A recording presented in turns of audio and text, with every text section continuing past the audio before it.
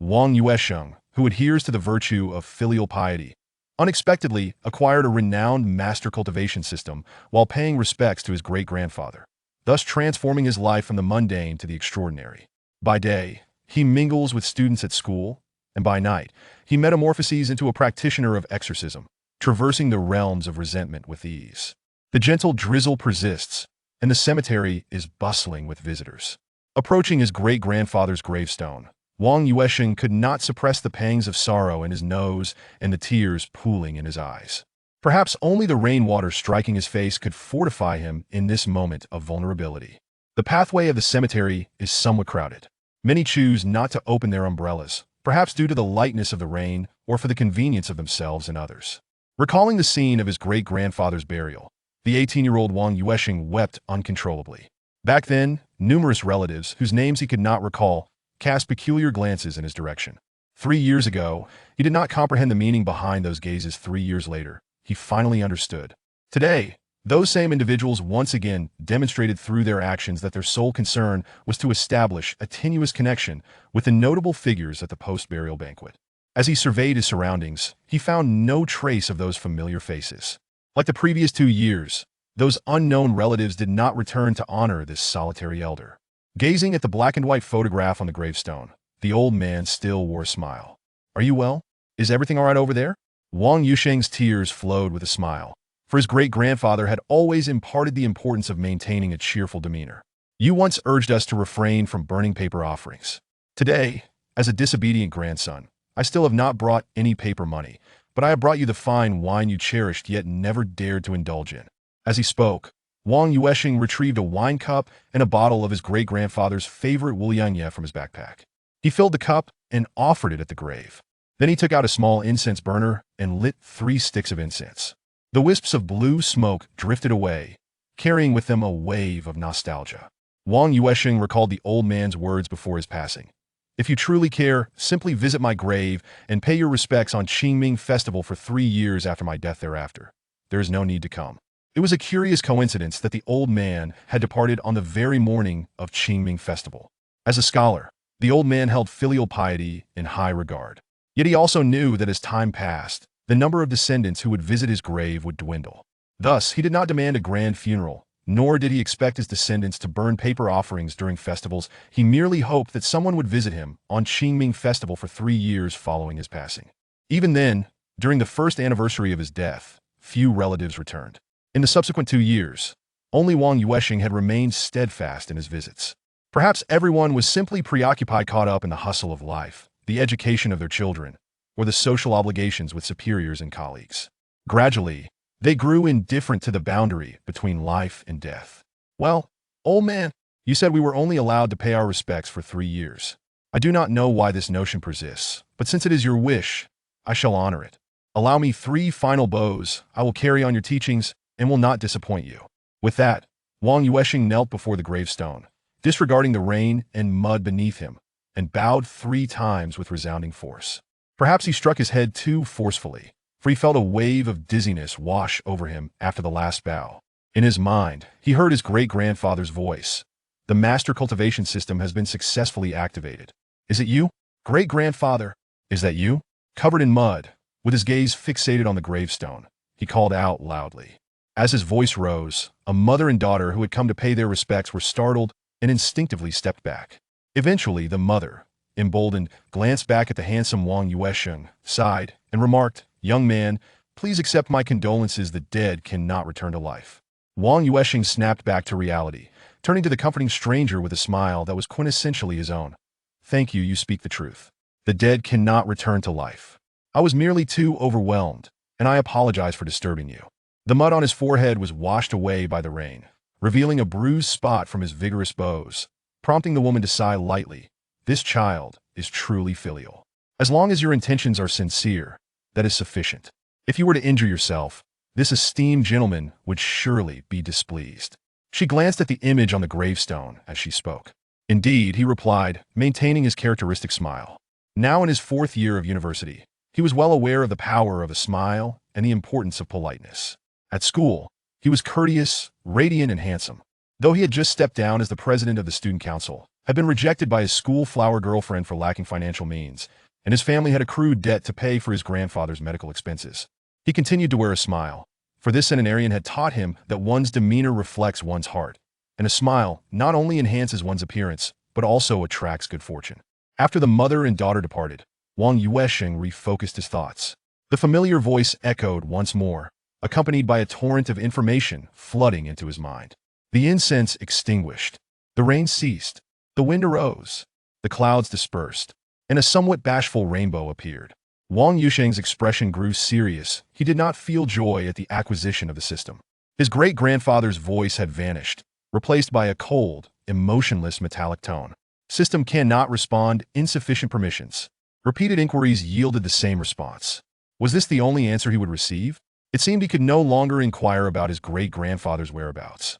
The dead cannot return to life. This is an immutable truth. How foolish it was to cling to a glimmer of hope, seeking to alter an unchangeable reality. Since you bestowed upon me your lifelong teaching experience, I shall be even more resolute in upholding your educational philosophy. Wang Yuansheng silently vowed. This was his promise to this venerable centenarian and to himself. To remain true to one's original intentions is to achieve lasting success. Ding dong. Master cultivation system. Reward for filial piety. Reward description. Among all virtues, filial piety is paramount. Complete the 3-year vow, and your devotion shall be recognized. Award. 1 skill and 1 attribute for the 8th generation of successors. Acquired skill. Field of mental interference. Acquired attribute value. Luck 115. As he received the reward, Wang Yuansheng seemed to hear his great-grandfather's words echoing in his ears. True filial piety is of humanity. False filial piety is of beasts. Unfilial beings are unworthy of existence. Then, basic information about the master cultivation system appeared in his mind. 9th generation successor. Wang Yuansheng. Level, apprentice level 1. Master points, 010. Attributes. Physical 95100. Mental 70100. Luck 130. Skill tree. Field type activated. Combat type not activated. Support type not activated. Field type. Mental interference field skill description. Creates an invisible field of mental interference around the user, synchronizing the mental energy of the affected with that of the interferer, with the synchronization rate, depending on the level. As the level increases, advanced abilities may be unlocked. This sudden onset of the system reaffirmed Wang Yuansheng's belief that a smile could indeed bring good fortune. For now, it felt as though he heard his great-grandfather's voice, and his heart no longer felt so heavy. Chapter 002. The first task after returning home to catch up on some much-needed sleep, Wang Yuansheng once again summoned the system. It was indeed not a mere illusion born from a state of mental disarray. It was a genuine existence. Moreover, after a brief slumber, his vitality had fully restored to 100. Would we ever meet again? I have fervently pleaded before the Buddha for several millennia. The ringing of the phone abruptly pulled him back from the depths of the system. Hello, Mom. All right, I'll be right over. After changing into a fresh outfit and casually grabbing a washed apple, he made his way outside. Wang Yuansheng hailed from Beishi City in Dongning Province, a third-tier city that had recently seen a surge in new developments, with property prices remaining relatively low, averaging around 2,500 per square meter. However, in comparison to the coastal city where he attended university, it felt somewhat isolated. Yet, small towns possess their advantages. Transportation is remarkably convenient, whether on foot for short distances or taking an inexpensive taxi for longer journeys, arriving swiftly at one's destination. His family operated a tutoring center that also provided some cultural course training. Conveniently located near the experimental primary school and in close proximity to their rented accommodation. In recent years, families across both first-tier and second- and third-tier cities have increasingly prioritized education, leading to a rise in black market tutoring classes. Despite the Education Committee's repeated admonitions against in-service teachers conducting private lessons, an ever-growing number of educators have gravitated towards this path. It took Wang Yuansheng merely 10 minutes to walk from home to Cushing Tutoring Center, where he found his mother, Lu Yu, busily wiping the blackboard. He quickened his pace to take the cloth from her hands. Let me handle this. Aren't the students here yet? They're having lunch in the kitchen. They'll be back shortly. They are third-year students, soon to face the high school entrance examination. Dio, you think you can manage? Lu Yu asked, her voice tinged with concern. After all, group classes differ significantly from one-on-one tutoring. While her son frequently served as a private tutor, essentially providing individualized guidance, group classes entail a broader range of responsibilities. Particularly for third-year students who are preparing for graduation, it requires not only expertise in the subject matter but also mastery of classroom dynamics, curriculum pacing, and an understanding of the examination's focal points. Had it not been for the sudden call from the teacher they had engaged, who was unable to attend due to unforeseen circumstances, she would have hesitated to let her son step in. Considering your position as the president of the mathematics department at Dongning Normal University, how could I doubt your ability to teach a third-year class? Wang Yuansheng mused, recalling the invaluable teaching experience inherited from his great-grandfather. The needs of third-year students are distinct from those in the first and second years. They require a comprehensive grasp of the examination's framework and a nuanced understanding of various question types to succeed. As he finished cleaning the blackboard, Wang Yuansheng picked up the practice book titled Zhongkao Express from the front row, casually flipping through a few pages before closing it. He then checked the 2 boxes of chalk placed at the edge of the blackboard, one white and one colored. All right, let them finish their meal and then they can come in. Wang Yuansheng calmly settled into the outermost seat of the first row. With a small class of just over a dozen students, attendance varied, resulting in no fixed seating arrangement. Students could choose their seats as they pleased. The teacher did not have a podium but rather occupied a small seat directly opposite the first row. With several practice books on the desk. Oh, by the way, did Zhang Laoshe mention when she would return? Wang Yuansheng suddenly inquired, recalling that this teacher, Zhang, who was nearing 40, had rarely missed classes in his memory. Lu Yu glanced outside, noting the absence of students, and whispered, "They won't be coming." No reason was given, and they even declined the tuition for 3 classes. There must be an urgent matter at hand. I need to quickly find another teacher. This is a graduating class, and we cannot afford to delay. All right, I'll start first. If I truly cannot find anyone, I will return next Friday night and continue teaching over the weekend. After all, there isn't much happening at the school right now. Aside from theses and defenses, it mostly involves submitting resumes at the job market to find suitable schools. Wang Yuansheng dismissed the matter, reasoning that if someone was willing to forego 900 yuan for 3 classes, there must indeed be pressing circumstances. Students, having finished their meals, gradually returned to the classroom, and a few who recognized him greeted him warmly. Many of these children had been in this program since elementary school and continued their studies here during middle school, primarily for the convenience of proximity. Furthermore, the tutoring fees charged by Kasheng were modest, nearly half the rate of larger chain training institutions. Of course, wealthier families were unconcerned about such expenses, but for most families, which belonged to the working class, the 60 yuan per session for tutoring was a substantial financial burden. Calculating carefully, if a student attended 4 sessions a month for subjects like mathematics, language, English, physics, and chemistry, the monthly expenditure would amount to 1,200 yuan. For a typical working-class family in Beishi City, where both parents were ordinary workers, their combined income would hover around 4,000 yuan. After deducting mortgage payments and living expenses, setting aside 1,200 yuan would leave them nearly living paycheck to paycheck. Some families even began borrowing money to ensure their children could complete the crucial 3rd year of middle school. The transition from middle school to high school was vital, as the high school entrance examination was a one-time opportunity. Gaining admission to a prestigious high school could lead to acceptance into a top university, which in turn opened doors to better job opportunities, higher earnings, and an improved family situation. This was the aspiration of most working-class parents. Lacking resources to provide for their children, they could only create opportunities for them to strive for a better future. Therefore, in today's fiercely competitive environment, any family with a modicum of means would economize to enroll their children in classes, often to the extent of sacrificing everything. The concern was palpable. What if their child fell behind while others advanced? There were only a couple of key high schools in the city, and spots were limited. As for the children of business owners, or those in positions of leadership, they often enrolled directly in large training schools for one-on-one tutoring across all subjects, and some even resorted to connections to receive private lessons at the homes of educational researchers, where the fees were exorbitantly high. Wang Yuansheng had heard that certain educational researchers charged as much as 1,500 yuan per session. Well, shall we proceed with today's attendees? There are 12 of us, but what about the 2 who are absent? Wang Yuansheng counted the heads. Lu Wenlong, a tall student sitting in the back row, shouted. Huang Laoda and his girlfriend said they went to pay respects at a grave. They probably ended up at a hotel. This sparked a wave of laughter from the rest of the class.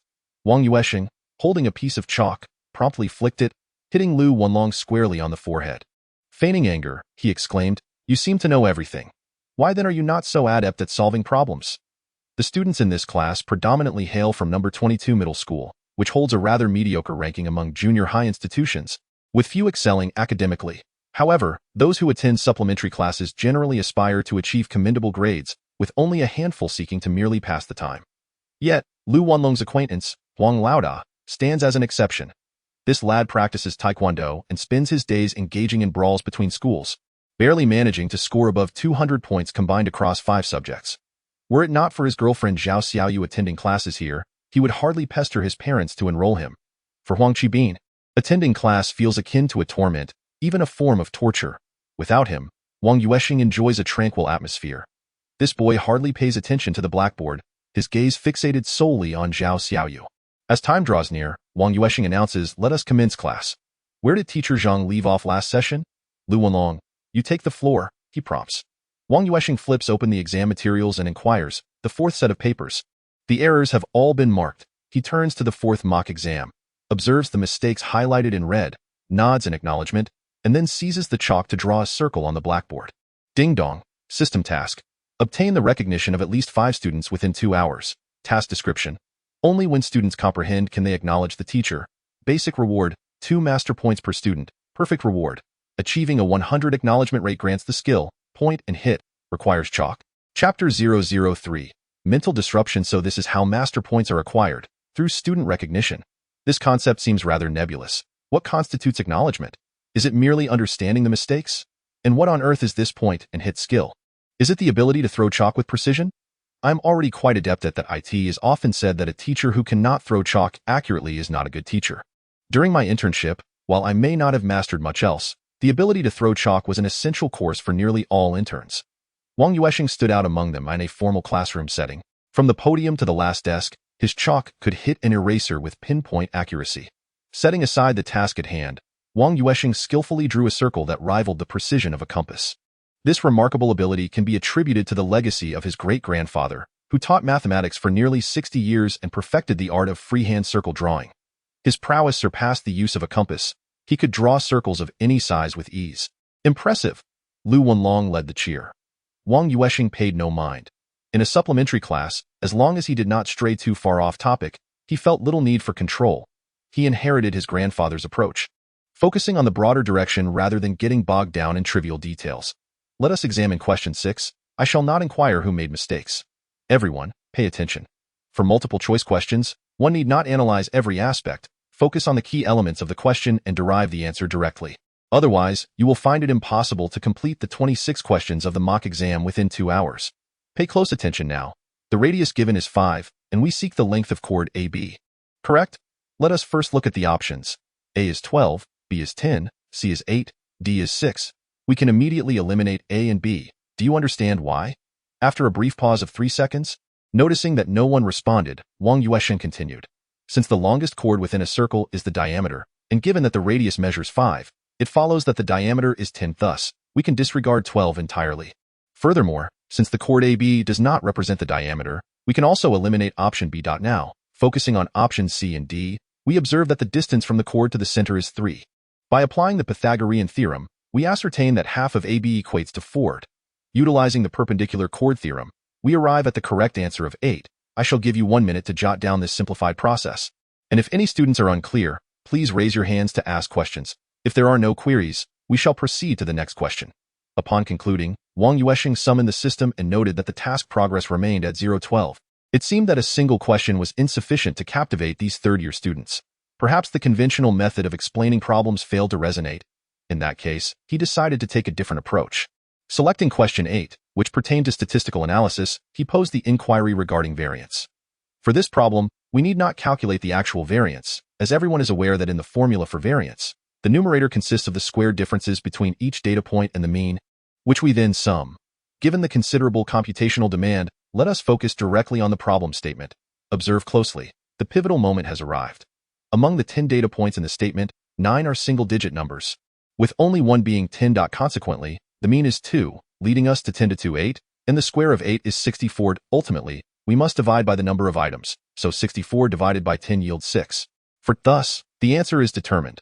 Only option A exceeds 6.4, making it the natural choice. As long as you read the question swiftly and accurately, and are familiar with the variance formula, the calculations consist solely of single digits, allowing for mental arithmetic. Solving this seemingly complex problem in 20 seconds is certainly within reach, securing 3 points with ease. Excellent, excellent. This method works well. I personally dislike calculating variance. The numbers become too unwieldy and frustrating. And we cannot use calculators. Once again, it was the eager participant Lu Wanlong. Wang Yuansheng displayed a standard smile, pleased to see the progress had increased to 212. Calculators are not permissible. Reliance on them can impair one's computational abilities. Now, let us continue with the next topic. 50 minutes later, during a 10-minute intermission, Wang Yuansheng observed that the task progress stood at 612, pondering whether to opt for the basic rewards. After all, the minimum threshold of 5 students had been met. However, claiming the reward could jeopardize the opportunity for a perfect reward. Drawing from his considerable gaming experience, he hesitated before clicking to claim, mindful that half a class period remained. Have you all relaxed sufficiently? Those needing to use the restroom should do so now. Do not wait until I begin the next explanation. If you need water, please fetch it quickly. If not, we shall continue. As the workload for third-year students is quite substantial. Let us first discuss the major problems. I have reviewed the last 4 questions, all of which require explanation. As for question 25, I personally recommend that we do not waste time on it for the moment. This question, which is purely geometric in nature for the entrance examination, involves auxiliary lines, the 3 basic models of similar triangles, and rotational concepts, making it rather challenging. I noticed that no one in our class achieved a score exceeding 130 in the district mock exam. Therefore, I suggest we forego this question for now. Should you insist on attempting it, complete the first part and examine the second. If you lack any ideas, proceed directly to the final question. Question 26 pertains to quadratic functions, which, in contrast to the purely geometric nature of question 25, is relatively easier to score on. I am unaware of what Zhang Laoshi conveyed to you, but my personal advice is to make effective use of time by tackling the questions that yield the highest scores. Ultimately, the total score for the entire exam holds greater significance than whether one particular question is answered correctly. Therefore, I shall first discuss the quadratic function problem in question 26, specifically focusing on parabolic forms. It is essential to understand the 3 fundamental representations of a parabola, and based on the given problem and query, determine whether to employ the general form, vertex form, or factored form. Half an hour has elapsed, and Wang Yuansheng has just completed his explanation of question 26. However, this time, only one additional student has acknowledged it. At this rate, it seems unlikely that the perfect task will be accomplished. Although the skill of pinpointing answers may appear somewhat absurd, surely the system would not bestow useless abilities. It seems that the students are struggling to keep pace with me, as their knowledge base and skill set are insufficient. Even those who can grasp half of my explanations are already performing commendably. Should we consider trying that mental interference domain? The introduction certainly suggests it possesses remarkable capabilities. If they synchronize with my mindset, it would essentially align our thought processes, making problem-solving exceedingly effortless and pursuit of the perfect reward. I am determined. Utilizing a skill is quite simple. Wang Yuansheng activated it as if pressing a speed dial on his phone. The intangible cursor selected the skill. Instantly, the representation of his mental power began to fluctuate gradually, transitioning from a full 100-100 to a diminishing count akin to a stopwatch. Alright, everyone, listen as I explain once more. Lu Wanlong, please come forward and take a seat in the front. Your attention in the back is insufficient. Other students, please gather closer as well. I must inform you that being near me will surely imbue you with my scholarly aura. In my heyday, I achieved a perfect score of 150 in mathematics on the high school entrance examination. Also scoring full marks in physics, and a minor error in chemistry resulted in a single-point deduction. A true testament to my prowess in the sciences. Wang Yuansheng adjusted the size of the domain, striving to minimize the distance. Otherwise, his mental power would soon be depleted. Observing that the students had obediently congregated in a small cluster at the front, he wasted no time and proceeded to explain question 26 once more, seamlessly transitioning to the dynamic question of question 24 and the comprehensive circular problem of question 23. Glancing at his phone, he noted that there were exactly 3 minutes remaining before class concluded. He then turned his gaze toward the system hovering in the air, and indeed, the progress had changed to 1212. Without hesitation, he claimed the reward. Chapter 004. Debt collection. The pinpointing skill appeared directly in the special skills section. For someone like Wang Yuansheng, who frequently engages in gaming, this concept is easily comprehensible. Special skills resemble personalized or professional abilities, not universally accessible skills. As for the specific effects of the skill, he did not delve into that. What captivated him was the reward of master points. With 12 student acknowledgements, he acquired 24 master points.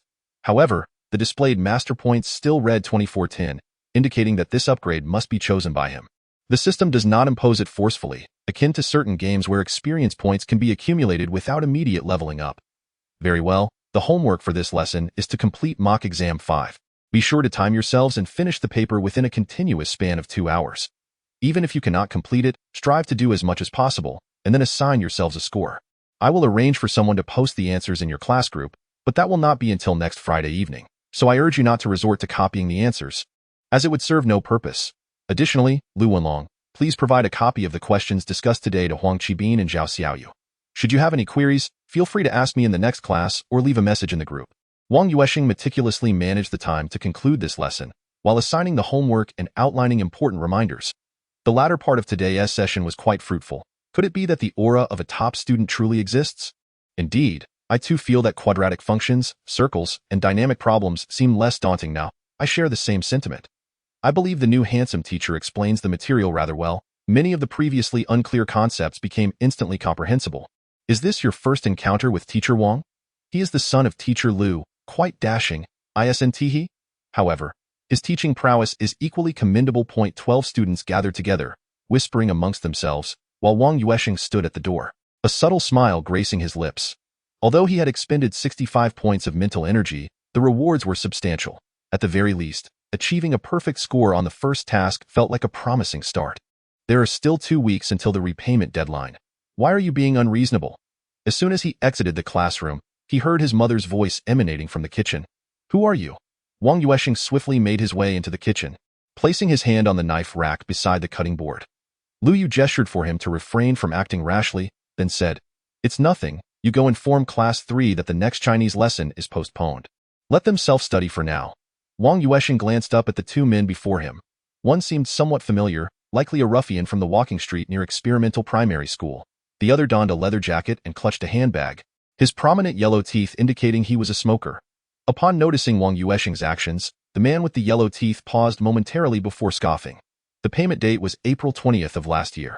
Today being April 5th, according to company policy, it is standard procedure to demand payment half a month in advance. In truth, Wang Yuansheng was aware that his family had borrowed money for his grandfather's medical treatment. However, heart disease is a bottomless pit. Even with a stent, it may recur. His grandfather suffered a heart attack triggered by the death of his great-grandfather. Timely rescue was akin to snatching a life from the jaws of death. Yet the elderly man, already in his 80s and frail, might not even survive the surgery for a stent, hence his parents opted for conservative treatment. His father, Wang Daong, being the only son, naturally bore this burden, with several aunts married off to distant places and rarely in contact in recent years. Were it not for having seen them at the time of the great-grandfather's passing, Wang Yuansheng might have thought he had no relatives left at all. Over the past 3 years, his grandfather had undergone 5 emergency treatments, each costing no less than 100,000 yuan. The family's savings were depleted, the house sold, and the car too. Ultimately, they were left with an overwhelming debt. It was evident that these 2 were the loan sharks, arriving half a month early to collect their dues. Rest assured, we will repay you what we owe. However, since the due date has not yet arrived, what is your purpose here? Wang Yuansheng grasped the kitchen knife firmly before slowly withdrawing it. The 2 individuals opposite him, evidently accustomed to such encounters, displayed little trepidation upon witnessing Wang Yuansheng brandish the knife. Ultimately, the ruffian with bleached hair revealed a set of yellowed teeth and remarked, "You must be Wang Yuansheng, right? Fine. I'll remember that in 15 days, at 6 a.m. on the 20th, we shall come to collect the payment. If there's no money you'll come to understand the might of my golden-haired lion. Brother Chong, let us go." As he observed the 2 men exit the premises of the tutoring center, Wang Yuansheng finally returned the knife to its place, his heart racing fervently. Although he had engaged in fights before, he had never actually wielded a knife against someone. Previously, he had only exchanged blows with bare fists, and instances of drawing blood were scarce. He even questioned whether he truly had the capacity to harm another. However, should anyone dare to disrespect his mother, he would not hesitate to strike. After all, what was there to fear when it came to defending his mother? Anyone who dared to bully her would undoubtedly face dire consequences. Even if it meant death, he would ensure they faced it together. Wang Yuansheng, who appeared refined and gentle, harbored a fierce side within. His upbringing had instilled in him a sense of restraint, burying this wolfish nature deep within his heart. Lu Yu, although nearing 50, had once been well-preserved and possessed an inherently attractive foundation. One glance at Wang Yuansheng's features revealed that his parents could not have been unattractive individuals. Particularly Lu Yu, who had once been the belle of the factory, and Wang Daong had exerted tremendous effort to win her affection. Alas, time had proven to be a merciless adversary, especially in the past 3 years when his grandfather fell ill, further burdening his mother. Wrinkles, like uninvited guests, crept unrelentingly to the corners of her eyes. Nevertheless, beauty often entailed a certain defiance. Even with the emergence of fine lines, Lu Yu retained a captivating charm reminiscent of her youth. Thus, Wang Yuansheng found himself questioning the intentions of those loan sharks. "Mom, how much money does our family owe?" Wang Yuansheng finally inquired. He felt compelled to ask. In the past, he could feign ignorance, but it was evident that the family could no longer meet their financial obligations. Including principal and interest, it totals 220,000. Your father and I have 100,000 on hand, but that is reserved as a favor for your schooling. Lu Yu sighed as she spoke. Wang Yuansheng grasped his mother's hand and offered comfort, saying, "Don't worry, we can hold off on that 100,000 for now. I want to graduate until July, and I can find a way regarding employment. I've made up my mind. I want to be returning to Beishi. I intend to stay in Linhai City to develop my career." Lu Yu glanced at her son. He had always been mature beyond his years, undoubtedly influenced by the wisdom of the centenarian. "Let us discuss this further when your father returns. I've prepared dumplings for you. Aren't you in a hurry to head back to school for tomorrow's job fair? Eat quickly and be on your way. I want to see you off." The local custom of eating dumplings before a journey was still cherished. As long as circumstances permitted, Lu Yu wished to ensure her child's happiness. Yet fate had proven unkind in recent years. Wang Yuansheng offered a few more words of encouragement, diverting the heavy atmosphere with casual conversation. After hastily finishing the dumplings, he glanced at the clock. It was already past 4 in the afternoon. He hurried home to gather his belongings before heading downstairs. Now aware of the family's dire situation, he opted to save on taxi fare and instead took a bus directly to the train station, tossing in a coin as he boarded. The student ticket allows for further savings on train fares, so he decided to purchase a ticket for the long-unridden green train. The travel time to Linhai City has now doubled, and time has become of utmost importance to him. However, even more crucial is how to earn 120,000 within a fortnight. In the past, such a thought would have been utterly inconceivable, save for selling a kidney or winning the lottery. Otherwise, it was simply unattainable. Yet, with the advent of the system, everything has transformed. Chapter 005. The dustless chalk. After passing through the ticket check, boarding the train, and settling into his seat, Wang Yuansheng finally closed his eyes as the green train began to move slowly. System. Upgrade using 10 master points. Level. Apprentice level 2 master points. 14,100 attributes. Strength 110, 110. Stamina 110, 110. Luck 130. Acquired skills. Domain. Mental interference field. Perfect level. Combat. Targeted strike. Entry level. Upgrade reward. Bronze treasure chest 1.at. Apprentice level 2. He could now view the levels of his skills. His stamina and energy were instantly replenished, and their limits increased by 10 points, though his luck remained unchanged. Additionally, there was an upgrade reward, a treasure chest, which was likely the most basic tier. Opening the chest, a dazzling light flashed from the bronze treasure chest, revealing a box in Wang Yuansheng's mind. It seemed somewhat familiar. Was this not a dustless chalk box? Upon confirming that this box was indeed the commonly seen dustless chalk in classrooms, Wang Yuansheng felt an urge to curse, but remembering his great-grandfather's teachings, he suppressed it. Smile, smile, spread positive energy. I shall become more handsome. Taking a deep breath, he steadied himself. Still dustless chalk. Could it be intended for the targeted strike skill? Opening his eyes, Wang Yuansheng glanced around. The number of passengers in the green train dwindled, as this particular service only operated at night. There were only 8 passengers in his carriage, including himself. Could it be that it can manifest in his hands? Habitually stroking his chin, Wang Yuansheng took out his phone, activated the camera, and switched to the front-facing lens. Nothing. Goosebumps instantly covered his skin. He was the sole occupant in this row, and the opposite side was empty as well. Fortunately, the carriage was sufficiently illuminated. Otherwise, he might have felt a supernatural chill. It must be that only he can see it, while others cannot. Hence, the phone fails to display it. It is also possible that this box of chalk exists in a realm between illusion and reality. Should he open it to take a look? Though others could not perceive what lay before him, Wang Yuansheng still instinctively glanced around before opening the dustless chalk box.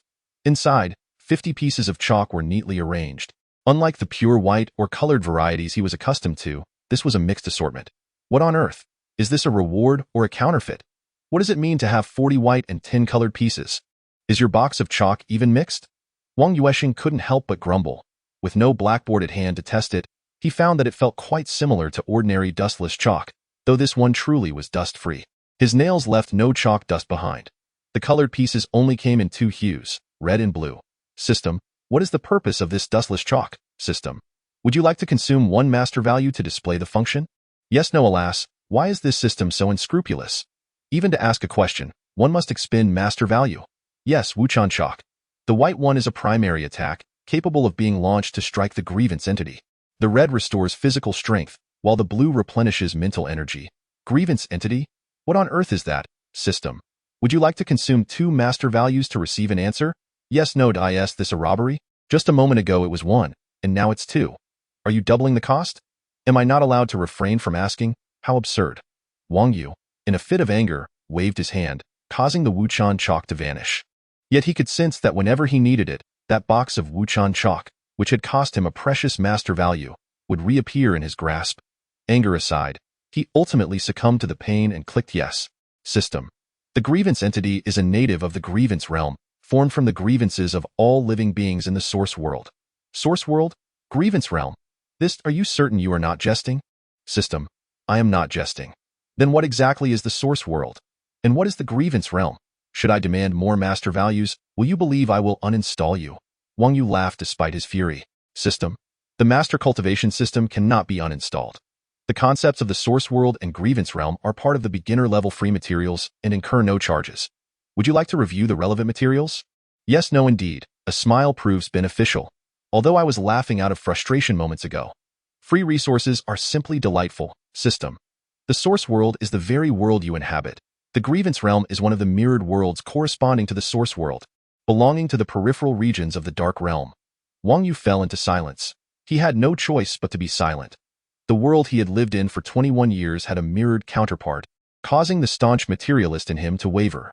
First came the appearance of the system, followed by the existence of this so-called grievance realm. He did not doubt the authenticity of the system's information, for the system was undeniably real, even if others could not perceive it. The existence of the mental interference domain was tangible.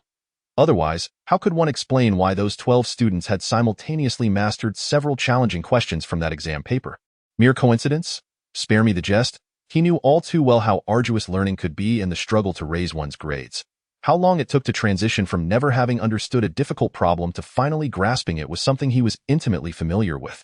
It was certainly not achievable in just half a lesson.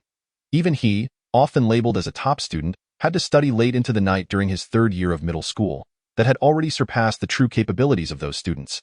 Without this skill, it would have been impossible to comprehend and integrate the material in merely 30 minutes. Feeling a bit muddled, Wang Yu retrieved paper and pen from his backpack, beginning to sketch. This was his long-standing study habit. Whenever he encountered a difficult concept or found himself in a poor mental state, he would start to outline the chaotic relationships with pen and paper. In the center of the A4 white paper, he wrote Source World, then drew a dividing line to the right, where he inscribed Grievance Realm, and further to the right, Dark Realm. Above Source World, he noted Master Cultivation System, and above that, he wrote his codename, Victory. After a moment's thought, he added a parenthesis to his codename, inscribing within, 9th Generation Inheritor. Above that, he wrote 8th Generation to denote his great-grandfather. Behind the 8th generation, there is a note that reads, Domain of Spiritual Disturbance, Perfect Level. His great-grandfather pointed an arrow towards the realm of resentment. Between the source world and the realm of resentment, the words dustless chalk are inscribed in large characters. Above these 4 characters, it states, Wherever you point, you strike. This time, the 4 characters appear significantly smaller. His own code connects 2 skills, both of which lead towards the realm of resentment. Taking a deep breath, Wang Yuansheng began to ponder. Mathematics is a discipline of logic. Those who excel in mathematics typically possess sound reasoning skills. Otherwise, one would find it impossible to grasp the subject. All arrows ultimately point towards the realm of resentment, while the dark realm represents a deeper layer of this domain, a matter to be explored later. The term nurturing system within the renowned teacher training framework carries significance, as the system itself is designed to cultivate through distinguished mentors, rather than to create distinguished mentors. This raises an intriguing question. Is a renowned teacher a profession or merely a celebrated educator? Let us consider it a profession, for a renowned teacher is still an educator, distinguished only by their fame. Or could there be other professions associated with the title of teacher? Utilizing the title of teacher within the nurturing system, one could harness the capabilities endowed by the system to navigate the realm of resentment. The very name realm of resentment hints at its ominous nature. The definition clearly elucidates its terror. Resentment entities formed from the negative emotions of beings from the source world, manifesting in that realm. The ultimate riddle has been unveiled.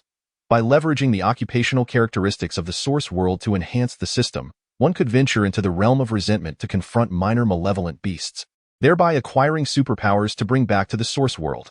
This seems to encapsulate the very purpose of the system's existence. Wang Yuansheng employed the logical analysis technique of simplifying complexity, drawing diagrams to clarify the entire event, leading to the conclusion that he must become a superhero to vanquish small monsters. Whether this would elevate him to the status of a superhero remains to be seen. The crux of the matter lies in wielding dustless chalk as a weapon. This is the most astonishing aspect. Chapter 006. Resentment entities contemplating this outcome, even maintaining a smile felt somewhat beyond his capacity. There remains another question. How does one enter the realm of resentment, or rather, where is this realm of resentment located? What is the method of entry? Wang Yuansheng, burdened with the awareness of being a potential target for the infamous teachers, posed the question. The system responded. The nurturing system for renowned teachers activates after nightfall, granting access. The realm of resentment exists on the opposite side of the source world. The answer to the former question was satisfactory, but the latter felt as though it had not been addressed at all. At the very least, Wang Yuansheng failed to comprehend the true implication of the latter statement. However, he was not particularly concerned about the precise answer to the second query. What he truly yearned to know was how to enter the realm of resentment. He could assert with absolute certainty that his great-grandfather had undoubtedly ventured there. Should he go?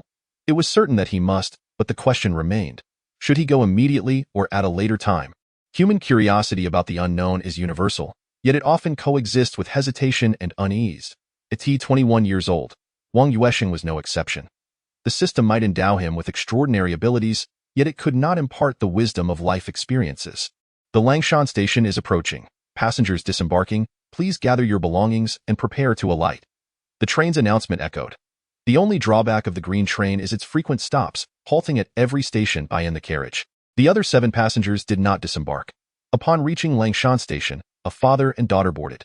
The girl, clutching a copy of 5 years of mock exams for the 3-year high school entrance examination, took a seat directly across the aisle from him. The father tossed his bag onto the luggage rack above the seat, then settled down beside his daughter, saying, I told you to finish your homework at home before leaving, but you wouldn't listen and insisted on bringing it along. Yet, I see you haven't written a single word. Hurry up and get to it. Don't let your mother see and then blame me for not overseeing your studies. The girl remained silent, merely bowing her head to flip open the book and begin answering questions. Wang Yuansheng cast a fleeting glance at the newly arrived father-daughter duo and then leaned against the window, allowing his thoughts to drift towards making money. Now that the issues with the system had been mostly resolved, it was time to prioritize financial matters. Hello? I'm on the train with Xiao Na. We expect to arrive in about 10 hours. Yes, we are on a train, disembarking at the old train station. What nonsense, do you think I would take a green train? I'm on the high-speed rail. You know, are you going to give me money? I still have to send you and your mother 2,000 yuan a month for support. Do you think my money grows on trees? Enough with the chatter. Come if you want. The man hung up the phone, casting an irritated glance at his daughter. Watch the bag. I'm stepping out for a smoke with that. He made his way toward the smoking area in the aisle. The girl, referred to as Xiao Na, gently set down her pen and quietly wiped away a tear, her gaze vacant as she stared into the pitch-black night sky outside. Life, such is its nature. Every household has its burdens to bear, Wang Yuansheng thought with a sigh. Was he not also racking his brain over the family's mortgage? To escape the monotony of his existence, he activated the system. The system opened the portal to the realm of resentment. System. Do you wish to enter the realm of resentment? Yes, no, yes. Warning. Entering the realm of resentment carries risks. It is advised to form a team for entry. Damn, the system is lagging. Suddenly, Wang Yuansheng felt a shift in his surroundings. The bright carriage transformed into a dim, gray one, and the passengers became blurred figures, most notably the girl named Xiao Na, who had once gazed out the window but now appeared in a distorted form, resembling Sadako from The Ring, her long hair cascading as she floated in midair. A chill ran down Wang Yuansheng's spine, and every hair on his body stood on end. He had not anticipated that a being of resentment would be more terrifying than the protagonists of horror films. Chapter 007. The first battle with a jolt. Wang Yuansheng leapt from his seat into the aisle. At that moment, he noticed that 6 of the other 7 passengers had transformed into distorted entities of resentment. Although he did not know these individuals prior, he was certain that their original appearances were nothing like this. The 6 figures varied in size and even color, each exhibiting different degrees of distortion. Yet all floated in the air as if their souls were escaping from their bodies. Should he flee? This situation was rather unsettling, so the realm of resentment was right beside him. he finally understood the answer. It was the other side of the source world. Why did you choose to divorce? Why does no one love me? Why does the entire world think I am superfluous? Why? Ah! Xiao Na's contorted face morphed into a grotesque visage, her previously modest frame suddenly expanding, as she turned her gaze towards Wang Yuansheng. Absolutely more than the spirit of Sadako herself, at this moment, he felt a cramp in his calves. System. I want to return to the source world. System. Connection cannot be severed during combat mode. Please eliminate the vengeful entities within the combat range and ensure a 10-second disengagement status to apply for return. Son, you? Where is the battle? Clearly, it is this Sadako who has taken an interest in me. Dustless chalk. With a thought, the dustless chalk appeared in his hand. Wang Yuansheng swiftly drew out a piece and pressed his index finger, causing a segment of white chalk tip to emerge. I flick. With practiced ease, he flicked the chalk tip directly at Sadako. Ono it was the vengeful entity of Xiao Na. The chalk tip struck accurately on the forehead of the vengeful entity. Yet, it had no effect whatsoever, instead inciting the distorted Xiao Na to lunge at him.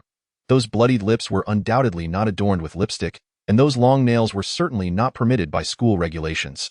Nonetheless, these were what Wang Yuansheng had to confront at present. Hiss!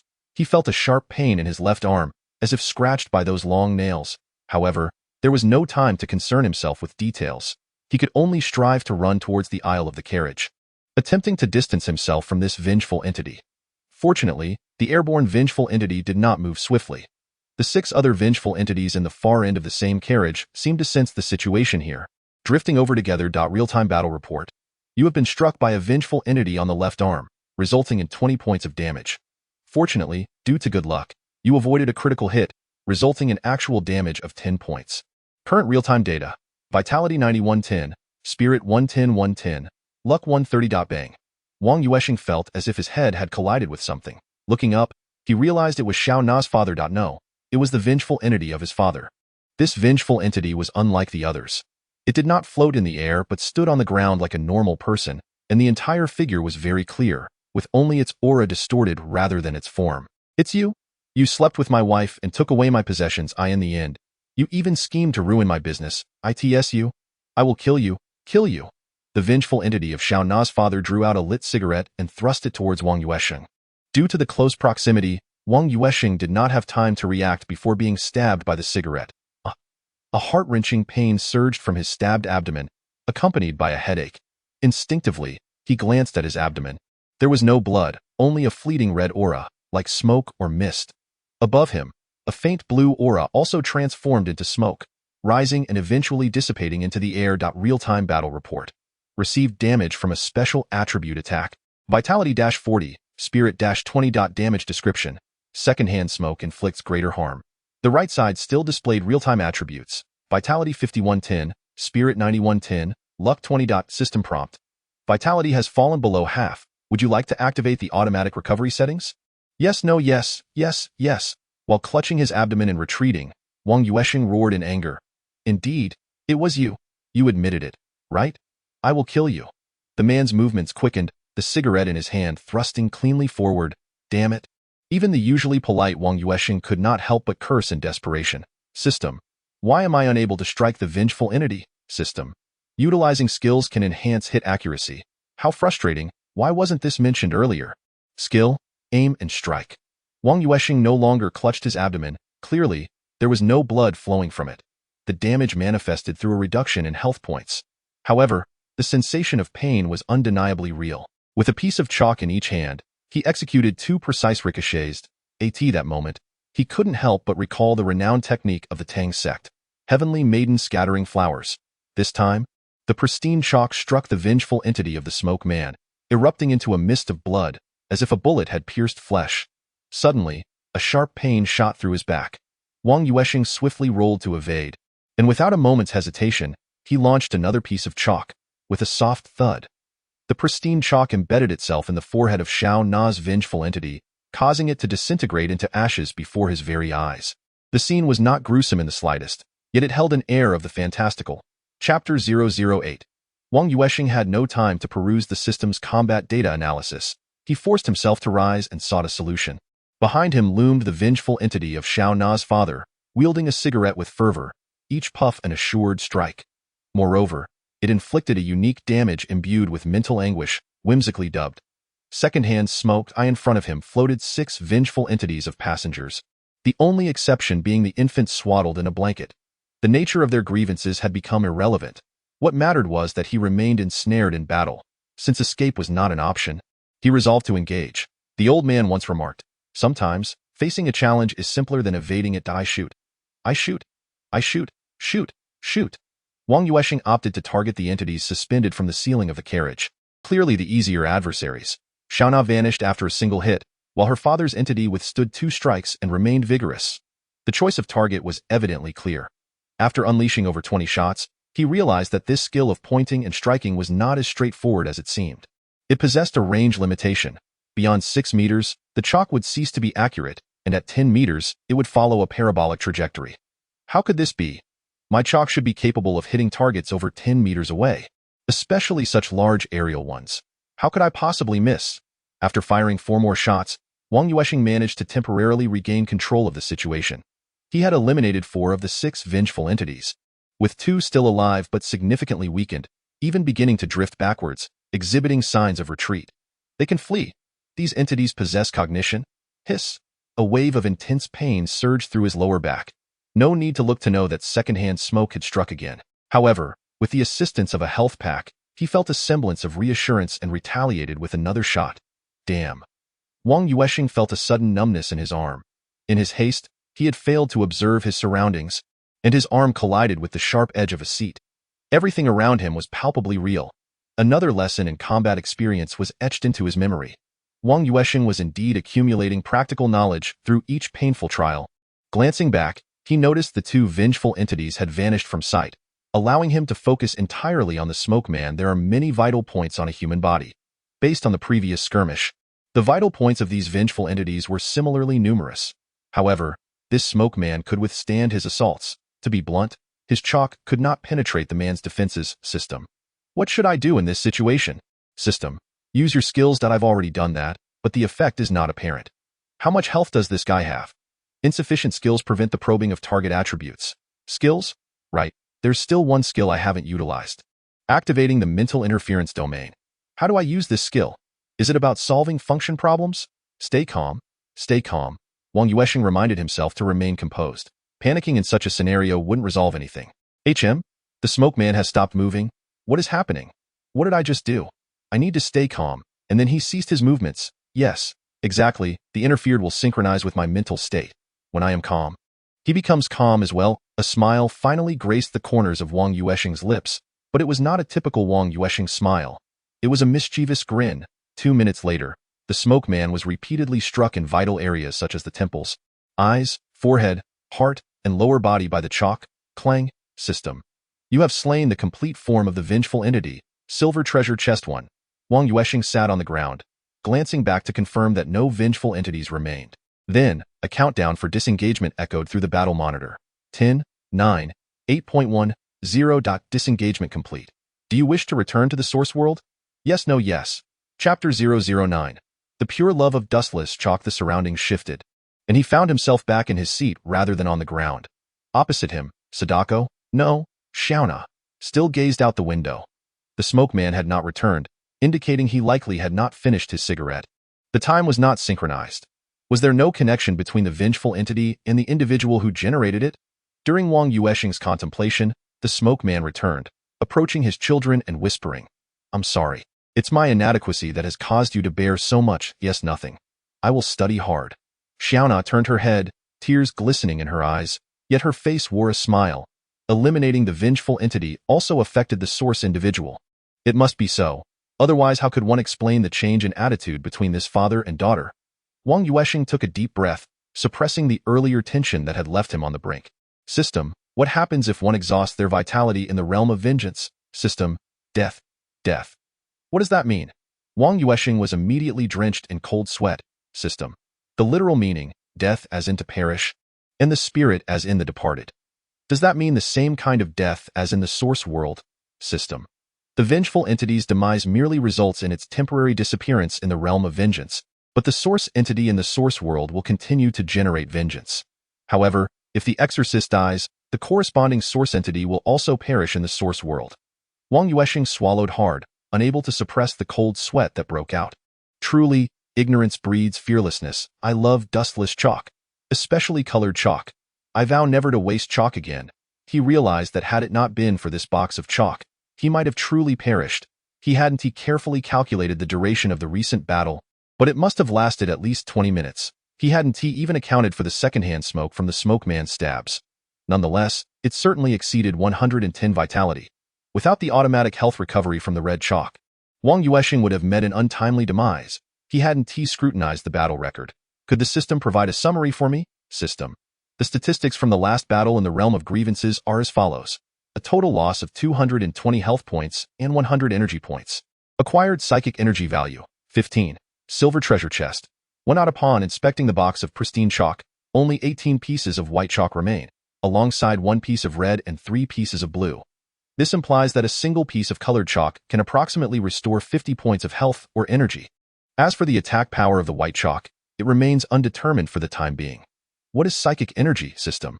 Would you like to expend 4 master points to obtain the answer? Yes, no, here we go again. Isn't this beyond the scope of my knowledge as a level 2 apprentice? Could you clarify the rules for answering questions? System. Psychic energy can only be acquired for free after the first transition. The daily limit for answering questions is based on a doubling consumption rate, resetting at midnight. Wang Yuansheng once again questioned whether he had inadvertently entered a game world, especially since the first transition had already occurred. At what level can an apprentice undergo the first transition? System. After reaching level 3 as an apprentice and acquiring 200 master points, one can apply for the first transition task. Father, I can't solve this problem. Xiao Na pointed to a challenging quadratic function problem and asked the nearby smokeman. Smokeman glanced at it, exhaled deeply, and replied, Sorry, Dad, I was never good at math as a child. I failed the entrance exam. Wang Yuansheng recalled the instances of grievances that might arise again, promptly stood up, a characteristic smile adorning his face as he approached. I am a senior at Dongning Normal University and have already completed my internship. Do you need assistance? Ding dong, system task. Assist the original entity of grievances, Xiao Na, and her father in suppressing the resurgence of grievances. Task reward, bronze treasure chest 2 and a box of cherished pristine chalk. I am on my way. Chapter 010. The chalk that rescued youth. 3 hours later, Wang Yuansheng finally finished the last bottle of mineral water, gazing at the 2 bronze treasure chests gleaming with a dazzling light upon task completion. He felt a sense of consolation. Teacher Wang, let us connect on WeChat. I am also from Beishi, here to discuss some business at Langshan, which is why I brought my daughter along. Smokeman smiled at Wang Yuansheng. In light of the 2 bronze treasure chests, Wang Yuansheng took out his phone and opened WeChat. You scan me. Never mind. I'll scan you instead, he began to speak, recalling the bitter taste of smoke, and promptly altered his statement. Very well, my surname is Zhao, with a single character for my given name, Hang. As into sail far, Zhao Hang eagerly presented his WeChat QR code to Wang Yuansheng. Wang Yuansheng scanned the code, then noticed Zhao Hang's username. Secondhand smoke. He instantly felt a twinge of discomfort in his lower back. Do you smoke? At that moment, Zhao Hang produced a box of soft Zhonghua cigarettes from his bag and offered it to him.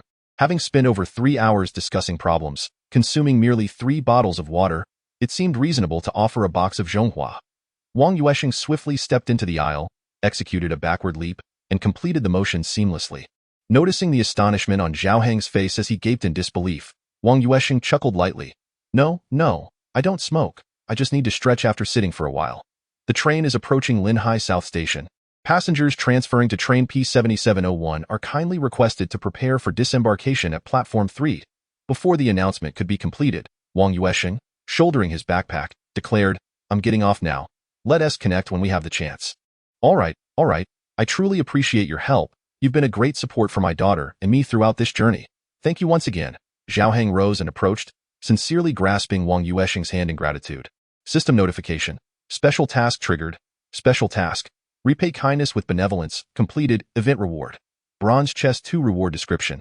It is indeed a rarity for a level 2 novice to dispel complete forms of resentment, and even more commendable to elicit heartfelt thanks from the original entity without harboring past grievances. Thank you, Teacher Wang, Zhao Na said shyly, casting a glance at the charming Wang Yuansheng and adding in a soft voice. Special task. Repay kindness with benevolence. Completed. Event reward. Skill book. The Lonely Gaze reward description. A blossoming young girl gazes at the night sky in solitude due to her parents' divorce. Your charisma has provided her with a new focal point for her gaze. At that moment, Wang Yuansheng found himself overwhelmed with countless thoughts, yet he refrained from expressing them. Zhao Heng accompanied him to the carriage door, watching as he descended the platform before turning back. As he walked, Wang Yuansheng opened 4 bronze chests, revealing 4 pristine pieces of dustless chalk before his eyes. This time, he felt an unparalleled sense of familiarity. For the first time in his life, he felt such a strong connection to dustless chalk. It seemed he could once again hear the words of the centenarian echoing in his ears. Chalk is worthy of respect. It sacrifices itself to save youth. Indeed, that venerable elder must have been an ardent admirer of dustless chalk. Wait, something feels amiss. The old man seemingly did not have dustless chalk back in his day. Could there be other brands of restorative potions? Wang Yuansheng's thoughts were somewhat disjointed, but one could hardly blame him. After all, he was merely a 21-year-old youth, still a novice who had yet to truly step out of the ivory tower into the world. Checking his phone, he noticed it was already past 10 p.m. He sent a text to his mother to assure her of his safety before hailing a taxi to Dongning Normal University. Chapter 011. Harvest. Even at this hour, many dormitory lights in the senior year were still aglow. The graduate school aspirants would undoubtedly seize every moment for revision, especially with professional examinations looming. The school's electricity restrictions for fourth-year students were not as stringent, or else the dormitory would likely be collectively plunged into darkness at this hour. A standard 4-person dormitory, yet now it housed only Wang Yuansheng. Those not preparing for exams during the Qingming festival holiday had naturally returned home, while others would not choose to linger in the dormitory. Observing the somewhat desolate dorm room, Wang Yuansheng placed his backpack in his box and lay quietly on his bed. He was not afraid of the dark, but after experiencing an event in the realm of resentment, he instinctively turned on all the lights in his dormitory. With one silver chest remaining unopened, he hesitated to do so in a crowded space, fearing he might struggle to explain any unexpected phenomenon that might occur. As he opened the chest, a brilliance more radiant than that of the bronze chests appeared in the system's view, revealing 2 items neatly resting where the chest had been. Intermediate Skill Book 1. Lucky Dice 1. What is the Intermediate Skill Book? Let us open it and take a look. Auxiliary Skill. Fusion Thought. Rare. Skill Description. Benevolence. Righteousness. Propriety. Wisdom and Faith. These 5 constants are, in essence, fusion. Fusion thought serves both to eliminate thoughts and to transform them for one's own use. After perusing the task description, Wang Yuansheng seemed to hear the old man's oft-repeated words. Buddhism is the heart. Taoism is the bone. Confucianism is the surface. One must view the world with magnanimity, mastery in hand, capability within, contemplation in mind, embrace life with composure. Having been nurtured under this standard since childhood, Wang Yuansheng was quite familiar with these words. He believed he had made reasonable progress on the first part and continued to refine himself in that direction. However, he had yet to achieve the second part. Nevertheless, with the advent of the system, he felt as though he had acquired skills, developed abilities, and managed to achieve a semblance of thoughtful deliberation, though he was still striving for a tranquil mindset in life. System. What level does rare correspond to? System. It does not pertain to level classification but rather indicates the difficulty of acquisition. What are the approximate levels of conventional skills? System. Beginner, intermediate, advanced, master, perfect, and legendary. Some special skills may lack a level classification. A lack of level means proficiency is not gauged by rank, but solely by the skill's efficacy. Wang Yuansheng lay on his bed, his right index finger gently tapping against the back of his left hand. This was his habitual mode of thought when in a relaxed state. As long as the environment was sufficiently quiet, he could engage in extensive logical analysis within his mind. The details of the battle in the realm of resentment gradually re-emerged in his memory, and he identified those elements that had been previously overlooked. First and foremost was the title of Thought Eliminator, then the earlier system's delayed prompt regarding team entry, and lastly, the increase of 15 to mental energy. The title of Thought Eliminator undoubtedly designated a profession within the realm of resentment, and it was clear that he was not the only individual there. The notion of teamwork implied the existence of others akin to himself. As for mental energy, with the fusion thought skill acquired, he felt he had begun to form a hypothesis. Furthermore, the master cultivation system might possess a double entendre, teachers from the source world and thought eliminators from the realm of resentment. The relationship between the two was rather intriguing. Both professions espoused positive energy, one in the source world and the other in the realm of resentment. Are there others like me who possess systems in the source world? Are all thought eliminators in the realm of resentment saints, selflessly risking their lives in battle? System. The master cultivation system is unique. Battles in the realm of resentment yield rewards that can enhance physical abilities, and certain special abilities may be brought back to the source world. along with unique items.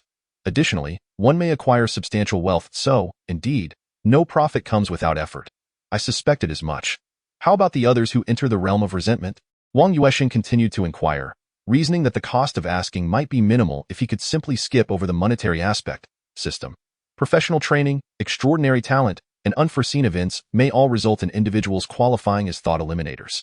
It appears that the system is exclusively his own, yet the means to enter the realm of resentment may not be limited to the system alone. This makes understanding much easier. How might one establish contact with other thought eliminators? System. Insufficient permissions. Is there even a charge for this? It seems this inquiry strikes a sensitive chord. Wang Yuansheng stroked his chin, contemplating the astuteness of the system. He glanced at the remaining items, noting that there was still an unactivated skill book and an unused lucky die. Upon closer examination, it seemed that today's gains were quite substantial. Chapter 012. Luck is of utmost importance. The skill book titled Lonely Gaze is classified as an item rather than a directly applicable skill. It can be activated for use or kept as an object. Using the skill book, Lonely Gaze, System. Acquired skill gaze, no level, skill description. Direct a gaze at a vengeful entity, with a chance to perceive the entity's specific attributes. The specifics are contingent upon the user's own level and strength. When used on others, excluding thought masters, there is a chance to discern the opponent's equipment. Gazing at peers is deemed impolite. If you lack the resolve to be struck, please refrain from doing so. When employed against individuals from the source world, there is a chance to perceive impending vengeful outbursts and the attributes of already manifested vengeful entities. This depends on the intensity of the vengeful thoughts. Excessively powerful entities cannot be directly observed. Goodness, this skill is extraordinary, akin to true sighting games. Now that my skill tree has been activated, I possess the following abilities. Psychic interference, perfect level, in the domain category. Targeted strike, beginner level, in the combat category, and in the support category, I have convergence of thoughts, rare, and gaze, no level. The items include 178 white chalks, 41 red chalks, 43 blue chalks, and 1 lucky die. Aside from the lucky die, I have come to comprehend the rest of the items and skills to a certain extent. To activate or not to activate. System. What is the lucky die? System. Would you like to expend 1 master value to obtain an explanation? Yes, no. Has it already passed midnight? How time flies. Wang Yuansheng glanced at the clock and then continued his inquiry with the system, selecting yes. System. The lucky die features 6 sides, each adorned with different patterns and inscriptions. The result will yield corresponding rewards or penalties. Penalties? Is this truly what one would call luck? System. The lucky die will automatically become ineffective after 24 hours, is the outcome of the lucky die random. Or does it depend on one's luck? System. Luck accounts for half, while probability theory accounts for the other half. Roll. With such a high luck value, to abstain would be an affront to myself and a disregard for the gifts bestowed upon me by my ancestors. Thump, thump, thump. The lucky die rolled erratically on the system interface several times before ultimately revealing a large character. System. Acquired rare item, Spirit of Righteousness, Wang Yuansheng, 3 times. Luck 1. Item description. One of the 5 constants. Representing righteousness embodied by Wang Yuansheng. With the might of 1,000 armies, I shall advance. Righteousness is my duty, worth, true worth, Guan Yi, one of the historical figures I admire. How does one utilize this? System. Expend 200 essence and 100 thought power to summon the spirit once. This aligns closely with my conjecture. Thought power should indeed represent currency in the realm of vengeful thoughts, being both circulatable and consumable. System. I wish to view my attributes. Master value. 10-100. Thought power. 15. Attributes. Body 113-113. Essence 115-115. Luck 131. Indeed. Engaging in battle within the realm of grievances does enhance one's attributes. However, the element of luck appears to be governed by a capricious nature. In the year 2021, I managed to accumulate a mere 15 luck points, underscoring the rarity of this attribute. Had it not been for the inheritance of my great-grandfather's fortune, it would likely take me a century to attain a 3-digit figure. My immediate priority is to accumulate wealth to repay debts, followed by the enhancement of my reputation as a distinguished educator. Perhaps financial gain and the elevation of my professional standing can be pursued concurrently? Yuansheng momentarily indulged in this fanciful thought. Nonetheless, I shall first indulge in a brief slumber. Tomorrow I shall peruse the recruitment fair, present. I remain uncertain as to how to amass wealth within the realm of grievances, and thus, earning a living through employment seems far more tangible. A mere glance at you has already cemented my resolve for eternity. The alarm on my phone blared, and with bleary eyes, Wang Yuansheng pressed the power button, subsequently lying in bed for an additional 3 minutes before rising to freshen up. After meticulously preparing my resume, I donned a white t-shirt and European-style casual trousers, complemented by a pair of versatile sneakers, thus completing my ensemble. This was not my first excursion to a recruitment fair. Rather than a recruitment event, it resembled a grand gamble of fortune. Securing a desirable position is largely contingent upon luck. And at this moment, my fortune appears to be exceptionally favorable. Chapter 013. The recruitment fair, the largest talent exchange center in Linhai City, is conveniently located near the Old South Station. Adjacent to Wuxi Square. 6 of its 7 floors are dedicated to recruitment opportunities, with the remaining floor serving as office space at 8 o'clock. As the doors opened, numerous recruiters and job seekers orderly made their way into the main hall of the Talent Exchange Center. Within the hall, 3 20-meter-long LED screens displayed the respective floors and booth numbers for various professions. By 9 o'clock, the number of attendees began to swell, rendering the hall a cacophony of noise. The education sector occupied the 3rd floor. Wang Yuansheng was aware that public schools seldom sought new hires. Positions such as teachers, doctors, and civil servants are typically overstaffed, making recruitment highly improbable. Even when opportunities do arise, they predominantly pertain to contract positions. Aspiring for a permanent role requires substantial financial resources. Currently, a position at a key secondary school in Linhai City demands a minimum of 400,000 yuan for a permanent placement, while non-key institutions require 250,000 to 300,000 yuan. Moreover, even with the requisite funds, it is uncertain whether anyone would be willing to facilitate the process. Only under the dual conditions of sufficient connections and finances can one hope to secure employment. Naturally, one's qualifications must also be adequate. Aspiring educators without a teaching degree need not apply. A bachelor's degree is the minimum requirement, with many prestigious high schools setting the bar at a master's degree. Within the 3rd floor venue, over half of the recruitment booths were occupied by various training institutions. There were also a few reputable small to medium-sized training schools, while only 3 public schools were present, all of which ranked at the bottom tier. The conditions offered were for contract workers for 2 years, with the potential for conversion to permanent status contingent on outstanding performance. Had Wang Yuansheng attended a recruitment fair for the first time, he might have been inclined to believe such claims. However, with over half a year of job-seeking experience, he merely glanced at these offerings before fixing his gaze upon the high-salary sectors. Jiqing Education is seeking several senior high school teachers, with preference given to those with experience in guiding graduating classes.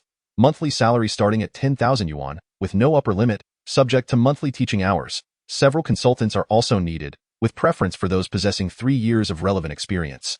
Monthly salary starting at 10,000 yuan, contingent upon performance, with no upper limit. Recent university graduates are offered complimentary training, with the opportunity to commence employment upon successful completion of the probationary period.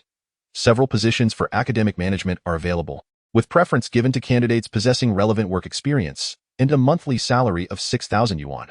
The allure of various schools, albeit bearing similar advertisements, has left many applicants in a state of bewilderment and excitement. Wang Yuansheng had previously engaged in a month of consulting and a fortnight in academic management. IT was evidently a training-oriented experience, and thereafter, there was no further development. He wisely chose to withdraw, which was undoubtedly the most prudent decision. Numerous peers had squandered 3 months in a trial period, only to receive a meager base salary of 800 yuan before being gently encouraged to resign. Regarding daily responsibilities, they primarily involved distributing flyers, endlessly distributing flyers. Occasionally, there were tasks related to cleaning the training school and moving books and materials. If fortunate, one might find an opportunity to interact with the parents of students, albeit mostly serving tea and refreshments for the seasoned consultants and parents. Although he had prepared himself for a return empty-handed, he felt compelled to take one last look, pondering if there might be an overlooked opportunity. This thought kept most applicants lingering, Wang Yuansheng included. However, this time, fortune favored the diligent, or perhaps his luck of 131 had finally paid off. He stumbled upon intriguing recruitment information in a corner of the venue, providing psychological counseling for adolescents. Requirements included a degree in psychology or education. Discussions related to psychology might command a higher salary, given the increasing demand for psychological expertise in the country. After organizing his thoughts, Wang Yuansheng confidently approached the recruitment desk. Chapter 014. Gaze seated at the recruitment desk was a young woman clad in a black Chanel V-neck professional outfit, her makeup subtle and her demeanor rather aloof. Upon closer inspection, her appearance could easily earn an 85 out of 100, attracting a fair number of male applicants. However, after observing for a while, Wang Yuansheng noted that many candidates left within 2 minutes of sitting down. This piqued his curiosity, prompting him to draw nearer. The aloof woman was accompanied by 6 relatively young middle school students, and she consistently selected one to engage in conversation with the applicants, posing various questions. The outcome was consistently disheartening, as none could endure beyond the 2-minute mark. There was no discussion of compensation, nor any scrolling information displayed on a large screen. Only a small whiteboard beside her, detailing the requirements for applicants. The handwriting was commendable, rendered in a regular script that appeared almost as though it had been printed. This indicated that the writer was likely meticulous and perhaps possessed a touch of obsessive-compulsive tendencies. Wang Yuansheng had gleaned this insight from his elder, who had imparted knowledge, albeit unconsciously. According to the elder's perspective, Wang Yuansheng was still too young to discern character traits from handwriting. Yet, he seemed to possess an innate talent for it, gradually mastering the essence and developing his own ability to read people through their writing. With time to spare, he decided to observe further. Wang Yuansheng felt a mere curiosity towards the script. He did not dwell on the possibility of a successful interview. The absence of any mentioned compensation suggested that the recruiters were not in urgent need. Relying largely on chance, he politely positioned himself beside the applicants' seats, wearing a smile characteristic of Wang Yuansheng. The aloof girl merely glanced up, her expression unruffled by his radiant handsomeness. She spoke in a routine manner, saying, "Please take a seat. Chang Lu, come here." As she spoke, a short boy settled into the seat beside the aloof girl. He was presumably the student named Chang Lu. The aloof girl briefly recounted Chang Li's recent performance before addressing Wang Yuansheng. "You may ask questions, but they cannot exceed 3, he will respond, and ultimately provide me with the desired conclusion and truth." Wang Yuansheng had already heard about the circumstances of these 6 children numerous times from the sidelines. He was well aware without the aloof girl's introduction. Yet, out of courtesy, he remained silent and listened attentively to her description. "May I ask the child to write a few words?" Wang Yuansheng inquired. "Certainly, Chang Lu, please fetch some paper and a pen," she replied. Wang Yuansheng nodded and, once the boy retrieved the materials, instructed, "Please write down your name, age, and grade." The young boy scribbled a crooked line of small characters on the white paper. "Mu Changlu, 15 years old, 9th grade." While Mu Changlu was writing, Wang Yuansheng employed a skill, gaze. The results revealed feelings of loneliness, unrequited love, inferiority, and a disdain for all who favored aloofness. He bore the attributes of a resentful spirit. From the mere analysis of the writing, Wang Yuansheng could discern that this student named Chang Lu was rather insecure and isolated. The distorted, small, and uneven handwriting typically signified a lack of focus, hyperactivity, loneliness, and low self-esteem. Upon finishing his writing, Mu Changlu looked up at the handsome Wang Yuansheng, then furtively glanced at the aloof girl beside him. "What is your surname?" Wang Yuansheng abruptly inquired, shifting his gaze from Chang Lu to the aloof girl. She met his gaze momentarily before replying, "That is the second question. You have one opportunity left, and my surname is Gao, and my given name is Long." Indeed, Wang Yuansheng internally scoffed at how her demeanor perfectly matched her name. However, he maintained a smile on his face and continued, "Is the handwriting on the recruitment whiteboard yours?" After her response, the aloof girl began her inquiries. "What are Chang Li's personality traits? Are there any issues that require attention? How can these issues be addressed?" A trifecta of questions. This very barrage had decisively vanquished over 20 previous candidates. Loneliness, unrequited love, and inferiority. Is there a more private matter that needs addressing? Wang Yuansheng responded with calm composure. Though he remained unflustered, the aloof girl appeared slightly perturbed. However, her expression only flickered for an instant before she handed him an A4 sheet of paper, saying, "Please write it down. Additionally, Chang Lu and Pingyan, please go to the lobby and buy a few bottles of mineral water." As she spoke, she produced a 100-yuan bill and passed it to the approaching girl named Pingyan. Wang Yuansheng took the pen and swiftly inscribed a line on the A4 paper in the style of Wang Shiji's cursive script: resentment, a disdain for all who favor aloofness. The characters for resentment and aloofness were rendered in an even more flamboyant cursive. The aloof girl nearly snatched the A4 paper from Wang Yuansheng's grasp before declaring, "Come, sit here. We shall leave together at noon." Beautiful handwriting and a handsome demeanor indeed earn one opportunities. He had anticipated that this was a true examination of psychology. A greasy young man, his face marred by acne, indignantly exclaimed, "Have you discerned what he has inscribed?" It appeared to be in 2 distinct scripts. I could only make out the characters, and, while the rest remained unintelligible to me, it was a blend of running script and cursive, yet I had scarcely glimpsed it before it was whisked away. The murmurs surrounding us were rather loud, yet within the confines of the job fair, they were hardly significant, like a needle dropped in the ocean, destined to vanish amidst the cacophony of sound. By 11:30, Gao Long had not encountered a second suitable candidate in the end. He merely tidied up the clutter on the recruitment table and addressed Wang Yuansheng and 6 students, stating, "Prepare to depart and gather your belongings." Upon exiting the talent exchange center, Gao Long escorted the 6 students to a van, offering a few instructions to the driver before approaching a nearby Audi TT. "Get in." Wang Yuansheng cast a glance at the Roadster 45 TFSI model of the Audi. Valued at 500,000. Clearly, this was a man of means. At that moment, Gao Long had already ignited the engine and lowered the passenger window. "Why not join me? We should discuss the destination and compensation." Wang Yuansheng hesitated before entering the vehicle. Although he did not perceive any imminent danger in doing so, it was prudent to clarify matters first. After all, he was a man who needed to earn 120,000 within a fortnight. There was no way he could carelessly enter a 500,000 Audi. He had always prided himself on relying on his abilities rather than his looks, and he would certainly not tolerate any insinuation of being a kept man. "My house, you propose the price." Gao Long refrained from stating a sum, simply inviting Wang Yuansheng to make an offer to your home. For what purpose? Wang Yuansheng found it difficult to comprehend Gao Long's response. Hadn't they agreed to go to school? Wasn't psychological counseling the plan? How had this suddenly morphed into a visit to her residence? Could it be high-end psychological counseling conducted at home? Perhaps he was overthinking it. Maybe there was a chance for self-redemption. Nonetheless, Gao Long was indeed quite an attractive woman. Wang Yuansheng's thoughts began to meander unpredictably. After a moment of contemplation, Gao Long remarked, "Is it truly necessary to feign ignorance? Surely you must know. We shall wait until evening. Why must I spell everything out for you? You are aware of your own profession, are you not? This line of work has become rather discreet. Hurry and get in.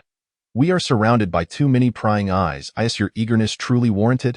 In terms of appearance, while you may not reach star status, you belong to the upper echelon. Even in comparison to me, you fall short by a considerable margin, yet is such bluntness truly appropriate?" Wang Yuansheng could only entertain these thoughts internally, refraining from vocalizing his critiques. After all, she was a young woman of wealth, possessing a 500,000 vehicle.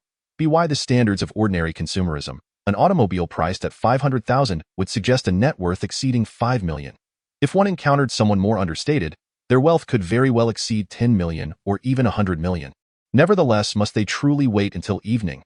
He felt a pang of regret. For the sake of his family's 120,000 debt, was he truly compelled to make such a sacrifice? Finally, Wang Yuansheng took a deep breath, slowly opened the door, and settled into the passenger seat. The aloof figure lowered the car window, donned sunglasses, and drove in silence. The atmosphere within the vehicle felt peculiar. It was eerily quiet, devoid of music, and even the fragrance of perfume, which many adore, was absent.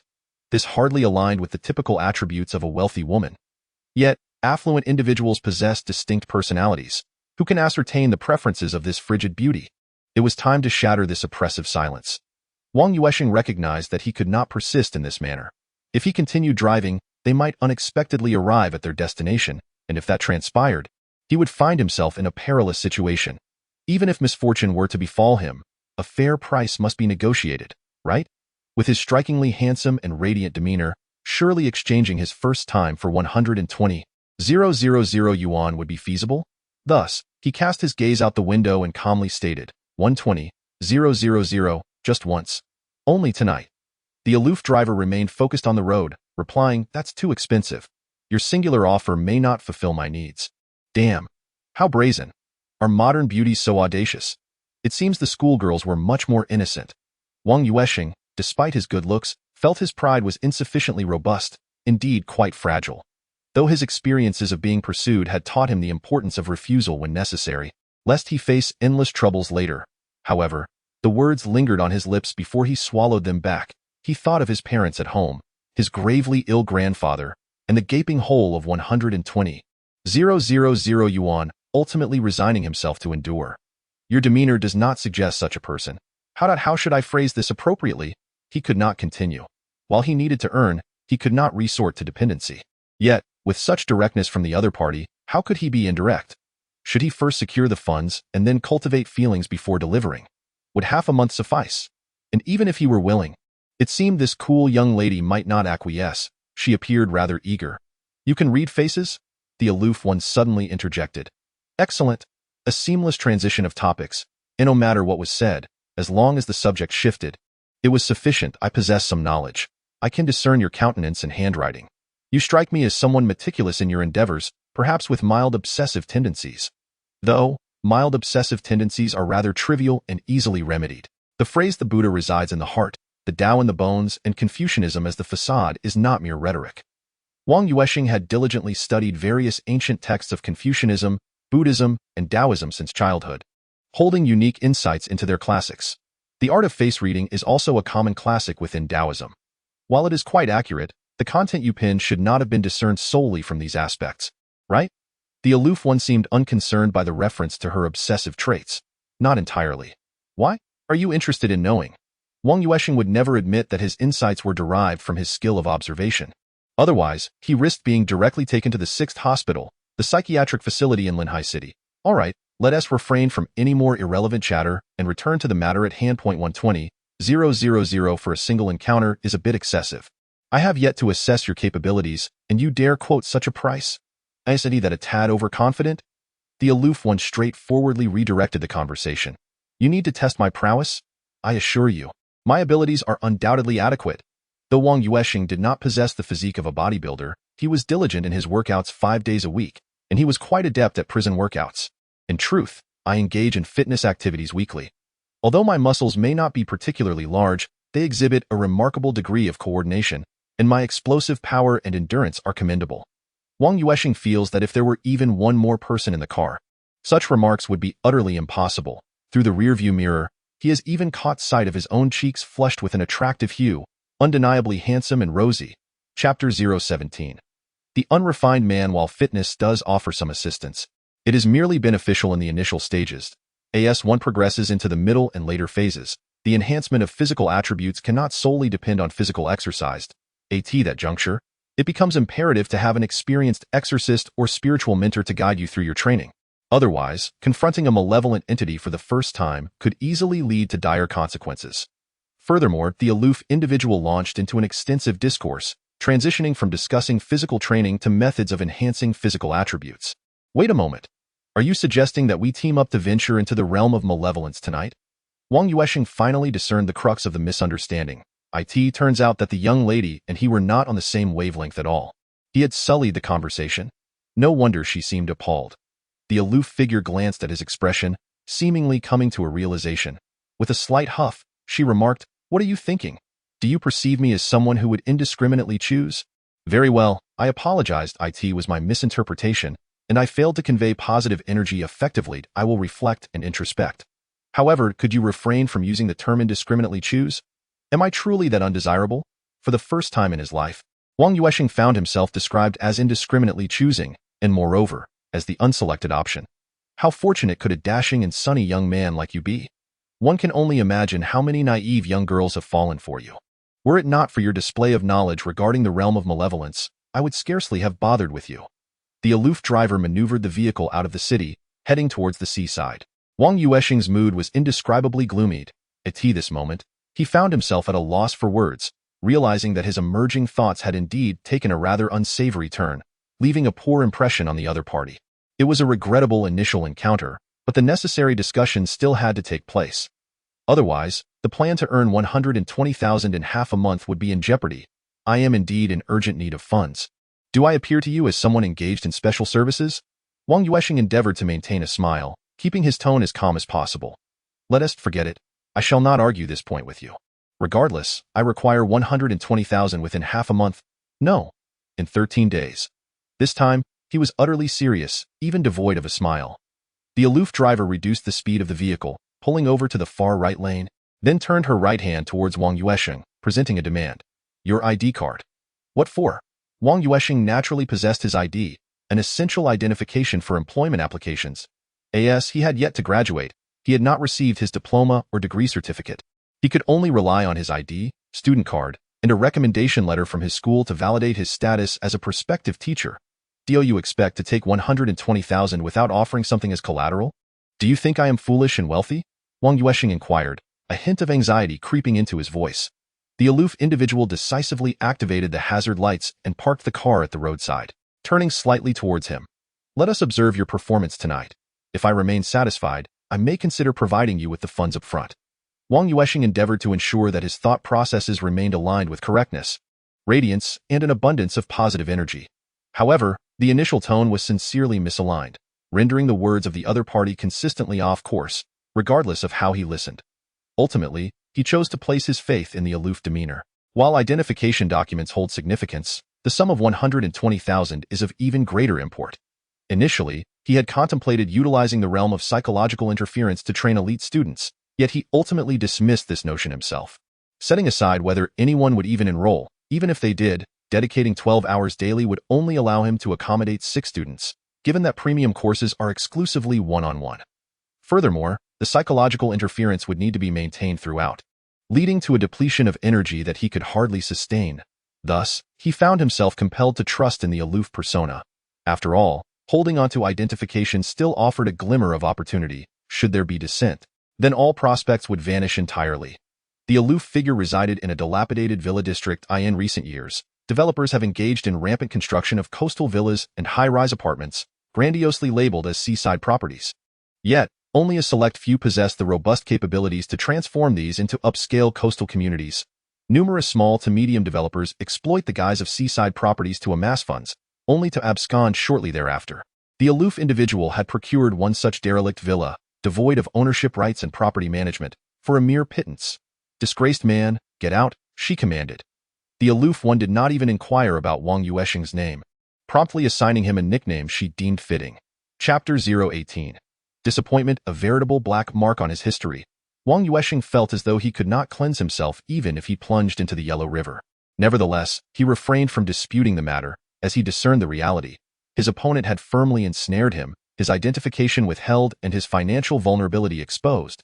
He couldn't help but reflect on his relative lack of social experience. To the right lay the students' quarters, while to the left was his own residence. "Let us converse inside," the aloof one declared as she parked the vehicle within the enclosed courtyard. The 3-story villa appeared somewhat aged, yet one could still glean its former stylishness from its construction. A quintessential European castle-style edifice, the villa's uppermost level boasted 2 small turret-like lofts crowned with searchlights, the functionality of which remained uncertain. A brass plaque adorned the door of the villa to the right. "Gao's Orphanage, Coastal City Branch." The aloof one led the way into the villa on the left, and Wang Yuansheng had no choice but to follow suit. Bracing himself, "Make yourself comfortable. I shall change my attire," she instructed. "There is water in the refrigerator, and the electricity is functional, although the tap water poses some complications, as it is supplied on a timed basis each day." As she spoke, she ascended the spiral staircase to the left of the living room. Wang Yuansheng retrieved a bottle of water from his bag and took a few sips before seating himself directly opposite the staircase, ensuring an effective line of sight. Although he did not believe the aloof one would harm him, it was prudent to exercise caution regarding unfamiliar environments, adhering to the adage that one should harbor no malice towards others while remaining vigilant against potential threats. The journey of emerging from an ivory tower entails a gradual accumulation of experiences through missteps. It is essential to learn from the wisdom of predecessors while forging one's own path. Wang Yuansheng is a person of action. He fears neither failure nor mistakes. As long as opportunities arise, he remains open to learning and evolving into a more refined version of himself. A journey he has undertaken since kindergarten through university. Not pursuing further studies is not due to an inability to succeed in examinations, but rather because of the overwhelming financial burden. Entering the workforce sooner could alleviate some of the familial responsibilities. Moreover, in professions such as teaching and medicine, practical experience holds greater significance than mere academic qualifications. Although clad in sporty attire, the once aloof demeanor remains, yet she unmistakably transitions from a career-oriented woman to a youthful campus vibe, exhibiting a certain caution. "Don't be afraid. Is this your first time?" The aloof individual settled onto the sofa in the living room, facing Wang Yuansheng. Taking a few deep breaths, Wang Yuansheng remarked, "Could we maintain a complete structure in our conversation, with subjects, predicates, and objects? Your manner is prone to ambiguity." The aloof one chuckled softly, seemingly unconcerned that this lewd man might misinterpret her words. "Who is your guide?" "Guide?" Wang Yuansheng replied, perplexed. "Master, teacher, mentor, call them what you will. They are the predecessors who introduce you to the realm of grievances." "Oh, none? None? You jest? Do I appear to be jesting?" The aloof one scrutinized him intently, reminiscent of observing a giant panda, until Wang Yuansheng felt somewhat uneasy under her gaze. Finally, she spoke, "I have heard that ordinary individuals, through fortunate circumstances and peculiar events, can acquire the ability to enter the realm of grievances. Until now, I had only heard tales. Today, it seems I have encountered a living example. Ahem, your gaze is rather unsettling, Wang Yuansheng stammered, slightly embarrassed, as he coughed lightly. The aloof one diverted her gaze, took a few sips from a bottle of spring water, and continued her inquiry. How long have you been in the realm of grievances? What school do you belong to? What abilities do you possess? She needed to comprehend the lewd man's specific capabilities. Otherwise, she would hesitate to reveal her own tasks. Wang Yuansheng set his backpack aside and, sitting up straight, proclaimed earnestly, to put it plainly, I only recently entered the realm of grievances for the first time. As for the schools, I am entirely ignorant. My ability, if you could call it that, is barely being able to manipulate chalk. The aloof one displayed an expression of disbelief, as if he were joking. After a moment, she sighed. I had hoped to encounter someone who could be of assistance. But never mind, you do not meet my criteria. Here is your identification card. Return home promptly. In the future, unless accompanied by a guide, it is best not to re-enter the realm of grievances, lest you find yourself in dire straits. Saying this, she somewhat disappointedly retrieved Wang Yuansheng's ID from her bag and placed it on the coffee table. Chapter 019. Schools. Wang Yuansheng did not reach for his ID, but instead gazed at the aloof one for a moment before slowly stating, I possess a strong capacity for learning. If the grievance entity you are dealing with is not particularly formidable, I should be able to assist. Last time, I single-handedly defeated a complete form of a grievance entity. You defeated a grievance entity on your first attempt? A complete form? You mean a fully realized entity? Do not presume that your handsome appearance deters me from confronting you. If you're going to boast, at least choose something credible, will you? I could believe that by mere chance, you vanquished a non-complete, lower-tier entity, but a fully realized one. You expect me to believe that a novice on their first foray into the realm of grievances could achieve such a feat? The aloof one shook her head dismissively, clearly unimpressed by his claims. What would it take for you to believe me? If you are not afraid of death, then tonight I shall grant you an opportunity to prove yourself. In the vicinity of the orphanage, there exist manifestations of resentment, both at the elementary and intermediate levels, all of which are incomplete entities. The aloof individual spoke succinctly, drawing a line without further ado. Very well, I accepted the challenge. Wang Yuansheng responded with equal alacrity. Yet, both found themselves at a loss for words, and an awkward silence enveloped them. Could you elaborate on the realm of resentment? Wang Yuansheng ventured to break the uncomfortable stillness. What aspect would you like to know? Although somewhat frigid in demeanor, the aloof one possessed a warm heart. Her warning to Wang Yuansheng not to gaze upon the realm of resentment was telling, and the fact that she operated an orphanage indicated she was not entirely devoid of compassion. Seeing her willingness to impart knowledge, Wang Yuansheng revealed his characteristic smile. Let us begin with the sect you mentioned. Sect, you say? Such classifications are human constructs. In the realm of resentment, apart from the manifestations of resentment, we have exorcists and practitioners of thought eradication like ourselves. The divisions of sects were established by seasoned veterans who have long traversed the realm of resentment, categorizing those of us who specialize in combating manifestations into several tiers, much like the classification of the manifestations themselves. This stratification affords a clear view of the disparities in strength, thereby preventing fatal encounters with entities beyond one's capacity. Those categorized in this manner are referred to as the tiered sect. There are also classifications based on combat capabilities and equipment, with corresponding rewards for vanquishing manifestations, allowing one to continue slaying and leveling up, akin to a game. This is known as the gaming sect. Another category is termed the practical sect, comprising individuals who disregard levels and skills, focusing solely on the eradication of resentment and thoughts. As for the myriad of smaller sect classifications, they are quite diverse. However, the three main streams are these, the aloof one explained earnestly, displaying no impatience for Wang Yuansheng's ignorance. And which sect do you belong to? He inquired. My mentor is from the practical sect. As for me, I have yet to attain the true strength required for classification. One might say I am on the path of the practical sect. She replied with a hint of modesty. Is strength a prerequisite for classification? Wang Yuansheng was taken aback, not anticipating that belonging to a sect would hinge upon one's power. Wasn't it merely a matter of perspective regarding exorcists? Why was strength even a consideration? You truly are remarkably naive, he remarked. Never mind. I lack the time to enlighten you on such fundamental knowledge. You can discover it for yourself. With that, the aloof one retrieved a tablet, entered a password, and handed over a document encrypted with a fingerprint. Wang Yuansheng stood to accept the tablet, expressing his gratitude before swiftly perusing the information. What he most urgently required was a wealth of knowledge. The system's exasperating paper question model left him feeling utterly powerless. Meanwhile, the aloof one produced 2 mobile phones, engaging in WeChat conversations while browsing short videos. accompanied by the materials provided by the aloof one and the system's complementary responses. Wang Yuansheng began to develop a clearer understanding and positioning regarding exorcists and the realm of resentment. Firstly, it became evident that once manifestations of resentment become excessive or potent, they can adversely affect the original entity, engendering even greater resentment and potentially leading to unlawful actions. Thus, the eradication of such manifestations is beneficial for societal stability.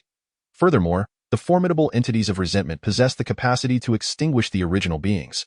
However, the precise mechanisms behind this phenomenon remain undisclosed. Nonetheless, such occurrences are undeniably real.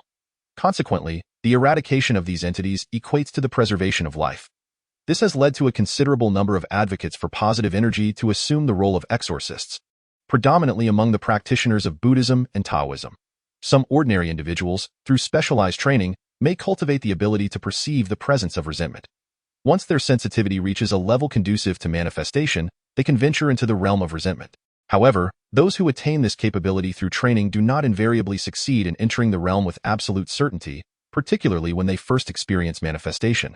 The success rate remains notably low. Individuals who have entered the realm of resentment through rigorous training are referred to as exorcists, whose sole purpose is to hunt these entities. Moreover, such endeavors are predominantly collective, with many exorcists hailing from specialized military units. This cadre is even more enigmatic and exceptional than special forces, and their existence is scarcely known to outsiders. Naturally, only the apparatus of the state can furnish the substantial resources and equipment necessary to meet training demands and daily consumption. The mission of exorcists mirrors that of the military. While the military serves as the guardians of the source world, they act as the custodians of the realm of resentment. In accordance with directives from higher authorities, the eradication of resentment entities constitutes their paramount objective. Wang Yuansheng closed his eyes, resting his somewhat fatigued gaze for a moment. In contrast to the system's click-to-enter mode, exorcists seem to infiltrate the realm of resentment through illicit channels, perpetually required to heighten their vigilance and mental acuity, supplemented by specialized machinery to enhance their probability of entry. Relative to exorcists, the practitioners of thought exorcism appear even more mysterious and scarce. This category of individuals possesses an innate ability to access the realm of resentment, often passed down through generations. The guides mentioned by the aloof practitioners indeed signify a legacy. However, the evolutionary process from ancient times to the present has transformed this lineage into a more eclectic and localized practice. Many elder exorcists who have lost their direct line of succession occasionally choose to forego their ancestral ties, opting instead for promising talents from the younger generation as successors. These exorcists, before embarking on their own missions, must accompany their guides into the realm of resentment. Only upon meeting the requisite standards can they conduct independent hunting operations, with the minimum criterion being the solitary eradication of a primary complete entity. As for the final category of individuals who enter the realm of resentment, they are akin to Wang Yuansheng, who, under certain extraordinary circumstances, experience mutations in their physical or mental faculties, enabling them to perceive intense resentment, thus qualifying them for entry. Lacking companions, lineage, or guardians, these exorcists are colloquially dubbed meat tickets by the first two categories, signifying their unwitting contribution to the sustenance of resentment entities. These entities possess an inherent sensitivity to exorcists and thought exorcists, akin to sharks detecting the scent of blood. Once within a certain proximity, they will draw near. Some weaker thought exorcists may fall prey to resentment entities, subsequently augmenting their own strength to achieve evolutionary advancement. Among these three distinct groups, the last category is evidently the weakest and most perilous. The first type of grievance dispeller is collective action, characterized by an exceptionally high degree of safety. The second type benefits from the protection of predecessors, ensuring that as long as one does not act recklessly, they can generally grow safely. Yet the last type is the most unfortunate, akin to an ignorant child cast into a den of wolves. In Chapter 021, the significance of the system is explored. Both grievance dispellers and grievance eliminators categorize and grade the grievance entities. When faced with an overwhelmingly powerful grievance entity, the best course of action is to flee, retreating from the grievance realm as swiftly as possible after disengaging from battle. The widely accepted criteria for classifying grievance entities are as follows. Non-complete entities are divided into primary, secondary, and tertiary levels, which correspond roughly to grievance generation times of 1 to 3 months, 6 months to 3 years, and over 3 years, respectively. Generally, entities existing for more than 3 years gradually evolve into complete entities.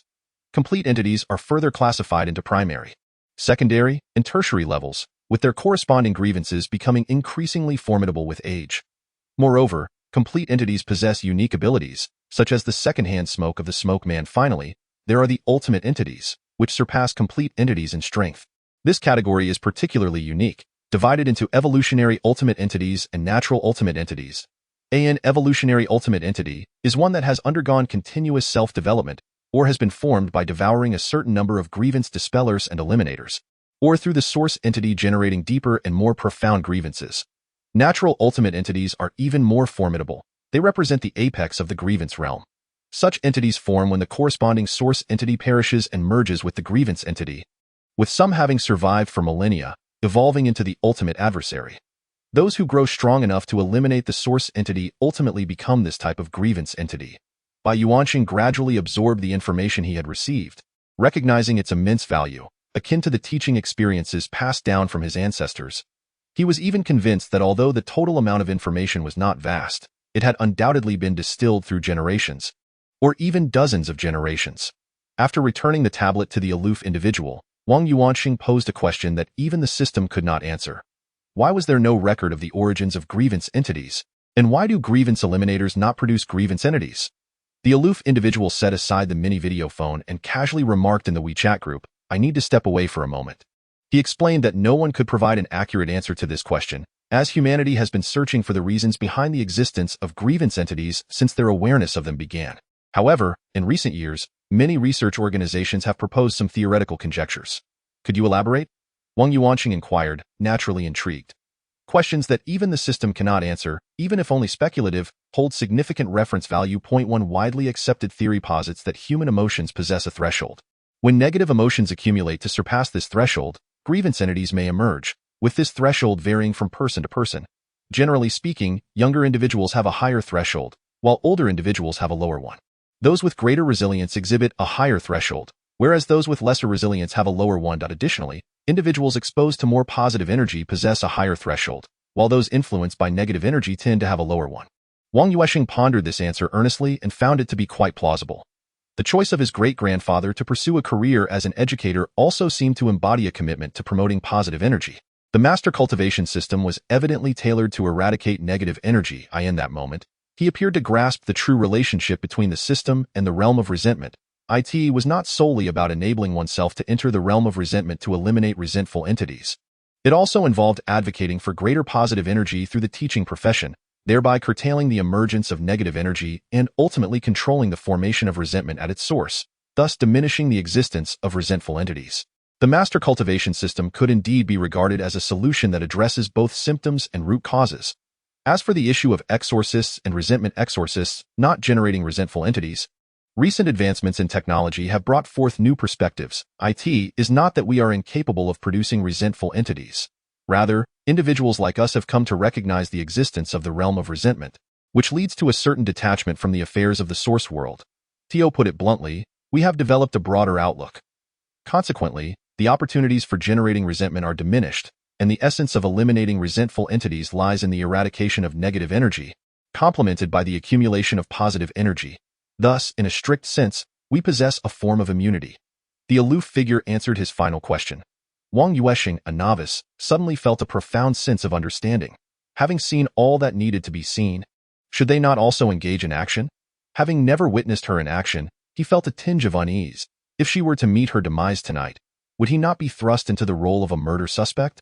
Despite her words, there was no trace of anxiety on her face that suggested she could become a murder suspect. Half an hour later, Wang Yuansheng pressed his swollen jaw, acutely aware that his handsomeness had diminished by at least 3 points.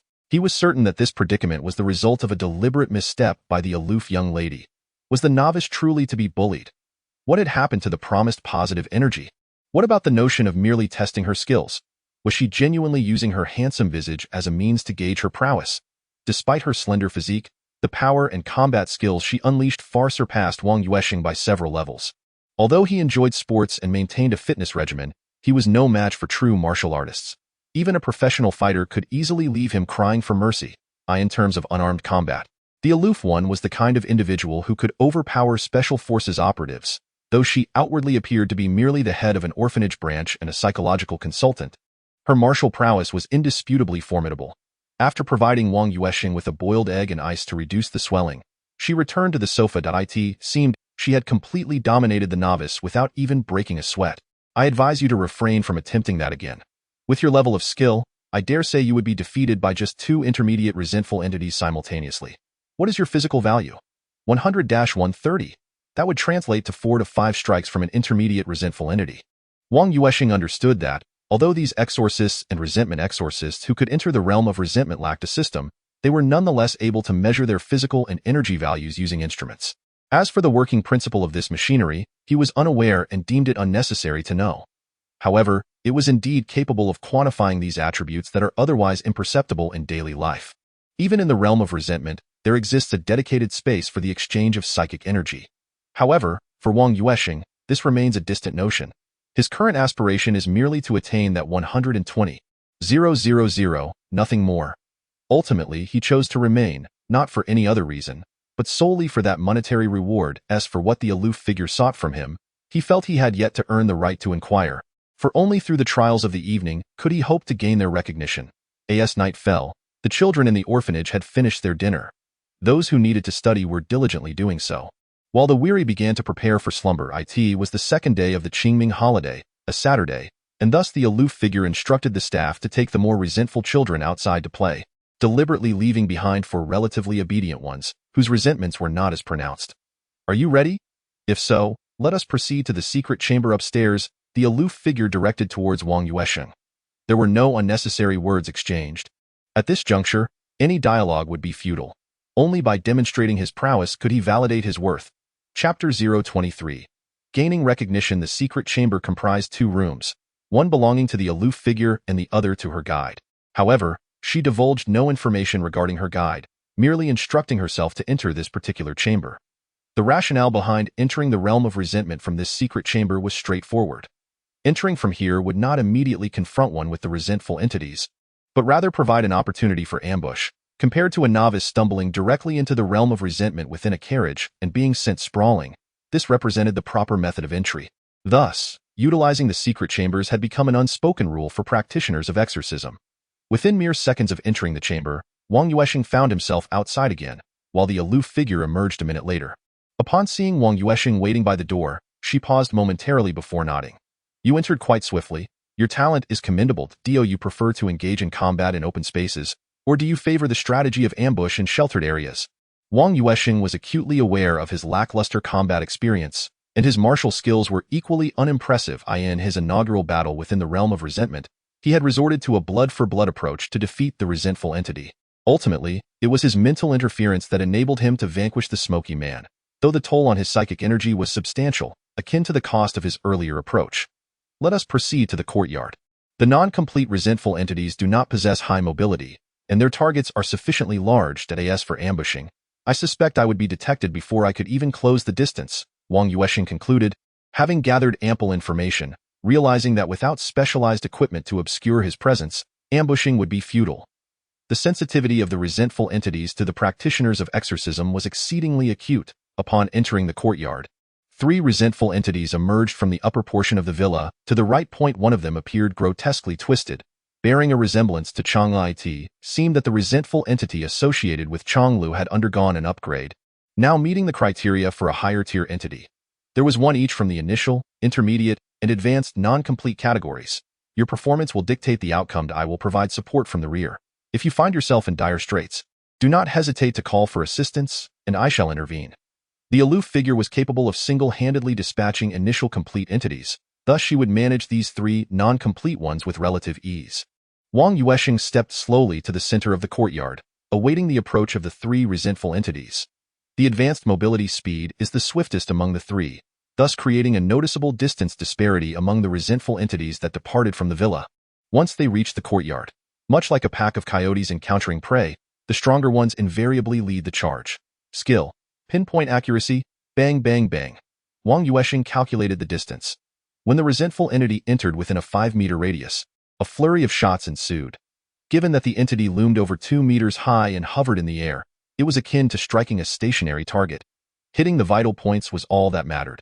Reflecting on previous battles, he noted that targeting the forehead and heart yielded superior results. The heart's position could vary according to the entity's size, thus the forehead became Wang Yuansheng's primary target. Beside him, The aloof Gao Long watched in bewilderment as the chalk projectiles shot forth like cannonballs. Could chalk be employed in such a manner? Memories of her own encounters with flying chalk from her teacher flooded her mind. In truth, the 24-year-old Gao Long had not faced resentful entities for long. She had entered the realm of resentment at 16, training under a guide for 3 years before daring to confront the entities alone, followed by 5 years of practical experience before officially embarking on her journey. Aside from her guide, she had scarcely collaborated with other exorcists. Had it not been for the presence of a formidable creature nearby and her guide's unavailability, she would not have hastily sought assistance from a kindred spirit. Although she had never cooperated with others, she was familiar with the combat methods of exorcists. Wang Yuansheng's chalk projectile technique was indeed beyond her conventional understanding. In less than 10 minutes, the battle concluded. The two decisively withdrew from the realm of resentment, especially Gao Long, who was reluctant to linger for even a second longer. Quite impressive, far exceeding my expectations. Your ability is rather intriguing, projecting chalk, is it? Gao Long's attitude towards Wang Yuansheng finally shifted. To her, ordinary individuals held little significance, even those with appealing appearances. Yet, a capable and handsome exorcist was a different matter. At least for now, Wang Yuansheng had earned her recognition. Chapter 024. The appeal of group attacks. Youthful as they were, the lascivious male indeed possessed some prowess. Gao Long found an excuse for her change in attitude. Wang Yuansheng humbly smiled. In truth, this is my sole method of attack. It may be related to my profession. During my internship, I was exceptionally accurate with chalk projectiles. Gao Long nodded. Accuracy is one aspect. However, it is the chalk and the application of your abilities that truly eradicate negative energy. Merely launching chalk would not generate such significant damage. Moreover, your chalk is a special item, certainly not ordinary chalk. According to the data, advanced non-completion resentful entities possess between 200 to 400 units of negative energy, or resentment value. Each time you launch, your damage output must be at least between 10 to 20 units. Otherwise, 18 shots would hardly be sufficient to eliminate the resentment entity of Changlu. Indeed, there are certain techniques involved. I have dubbed it pinpoint accuracy. Wang Yuansheng unabashedly revealed the name bestowed by the system. Though it might seem slightly glitch, its effectiveness was undeniable. Are you following a gaming style? Quite commendable. In truth, the three factions often intersect. The gaming faction also incorporates distinctions of skills and levels.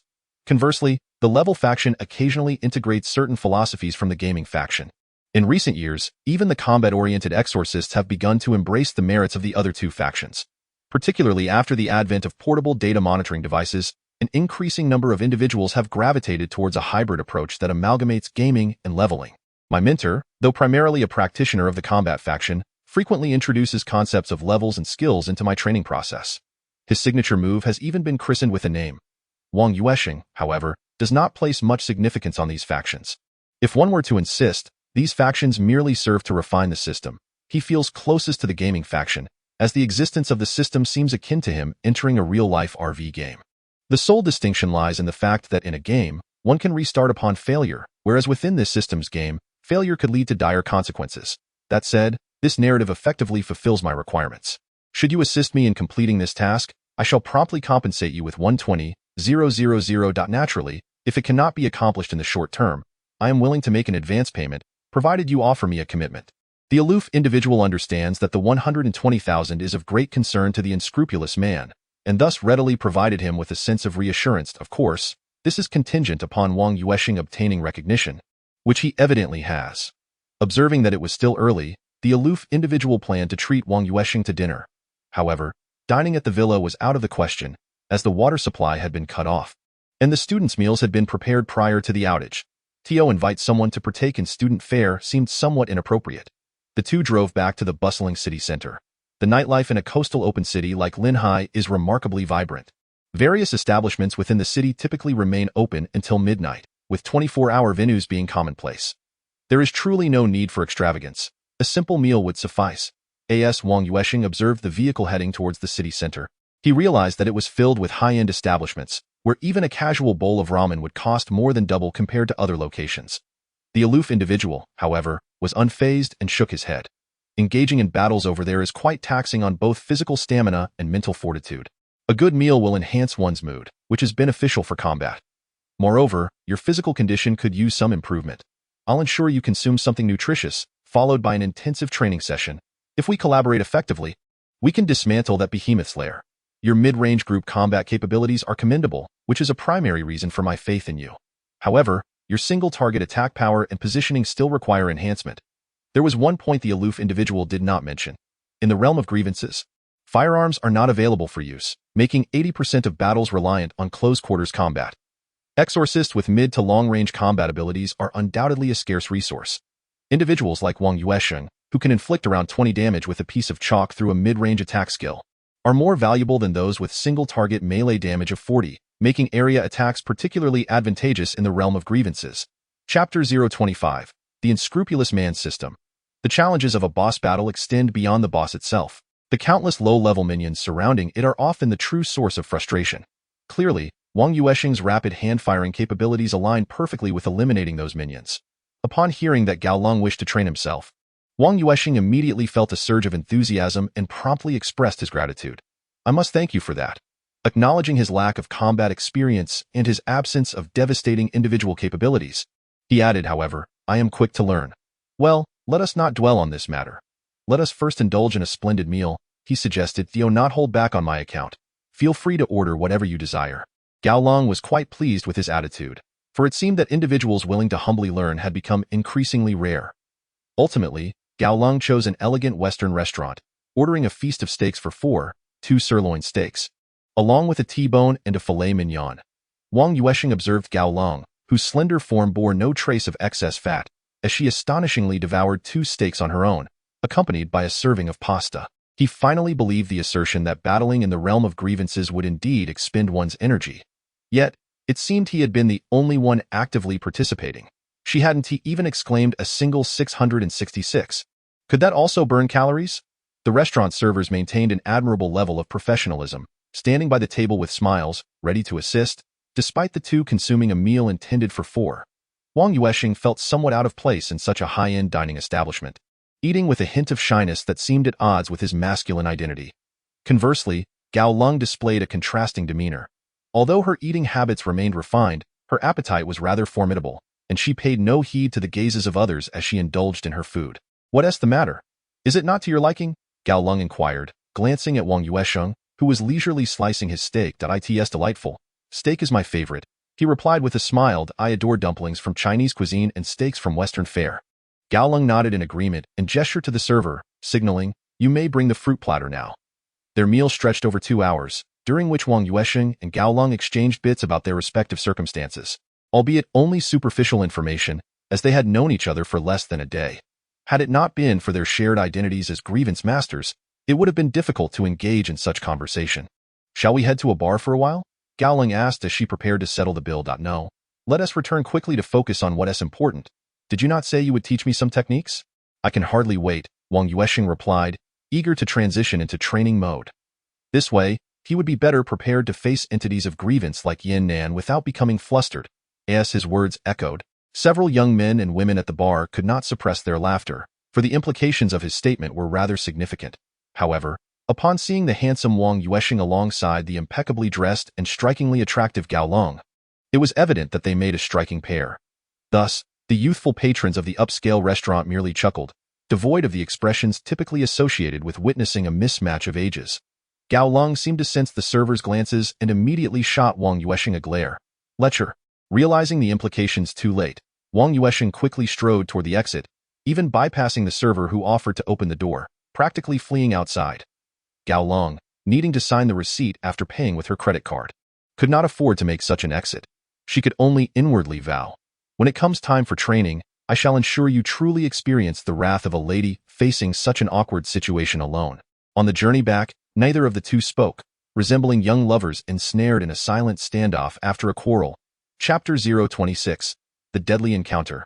The evening traffic was sparse, and Gao Long drove at an exhilarating speed. The Audi zipped along the highway, and before long, they arrived at the Villa District. Gao Long's residence featured an expansive, fully enclosed basement, a place where she typically trained in the realm of resentment. The body that entered the realm was not flesh and blood, yet it experienced pain akin to that of a corporeal form, without the inconvenience of bleeding. All the expected injuries still evoked corresponding sensations. However, there was a silver lining to training here.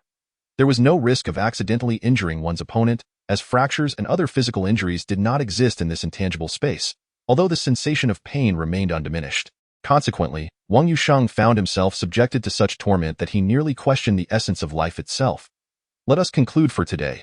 We shall continue tomorrow. Oh, you still need to return to school? If not, you may stay here and tutor the children there, assisting with their studies and addressing their queries. I will compensate you for your time, Gao Long suggested, casting a glance at the utterly exhausted Wang Yuansheng, who lay prostrate on the ground, struggling to catch his breath. Continue tomorrow. Might I not have a moment to process this? Wang Yuansheng managed to turn over with great effort, lying there in a most unrefined manner, gasping for air. Gao Long interlocked her fingers and cracked her knuckles, producing a series of sharp sounds. All right, we shall continue tomorrow. Wang Yuansheng was all too familiar with this gesture. It signaled that Gao Long was preparing to unleash a formidable technique. That night, he had endured no fewer than 10 of such techniques, each leaving him to ponder that, if they were in the source world, his spine would surely have been fractured multiple times. Gao Long's ultimate technique was a combination of strikes, a rapid succession of powerful blows culminating in a modified aerial throw followed by a mid-air body slam. Wang Yuansheng was uncertain how long he had practiced, but if measured in the source world, it would amount to at least several hours. Yet, time in the realm of resentment did not adhere to such calculations. Upon returning to the source world, he discovered that barely an hour had elapsed. However, the mental fatigue left him feeling as though he had not slept in 3 days. Gao Long yawned. Now do you understand why I insisted you eat well? Being a mentor is not a simple task. Reflect on the techniques I've shared. As for physical training, that must occur in the source world. There, you can only enhance your combat skills and teamwork, but your physical capabilities cannot be altered. Having said this, she left behind her tablet, the screen displaying the title of an article, Combat Techniques. There are vacant rooms on the 2nd floor. Feel free to choose one for your stay. I reside on the 3rd floor, but do not ascend without my permission. With that, Gao Long turned and made her way toward the basement exit. You prefer residing above? No, I meant living upstairs. Wang Yuansheng felt a sense of dread and quickly corrected himself, but it was too late. The words had escaped, and their implication was rather unsavory, as anticipated. Gao Long turned back and cracked her knuckles once more. Stop. This is the source world, and death is a reality. It truly is deadly. Wang Yuansheng instinctively executed a recently learned bowing motion, precise and timely. After a refreshing slumber, Wang Yuansheng, who had been reduced to a pitiful state, transformed once again into the charismatic and positive Wang Yuansheng. Upon rising early that day and reviewing the combat techniques, he was elated, unable to contain his joy at the newfound knowledge he had acquired. With the presence of the aloof young lady, my mother no longer needs to worry about my wasting precious mentor points on the system. The thought of the system brings a wave of helplessness to Wang Yuansheng. He must quickly accumulate mentor points, not only for the sake of upgrading but also to acquire more skills and supplies. His understanding of supplies has deepened, especially after reviewing the materials on practical combat, which has made him place even greater importance on them. Without supplies, one could truly perish. According to the information recorded in Chapter 027, which details practical combat, the vengeful entities that drop supplies in battle are at least advanced entities among the incomplete forms, and the drop rate is not guaranteed. Naturally, the probability of drops from complete forms is slightly higher, yet still limited. It all hinges on personal luck. After eliminating vengeful entities, both the thought eliminators and the vengeful eliminators receive corresponding items. Items obtained through teamwork are awarded to the individual who dealt the most damage, while the final strike grants an additional damage bonus. If psychic energy rewards are generated, they are distributed based on the proportion of damage inflicted. However, most thought eliminators operate independently. Even when two unfamiliar thought eliminators cross paths, they are unlikely to collaborate unless under special circumstances, such as one party seeking assistance. In situations of monster contention, conflicts can easily arise, with practical combat literature citing 2 such incidents, although the outcomes were merely glossed over, indicating a disapproval of such behavior. Knock, knock, knocked. Mr. Wang, have you risen? Breakfast is ready, came the voice of a middle-aged woman from outside the door. I'm up, I'll be out shortly. Wang Yuansheng donned his outerwear and opened the door. Having completed his morning routine, he had simply been engrossed in the practical combat materials. Standing at the door was a middle-aged woman in an apron, her face somewhat familiar. Upon seeing Wang Yuansheng, she smiled and said, breakfast is similar to what the students have. Please help yourself. I've placed it on the coffee table in the hall. Thank you for your efforts. May I ask your surname? Is the aloof one still not awake? Wang Yuansheng inquired, glancing at the staircase leading upstairs. You can just call me Sister Wang. The dean enjoys sleeping in until noon when she has no other commitments. We have no authority to go upstairs. If she wishes to have breakfast, she will inform me in advance, Sister Wang replied casually. Wang Yuansheng had intended to call her Aunt Wang, but since she preferred sister, he acquiesced, appreciating the youthful connotation. That's quite troublesome. Oh, by the way, she mentioned that I should provide some extra lessons for the children in our institute. Are they all present today? Yes, they are. You can head straight over. There should be teachers responsible for their studies over there, Sister Wang said, turning to descend the stairs, clearly just responsible for calling people to meals. Breakfast was quite sumptuous, featuring 2 fried eggs, a sausage, a small dish, and a bowl of congee. After finishing, Wang Yuansheng checked the time. It was just past 7. He then ambled toward the neighboring villa. The first floor housed the dining and activity areas, while the second floor contained 3 classrooms, 2 for cultural subjects and 1 for music. There was also a medical room and a psychological counseling office. Wang Yuansheng paused on the second floor, just in time to see Mu Changel descending the staircase from the 3rd floor.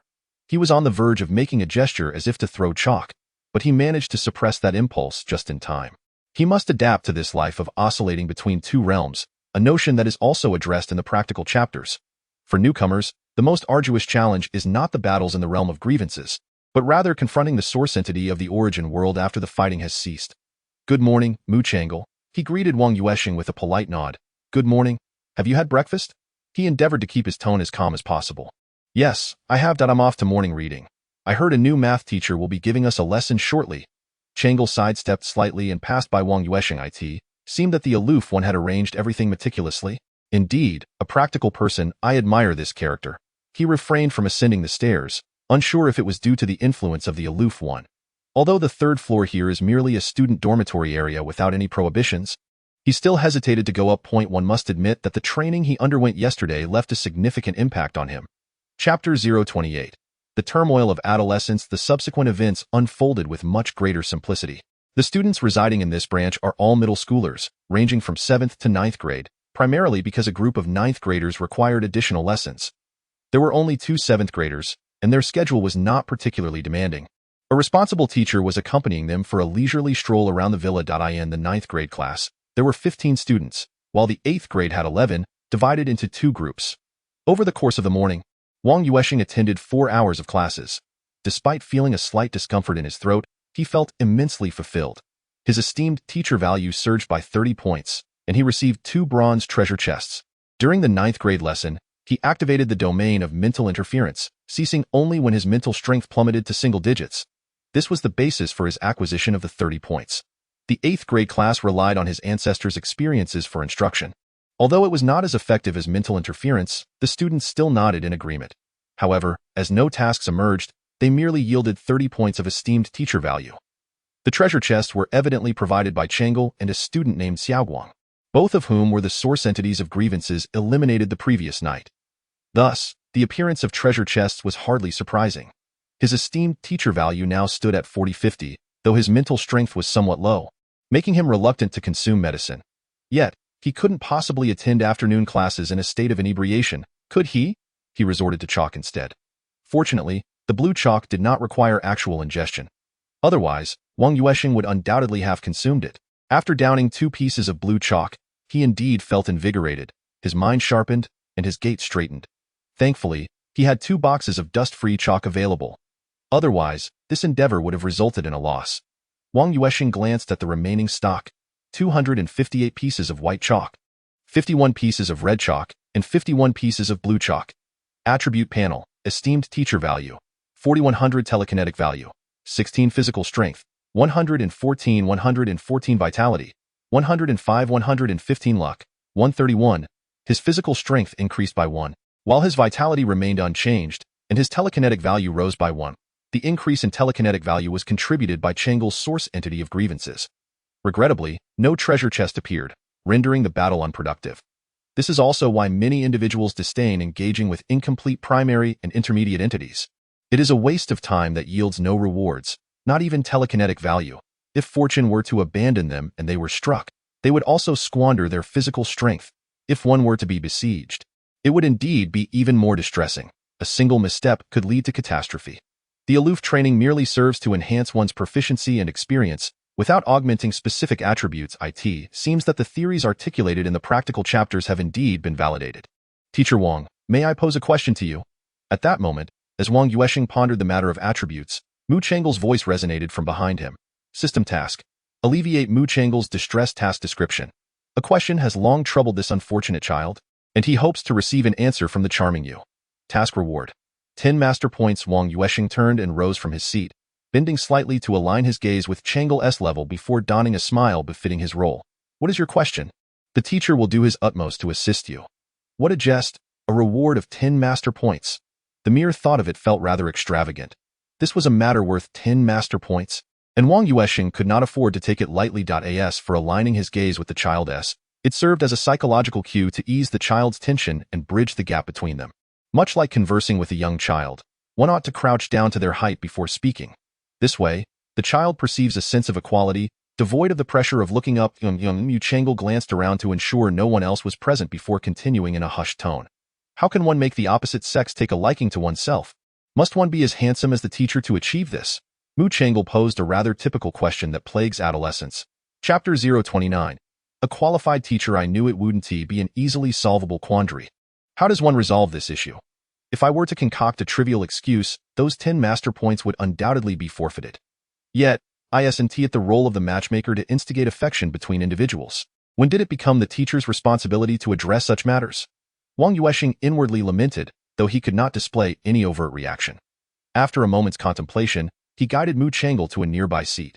Being handsome might indeed attract some members of the opposite sex, but that admiration would be solely for your exterior. People grow in age. Can you guarantee your continued handsomeness? No, you cannot.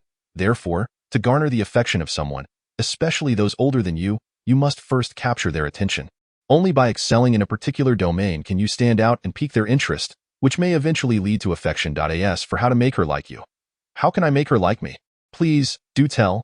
Mu Changle clearly resonated with Wang Yuansheng's earlier insights, his interest successfully ignited. This lad is drawn to the aloof. Thus, the most likely candidate for his affections would be a formidable exorcist. However, it is evident that Changle cannot transform into such a person in a short span of time. Neither can Wang Yuansheng, despite possessing a system. That would be quite the dilemma. It ultimately depends on who it is you admire. I cannot discern whom you favor. I can only offer a hypothetical example, such as the esteemed director Gao. She likely favors individuals who exude positivity and radiance. A person who is both helpful and academically outstanding can make remarkable contributions to an orphanage. Mu Changle took a seat, seemingly lost in deep contemplation. After a considerable pause, a long-lost smile graced his face as he addressed Wang Yuansheng, saying, "Thank you, Teacher Wang. I understand now." System task. Mu Changle's distress, completed. Task reward. Teacher points 10 reward explanation. A teacher is one who imparts knowledge and resolves doubts. It is not only essential to convey cultural knowledge, but also to address students' concerns in other aspects. The moment Wang Yuansheng received the reward, he recalled the words of his great-grandfather. The term teacher can be dissected into 4 components: filial piety, culture, discourse, and value.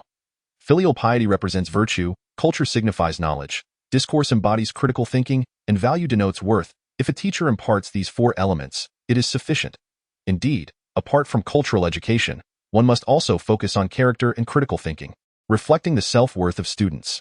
After joyfully accepting the 10 teacher points, Wang Yuansheng gazed at the system, realizing he needed 50 more points to level up, and felt a surge of ambition. That moment, Gao Long entered the room, observing Wang Yuansheng lost in thought in the hall, and remarked, "What are you up to?" Wang Yuansheng's eyelids twitched, yet he ultimately chose not to dwell on the nickname Wu Nan. School starts tomorrow. Aside from writing a few papers, I have little else to occupy my time. I probably won't be able to attend a public school, so I'm planning to earn some extra income to support my family. You intend to leave? Gao Long discerned his intention. I'll come back tonight. Although this place is remote, there is a bus service, albeit one that runs only once an hour. After getting off, it's another half-hour walk to reach here. Just kidding, I must adhere to the evening training. Otherwise, Gao Long might unleash a combination technique from the source world upon me. Attending a public school is not out of the question, but are you certain you wish to pursue it? Even if it's a non-permanent position, Gao Long, having become the director of the orphanage, certainly had her connections. Securing a permanent position might be challenging, but arranging a contract worker in a public school was still feasible. Moreover, she had recently inquired about Wang Yuansheng's teaching capabilities from the lead instructor, who was a retired public school teacher that had been reemployed. This teacher remarked that Wang Yuansheng did not resemble a fourth-year student, but rather an experienced educator who had taught for many years, demonstrating excellent pacing, precise language, and a profound understanding of the subject matter, undoubtedly a qualified teacher. Thus, Gao Long felt emboldened to make such a proposition. Otherwise, she would risk tarnishing her reputation if his teaching skills were inadequate. Of course, a contract worker would suffice. Contract workers could still teach on weekends, as regular teachers under permanent contracts would be scrutinized. Wang Yuansheng readily agreed. Even as a contract worker, the school where he had previously interned had not offered him such an opportunity. It was only after he declined a private conversation with a certain female director that he lost that chance. However, just as he had been with Gao Long, he would never be suspected of relying on others for support. He genuinely did not care about this opportunity. Although he was sufficiently handsome, he did not rely on his looks for sustenance. What could anyone do about it? Very well, then. Come with me shortly. I need to go to the enrollment office of No.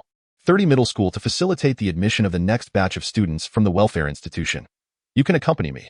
Are you familiar with number 30 Middle School? Its ranking is rather low, so you ought to consider it carefully. Gaolong offered a brief reminder. Of course, Wang Yuansheng was well aware of number 30. He was intimately acquainted with every junior and senior high school in Linhai City. As a student at a teacher training institution, neglecting such responsibilities would severely diminish his employment prospects. It is often said that opportunities favor the prepared, and this holds undeniably true.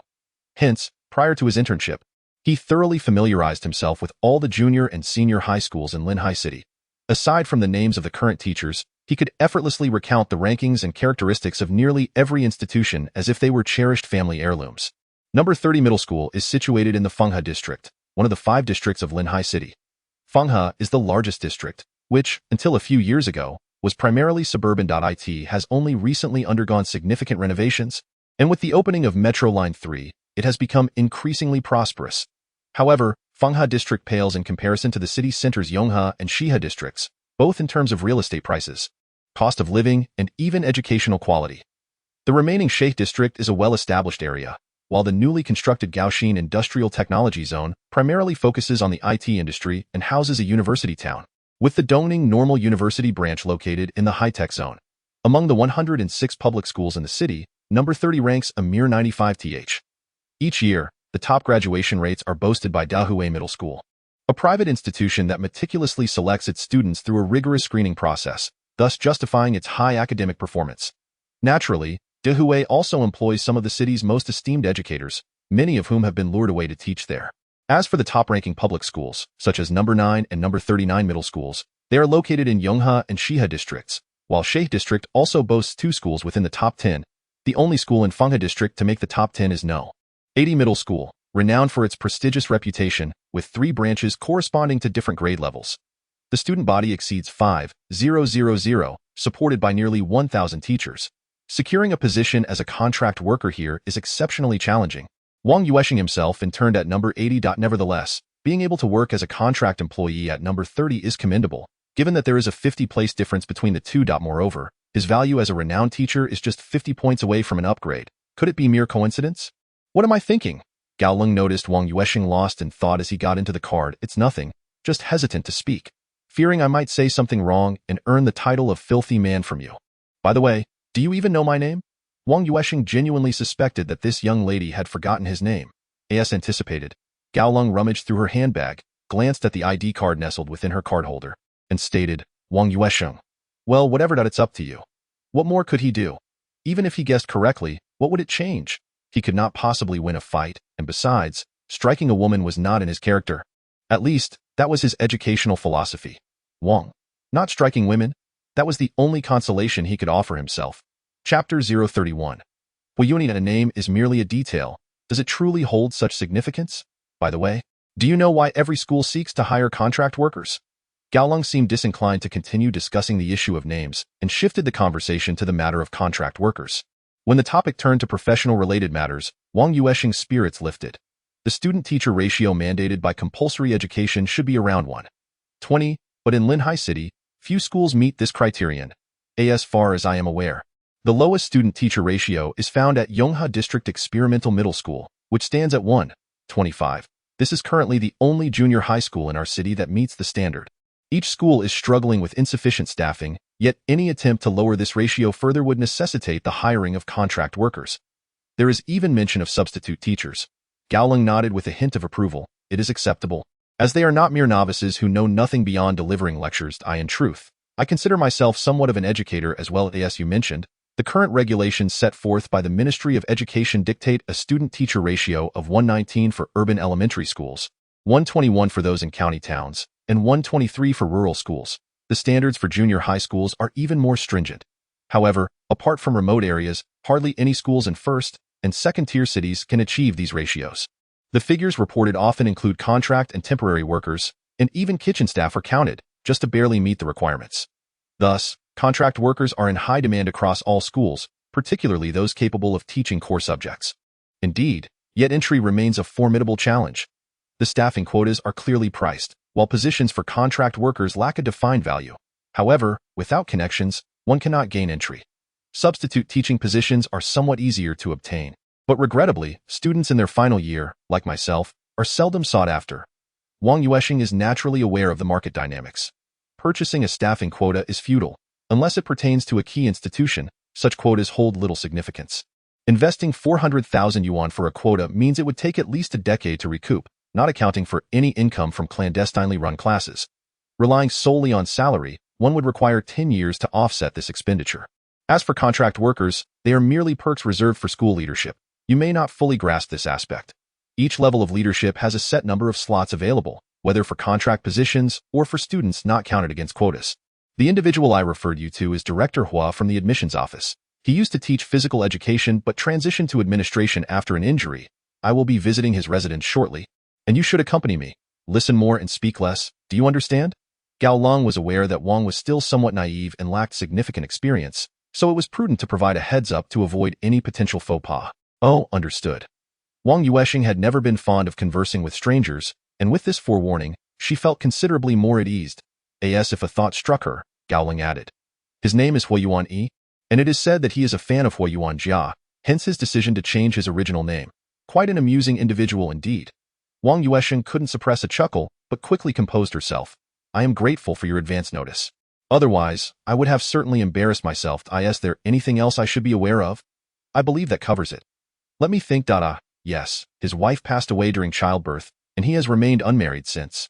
His daughter, Hua Yuan, is 2 years younger than you and is studying nursing at the affiliated college of the medical university. Gao Long recalled the basic details of Hua Yuan Yi and Hua Yuan as they conversed. In no time, Gao Long had driven to the entrance of Hua Yuan Yi's residential community.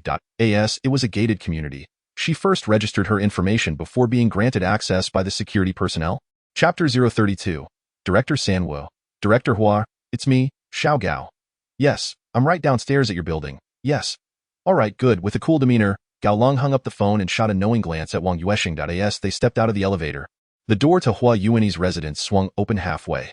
Gao Long politely knocked before entering. Wang Yuansheng followed closely behind, holding the gifts Gao Long had entrusted to him. Various local specialties, not particularly valuable but distinctly unique. Well, you've come bearing gifts. Next time, I might not let you in, he mused. Despite being on the cusp of 50, Hua Yuan spoke with a commanding presence and exhibited a robust physique, clearly the result of years of dedication to fitness. As he welcomed Gao Long and Wang Yuansheng inside, he called out to the upper floor, Yuan, your cool older sister has arrived. Aren't you coming to say hello? He introduced Wang Yuansheng simply. This is Wang Yuansheng, a senior majoring in mathematics and applied mathematics at Dongning Normal University. Wang Yuansheng promptly set the items down in a corner of the living room before turning to Hua Director and bowing respectfully. Hello, Director Hua. Hua Yuan scrutinized Wang Yuansheng for a moment before turning to Gao Long. Is he your boyfriend? Quite handsome, indeed. You must be joking, him and I? Gao Long replied, gesturing between herself and Wang Yuansheng. Just then, Hua Yuan descended the staircase, rushing over to grasp Gao Long's arm. You haven't taken me out in ages. What have you been busy with? Is this your boyfriend? She asked, pointing at Wang Yuansheng. Gao Long chuckled helplessly and then, pulling Hua Yuan, who was a half-head shorter with her bun hairstyle, said, This is for you. Considering you'll be starting your internship soon and can't use perfume, I thought this would be appropriate. Gao Long stood at approximately 169 cm, making her relatively tall among women, while Wang Yuansheng, at 178 cm, towered over her. Hua Yuan, though not short at 162 cm, paired her innocent appearance with a well-proportioned figure that could easily rival Gao Long's stature. Hua Yuan glanced at a small card in her hand. It was a high-end spa beauty card from Ming In Wang, located near the second affiliated hospital of Medical University. I can't possibly accept this. It's far too extravagant. Hua Yuan was well aware of the prestige associated with Ming In Wang. She knew the real estate prices in that coastal area, and the fact that the spa occupied an entire building spoke volumes about its influence. In the realm of spas in Lehigh City, it undoubtedly held a leading position. Gao Long exchanged a smile and a knowing look with Wang Yuansheng before taking Hua Siyuan upstairs to chat. This left Hua Yuani and Wang Yuansheng, two men, exchanging glances in the living room. However, Wang Yuansheng, quick-witted, broke the silence. You must exercise regularly. Your physique is impressive. Oh, I'm just an old fellow who can manage a bit of exercise. I can't compare to you young folks, Hua Yuani replied, reaching for a purple clay teapot on the coffee table, preparing to brew some tea for his guest. I'll handle it. I've studied tea ceremony for a while. Wang Yuansheng offered, taking the teapot from Hua director's hands. System task. Serve the senior task description. Help the retired educator, teacher Hua, recapture the feelings of his youth. Strive to fully unleash his desire to teach. Task rewards. Constitution 5, Agility 5, Master Value 5. Wang Yuansheng cast a glance at the pack of 555 cigarettes resting on the coffee table, then silently commenced the process of washing the tea utensils. He had already decided that this person would henceforth be referred to as Director Sanwu. Smoking Sanwu cigarettes while bestowing rewards for the Sanwu task seemed only fitting. To neglect such a title would be a disservice to the task itself. Chapter 033. The Talent of Flattery. Wang Yuansheng was undoubtedly a master of tea ceremony among educators, excelling in the art of teaching through the medium of ta in a matter of moments. He had brewed a pot of ancient tree tea from Iceland. Grasping the fairness cup, he executed a series of movements reminiscent of Han Xian deploying his troops, before pouring the tea into 4 cups. Approximately 2/3 full, the golden-hued tea was remarkably beautiful, filling the room with a fragrant aroma. The adage goes that a full cup of wine is a gesture of respect, while a full cup of tea can be deceiving. Wang Yuansheng performed each step with meticulous precision, adhering strictly to the established etiquette. Quite interesting, Director Hua remarked while savoring his tea, leaving one to ponder whether he referred to the beverage or the individual. At that moment, Gao Long and Hua Siyuan descended from the upper floor, 2 beautiful women chatting and laughing as they approached. Oh, the tea is all ready. Just as we were feeling parched, Gao Long declared, unceremoniously taking a seat beside Wang Yuansheng and eagerly sipping the tea. Hua Siyuan also settled next to her father, enjoying her drink. Today's tea is quite delightful. Yes, it's still the ancient tree from Iceland. It was evident that Hua Siyuan was also an aficionado of tea. This handsome gentleman brewed it. His technique is quite seasoned, and he has adeptly controlled the temperature, showing no lack of courtesy. Who did you learn from? Director Hua's final inquiry was directed at Wang Yuansheng. My great-grandfather, Wang Yuansheng replied, a hint of nostalgia in his eyes. Given your age, your great-grandfather must be nearing a century, I presume? Director Hua expressed surprise at the mention of a great-grandfather, likely deducing that the elder had passed away. Otherwise, the emotion reflected in Wang Yuansheng's gaze would not be so pronounced. Indeed, I had been learning from him since childhood. He passed away just shy of his 100th birthday, Wang Yuansheng stated matter-of-factly. Reaching a century is indeed a blessing. It requires both merit and virtue to attain such longevity. What was your great-grandfather's profession? Hua Yuani inquired, nudging his cup forward. Wang Yuansheng promptly refilled it with 2/3 of tea. He was a mathematics teacher. A scholarly lineage. You also pursued mathematics? How rare, how commendable.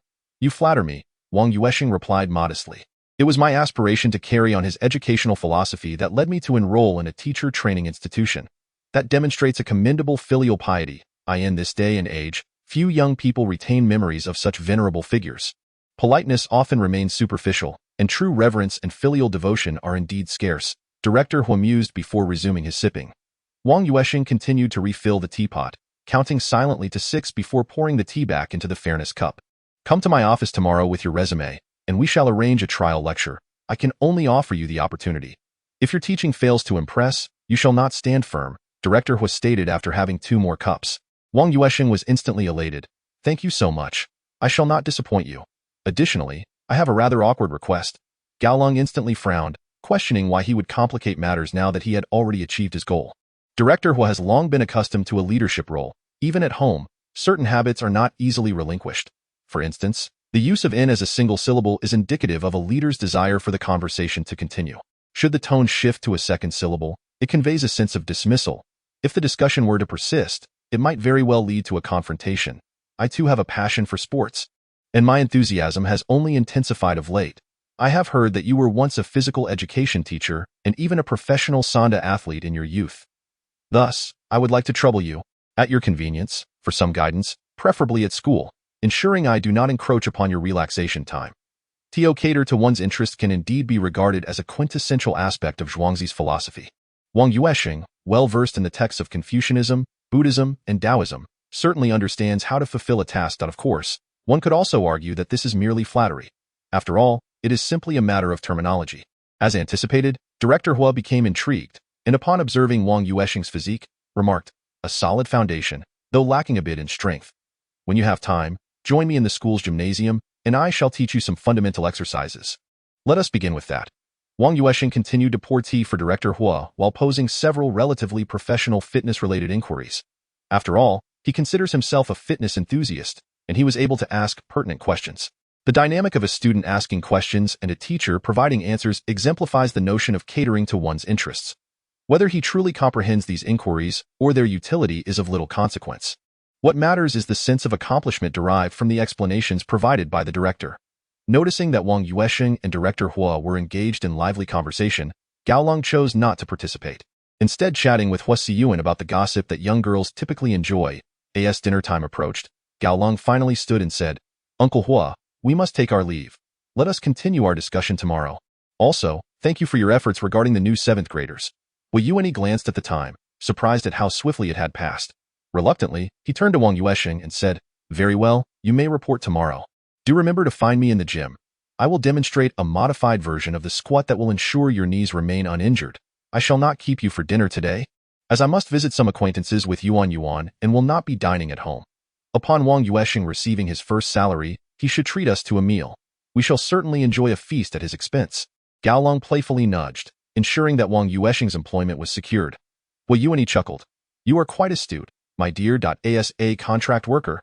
There is no position salary, merely a base salary, without any bonuses. After deductions for social insurance and housing funds, you will be fortunate to take home around 2,000. Then let us indulge in a lavish feast with his 2,000, for he will be under your protection at school," Gaolong remarked while pulling Wang Yuansheng along. "No problem. For the sake of your reputation, I shall strive to make this meal worthwhile," Wang Yuansheng responded with a smile. "So my worth is merely equivalent to a single meal. Ha ha. Very well. You may take your leave. I too must tidy up. Yuan, please assist in seeing our guests off," Hua Yuanyi jested before instructing his daughter. Children of educators tend to fall into one of two extremes, either exceedingly polite or quite the opposite. Exhibiting a stark contrast in manners, it is evident that Hua Siyuan belongs to the former category. When it comes to manners, she cannot afford to be careless, as Hua Yuanyi is indeed strict, both in physical discipline and punitive measures. After a few encounters, she has come to appreciate the significance of politeness. At the very least, exhibiting good manners can spare her from standing by the wall for 2 hours. A mere smile and a few courteous words should not be perceived as overly simplistic. Politeness, in essence, is a habit. Once it becomes ingrained within you, it gradually imprints itself into your very being, naturally molding a certain demeanor. System task. Serve the mentor, completed, task reward. Body 5, spirit 5. Master value 5 reward explanation. The long-awaited sense of achievement from attending class has rejuvenated Hua Yuanyi by nearly a decade, and it is likely that he will indulge in an extra bowl of rice today. Subsequent task. Alleviate Hua Yuanyi's grievances regarding his physical condition. Task explanation. Exiting the Sanda squad remains his greatest regret. The physical pain is merely superficial, while the psychological scars are far more challenging to heal. Task reward. Skill level book 1. The system promptly presented a follow-up task, a feature absent in previous assignments. Who would have thought you possessed some skills in flattery? It seems you have garnered quite a bit. The aloof one remarked as Hua Siyuan walked back to the elevator. Indeed, the rewards have been substantial, Wang Yuansheng replied with a smile, surprised to discover it was a continuous task. Typically, in games, such tasks yield impressive rewards, and it is likely that there is not just one, but perhaps a series of interconnected missions. Chapter 035. A Family Noodle Shop. Master value 55-100, telekinetic value 16 attributes, body 119-119, spirit 120-120, luck 131. Gazing at his attribute panel, Wang Yuansheng felt as though he were on the brink of soaring. Just brewing a pot of tea and engaging in a few topics of personal interest had already netted him 3 increments of 5. If he were to partake in such activities several times a day, would he not truly be able to ascend to the heavens? What shall we eat? The aloof one inquired while driving. Allow me to treat you. How about ramen? Wang Yuansheng felt a tad embarrassed about always imposing on her, even though she appeared indifferent to the matter. Suit yourself, as long as it is clean. Today, there are no significant tasks, Aside from continuing to assist you with practice and checking whether that behemoth has departed, I have refrained from approaching that area these past few days, fearing discovery, yet I am also concerned it may leave, as she spoke. The aloof one brought the car to a halt. You drive? Do you have your license? Oh, I do, but I haven't driven much since passing the test. Are you certain you want me to take the wheel? Wang Yuansheng had managed to obtain his license while interning, but he was uncertain if he could actually drive. The aloof one, unperturbed, settled into the passenger seat. If you crash, you can work to repay the debt. Besides, you have a job now. What is there to fear about finances? Your first month's salary is already earmarked. Wang Yuansheng, resigned, took the driver's seat inside. You think I was joking?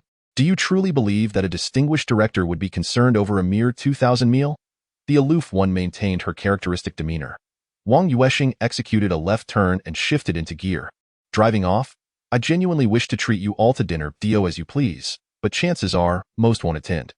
Your standing is somewhat low. If I were to extend the invitation, the likelihood would increase. Do remember, it is not always the case that those whom you wish to invite will readily accept. In society, many invitations require a measure of reciprocity. Even if they are not entirely equal, the disparity should not be excessive. Of course, exceptions are made for funerals and weddings, which prioritize custom over status. How about the bustling street vendor outside our school?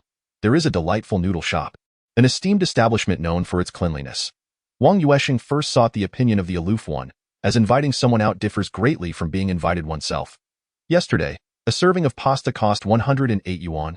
Today, if he could treat someone to noodles for 38 yuan, it would be considered quite reasonable.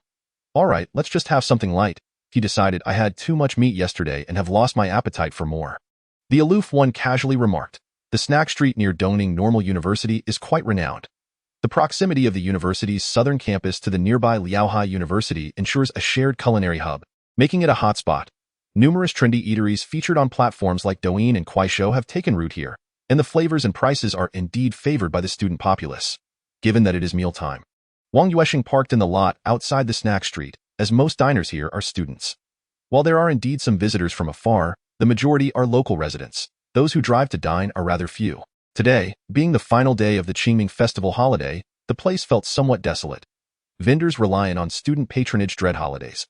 Weekends are manageable, yet during summer and winter breaks, their income dwindles significantly. Many establishments close during these breaks.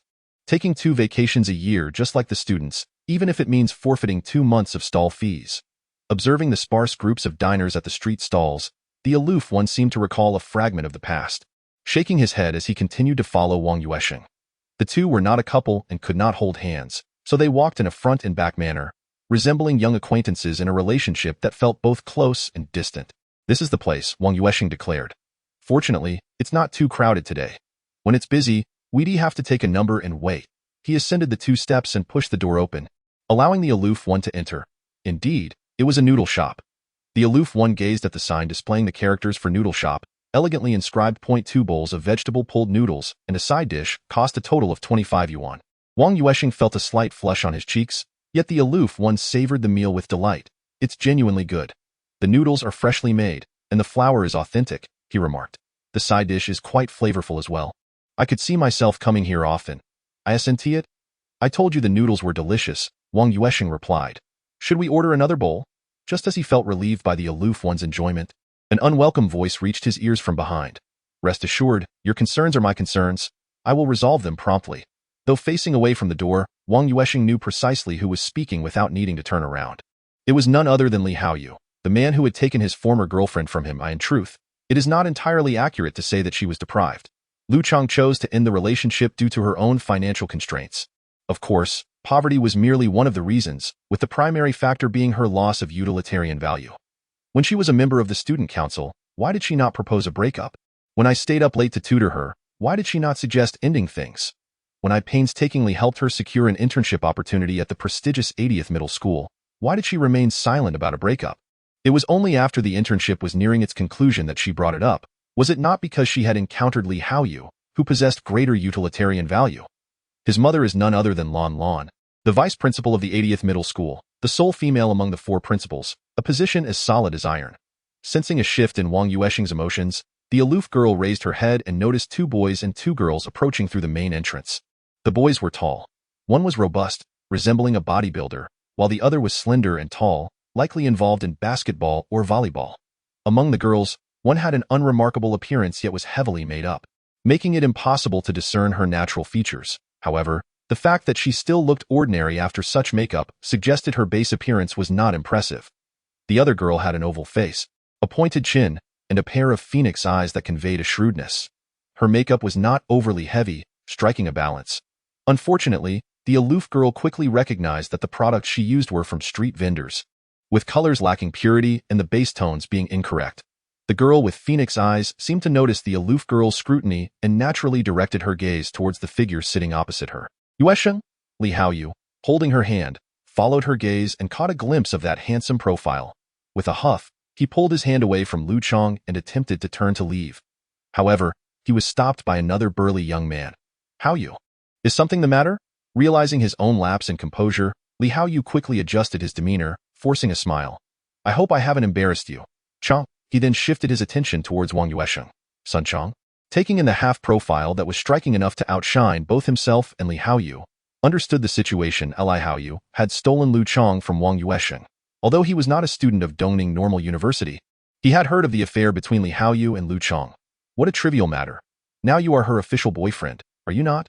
Compared to this ex-boyfriend, it is he who should take his leave. After observing Wang Yuansheng, Sun Chong's gaze was captivated by the aloof girl across from him. What a gem! Wearing a full ensemble of Chanel and yet here eating noodles. Such a striking individual is truly exceptional. In contrast to his own well-built physique, it was evident that looks held greater importance. Regrettably, he had not inherited favorable genes from his parents. While puberty had passed, the remnants of acne still lingered. His face, marred by blemishes, rendered the already ordinary Sun Chong even more unremarkable, to the point where he would not attract a second glance in a crowd. Were it not for his muscular build, he might not have caught anyone's eye at first sight. At this moment, Lu Chong also regained her composure, quickly reaching out to grasp Li Haoyu's hand, whispering, I apologize. It's not that I'm afraid. Afraid of the awkwardness and my relationship with him has long been over. Did you not see and hear me formally propose the breakup? Li Haoyu was suddenly reminded of events from over 3 months prior, when he had insisted that Lu Chong take such action. Just before the conclusion of their internship, in front of the majority of their peers, Lu Chong had taken the initiative to break up with Wang Yuansheng. It was not that he had a poor memory. Rather, he had frequently engaged in the act of poaching others' girlfriends, making it only natural that he could not recall this particular instance. His mother served as the vice principal of a school, while his father was a prominent real estate mogul. Although his parents had divorced, they continued to shower him with affection. Throughout his life, he had always received whatever he desired. Why bother competing with a failure? Was it merely because he lacked the same charm? Could good looks sustain one's existence? Was it not true that his class flower had been stolen away? Emerging from the imposing shadow of Wang Yuansheng's handsomeness, Li Haoyu felt like a true victor, at least needing to project indifference in front of his friends. To prevent further misunderstandings, Lu Chong thereafter refused to cast another glance at Wang Yuansheng and proactively ordered noodles and side dishes, along with 4 servings of braised meat and a pitcher of beer. Perhaps in a bid to assert dominance, Li Haoyu and Sun Chong opted for a table adjacent to Wang Yuansheng. Will we ever meet again? I have fervently beseeched the Buddha for several millennia. The ringtone of Wang Yuansheng's phone shattered the peculiar atmosphere between the two tables. Hello? No, I do not require it. Thank you. Yes, no need. After hanging up, Wang Yuansheng awkwardly informed Gaolong it was from an insurance company, offering me accident insurance. Such calls were quite common these days, and Wang Yuansheng paid little mind to them. He had received similar calls often, but this one had come at an inopportune moment. Pleading to the Buddha was futile. What did it matter to see her? After all, she was someone else's woman. Nevertheless, purchasing insurance was a prudent decision. After gulping down a large mouthful of beer, Sun Chong suddenly remarked, well, buying insurance isn't a bad idea. Wang Yuansheng held such matters in utter disdain, at least in his life. He encountered numerous individuals who resented his good looks. If he were to engage in a debate over every slight, he would scarcely have time left for dining or studying. His silence, however, did not imply that the individual seated opposite him would remain mute. Having finished his meal, Gao Lung produced a napkin to wipe his mouth, commenting, how proud you are to feast on the remnants of others. The pursuits of people these days are quite peculiar. At that moment, the noodle shop was not particularly crowded, yet there were 7 or 8 tables occupied by students from Shida and Jiaoda. One table clearly contained senior students who recognized Wang Yuansheng and Lu Chong. News of their relationship had circulated within a small circle at school, given that one was a strikingly handsome student council president, and the other was one of the 3 campus beauties from the mathematics department. The pair had been a celebrated couple for 2 years, often regarded as a romantic tale of the school. Many believed that they could transition from school uniforms to wedding gowns. Yet now, not only had they parted ways, but both had also found new partners. Furthermore, judging by the current circumstances, it appeared that these 2 factions were on a collision course. Chapter 038. The confrontation unfolds. Sun Chang was taken aback when it was not Wang Yuansheng who spoke up, but rather a woman clad entirely in designer attire. Without a second thought, he retorted, "Isn't it true that someone else is also indulging in leftovers?" However, the moment the words left his lips, he regretted them, realizing he had effectively admitted that Li Haoyu was feasting on Wang Yuansheng's scraps. Indeed, Li Haoyu's countenance darkened, and he shot a glare at Lu Chang with his small eyes, which were set beneath tightly knitted brows. Lu Chang merely bit her lip, remaining silent. She had completely lost her appetite for the meal, yet she could not leave. Her career depended on Li Haoyu. She owed her internship at the prestigious 80th Middle School to Wang Yuansheng, who had only been able to assist her to this point. During her internship, she had encountered Li Haoyu, the son of the vice principal and a member of the district's basketball team. In her pursuit of securing a teaching position at the finest junior high school in Fenghe District post-graduation, she had not hesitated to part ways with Wang Yuansheng and embrace Li Haoyu. This was not to say she no longer held affection for Wang Yuansheng. In fact, in terms of appearance, temperament, and demeanor, he far surpassed Li Haoyu. Both shared a passion for mathematics, providing a common ground for conversation. However, she was unwilling to return to the rural life, to toil in the fields, or to awaken each day to the sight of a leaky roof. The rural school was exceedingly rudimentary, so much so that when it rained heavily outside, it drizzled indoors. IT was so basic that one had to queue for an extended period to use the 3 restrooms, and the commute involved trudging along muddy paths for over 10 miles. She needed to break free, to rely not on her family but on herself. She felt that fate had bestowed upon her a pleasing visage, which was her sole asset. Endurance was imperative. She must persevere. Otherwise, her career aspirations would come to naught. She had been deliberately keeping Li Haoyu at bay, prioritizing the resolution of this critical career opportunity, unwilling to sacrifice the greater for the lesser. Absolutely not. It was time to depart. There was no need to stoop to the level of such a brutish individual. Wang Yuansheng glanced at the coldly aloof figure, having finished his meal, and deemed it unnecessary to play the role of an actor for the amusement of others. The nearby tables of students were clearly reveling in the spectacle, with some even pulling out their phones to record videos.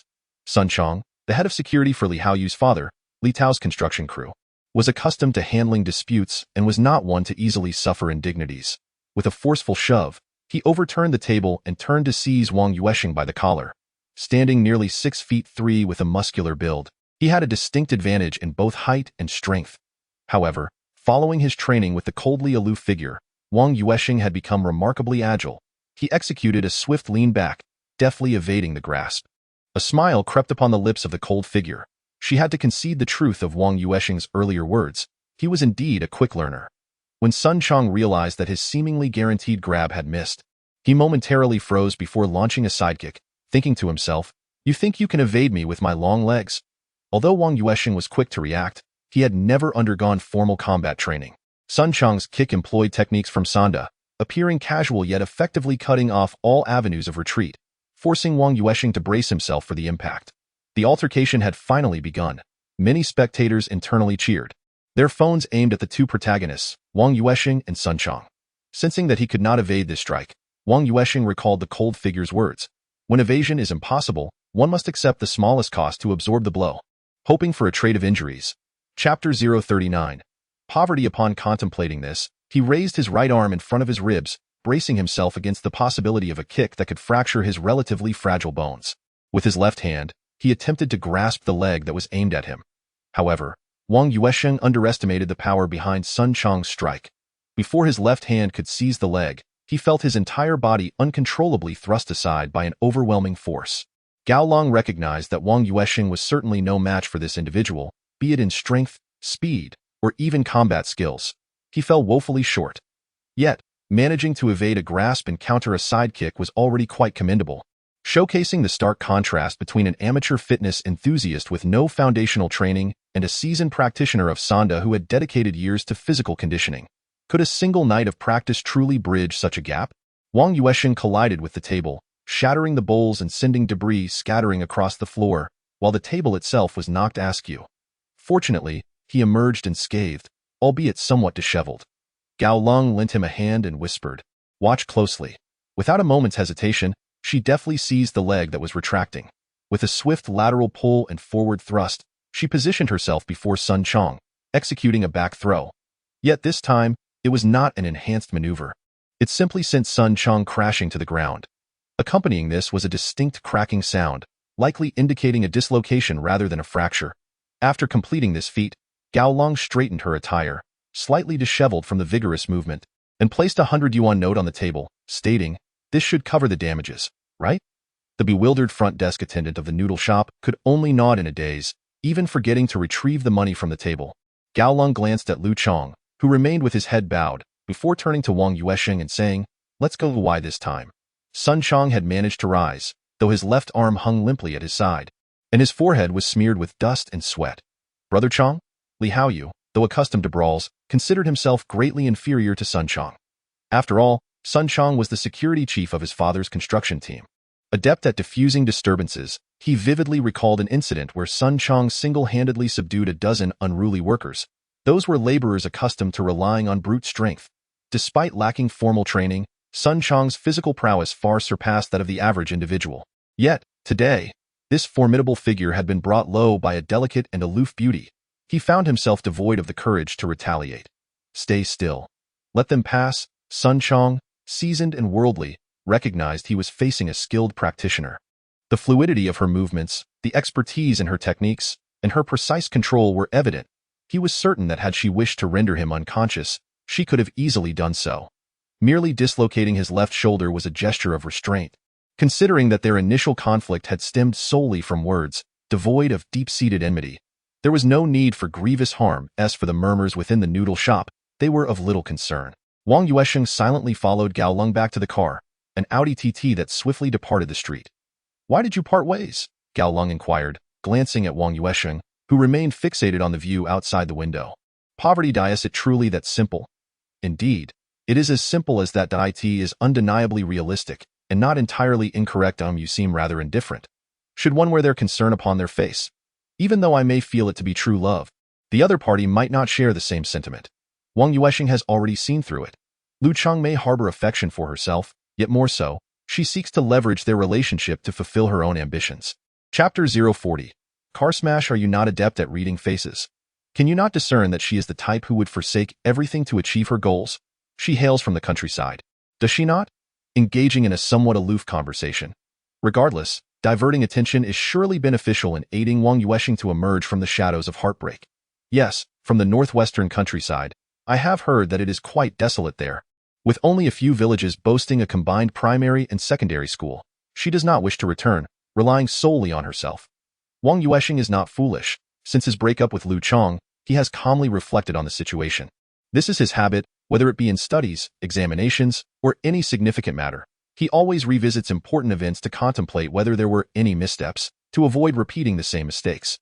This embodies the modern version of self-reflection. The aloof one did not respond, for in today's society, there are far too many girls like Lu Chong. It is hardly simple to emerge solely on one's own.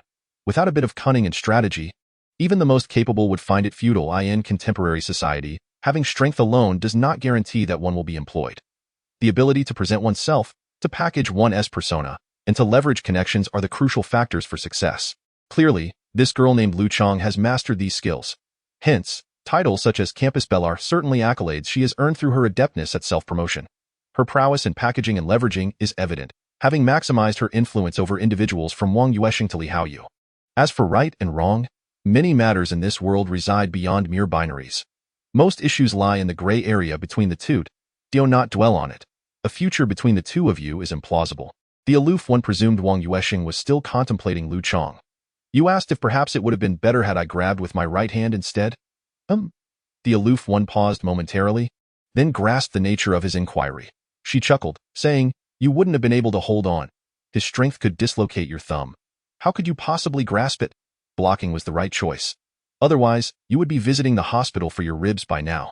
It seems I truly must learn something substantial from Director Hua tomorrow." Wang Yuansheng was uncertain if this was meant for himself or for the aloof one. She could only shake her head. This young man's thought processes were rather unconventional, exhibiting a remarkable degree of nonlinearity. Is this the nature of all science students? By the time they returned to the villa, night had fallen. Without any prompting from the aloof one, Wang Yuansheng proceeded to the basement to begin preparations. The aloof one circled the villa, ensuring there were no lingering spirits before entering the basement to commence the evening's training. This night, Wang Yuansheng trained with great diligence, continuing to review the techniques he had learned even after the aloof one had departed. The alarm rang 3 times the following morning before Wang Yuansheng, dragging his weary body, began his morning routine. This time, Wang Jie did not summon him. She merely left 2 breakfasts downstairs. Just as Wang Yuansheng sat down, the silhouette of the aloof one appeared at the staircase. Good morning. Good morning. Are you heading out? Wang Yuansheng glanced at the impeccably dressed Gao Long. Yes, I have some matters to attend to, and I will drop you off at number 30 middle school. Otherwise, it would be difficult for you to find a vehicle from here. As she spoke, she took a seat at the dining table. Perhaps due to a lack of a leisurely morning, Gao Long appeared somewhat fatigued, and after consuming half a bowl of porridge, she left the fried egg unfinished. Beep, beep, beep. The sound of a car alarm echoed from outside. Gao Long immediately dashed towards the entrance, and Wang Yuansheng set down his bowl and followed suit. Upon witnessing the Audi parked in pristine condition now with a flat tire and a large spiderweb-like crack on the windshield, he was momentarily taken aback. Had someone vandalized the car? Chapter 41. Familiar surroundings. Gao Long did not rush out to pursue the 2 assailants who had vanished on a motorcycle. Instead, she returned to fetch her phone and opened an application. The software displayed surveillance footage from the courtyard. After reviewing several clips, she took screenshots and informed Wang Yuansheng. I'll have the school bus driver pick you up. It seems I won't be able to accompany you today.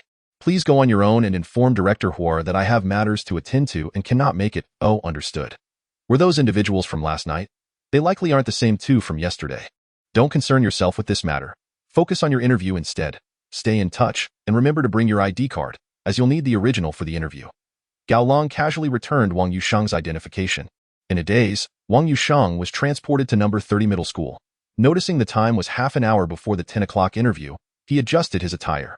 After reporting Director Hua's name to the gatekeeper, he proceeded to the admissions office. Old Hua's efficiency remained commendable. Upon seeing Wang Yuansheng, he merely nodded and summoned a young assistant with a few instructions. Teacher Wang, please follow me. The young assistant, of a similar age to Wang Yuansheng, spoke courteously, perhaps wary of showing any disrespect due to Director Hua's standing. The mathematics department office for number 30 middle school was located at the innermost part of the 3rd floor. Inside a spacious office, around a dozen individuals were present. However, each grade, 7th, 8th, and 9th, had its designated area, separated by 2-meter-high partitions. Upon entering the office, the sounds of teachers reprimanding students could be heard. The chastised students stood at attention, their heads bowed nearly to their chests.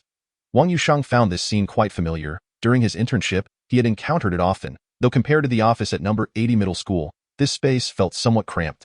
Setting aside the towering stacks of brown paper bags and scattered papers on the floor, the antiquated printer indicated that the educational funds for number 30 middle school seemed rather limited. The young assistant led him to the 9th grade section and quietly spoke to a middle-aged female teacher wearing glasses. Understood. You may carry on, she replied, adjusting her glasses while scrutinizing Wang Yuansheng before nodding. Teacher Fan is on maternity leave, and her class 6 can be assigned to you. There are no vacancies in the 7th and 8th grades. Would you be able to conduct a temporary trial lesson shortly? Certainly, Wang Yuansheng replied calmly. I am Zhao Chuyue, the head of the mathematics department for the 9th grade. This is teacher Liang Yongliang, and this is teacher Zhou Guoqing. After introducing herself, Zhao Chuyue proceeded to introduce the 2 mathematics teachers from her group who were seated beside and behind her. Liang Yong appeared to be around the same age as Zhao Chuyue, in his 40s, while Zhou Guoqing had prominent eye bags and a face riddled with wrinkles. Judging by appearances alone, he seemed to be well past the age for retirement. However, if he were still teaching on the front lines, he must be at least in his 50s. After all, re-employment is not permitted in public schools, though it is a common practice in private institutions. Wang Yuansheng greeted everyone with a smile before taking his seat at the desk marked with the nameplate of Fanlele, and began to organize his belongings. Noticing that it was nearly time, Zhao Chuyue informed her colleagues and then led Wang Yuansheng towards class 6 of grade 9. All 6 classes of the 3rd year were located on the 5th floor, with the principal's office having evenly distributed classes 1 to 3 and classes 4 to 6. The teaching building was an N-shaped structure, and class 6 was situated in a corner. The classroom housed only 36 students, utilizing just 2/3 of the seating in a standard classroom designed for 50 to. As Zhao Chuyue entered, the cacophony of noise in the classroom abruptly ceased. as if it had never existed. The familiar scene, the known sounds, and the recognizable scent. This was the environment Wang Yuansheng felt most at home in. Chapter 042. Acting class teacher. From today onward, this gentleman will be your substitute mathematics teacher. Mr. Wang Yuansheng. Please give him a warm welcome with applause. Without waiting for the student's reaction, Zhao Qiuyue turned and walked to the last row to prepare for the lesson. Wang Yuansheng was no stranger to such procedures, and he donned his signature smile as he approached the podium. He took out a set of papers he had prepared in the office and announced, with the district mock examination approaching, "Today we will discuss last year's district mock paper. Please take out your copies." Given that the department head was present, Wang Yuansheng generously entered the realm of mental engagement. After discussing the initial smaller problems, he also addressed the comprehensive problems involving circles. However, since this was a formal 45-minute class rather than a 2-hour tutoring session, he chose to conclude after covering question 23, summarizing some problem-solving techniques and examination strategies discussed during the lesson. Zhao Qiuyue nodded in approval, quite satisfied. She had initially thought that this arrangement was merely to accommodate the connections of Hua Yuani, but to her surprise, he delivered exceptionally well. His teaching experience, command of the course material, and interaction with the students were all executed proficiently. At which school did you intern? Zhao Qiuyue inquired as she led Wang Yuansheng towards the Human Resources Department. School 80. Did they not retain you? This year, School 80 only took in 2 mathematics teachers, and I wasn't among them. Have the standards at School 80 risen so high? Zhao Qiuyue remarked to herself, clearly not expecting an answer from Wang Yuansheng. If someone of Wang Yuansheng's caliber was not retained, then the ones who were must either have connections or be even more exceptional. The electronic version of the contract was readily available, simply requiring printing. Wang Yuansheng printed 2 copies of his identification card to keep and then signed the documents. The 2-year contract bears little binding force, aside from the easily contentious matters of salary and the 5 insurances plus 1 fund. The remainder consists solely of expectations placed upon the teachers. Wang Yuansheng merely glanced at it. As for the requirements, he must now acquiesce to them. Zhao Qiuyue checked the time. That will be all for today. During the self-study period this afternoon, I'll take the opportunity to familiarize myself with the students. Teacher Fan is the homeroom teacher. I managed this class during her leave. Now, it is entrusted to you. System task. Become a beloved homeroom teacher. Task description. The relationship between students and teachers has always been one of opposing yet complementary forces, and homeroom teachers are often etched in students' minds as figures of seriousness and strictness. Employ your methods to win over the students. Basic reward. Gain the recognition of 20 students within 3 days. Master teacher points 20. Perfect reward. Gain the recognition of 30 students within 3 days. Master teacher points 30. Homeroom teacher treasure chest 1. Upon the emergence of the task, a taskbar appeared on the far right of the system, listing the incomplete tasks. Along with yesterday's ongoing task, eliminate Hua Yuani's resentment. Wang Yuansheng now has 2 unfinished tasks. The task concerning Hua Yuani bears no time constraints and thus is not urgent. However, this new task has a 3-day validity period and is a dual reward undertaking. If the task is completed at the perfect level, the master teacher system will advance directly. Although the nature of the homeroom teacher treasure chest remains unknown, it is certainly not of the conventional bronze or silver grade, implying the potential for special items to be revealed. This prospect further solidified Wang Yuansheng's determination to achieve the perfect reward. Chapter 043.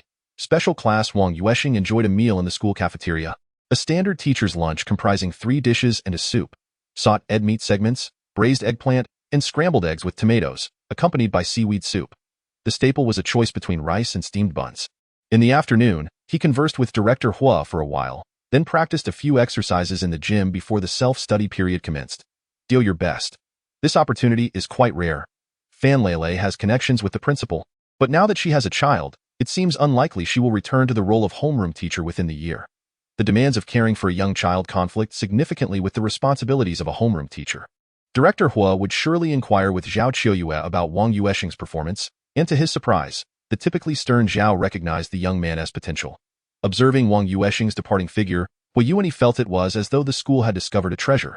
Upon returning to the office, Wang Yuansheng first requested the basic information of the students in Class 9-6 from Zhao Qiuyue.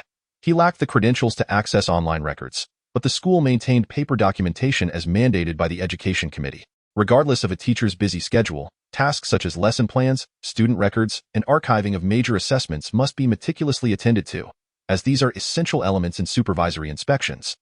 Noticing Wang Yuansheng's arrival and his intent to review student records, Zhao Qiuyue, understanding his purpose, pointed out, "This class is rather unique.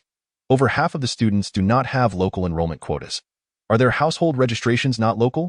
Wang Yuansheng inquired, tilting his head. Indeed, not only are their household registrations non-local, but their residences are also quite distant. Thus, apart from a few quota students residing nearby, the rest participate in the school's free after-school program. Since Wang Yuansheng has been acknowledged, Zhao Chuyue does not mind elaborating a bit further. The recent policy of free after-school care has emerged as a significant educational reform over the past 2 years, in order to accommodate parents who are unable to pick up their children promptly after work. Primary and secondary schools have introduced free supervision services that extend until 7 in the evening. Teachers are responsible for overseeing these students until their parents arrive. Although the official end time is 7, some parents may not be able to collect their children until as late as 8. In truth, no teacher relishes this duty, as it invariably means returning home later. Who wouldn't prefer to finish work early and reunite with their family? Consequently, some affluent schools hire individuals to supervise the students, while the majority resort to a rotation system, where several teachers take turns overseeing the children, as is the case at School 30. Why are there so many children from single-parent families in this class? Wang Yuansheng has noticed a troubling statistic. Out of 36 students, over 10 come from single-parent households, a rather alarming proportion for a single class. Zhao Chuyue removed her glasses and gently rubbed her eyes. During the 3rd year of junior high, when classes were reorganized, there were not nearly as many single-parent children in her previous class. Wang Yuansheng furrowed his brow, recalling Zhao Na, whom he had encountered on the train. Children from divorced families often grapple with psychological challenges, and this is particularly pronounced among adolescents, who are already navigating the tumultuous waters of rebellion compounded by the trauma of single parenthood. Since the implementation of the new system, Wang Yuansheng has felt that his memory has improved significantly. Perhaps it is a result of enhanced mental acuity. He has memorized all 36 student profiles after only 2 readings. As for their names, he has committed them to memory, albeit needing to match them to their respective profiles. Zhao Group Leader, I shall head to the classroom now, Wang Yuansheng remarked to Zhao Chuyue after returning the student files to their designated storage. Feel free to call me Teacher Zhao, she replied. Continuing to grade students' assignments, as she had a class of her own to attend to. Moreover, this particular class comprised students with influential connections, necessitating her utmost attention. Most of the promising candidates for this year's key high schools were indeed in her class, contrasting sharply with the specialized class that Wang Yuansheng was managing. Chapter 044. Equality. After Wang Yuansheng exited the office, Liang Yongkai leaned into Zhao Chuyue and whispered, Sister Zhao, is this relationship due to Director Hua? Contract workers, what difference does it make whose connections they are? Nonetheless, the quality of the lessons is genuinely commendable. If one disregards age, one would hardly guess that he has just graduated, given the level of his instruction. This year's graduates from Dongning Normal University are impressively competent. Zhao Chuyue, a powerhouse in her own right, had earned her position as group leader through sheer dedication. Hence, she consistently prioritized capability over connections. She held little regard for those who lacked competence, regardless of their affiliations. Across from her, Zhou Guoqing stretched lazily. If I had that appearance, I would head straight to a film company instead of teaching. Who enjoys inhaling chalk dust? You could still do that now, Zhao Chuyue replied without lifting her head. The conversations in the office often unfolded in this manner, particularly as the end of the school day approached. Students were engaged in their final self-study period, while teachers who preferred not to conduct lessons passed the time in the office until dismissal. Unlike School 80, where teachers occasionally argued vehemently to secure class time, School 30, which ranked lower in the hierarchy, focused more on pass rates than on excellence. The utility of commandeering self-study classes is rather limited. At most, it serves to allow a select few outstanding students to tackle challenging problems, yet the results are often mediocre. Over time, attendance dwindles significantly. It would be far more beneficial to allocate time for students to complete their assignments. Even with minimal homework in the 3rd year of junior high, students often find themselves working until 11 or 12 o'clock at night. Unless one resorts to plagiarism, completing assignments independently makes it utterly impossible to retire for the night before 10 o'clock. However, in Class 9-1, self-study sessions are frequently monopolized, with Zhao Chuyue herself partaking in this appropriation. Typically, 3 days each week are designated for English, Chinese, and subjects like physics, while chemistry, being of lesser importance, is generally left unoccupied. This class is widely recognized as an elite group within the grade, comprising 54 students, many of whom are connected through various affiliations, including 6 children of teachers. Conversely, Class 9-6 occupies the lowest tier, with only 7 or 8 students genuinely focused on their studies, while the remainder merely anticipates graduation to acquire a diploma and swiftly pursue vocational training. With no quotas in place, Those who follow the standard admissions route face astonishingly high score requirements. The outcomes are the same whether one exerts effort or not, rendering the notion of diligence rather pointless. Students possess an astute understanding of their circumstances, always concocting excuses to evade study. Notably, the less esteemed schools have lower score thresholds for quota students, as competition is minimal. Typically, as long as one surpasses the city's lowest standard, they can proceed. Thus, a 30-point disparity between those with quotas and those without is hardly surprising. As Wang Yuansheng entered the classroom, many chatting students glanced at him instead of Zhao Chiyue. Those inclined to speak continued their conversations, while only a few in the front rows subdued their chatter, placing readily accessible papers on their desks and beginning to engage in token problem-solving. I took attendance, allowing everyone to become acquainted. Wang Yuansheng needed to recognize each student to facilitate the seating arrangements. The roster had been conveniently prepared by Fan Lele before her leave, resting in the drawer of the podium. From Panli to Dong Mingyu to Wang Bo, and so on, after completing the roll call, Wang Yuansheng had familiarized himself with all present, including the special group of a dozen or so children from single-parent families. He then reviewed the scores from the previous mock examination, which provided him with a preliminary understanding of the class's overall performance. I suppose I differ somewhat from other homeroom teachers. Although my guidance may only extend to the high school entrance examinations, we still have nearly 3 months together. Thus, today, I would like each of you to submit a wish, a realistic one. Of course, if you request something like flying to the moon, I would be unable to fulfill that. Wang Yuansheng pondered for a moment. The most straightforward approach to gaining recognition over the next 3 days would be to have the students articulate their wishes. Whether he could fulfill those wishes would depend on their nature. At present, this seemed to be the most reasonable method he could conceive. For a class like 9-6, which lingered at the bottom, students remained quite enthusiastic as long as they refrained from studying. Consequently, many students ceased their idle chatter and began to write down their wishes. By the age of 15 or 16, during this vibrant phase of life, every young man and woman harbors dreams. As for Wang Yuansheng's suggestion to keep them grounded in reality, the students largely disregarded that point. 10 minutes later, Wang Yuansheng had collected 36 slips of paper. He first categorized the wishes, separating those that were utterly unattainable, while grouping together the simpler, more feasible desires. Subsequently, he captured them with his phone to preserve the records, lest the notes be lost. Although it would have been possible for the students to rewrite them, he was certainly not inclined to do so. His educational philosophy was predicated on the principle of equality, a notion that set him apart from many other teachers, as this was the counsel imparted by his great-grandfather. The teacher-student relationship should commence with the fundamental tenet of equality. Respect cannot be demanded or shouted into existence. It is cultivated through equitable treatment. Thus, for this particular class, Wang Yuansheng resolved to approach them with the same principle of equality. Chapter 045. After-school program. Ma Yunyun, Panli, and Lu Ning. Are you 3 certain this is the wish you desire? Wang Yuansheng first called out the names of the 3 students and then confirmed whether they wished to amend their wishes. The 3 called upon were seated towards the back, side by side, and their characteristics were quite apparent, as they were all attractive young ladies. The girl named Ma Yunyun had even applied makeup. Ma Yunyun replied directly, "Yes, this is indeed my wish. It's not unrealistic, is it?" "It is not. It is very realistic," Wang Yuansheng responded without any irritation. Had it been another teacher, a student speaking to him in such a manner would likely have been reprimanded for rudeness. System, random task, students' wishes task description. Fulfilling students' wishes is not inherently difficult. The challenge lies in your willingness to act. Task reward. 1 teacher value per student, random student treasure chest. Wang Yuansheng found himself somewhat bewildered by the task assigned to him. It appeared that the system indeed assigned tasks based on its mood. "I will assist you 3 in realizing your wishes during the after-school program," he stated. "This is currently a self-study period, and apart from studying, no other activities are permitted."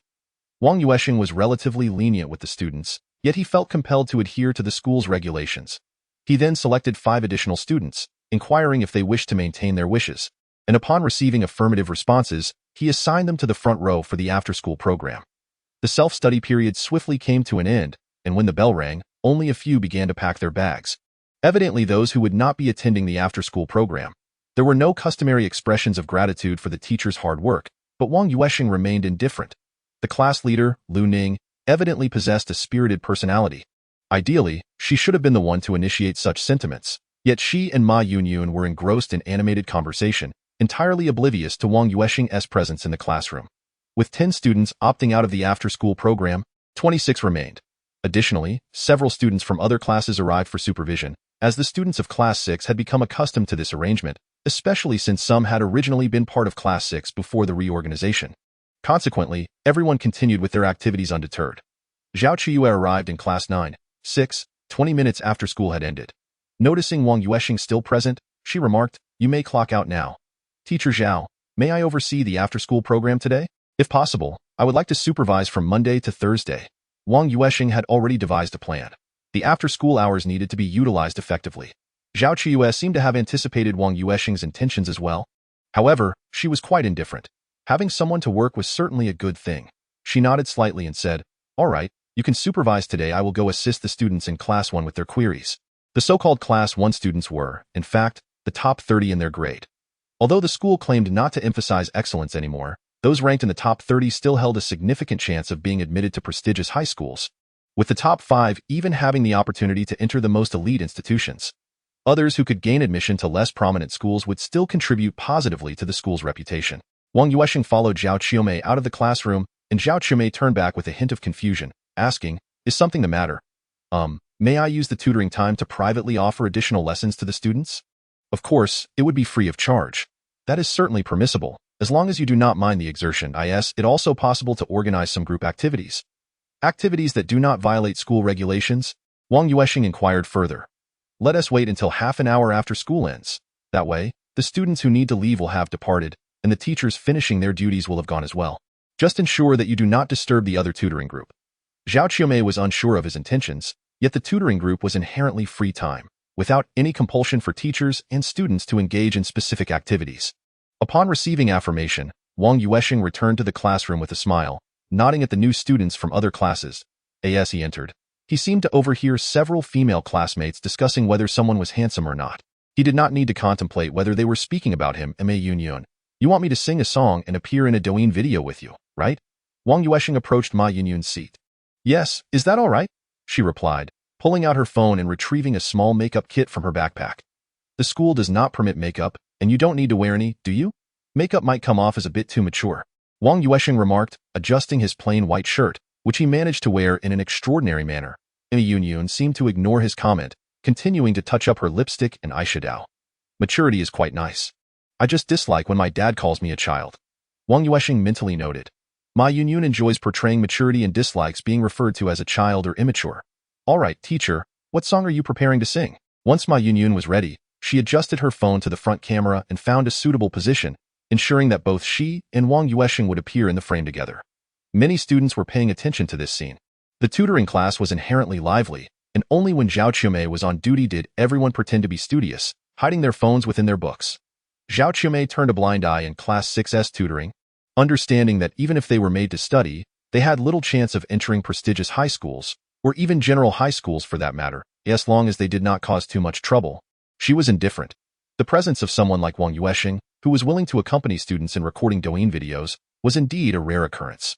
Wang Yuansheng actually enjoyed singing, but the teaching profession required him to protect his voice. Thus, he had bid farewell to all activities that would strain it. After clearing his throat, he selected the song Drunken for 1,000 Years, which was his phone's ringtone, singing only the climax of the piece. Without the need to finish the entire song, T last, Ma Yunyun directly brought her head close to Wang Yuansheng's, accompanied by a few cheerful expressions. "Isn't our teacher handsome? I feel he is truly charming." Sending heart emojis, after speaking, she even made the gesture of a little heart, reminiscent of the likes on Douyin. The system responded, "Master value 1, student treasure chest 1. Number of student recognitions 1. Wang Yuansheng nodded to himself, realizing that student recognition does not necessarily pertain solely to academic matters. This attempt proved to be quite successful. Panli shared a similar aspiration to Ma Yunyun, wishing to collaborate with the handsome teacher on a Douyin video. Consequently, Wang Yuansheng performed another rendition of Seeking Buddha, which garnered him another Master Value 1 and Student Recognition 1. Although this time, there was no student treasure chest. However, he did not dwell on it. Achieving recognition was his greatest reward. The randomness of treasure chests was something one could only hope for. Lu Ning's desire was to obtain a signed first edition of the online novel titled Master Cultivation System, authored by Zhoumo Qi Shuijiao. Although not as renowned as several popular online authors, the writing style and creativity deeply resonated with her. Without hesitation, Wang Yuansheng selected this first edition signed book priced at 46 yuan from Dangdang Online. He then showed Lu Ning the message confirming its delivery the following day. "Thank you, Teacher Wang." Lu Ning's cheeks flushed a rosy hue, reminiscent of ripe fruit. Coupled with her youthful beauty, she truly tempted one to pinch her cheek. Nevertheless, Wang Yuansheng restrained this impulse. Should he act on it, he might find himself reported by the school the next day, with a headline such as, "A newly appointed teacher molests students." Such reports have become all too common in recent years, both domestically and internationally, highlighting the pressing need for stringent educational reforms. Another round of system notifications ensued. To his surprise, a random student treasure chest had appeared again. Recognition was granted even before the book's arrival? It seemed the children's expectations were rather modest. In the adult world, one would hardly expect any recognition before obtaining something tangible. Such is the innocence of youth during these blossoming years. How nostalgic it is, though one cannot return to those times. Chapter 047. A special treat. Having placated the three students, Wang Yuansheng urged them not to become overly excited, for as a form of equivalent exchange after fulfilling their wishes, he too had a request. In truth, you are no longer children. Whether from your parents or other influences, you have already begun to touch upon the adult world. The principle of equivalent exchange is omnipresent. Only your parents will selflessly provide for you. Thus, in exchange for meeting your requests, I hope that in the coming 3 months, you can focus on your studies. Even if you feel that studying yields no change and you may not succeed in entering high school, I still hope you will strive for yourselves. This message applies equally to all students. Let your future self be grateful for the efforts you make today. Face the future without regrets and pass through these blossoming years without remorse. Applause erupted spontaneously, though it was unclear who initiated it. Wang Yuansheng's words struck a chord. He had not employed any mental interference, akin to cheating, to evoke this resonance. It was purely heartfelt. He, too, had once felt lost and wandered during this age. That sensation remained vividly etched in his memory. Another 3 recognitions were secured. Although he was unaware of the contributor's identity, he remained steadfast in his resolve to assist the children in realizing their aspirations. After delivering an impassioned speech, he approached the front row, where 5 pre-selected students awaited him. These 5 students were among the higher achievers in the class, yet regrettably, they were not designated as key candidates. They needed to score at least 20 points more than the designated students to stand on equal footing, and to gain admission to a prestigious institution, they would likely require an additional 25 points. Wang Yuansheng took a seat at the front and instructed the 5 students to scoot their desks closer together, then produced a practice workbook. I have reviewed your wishes. While I cannot guarantee their realization, as I mentioned earlier, we can certainly make an effort. As for the outcome, let time reveal it. Sometimes, the journey itself is what we ought to cherish. He selected a few representative problems to discuss, focusing on the distribution of the last 4 significant questions in the entrance examination and their corresponding solutions. Throughout this period, he would continually assist them in identifying typical problems, analyzing solutions, potential variations, and the relevant problem-solving strategies. As Wang Yuansheng began to elucidate the questions, particularly the types of the last 4 significant problems, the other students gradually lost interest. After all, not every student aspired to improve their grades. Many, like Ma Yunyun, Pan Li, and Lu Ning, directed their attention away from studies. Wang Yuansheng created a minimal zone of mental engagement, enveloping only the 5 students, while others who occasionally glanced in their direction remained unaffected. As time ticked by, Wang Bo was oblivious to what the others were doing, yet he found that what once seemed nebulous was now remarkably clear. Whether it was the techniques for understanding the questions or the thought processes for solving them, everything appeared lucid and easily comprehensible. Had the questions become simpler? Clearly not. They were still the same. However, Wang Yuansheng had imparted an entirely novel approach to interpreting the questions, a methodology he had never utilized before. The complex had transformed into the simple, the uncertain had become the confident, and the lack of self-assurance had blossomed into self-confidence. It was only when Wang Bo's name echoed through the loudspeakers that he was jolted back to reality from his enchanting reverie. Reluctantly packing his bag, he glanced at the other 4 classmates who were still diligently engaged.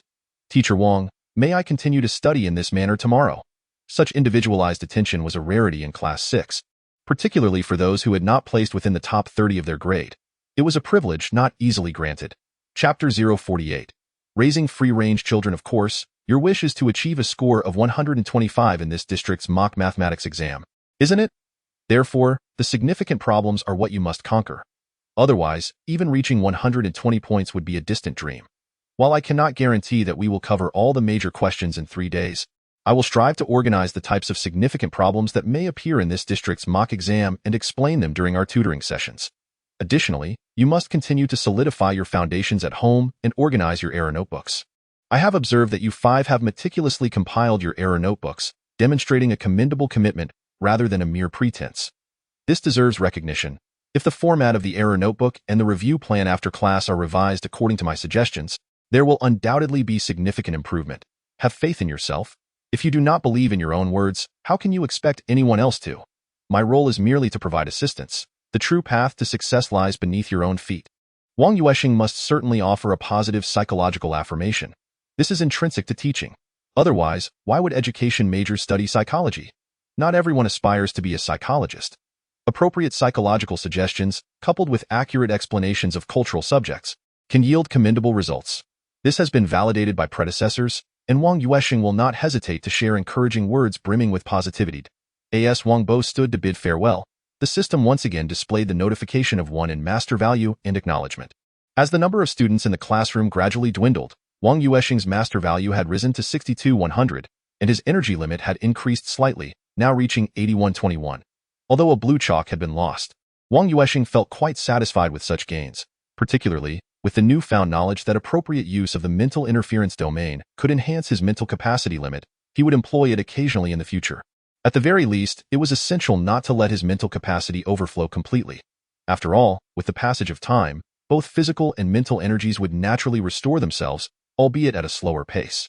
After a while, upon glancing at the time on his phone, he noted it was already 19:13. Looking around the classroom, he discovered that 2 students remained uncollected. Referring to the contact list left by teacher Fan, Wang Yuansheng identified the corresponding student, Zhao Lianxue from class 9, grade SIX.AN. Announcement echoed through the speaker. Zhao Lianxue hurriedly grabbed her backpack, bid farewell to Wang Yuansheng, and dashed toward the exit. With only Panli remaining, Wang Yuansheng located her parents' phone number and dialed it. Hello, who are you looking for? The voice on the other end was drowned out by loud DJ music. Is this Ms. Guoping, Panli's mother? I am Panli's substitute homeroom teacher. Wang Yuansheng introduced himself and informed her that the after-school care time had exceeded the limit. I can't leave right now. I will send her 20 yuan for a taxi home. Panli's mother seemed to have found a relatively quiet spot. Wang Yuansheng understood that this was against the rules, unless there was written proof. If anything were to happen to Panli that evening, both the school and he would bear the consequences. Ma'am, is it appropriate to let a child return home alone at this hour? Could either you or the child's grandparents come? I can wait until you arrive. I'm really busy. Let her go home by herself. Aren't you just worried about taking responsibility? Add me on WeChat later, and I will send you a written guarantee. With that, Panli's mother abruptly hung up the phone. Wang Yuansheng looked down at the disconnected call, feeling a sense of helplessness wash over him. Indeed, there are all kinds of parents. Some are overly protective, monitoring their children around the clock, while others adopt a completely laissez-faire approach, often unaware of where their child is or what they're doing. Chapter 049. The Tarpaulin District. Panli felt her phone vibrate, signaling the arrival of a red envelope notification from a WeChat user named Junyang, which read, taxi fare. Simultaneously, Wang Yuansheng received a friend request on WeChat from Panli's mother. Moments later, he received a dimly lit photograph showcasing a disclaimer written on half an A4 sheet. Wang Yuansheng shook his head. It seemed Panli was indeed determined to return home alone. Yet the disclaimer merely served to absolve responsibility. Could he truly be at ease allowing a 15 or 16-year-old girl to traverse the night alone? Is there anyone else at home? Wang Yuansheng inquired of Panli. No, just my mother and me, Panli replied nonchalantly after accepting the red envelope. I recall your profile indicating that your grandparents live with you, Wang Yuansheng recalled. They went back to our hometown to help my sister care for her children before the new year. She explained. Well, it appeared he would have to make a trip today. Wang Yuansheng was not inclined to let a student return home alone, especially considering the considerable distance from the 30th middle school to her residence. This was not the primary concern. The most pressing issue was that she resided in the renovated area of Fenghe District in Lehigh City. To put it bluntly, it was known as the Tarpaulin District, an area riddled with dilapidated buildings and surrounded by the abandoned factories of a former large chemical plant. Due to the presence of underground burial sites, no developers were willing to take on the land. The government could only undertake renovations independently, but the annual financial allocations were fixed and would not be specially approved for the Tarpaulin District. Consequently, after several years, the renovation progress was nearly stagnant. Apart from the red graffiti stating demolish on the outer crumbling walls, one could hardly spot any construction machinery. The money provided by Junyang was not solely for a taxi fare from school. It was meant to cover the bus fare for part of the journey, followed by a ride in an unlicensed taxi to navigate into the Tarpaulin District, with a portion allocated for dinner as well. Upon disembarking from the bus, they hailed a black car near the station, and as they drove through the area, Wang Yuansheng observed the rundown factories, bicycles occasionally appearing on the road, and several old garments hanging from barbed wire. He felt as though he had stepped into a scene from a television drama set in the 1950s or 60s. The driver was a familiar face in the area, a regular in the unlicensed taxi circuit, undoubtedly possessing connections. Otherwise, one could not even enter the factory gates.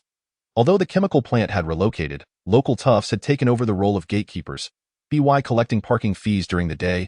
They managed to supplement their household income. As opportunities for making money were scarce, street-side barbecues suggested that the cost of living here was relatively low. Despite being a tarpaulin district, the nightlife of Lehigh City had still managed to seep into this area. In fact, compared to the dazzling lights of high-rise buildings, the vintage signs adorned with colorful bulbs surrounding this locale exuded a unique charm. As they passed by 7 or 8-foot massage establishments in a single street. Wang Yuansheng couldn't help but feel that it was rather inappropriate for a child to be living in such an environment. "Teacher, you can take Master Zhang's car back at the turn ahead. It's quite difficult to catch a taxi around here," Panli suggested, not wishing for Wang Yuansheng to accompany her all the way downstairs, especially since her building was somewhat unusual. "No, I shall escort you home before departing. Otherwise, I will not feel at ease." Wang Yuansheng was oblivious to Pan Li's reservations, thus he insisted on escorting her home before departing. During their journey, he sent a text message to the aloof Gao Long, informing her that he would be returning later and urging her not to worry. The whimsical Pan Li caught a glimpse of the professional-looking woman's avatar and jested that Wang Yuansheng should hasten back to accompany his girlfriend. In response, Wang Yuansheng refuted the notion of having a girlfriend, clarifying that she was merely a friend. Yet, this was indeed the truth. There was nothing substantial between him and Gao Long. If there were to be any secret they shared, it would solely pertain to their common identity as exorcists. Chapter 050. The small supermarket, the BYDF-0, halted before an old building adorned with a myriad of signs. Master Zhang shook his phone and said, "I've got a small job. I'll grab a delivery up ahead and return for you." Wang Yuansheng had added him on WeChat, which would facilitate his return. This tarpaulin area lacked public transport. One either had to walk or rely on personal vehicles. "Teacher, you may head back. It's truly unnecessary to accompany me upstairs. This short distance poses no issue," Panli insisted, genuinely wishing to prevent Wang Yuansheng from entering the building. She was certain that should he accompany her upstairs, it would inevitably leave him with a poor impression of her. Wang Yuansheng nodded at Master Zhang. "I'll just take a student upstairs. Once I'm done, I'll message you on WeChat." As he watched the F-0 disappear into the distance, leaving a trail of dust around the street corner, he turned back to Panli and asked, "Shall we go? Which floor do you live on?" Panli's expression was quite grim, yet she could only mutter, "The top floor." "Are you feeling unwell?" Wang Yuansheng inquired, noticing her pallor. She had seemed fine at school. Why was she suddenly unfamiliar upon arriving home? Before Panli could respond, Wang Yuansheng slapped his forehead and declared, "You must be hungry. It took nearly 2 hours to get here from school, and you haven't had dinner. Wait for me a moment." Without further consideration for the dazed Panli, he dashed across the street towards a small supermarket. Although the supermarket was modest in size, it boasted a comprehensive range of goods, including daily necessities and numerous instant foods. Wang Yuansheng purchased 2 bowls of instant noodles, 2 sticks of Jinluo Wang, and a bag of pickled vegetables before approaching the checkout. The cashier was a woman in her 30s, her makeup somewhat alarming. If one were to venture out at night under dim lighting, she could easily be mistaken for a horror movie character. The cashier scanned his items and said, "That will be 18.6 yuan. Aren't you going to buy some condoms?" "Huh? What are you talking about?" Wang Yuansheng, puzzled, checked his purchases again before looking up at the cashier with confusion. The woman smiled at the handsome Wang Yuansheng and glanced at the figure standing at the entrance of the opposite building, whispering, "It's safer with a hat." While she prioritized safety, she preferred her own hat over the cheap alternatives. Now, Wang Yuansheng understood. He had been mistaken for someone engaging in illicit activities. "You've misunderstood. It's not like that. Just these, let us settle the bill." He had no desire to elaborate further. After all, it was merely a purchase of instant noodles. Whether he would return to this supermarket was uncertain, so there was no point in explaining. He simply opened WeChat, scanned the QR code for payment, and left. As she watched him dash across the street, disappearing into the building's entrance alongside the figure on the opposite side. The young woman shook her head. Do they all prefer such proximity? The youth truly do not understand the importance of self-preservation. Do they not cover these topics in health education classes at school? School? Don't be ridiculous. This generation of children doesn't need lectures on such matters. They have far more tricks up their sleeves than you ever did. Just then, a middle-aged, somewhat greasy man, smoking a pipe, approached and tossed a box of Durex onto the counter. The young woman exclaimed, "Oh? Have you changed brands? You seem to be paying a bit too much for your public rations. What does this mean? No more second child. Second child. I can barely afford to support one. And as for a second, if you're willing to take care of it, I might consider it," he continued. "I'm just looking to switch things up. With international brands lowering their prices, why not indulge in the pleasure of ultra-thin options?" He chuckled in a manner that was not only greasy but also reeked of something indescribably lewd. Chapter 051. The old building. The stairwell lacked sensor lights, yet it was not dark. The vintage staircase was rather bare, with a long corridor on each floor. One side was lined with a protective railing, while the other housed the doors to the various apartments. Thus, illuminated by the glow of various prominent signs outside, the corridor exuded a dreamlike ambience. Aside from the slightly unpleasant odor, everything else was tolerable. As Wang Yuansheng ascended to the third floor, he encountered a woman adorned with makeup similar to that of the supermarket cashier, who approached from the corridor. After casting a glance at Wang Yuansheng, she turned her attention to Panli, teasingly remarking, "So the Pan family's little one is already capable of working, is she? Does your mother know?" Panli, already tense, displayed a flicker of panic on her youthful face and quickly replied, "Aunt Yujia, please don't say such things. This is our new homeroom teacher. Why mother didn't he come to pick me up today? It was the teacher who brought me back. Call me sister. I'm 9 years younger than your mother." "What's this child saying?" "Nevertheless," she added, "but your teacher is indeed quite handsome." "Handsome teacher, do come down to my place later for a visit. I could use some tutoring myself." The woman, addressed as Aunt Yujia, spoke in an exaggeratedly coy tone and chuckled as she descended the stairs. "Teacher, please don't." Panli hurriedly attempted to explain, only to be interrupted by the sounds of playful noises emanating from a room adjacent to the staircase. Wang Yuansheng immediately recognized the nature of those sounds. Indeed, such noises were a common occurrence in university male dormitories, predominantly emerging from computers. The awkward silence lingered until they reached the fourth floor, where the atmosphere lightened somewhat. This old building comprised merely 4 stories. Above lay the rooftop, typically used for drying clothes. However, due to the inconvenience of accessing it, many residents opted to hang their garments over the protective railing instead. Pan Li's home was located at the very end of the corridor on the 4th floor, and as they traversed the linear passage, the inappropriate sounds could still be faintly heard. With a creak, the doors swung open, and upon entering, Pan Li swiftly turned to close it, glancing outside before doing so. "Is there any hot water?" "Yes, I prepare 2 thermoses of hot water every morning before school. Sometimes my mother needs it when she returns. She hasn't come back today, so it should still be warm." Panli adeptly made her way to the kitchen and retrieved an old-fashioned thermos. Wang Yuansheng surveyed the small partition that housed both the kitchen and dining area, alongside 2 modestly sized rooms of approximately 20 square meters each. "Please have a seat. I shall fetch you a glass of water. It is quite rare for visitors to grace our home, so do bear with me for a moment." With that, Panli returned to the kitchen in search of a tea that moment.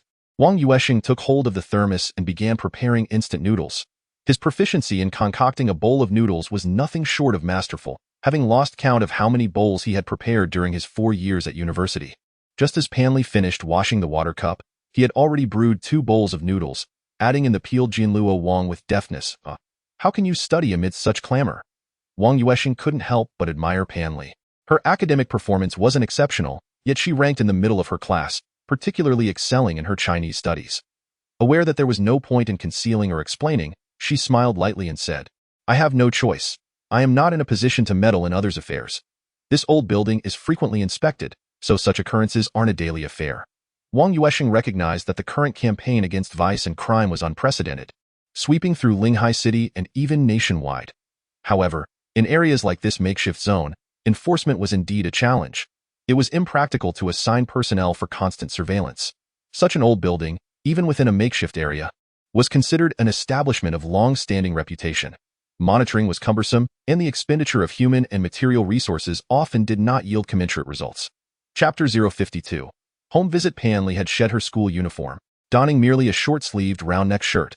Though still in her adolescence, her physical development was quite pronounced. "Dinner is ready. After we finish, I suppose Master Zhang should be back soon. Please be cautious at home. I sent your mother a text, but she hasn't replied." Wang Yuansheng glanced at his WeChat, finding no new notifications. "It's quite all right. The neighbors here are all familiar faces, very safe indeed. In fact, I often return home alone. I started doing so back in the 5th or 6th grade." As she spoke, she began to distribute the clean chopsticks to Wang Yuansheng. Your parents. Wang Yuansheng hesitated, unsure how to broach the subject, his words trailing off. After a couple of bites of noodles, Panli finally revealed, in the 1st grade, my father was killed in a fight, leaving behind considerable debts. My mother has been supporting the family by selling liquor. Business seems to have dwindled in the past couple of years, and she returns home later and later. The bowl of noodles took 10 minutes to consume, during which Wang Yuansheng pieced together Panli's circumstances. She was a good child, albeit lacking parental care and growing up in such an environment, leading to a certain precocity. Being a girl, Wang Yuansheng felt it inappropriate to delve into personal matters, so after offering some advice, he prepared to take his leave. Panli politely escorted him to the corridor on the 4th floor, where they coincidentally encountered Yu Jie, who was ascending the stairs. Ah, seeing off a guest, are we? Yu Jie, please, no jokes. Our teacher is not accustomed to such humor, Panli replied. Although she enjoyed sharing risque jokes with the older ladies, it wouldn't do for the new teacher to be made aware of such antics. Yu Jie paid no heed to Panli's teasing, bounding up the stairs to the halfway point of the 3rd floor, winking at Wang Yuansheng. Why not come sit with me? I assure you it will be far more entertaining than staying with this little one. Sister, my dear sister, I implore you to spare our teacher. Panli unveiled her cherished skills, for her youth allowed her to indulge in boundless charm. Wang Yuansheng could only shake his head, but then, as if struck by an epiphany, he bestowed upon Panli and Yu Jie 2 instances of the gaze skill. Why Yu Jie, it seemed, possessed nothing more than a fervent desire to amass wealth, yet lacked any resentment essence. Although Panli harbored a resentment essence, it was of a feeble variety, more accurately described as a thought essence. After several days of study, Wang Yuansheng had progressed beyond the novice stage, gaining clarity on the fundamental aspects of the resentment realm. The resentment essence is, in fact, a synthesis of resentment and thought essences, yet it is commonly referred to as resentment essence by both thought exorcists and resentment exorcists, much like how many merely refer to thought exorcists without acknowledging the resentment exorcists. Panli's resentment essence was, in truth, a manifestation of thought essence, stemming from prolonged doubt that bred insecurity and self-skepticism. This negative energy posed little threat to society, and the aggression of thought essence was notably lacking. If one were to draw a comparison, it could be likened to a benign tumor, whereas resentment essence is akin to cancer. Fearing an encounter with someone like Yu Jie, Panli decided to escort Wang Yuansheng downstairs. Master Zhang's vehicle had yet to arrive, likely due to another small job he had taken on. There were indeed many short tasks in the tarpaulin area, so it was not unusual for him to be delayed. You should head back. I can wait by myself, it's getting late, Wang Yuansheng remarked to Panli behind him. This visit could be deemed a minor home visit, even though the student's parents were absent. Nevertheless, he had gleaned the necessary information and had personally experienced the warmth of the neighbor, Yu Jie. Just then, a boy with dyed blonde hair and tattooed arms swaggered over, flanked by 2 similarly attired companions. Chapter 053. The harvesting of autumn winds. Upon seeing this tattooed youth, Panli couldn't help but furrow her brow. Yet she refrained from responding, merely telling Wang Yuansheng, I'll head upstairs first. Though she said this, the tattooed boy seized her arm. What's the rush? Since you're entertaining guests, it's only fair that I, Yu Gu, can also join you upstairs if I'm willing to spend some money. Meng Xiaoyu, let go. My family doesn't engage in such activities. You have no authority here. Release me. Panli began to struggle, but being a girl, her strength was limited. Moreover, being a few years younger than Meng Xiaoyu, she was unable to free herself. Wang Yuansheng could not stand idly by while his student was harassed, so he grasped Meng Xiaoyu's wrist and applied pressure with his thumb, forcing the boy's grip to loosen. Had he not held back, a little more force could have easily dislocated the boy's finger, a technique he had just learned from a cool-headed mentor the day before. He had not anticipated putting it to use so soon. Goodness, Meng Xiaoyu exclaimed, looking fierce with his tattoos, yet he lacked any real strength, falling far short of someone like Sun Chong. Wang Yuansheng did not press the advantage, gradually releasing his grip, signaling for Panli to retreat to the house. However, he underestimated the tenacity of this little delinquent. Meng Xiaoyu bounded up the stairs to block Panli's path, gesturing for his 2 lackeys to seal off the entrance outside. You dare to disregard my courtesy? Meng Xiaoyu brandished a fruit knife he carried with him. He dared not carry a regulated knife on his person for fear of an unexpected inspection that might land him in jail for a few days. However, a non-standard fruit knife was a constant companion. Although he faced no formidable adversaries in the tarpaulin area, he occasionally encountered outsiders like Wang Yuansheng, who could catch him off guard in a crowded setting. He refrained from being overly audacious, for he was merely a small-time thug managing a few buildings and not the kingpin of the entire tarpaulin district. Yet, when confronted by someone alone, he did not hesitate to take advantage of the situation. It was not that he lacked the audacity. Acquiring a pack of cigarettes was a trivial endeavor. The individuals seeking amusement in this area were generally not affluent, yet spending a little on cigarettes to avoid trouble was a small price to pay. At that moment, driver Zhang had also parked the F-Zero in front of the building, but upon seeing Meng Xiaoyu and her two henchmen, he immediately drove off without a word. Wang Yuansheng shook his head in dismay. Truly a sign of declining morals. When he arrived, he boasted of being akin to the local snake, yet now it seemed he was at most a mere worm, perhaps even a broken one at that. Panli sensed trouble when Zhang's vehicle departed. If Wang Yuansheng had boarded, it would have been acceptable. This area had its rules, and once in the car, the driver's allegiance shifted, preventing others from causing trouble. After all, there were no public buses in the Tarpaulin district, relying solely on these unlicensed drivers to ferry patrons. Offending the drivers too severely could jeopardize their livelihood. Moreover, those who truly drove here for leisure were few. Most with money preferred the upscale KTVs or spas in the city, rarely venturing into the Tarpaulin area. Meng Xiaoyu, you should know better. This is our homeroom teacher, not someone you can dismiss so easily. I am innocent, so do not tarnish my reputation, Panli exclaimed, momentarily discarding her reserved demeanor, as the current circumstances rendered her attempts at maintaining a ladylike image futile. Meng Xiaoyu, finding humor in the situation, let out a chuckle before delivering a sharp slap, declaring fiercely, "You, who has yet to fully mature, dare to address me as mother? Your own mother would not dare to speak to me in such a manner." Wang Yuansheng was taken aback by the rapid turn of events. The usually polite Panli had resorted to profanity, and Meng Xiaoyu, armed with a knife, had retaliated with a swift slap. What had happened to the planned scenario of merely taking advantage of the situation without resorting to violence? Why was the script not being followed? He could have intervened on Panli's behalf, but she had stepped in front of him to shield him from Meng Xiaoyu, blocking most of his view. The narrow space of the stairwell, merely 2 square meters, felt overwhelmingly cramped with 5 individuals, especially with a glimmering fruit knife present, which discouraged any bold movements. Panli, unfazed by the slap, displayed no signs of distress, indicating that such incidents were likely commonplace for her. She merely shifted her jaw slightly and spat defiantly, "If you have the guts, go ahead and stab me, and let us see who will stand up for you." After delivering the slap, Meng Xiaoyu appeared considerably more at ease, casting a sidelong glance at the motionless Wang Yuansheng and thinking to herself, "What use is good looks when you are nothing but a coward? Are you frightened?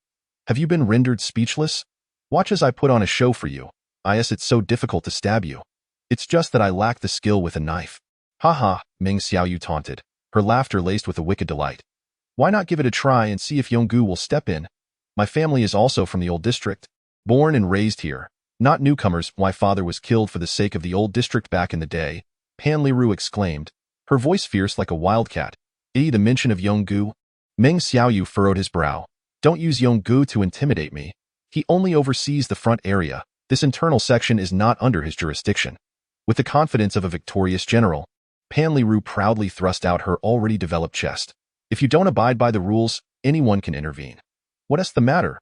Do you refuse to comply? Do you wish to shoulder the responsibility? With just a handful of you little kittens, you hardly pose a challenge." Before Meng Xiaoyu could respond, one of the 2 lackeys spoke up directly. "You little brat, do you really think you're someone important? During the new year, weren't you just—" "Shut up," Meng Xiaoyu interjected sharply. The lackey, sensing his mistake, fell silent immediately. However, the implication of his words was clear, and both Pan Liru and Wang Yuansheng heard it. Pan Liru's breathing grew heavy, reminiscent of a volcano on the verge of eruption. Wang Yuansheng frowned. This information was beyond what he could handle. This was illegal behavior, and of a serious nature. "You bunch of bastards. I'll fight you to the end." Without regard for the fruit knife before her, Pan Liru lunged at Meng Xiaoyu. "Don't you dare take this out on me. Didn't he administer any drugs?" Meng Xiaoyu stepped back to evade, but he seemed to have forgotten about the 2 steps behind him, losing his balance and falling backward. Wang Yuansheng, from his vantage point, recognized the impending disaster. Pan Liru was losing control, recklessly charging at her opponent. Yet, Meng Xiaoyu was now toppling backward, the fruit knife held upright in his hand. If things continued in this manner, Pan Liru would undoubtedly be impaled, charging headfirst into the blade. At that moment, Wang Yuansheng could only reach out to grab the off-balance Pan Liru, but the 2 behind him, misinterpreting his intentions, clamped down on his arms. "Let go." Wang Yuansheng strained to pull his right arm free. However, this slight delay cost him the best opportunity to catch Pan Liru. A piercing scream echoed through the stairwell, followed by Meng Xiaoyu's panicked voice. It wasn't me. It wasn't me. I didn't stab her. Wang Yuansheng, now disregarding the two bewildered lackeys, quickly drew his other hand to assist Pan Liru. I'm fine. Just in a bit of pain, Pan Liru gasped, one hand clutching her abdomen while the other tugged at Meng Xiaoyu's shirt. Seeing Pan Liru's abdomen already stained crimson, Wang Yuansheng promptly dialed 120 and provided the precise location. He then removed his shirt and wrapped it around her waist. Don't be afraid, and don't attempt to pull out the knife. Hold on, the ambulance will arrive shortly. After addressing the student, he turned to the three ruffians. You need to clear the way from the front gate quickly, otherwise the ambulance will waste precious time getting in. Meng Xiaoyu, seemingly regaining his composure, pulled at his shirt. Why should we listen to you? Who do you think you are? Wang Yuansheng chose not to engage in debate. Do as you wish. If someone dies, you will be held accountable. Theo, you really think the Tarpaulin district is devoid of law? Upon his utterance, the three young ruffians recognized the veracity of the situation. While the Tarpaulin area appeared to be lawless, it did not imply that the arm of the law did not reach this place. The sporadic inspections alone were a testament to that. Each instance had invariably resulted in chaos and disorder. If the local kingpin truly feared no repercussions, why then would he close shop when faced with scrutiny? Even the elder did not dare challenge authority head-on. What audacity would a mere youth possess to flout the law? Nevertheless, pride would not allow him to concede defeat easily. Meng Xiaoyu retrieved his phone and walked a considerable distance before commencing the call. Chapter 055. Pregnancy. Wang Yuansheng felt the blood in his hands increase, prompting him to exert a bit more pressure. Applying pressure to staunch the bleeding is common first aid knowledge. However, he was no medical student, and his training had been rather cursory. Pan Li's hand lay feebly beside her, having lost significant blood, yet she remained conscious. She merely felt a chill, leaning closer into Wang Yuansheng's embrace. If they could just hold on a little longer, the vehicle would arrive. At that moment, Meng Xiaoyu sensed the urgency of the situation. Should the individual succumb, he would be liable for involuntary manslaughter, facing a minimum of 15 years. Moreover, being a repeat offender, a second incarceration would undoubtedly exacerbate his sentence. Suddenly, Pan Li's dazed expression sharpened, her eyes wide with realization. Who drugged me? I don't know. Please don't ask me. I swear it wasn't me. Meng Xiaoyu stammered, panic rising within him. This was no trivial matter. If no one spoke of it, there would be little consequence. But if someone were to know and pursue the matter, trouble would surely follow. He had not participated in such affairs. He had merely heard tales of bravado in passing, and thus he was determined to avoid this murky predicament. If you don't speak, I will claim you intentionally harmed me. Should I perish, you can await your reckoning. Even if I survive, you will face severe charges and imprisonment, Pan Li threatened. Meng Xiaoyu, however, was not easily intimidated. He believed Wang Yuansheng, but Pan Li's current threats did not faze him to that moment. The sound of an ambulance echoed from outside, and three medical personnel in white coats leaped from the vehicle, brandishing a stretcher as they rushed into the building. Are you a family member? One of the medical staff inquired, directing the others in their rescue efforts before addressing Wang Yuansheng. I am her teacher. Contact her immediate relatives promptly. You may accompany her in the ambulance. Wang Yuansheng attempted to reach Pan Li's guardian, Guoping, but his calls went unanswered. Ultimately, he resorted to contacting Gao Long. Yes, understood. I shall head over immediately. Gao Long affirmed, promptly indicating her intent to arrive. Although Wang Yuansheng could manage without her, he found himself short on funds. The emergency services required payment, and upfront costs for treatment were necessary. Guoping, as Pan Li's guardian, was unreachable, yet he, as her teacher, could sign off on her treatment, though payment was mandatory. Such were the hospital's regulations, and Wang Yuansheng had always adhered to the rules. Unfortunately, he had little money left, thus compelled to seek Gao Long's assistance. The third hospital was located in Fenghe district. The ambulance was well equipped, and by the time they reached the third hospital, Pan Li's condition had been stabilized. Upon Gao Long's arrival at the emergency room, she found Pan Li peacefully asleep on the hospital bed, while Wang Yuansheng kept a vigilant watch by her side. What happened? Gao Long inquired softly. Wang Yuansheng lifted his gaze and noticed that Pan Li had already fallen into a deep slumber. He turned and walked out, clutching a stack of documents in his hand.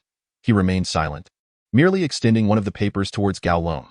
Upon examining the blood test results, blood HCG, progesterone, and estradiol, all of which were alarmingly elevated, Gao Long pondered, is she pregnant? It seemed so. After contemplating Wang Yuansheng for a considerable while, she inquired, are her parents aware? I don't know if they were. Would things be so tranquil? Wang Yuansheng recounted in detail the events that had transpired in the stairwell that evening. Gaolong considered this for a moment before retrieving her phone to make a call. The conversation was brief, lasting just over 2 minutes. I will consult a friend regarding this matter. It is neither trivial nor monumental.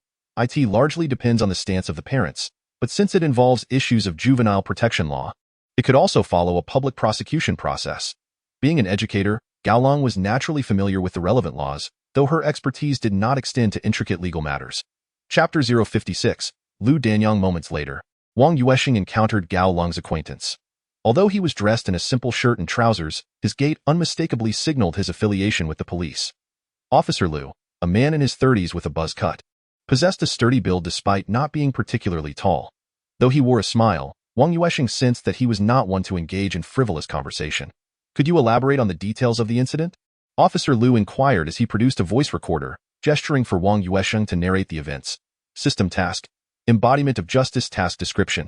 Any law-abiding citizen can become an embodiment of justice. As a teacher, one should stand up and assist the police in resolving this heinous case. Task reward. Psychic value 5, physical 5, essence 5 another 3 to 5. This time, a reward of psychic value? What connection could this task possibly have with psychic power? Wang Yuansheng mused, puzzled. Yet, despite his confusion, the task was inescapable.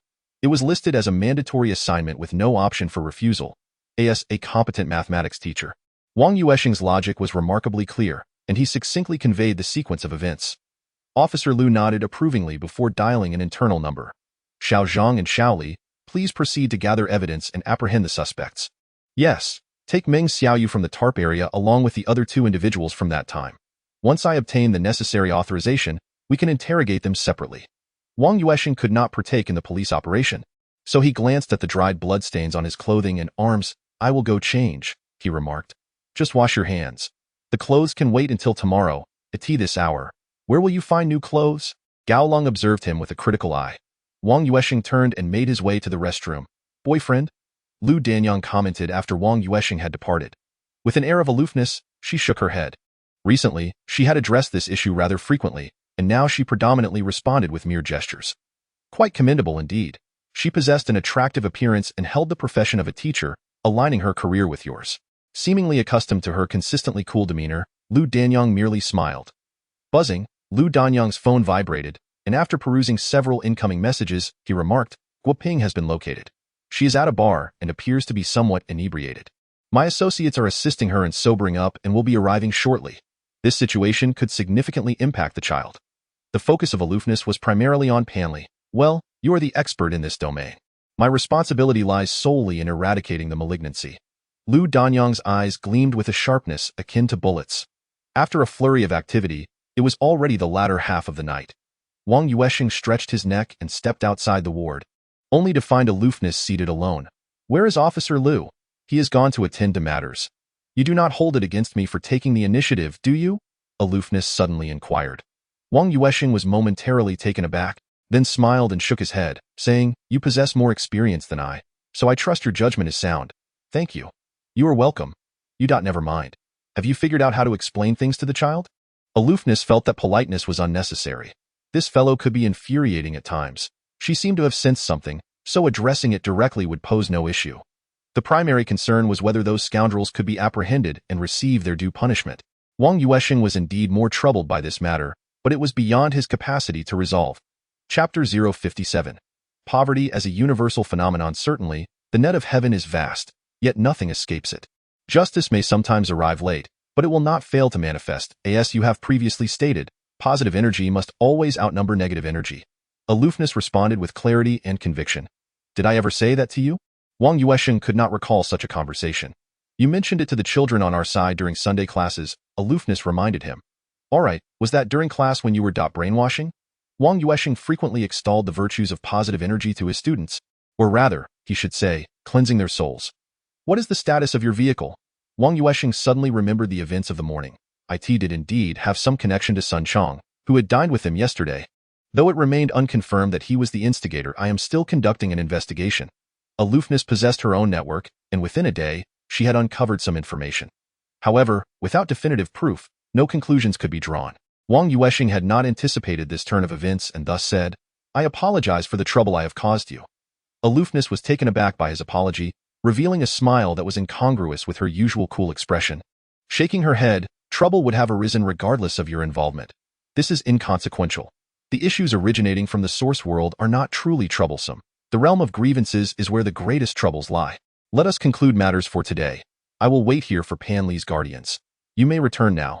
Once her guardians arrive and provide the funds, I shall give you your share. Wang Yuansheng found himself with scarcely 100 yuan in cash, and his WeChat balance had dwindled to mere double digits. There is no need for any further discussion. Consider that payment as a fee for the 2 lessons you provided. Gao Lung generously regarded this sum as remuneration for the classes rendered. A fee exceeding 1,000 per session is quite substantial, especially for a soon-to-be graduate of a teacher training program. Under normal circumstances, even if Wang Yuansheng delivered an exceptional lecture, the maximum fee would range from 400 to 500.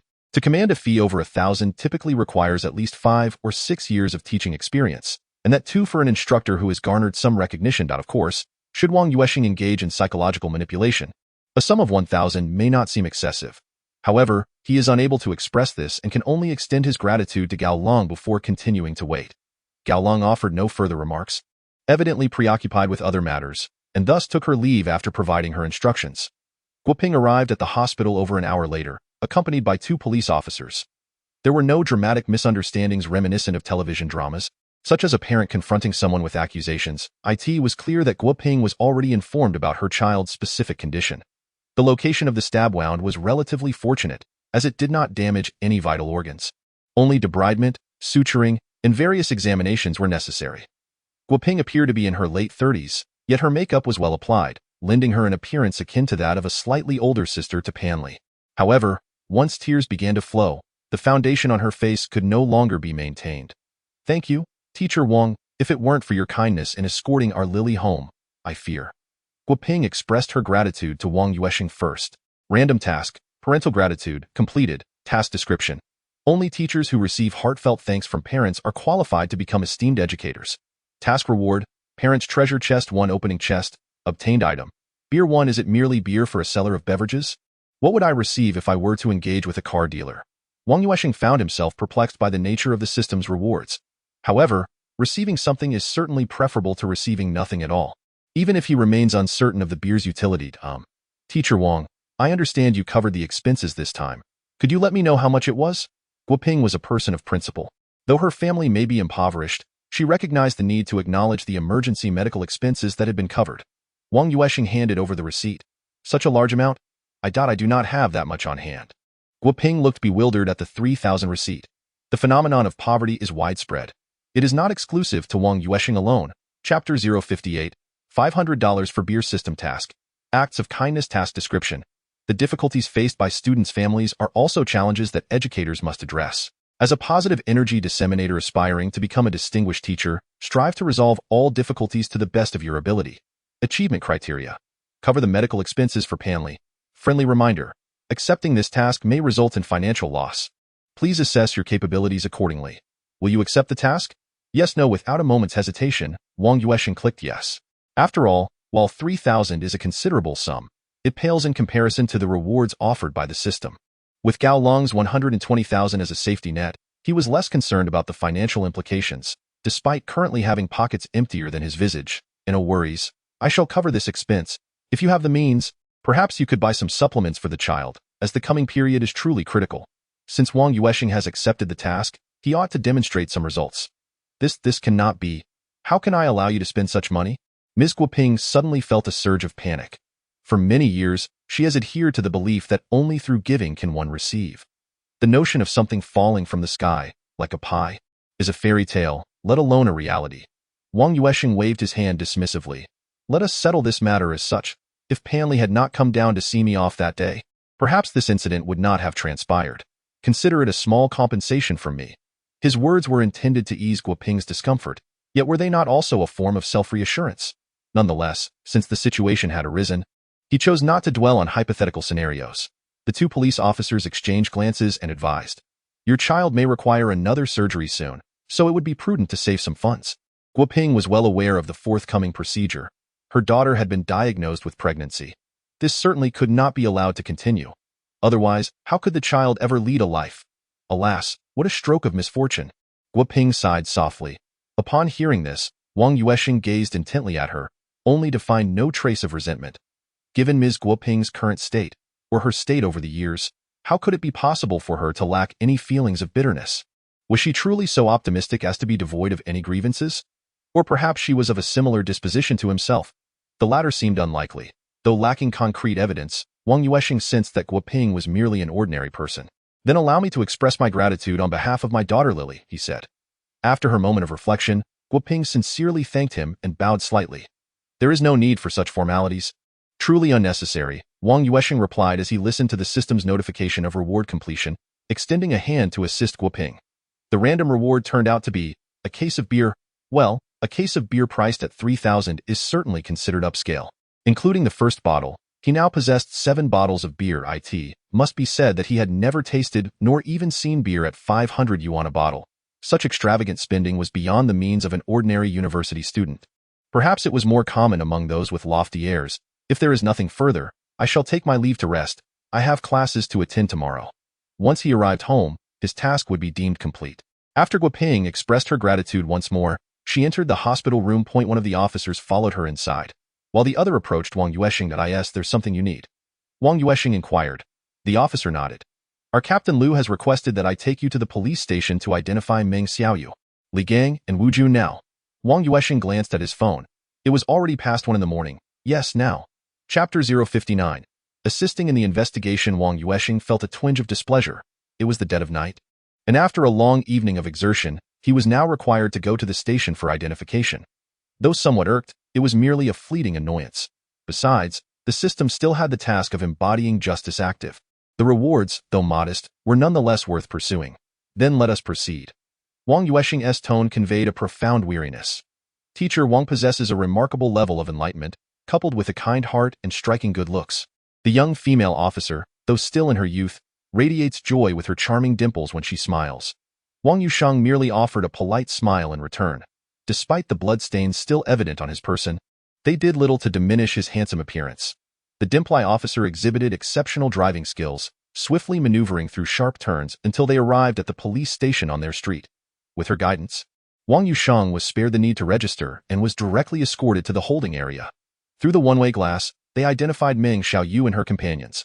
Lu Danyang nodded at Wang Yuansheng and remarked, Wu Jun simply refuses to acknowledge having uttered that statement. He is indeed the one who claimed that the victim had been drugged. The incident had occurred so suddenly that I did not record any audio. What should we do in such a situation? Wang Yuansheng, not being a law student, was uncertain how to respond. Normally, the parties involved would need to provide clarification, but given Pan Li's current state, it was apparent that she was unfit to provide a statement. We should prepare for tomorrow. However, it seems we may need to go again this morning, Lu Danyang observed, glancing at the clock, which indicated it was nearly 2 a.m. Technically, it was already April 9th. Around 6 a.m., he planned to return to the hospital to take statements. What if Pan Li corroborates his statement, yet he continues to deny it? Wang Yuansheng inquired curiously. Such individuals who adamantly refuse to admit their words are quite numerous. In that case, we will detain him for 24 hours and see if any new evidence emerges. If not, we will have to release him and assign surveillance, Lu Danyang explained, demonstrating his evident experience while adhering to the regulations. Unlike Meng Xiaoyu, who had already committed a crime and admitted to wielding a knife, Wu Jun's situation was different. A mere statement could not suffice for a conviction, as the law relies on evidence, at the very least. If he continues to deny involvement, the current evidence does not warrant a prolonged detention. He must be released once the 24 hours have elapsed. Wang Yuansheng pondered, may I have a conversation with him? You? A heart-to-heart? That would be futile. He is no student. He is merely a small-time thug wandering through the Tarpaulin district. Though not much older than your students, he possesses substantial life experience. Lu Danyang clearly held reservations. It's worth a try. It is certainly preferable to releasing him and then having to monitor him. Wang Yuansheng countered. That may be true, but you cannot have direct contact with him, and I will be monitoring the entire exchange, Lu Danyang cautioned.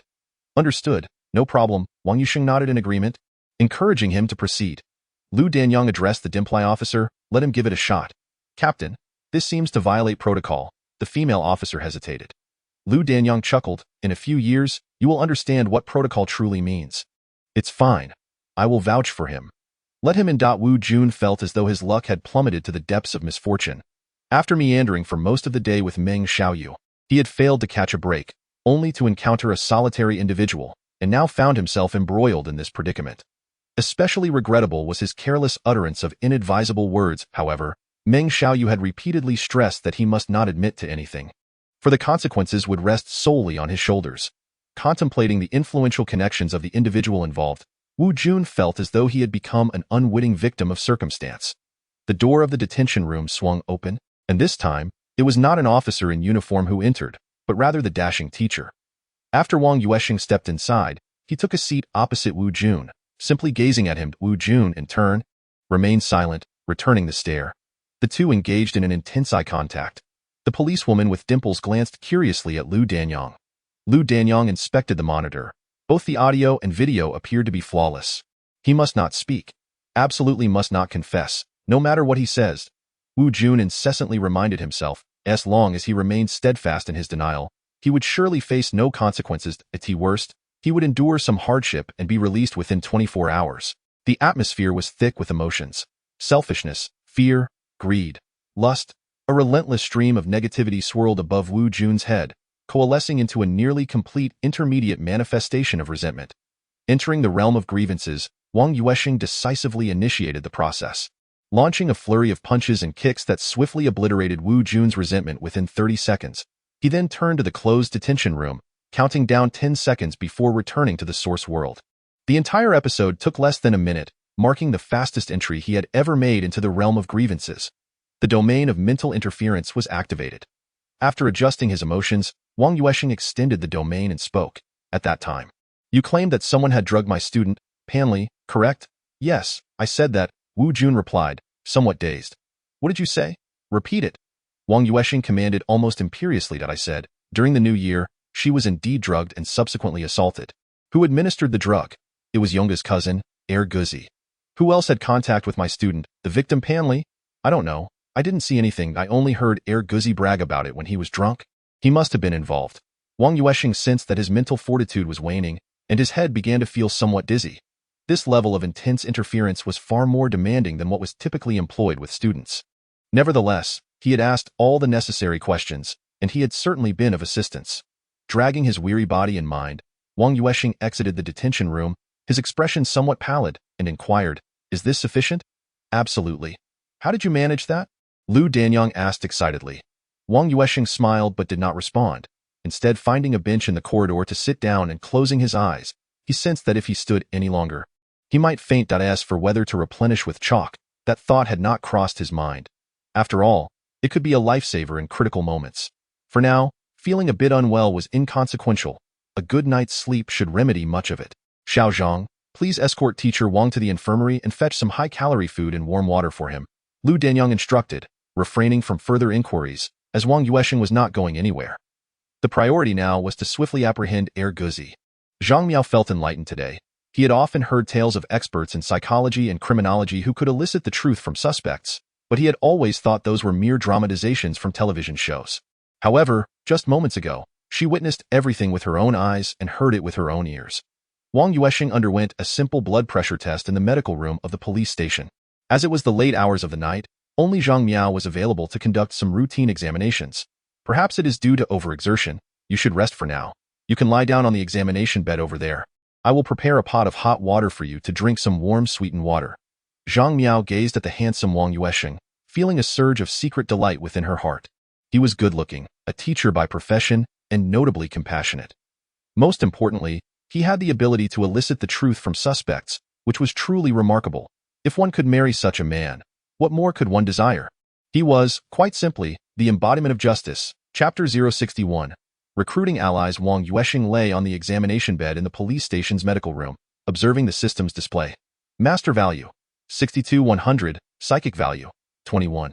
Attributes, physique 91-24, essence 41-26, luck 131. Items, 252 white chalks, 51 red chalks, 50 blue chalks. The embodiment of justice had been accomplished, and the rewards had been received, aside from feeling slightly dizzy due to his energy value being below half. The consumption of those 6 white chalks was somewhat distressing. Subsequent tasks: eliminate the vengeful essence of Guzi, eliminate the vengeful essence of Yonggu. Task description: heinous crimes are unforgivable. Execution is necessary. Swiftly eradicate the vengeful essences of these 2 individuals. Task rewards: master value 50, psychic value 50. System prompt: It is advisable to form a team to complete the task. Indeed, high rewards come with high risks. It seems I shall need to seek assistance from Gaolong. Upon receiving the task, Wang Yuansheng formulated a comprehensive plan.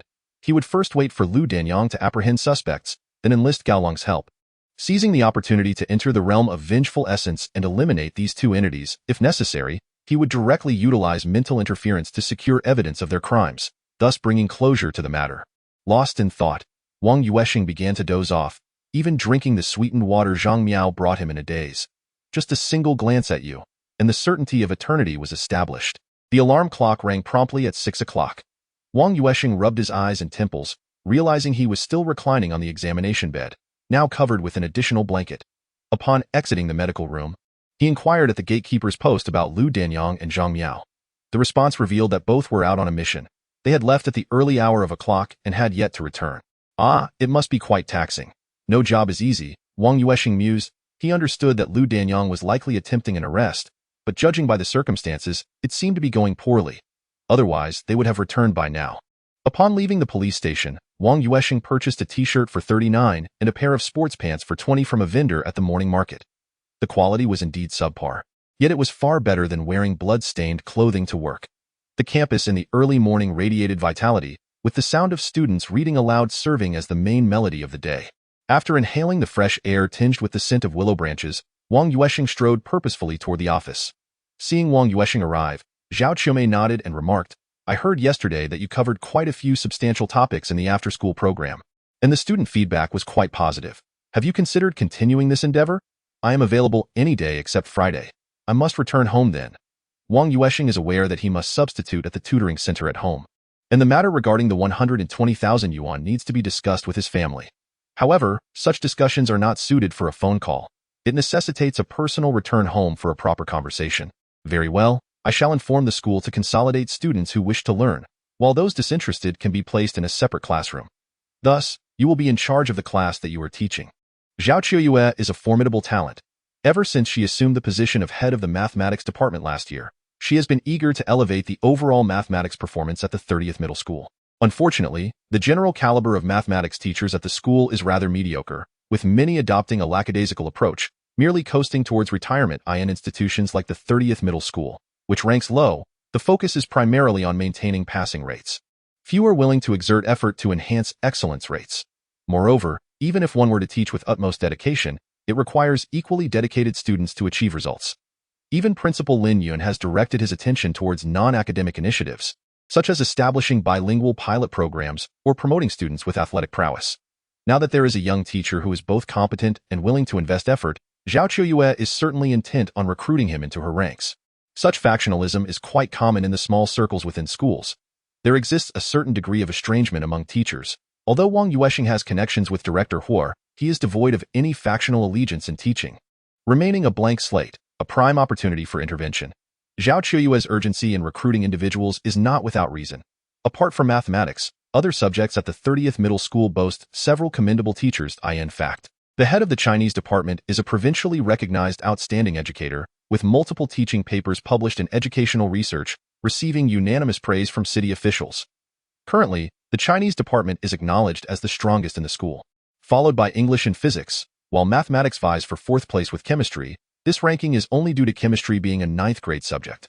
Had mathematics been introduced from first grade like chemistry, it would likely languish at the bottom. One might question whether a teacher, particularly a contract worker, could significantly benefit the entire school. The answer would be, even if they could, their impact would be limited. Yet, Zhao Qiuyue embodies the spirit of a single spark igniting a prairie fire, gradually seeking like-minded individuals. She believes that once she ascends to the positions of director or even vice principal, the mathematics program at the 30th Middle School will undoubtedly rise to the top, potentially surpassing the average scores of the 80th Middle School, which reflects her lofty aspirations. In today's lesson, Wang Yuansheng refrained from employing the mental interference domain, not only due to the scarcity of attentive students in class, but also because yesterday's usage had been somewhat excessive, leaving him not fully replenished in mental energy. Yet, he was reluctant to consume the blue chalk. Thus, he decided against activating the domain altogether. Nevertheless, with over 60 years of teaching experience, even without the domain, his lectures flowed remarkably well, and the 10 or so attentive students were sufficiently engaged. By the end of the day, he had garnered the approval of 4 additional students. However, the task of becoming a beloved homeroom teacher was still unfulfilled. Consequently, although the system indicated an increase in the reputation of a distinguished teacher, it remained in a non-receivable state, marked in gray. Only upon the completion of the overarching task can one be rewarded with these accounting accolades. Today marks the second day, and I have only received a handful of acknowledgments, which seems rather inefficient, as is customary. I observed the tutoring session in the evening. This time, Wang Yuansheng accompanied several students eager to improve their grades to Class 1's classroom. Zhao Qiuyu provided a brief overview before turning to leave. Faced with a sea of expectant gazes, Wang Yuansheng could not resist the urge and brought forth 6 blue chalks, activating his mental disturbance field until the very end. Upon inspecting the inventory, 252 white chalks, 50 red chalks, and 44 blue chalks. He also replenished a red chalk due to a slight depletion of energy. After the last student departed, he picked up his phone to inform Gao Long that he was off work and then made his way to the entrance. During the day, Gao Long had already received a WeChat message from Wang Yuansheng, stating that there was an important matter to discuss in the evening. Thus, after dinner, he drove a friend's borrowed car to wait for him outside the gate of the 30th Middle School. Once Wang Yuansheng entered the vehicle, he wasted no time and stated directly, "Could you help me eliminate 2 vengeful entities? Those 2 suspects who harmed Panli. I've heard about your situation." Gao Long replied, "Lu Danyang even inquired about you. To be honest, you are somewhat premature in engaging with this matter. Although the eradication of crime in the source world and the elimination of vengeful entities in the realm of resentments are 2 sides of the same coin, you have yet to reach the stage where you can delve into this."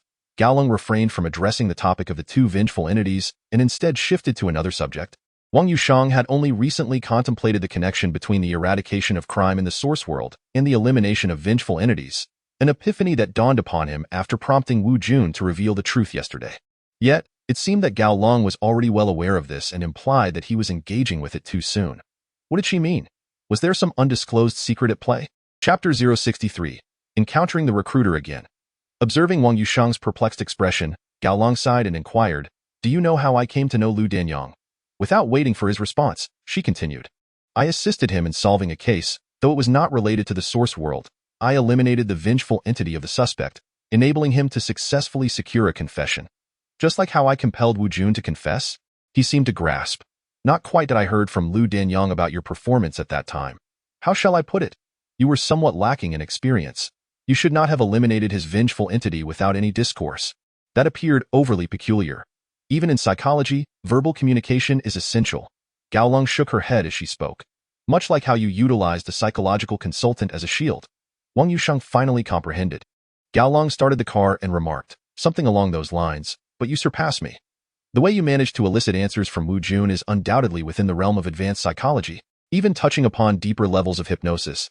You know that some exorcists engage in such practices.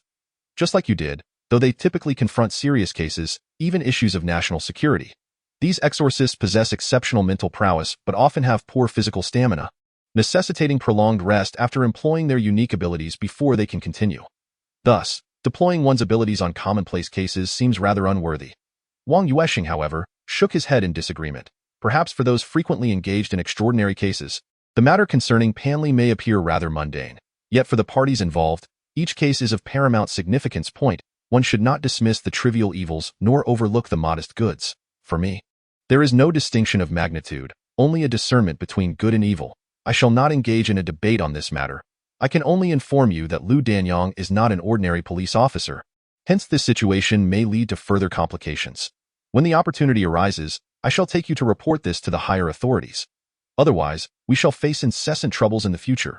Do you still wish for me to assist you in dealing with those 2 vengeful entities? These criminals' vengeful spirits possess considerable strength, and it is uncertain whether the 2 of us can manage them with ease. Should we engage in a prolonged confrontation at the police station, it would attract nearby vengeful spirits. Although the forces of justice may provide some enhancements, they are more likely to draw in higher-level vengeful entities. You ought to peruse the Selection Warfare chapter of the Basic Knowledge for Exorcists when you have the time. The Practical Combat chapter discusses hands-on experience, while the Selection Warfare chapter elaborates on the specific details and principles of utilizing terrain, encompassing far more knowledge than the Practical Combat chapter. Gao Long's interest in Wang Yuansheng has evolved beyond mere collaboration. She now recognizes his untainted background and strong potential for development. She aspires to cultivate her own team. This is something her mentor had once articulated, and due to her mentor's unique position, it is unsuitable for them to directly nurture a team. Thus, this responsibility has fallen upon her. Otherwise, why would she expend resources and provide him with valuable encrypted information? If it were merely for collaboration, such efforts would be entirely unnecessary. A simple training session would suffice. The resolution of tasks and review of encrypted files truly do not warrant such extensive endeavors. ASA transaction 120,000 for his cooperation is quite sufficient. Everything else is merely to strengthen the rapport between them. At school, Zhao Chue is guiding him, while in the realm of exorcists, Gao Long is drawing him in. Evidently, exceptional individuals are welcomed wherever they go. Regarding Gao Long's predicament, Wang Yuansheng naturally cannot disclose that it is a matter of system tasks. Nevertheless, he nodded in affirmation, indicating his desire to proceed. Very well, I shall have Lu Danyang prepare accordingly. We ought to act swiftly. I harbor little confidence in these two vengeful entities. If my estimation is correct, the principal culprit has likely already assumed the form of a complete vengeful entity. If it were a novice level, I could manage, but if it is intermediate, both of us may struggle to retreat unscathed. Gao Long is well aware of her own capabilities.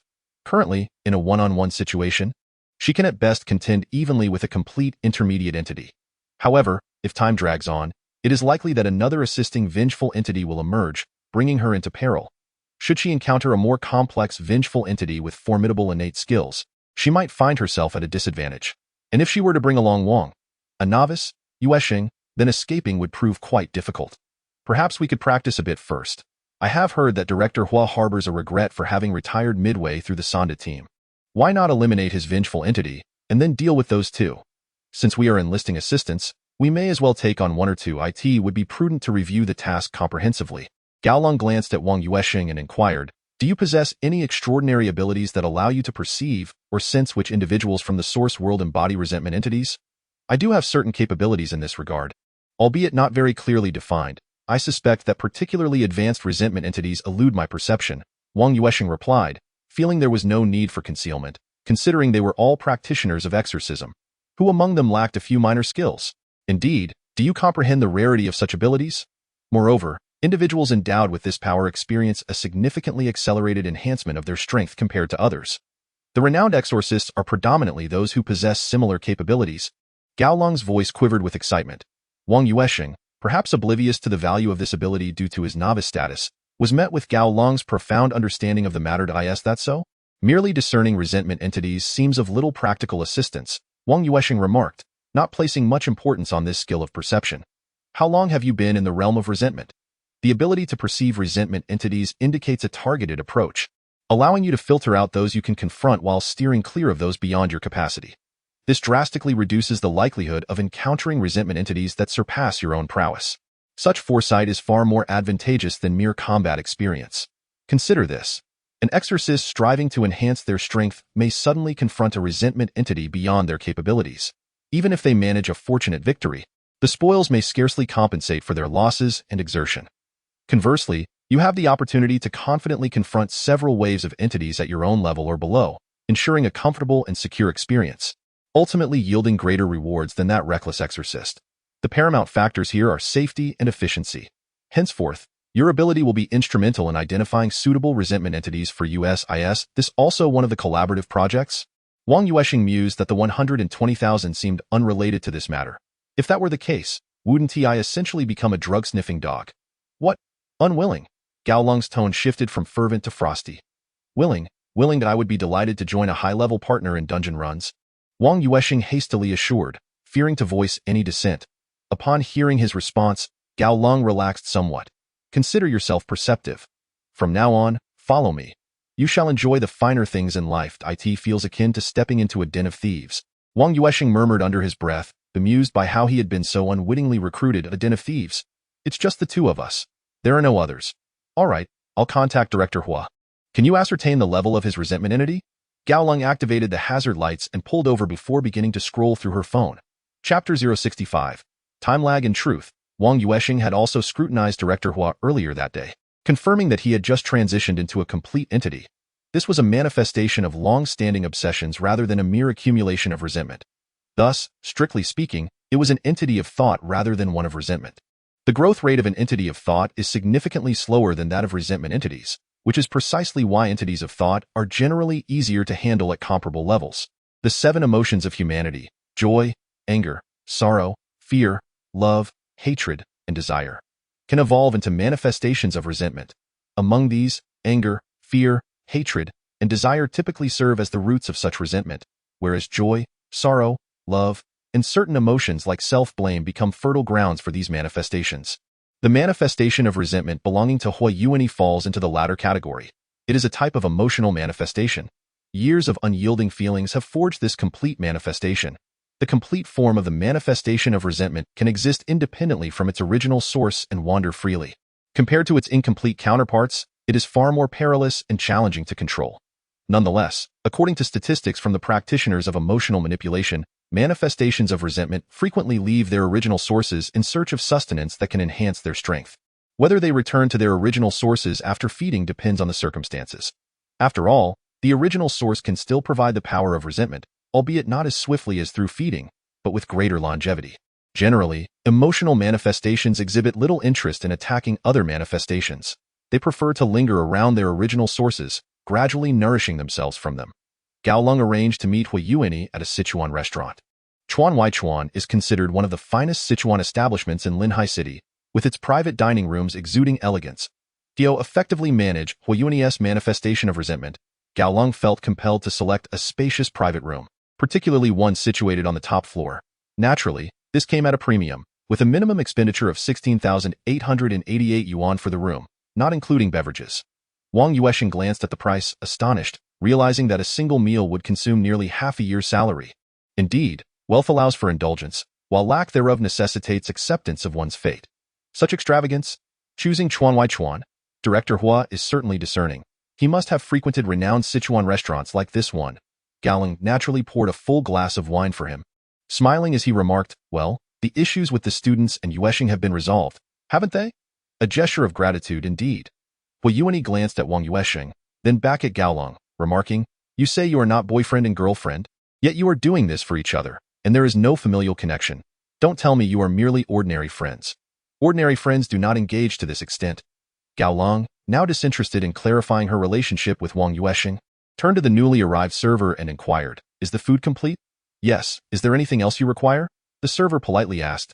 "None. You need not come in unless called. We have some private matters to discuss." Gao Lung clearly had experience in such affairs. "Understood. Enjoy your meal," the server responded obediently, retreating and closing the door of the private room behind them. Huayuani paid little heed to Gao Lung's words, as he frequently encountered such scenarios. However, it seemed that Gao Lung had not hosted in this manner before. Perhaps there was an important matter at hand that required his attention. Gao Lung served some dishes onto Huayuani's plate, suggesting, "Start with a little to settle your stomach. We can discuss matters later." She then exchanged a knowing glance with Wang Yuansheng. Wang Yuansheng immediately comprehended and activated the system to enter the realm of resentment. Huayuani's manifestation sensed the presence of a practitioner, naturally responding. Even emotional manifestations can exhibit aggression, and with Huayuani's background in combat sports, he possessed considerable fighting experience.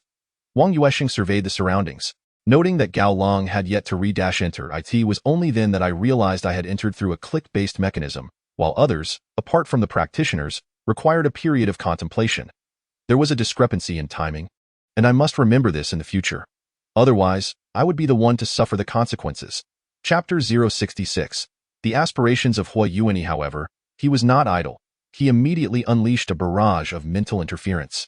Previously, this tactic had proven effective against the smoke man, but it was not particularly effective against Huayuani's vengeful spirit. Wang Yuansheng was uncertain whether it was due to his inadequate control or some other factor. But the reality was that Huayuani's vengeful spirit merely paused momentarily before resuming its assault. The private room appeared spacious, yet as a battleground, it felt rather confined. Just as Wang Yuansheng found himself fleeing in every direction, a cool and aloof figure emerged. She first cast a glance at him, then charged towards Huayuani, who was hot on his heels. The moment Wang Yuansheng noticed her beginning to crack her knuckles, he understood that she was about to unleash a formidable technique. Consequently, he ceased his flight, pivoted, and executed a flying tackle. Following the momentum of his tackle, he ensnared Huayuani's legs, enabling the cool figure to capture him with greater precision. Indeed, upon seeing that Huayuani's lower body was restrained, she accelerated and assumed her starting stance, gripping the shoulders of Huayuani's vengeful spirit. With a powerful throw, she executed a back slam, propelling Huayuani's body into the air. Wang Yuansheng, in perfect synchrony, released his grip. He certainly did not wish to be flung into the sky alongside him. Next came her signature move, the aerial triple strike. Despite being slammed onto the floor of the private room, Hua Yuan's vengeful spirit did not perish.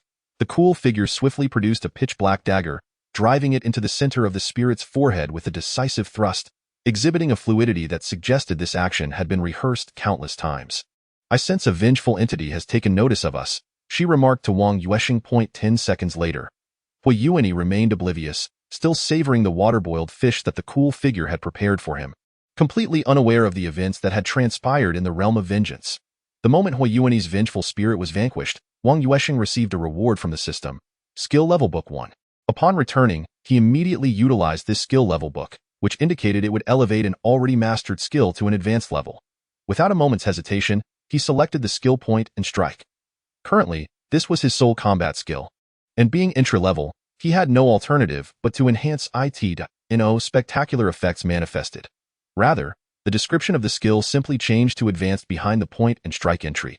He closed the system panel, clicking his tongue in acknowledgement that the skill had indeed improved. Though it lacked any visual flair, it was truly a disappointment for such a fully realized vengeful spirit. Observing Wang Yuansheng's actions, Hua Yuan offered him a piece of spicy hot pot, saying, "You should try this. Your meal seems rather bland. How can one visit a Sichuan restaurant without indulging in spicy dishes? Indeed, I seldom consume spicy food." Fearing it may harm my throat, Wang Yuansheng replied, as he deftly picked up a piece of hot pot. "Back in the day when I was a coach, I was constantly shouting as well."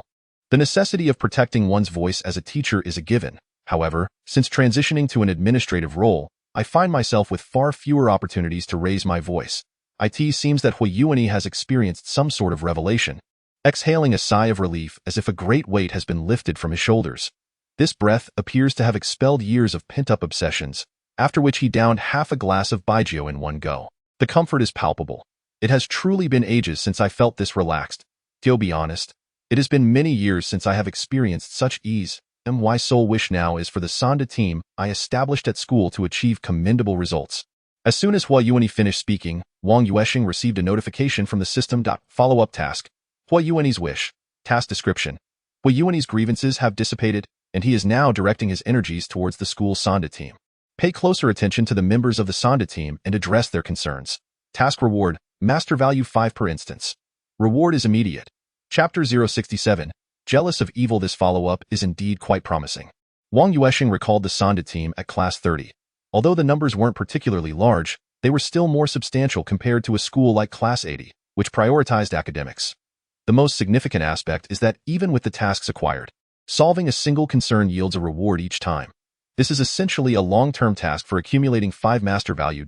As long as Old Hua remains, this task will be a sustainable endeavor. Whether there are issues or not, simply engaging with the Sanda team translates to rewards. Hua Yuan enjoyed his meal thoroughly and reminisced about many past events, along with his aspirations for the Sanda team at class 30. Ultimately, it was Wang Yuansheng who carried Director Hua home, while Gao Long generously sprayed a considerable amount of perfume in the car, as it would be quite unseemly for the vehicle of a close friend to reek of alcohol. Back to training? Wang Yuansheng inquired upon re-entering the car. Before Gao Long could respond, a phone call interrupted. "Hello, yes, all right. I understand, I'll head over immediately." After hanging up, she turned to Wang Yuansheng and said, "Lu Danyang needs your assistance with an interrogation. Here comes the troublesome matter you mentioned." Wang Yuansheng was aware that he might have acted foolishly the previous day, but if given the chance to choose again, he would undoubtedly make the same decision.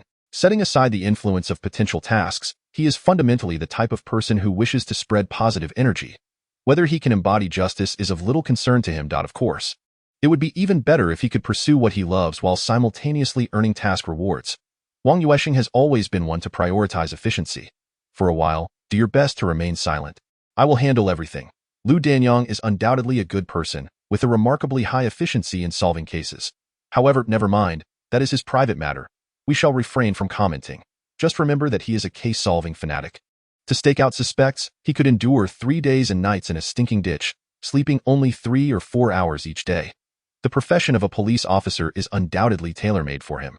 Gao Long, wishing not to speak ill of Lu Danyang's personal affairs, could only advise Wang Yuansheng not to get too entangled in Lu Danyang's professional life.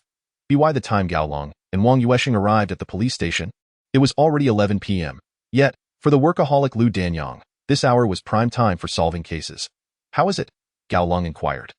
Lu Danyang shook his head, then gestured for his subordinate Zhang Miao to elaborate on the situation. Both suspects, Zhu Yong and Zhu Shang, vehemently denied the allegations. After their arrest, they incited their friends and family to create a disturbance at the police station, even taking photographs. As Zhang Miao spoke, he cast glances at Wang Yuansheng, clearly harboring a fondness for him. Lu Danyang cleared his throat and took over the conversation. Therefore, we must rely on the two of you. Those who cannot be subjected to measures present a rather tricky challenge. Gaolong, accustomed to Lu Danyang's straightforwardness, glanced at Zhang Miao. Lu Danyang understood the implication and instructed Zhang Miao, make a trip to the hospital to reconfirm Pan Li's testimony. There are discrepancies between her account and the situation here. Verify the details. Without hesitation, Zhang Miao accepted the task. Once only the three remained in Lu Danyang's office, Gaolong casually remarked, "This case could be resolved without our involvement. It is merely a matter of time. You could directly collect the victim's DNA samples at the hospital to ascertain the identities of these two. Why do we need to assist?"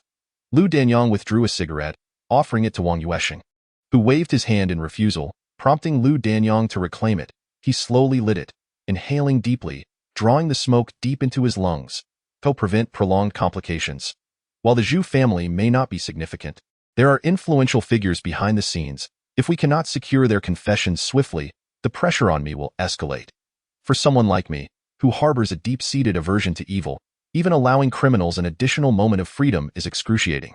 Chapter 068. Two complete entities. However, we cannot recklessly utilize our capabilities. I trust you understand this. Gaolong, who maintained a good rapport with Lu Danyang, distinguished between personal matters and professional duties. Collaborating on this case is clearly a matter of public service. You know how much I detest these scoundrels evading justice. Had I adhered to protocol back then, I would not have been demoted to this position. Do you not know me? Lu Danyang finished the cigarette in one draw, extinguishing it with a pinch of his fingers, as if the ember posed no threat to him. Observing Lu Danyang reaching for another cigarette, Gaolong swiftly snatched the entire pack away. Wang Yuansheng is a teacher. He cannot be exposed to secondhand smoke. Lu Danyang paused, then slapped his forehead. My apologies, it's just a habit. Please bear with me. Having learned of Wang Yuansheng's other identity from Gaolong, he became noticeably more courteous. Thank you for your understanding. My throat remains in decent condition, but I must be more cautious. Wang Yuansheng offered a grateful smile, a gesture he was quite adept at expressing. Please assist me once more. These two scoundrels are repeat offenders. It's an affront to justice. Wang Yuansheng sensed Lu Danyang's genuine loathing for criminal behavior.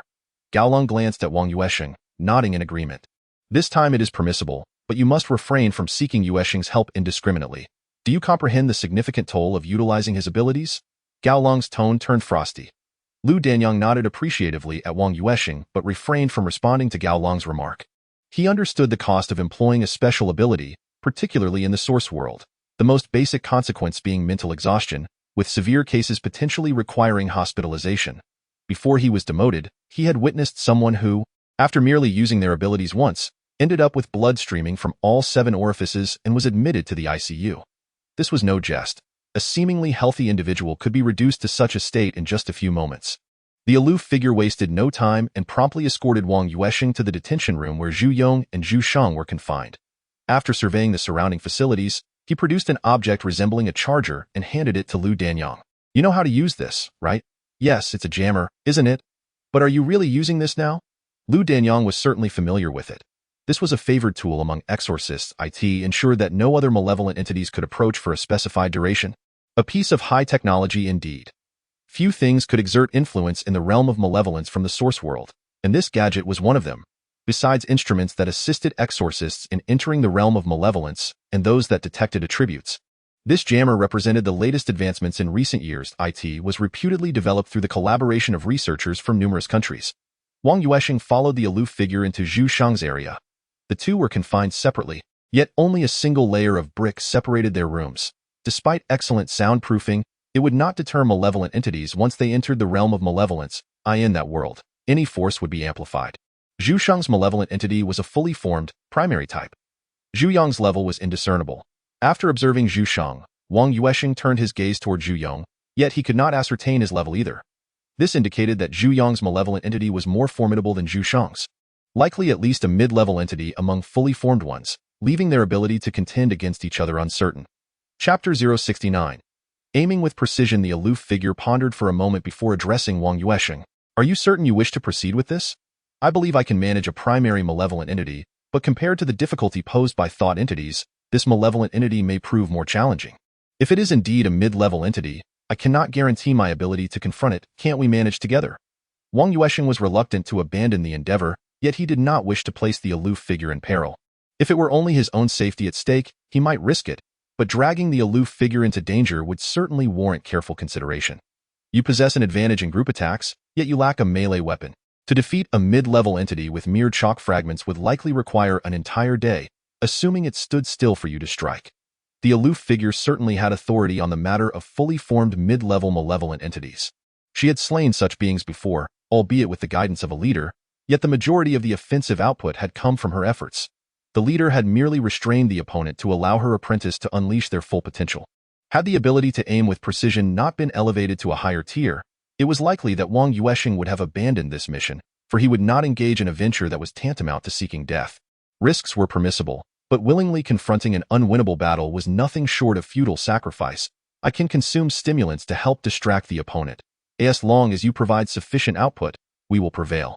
Wang Yuansheng possessed an automatic healing system, rendering him significantly safer compared to ordinary exorcists who had to rely on their own supplies. Certainly, provided that one is not eliminated in an instant. After a moment of contemplation, Gao Lung nodded slightly.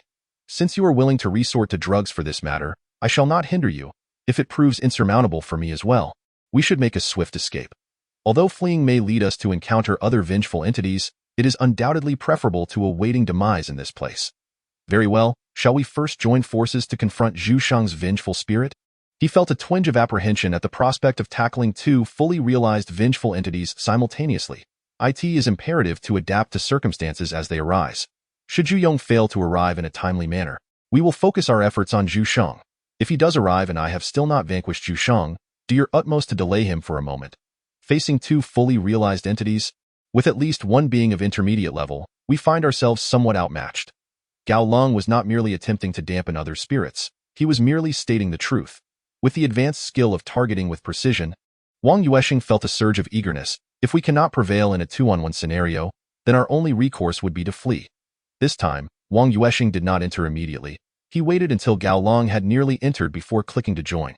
The previous experience of being relentlessly pursued by Hui Yuan's vengeful spirit was far from pleasant.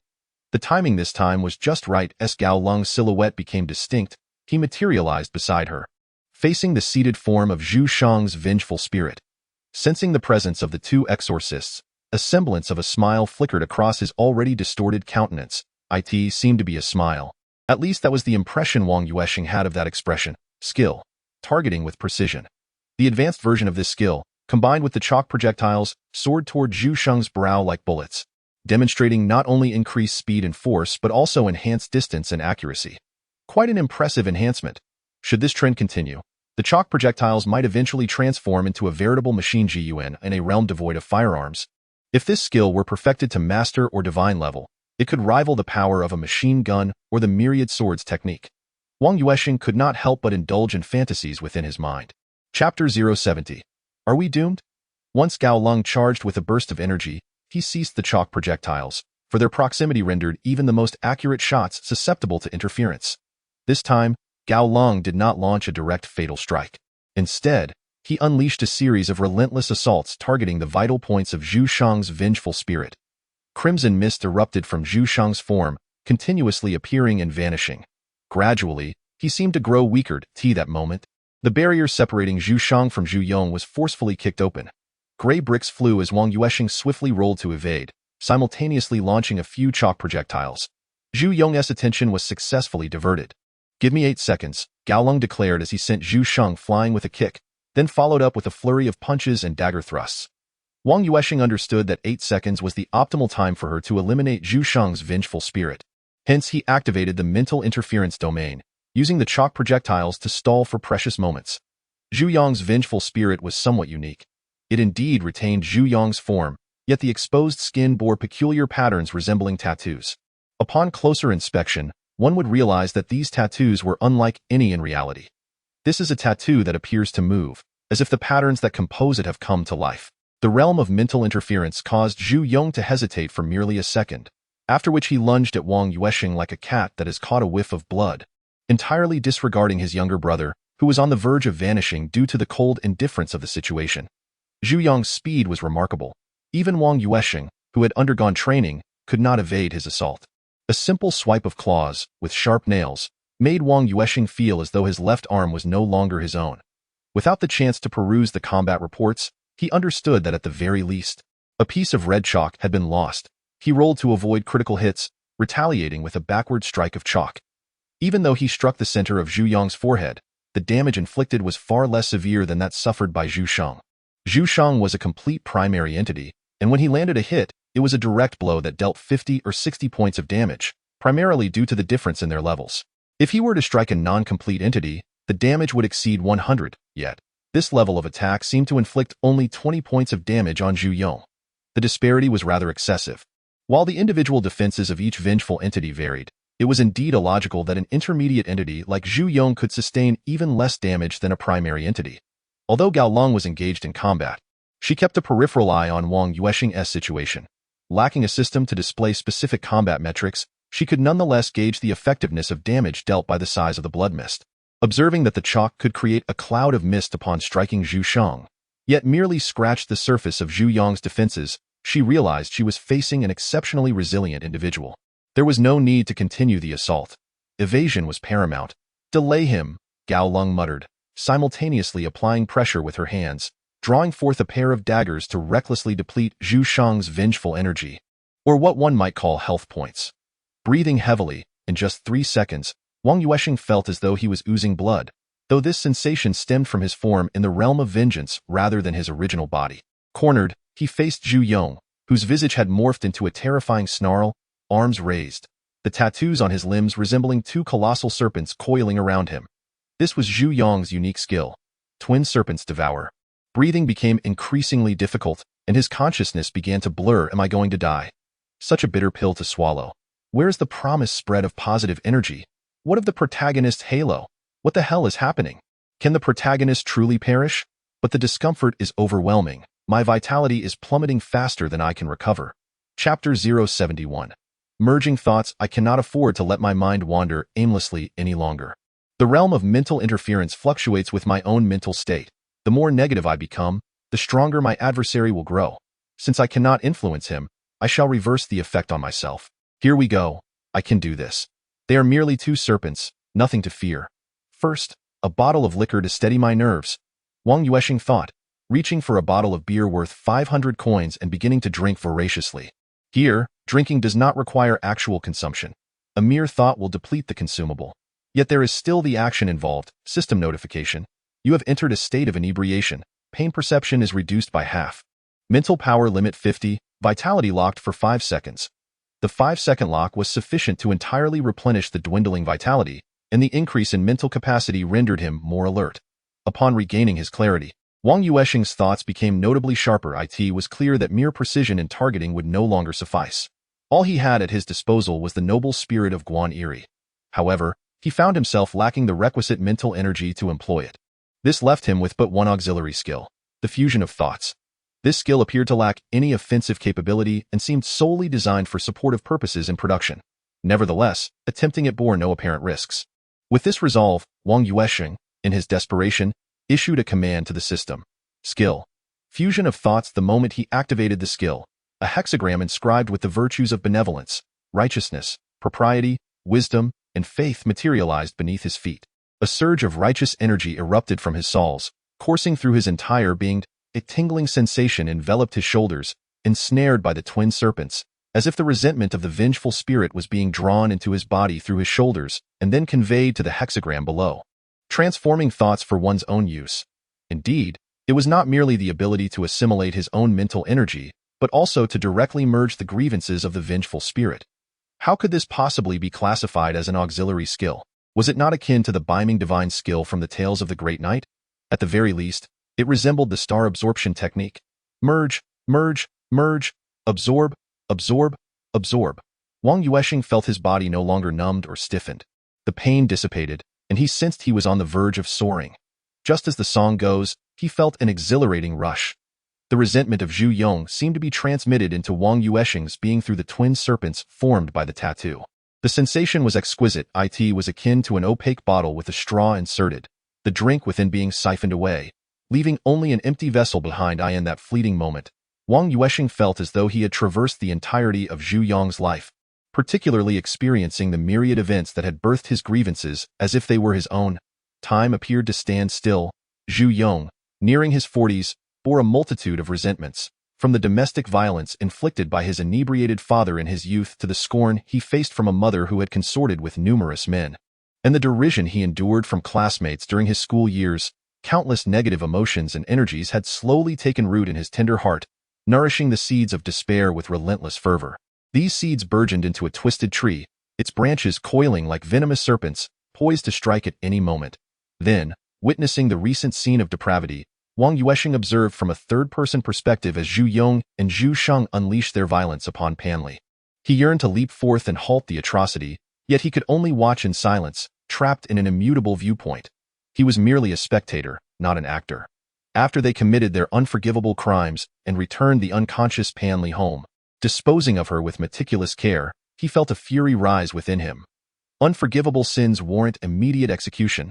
Wang Yuansheng shouted vehemently, his right hand mimicking the motion of a beheading. It seemed as though Zhu Yong's vengeful spirit was truly severed, cracks appearing at its head, until the entire entity shattered like porcelain, scattering fragments of resentment across the ground. The hexagram, invisible to others, acted like a black hole, drawing in all remnants of this resentment. Chapter 072. Excitement. The sudden sound startled Gao Long, who had nearly defeated Zhu Sheng, on the brink of vanquishing him with just a few more strikes.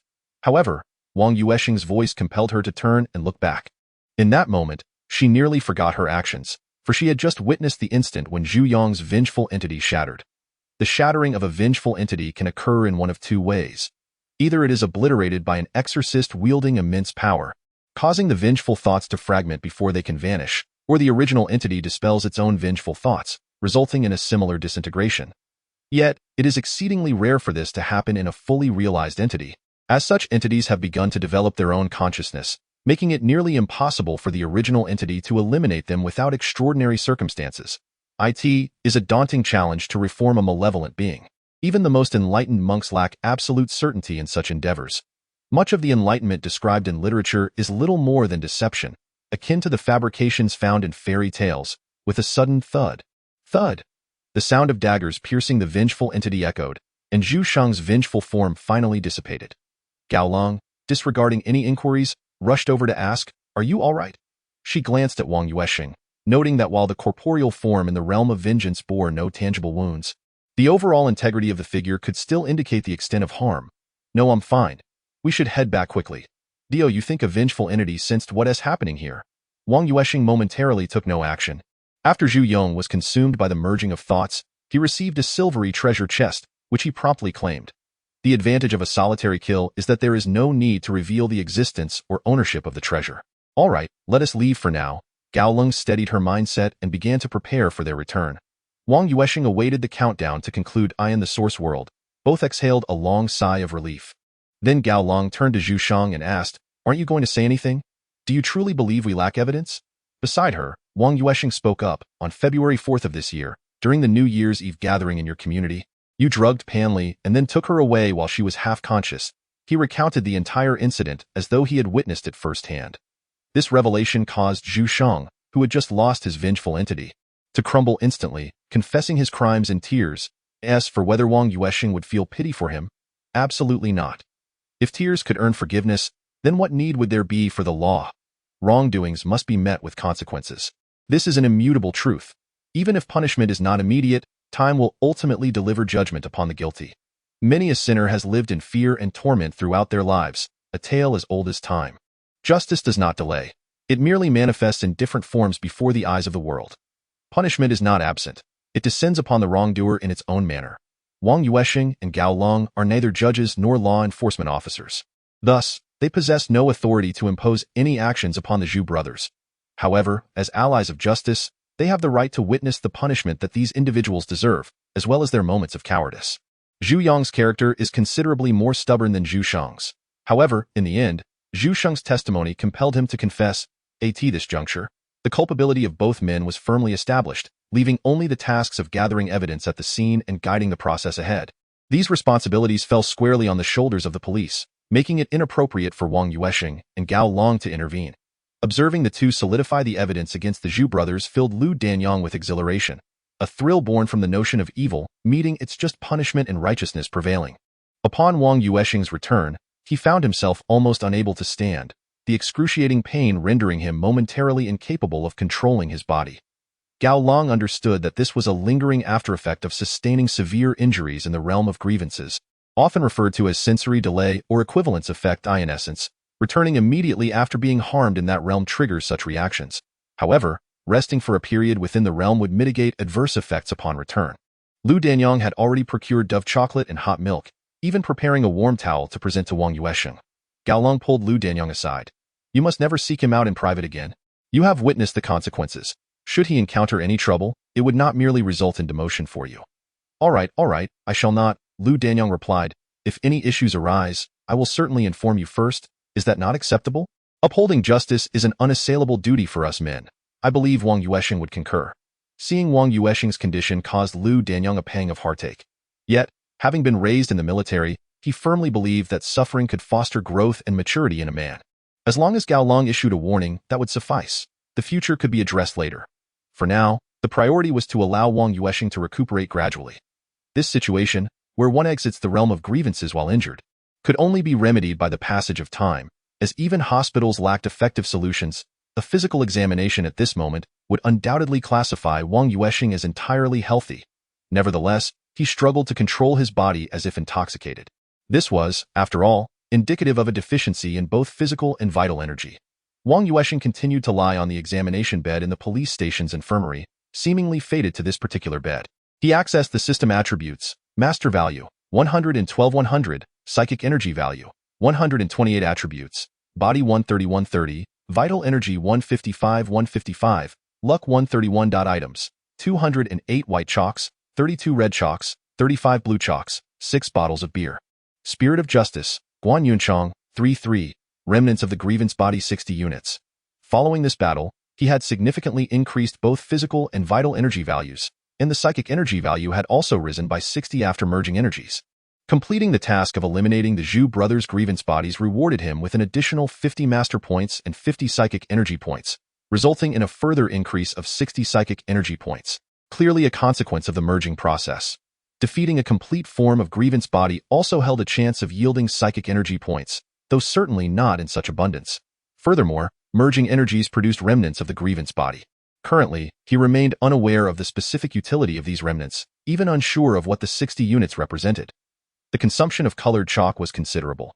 He hoped this upgrade would yield something worthwhile from the system, lest he suffer a significant loss. As these thoughts swirled in his mind, Wang Yuansheng silently initiated the upgrade. 9th generation inheritor. Wang Yuansheng level, apprentice level 3 master value. 12-200 mental power value. 128 attributes. Physical strength 180-180. Spirit 205-205. Luck 132. Both physical and mental capacities have reached their maximum limits, while the master value has directly transformed into 12-200, and the level has ascended to apprentice level 3, accompanied by a slight increase in luck. Simultaneously, he received a notification from the system regarding a job transition. He has officially entered the master sequence, unlocking the dual realm mode. Job transition description. Entering the ranks of masters signifies the commencement of a genuine journey through the realm of resentment. Within the dual realm mode, the master values of the source world and the realm of resentment are interconnected. The promotion of all positive energy and the eradication of negative energy will enhance the master value. Job transition reward. Junior teacher qualification certificate. System. Is the junior teacher qualification certificate akin to a teacher's qualification certificate in reality? System. No, it is a certification from the master system, which can be utilized to exchange for items within the system. The system also offers items for exchange. May I take a look? Wang Yuansheng was unaware of this feature of the system after acquiring it. If this were to be exploited, it would indeed be a windfall. System. Insufficient conditions, no permissions granted. Chapter 074. Skill Advancement Plan. Must there be conditions? Forget it. What new permissions does apprentice level 3 entail? Wang Yuansheng realized that rather than probing one question at a time, it would be more efficient to inquire directly about permissions. System. Authorization to obtain information on skill development directions and corresponding level knowledge. Skills have developmental directions. That piques my interest. Wang Yuansheng felt a wave of fatigue and adverse conditions dissipate after leveling up.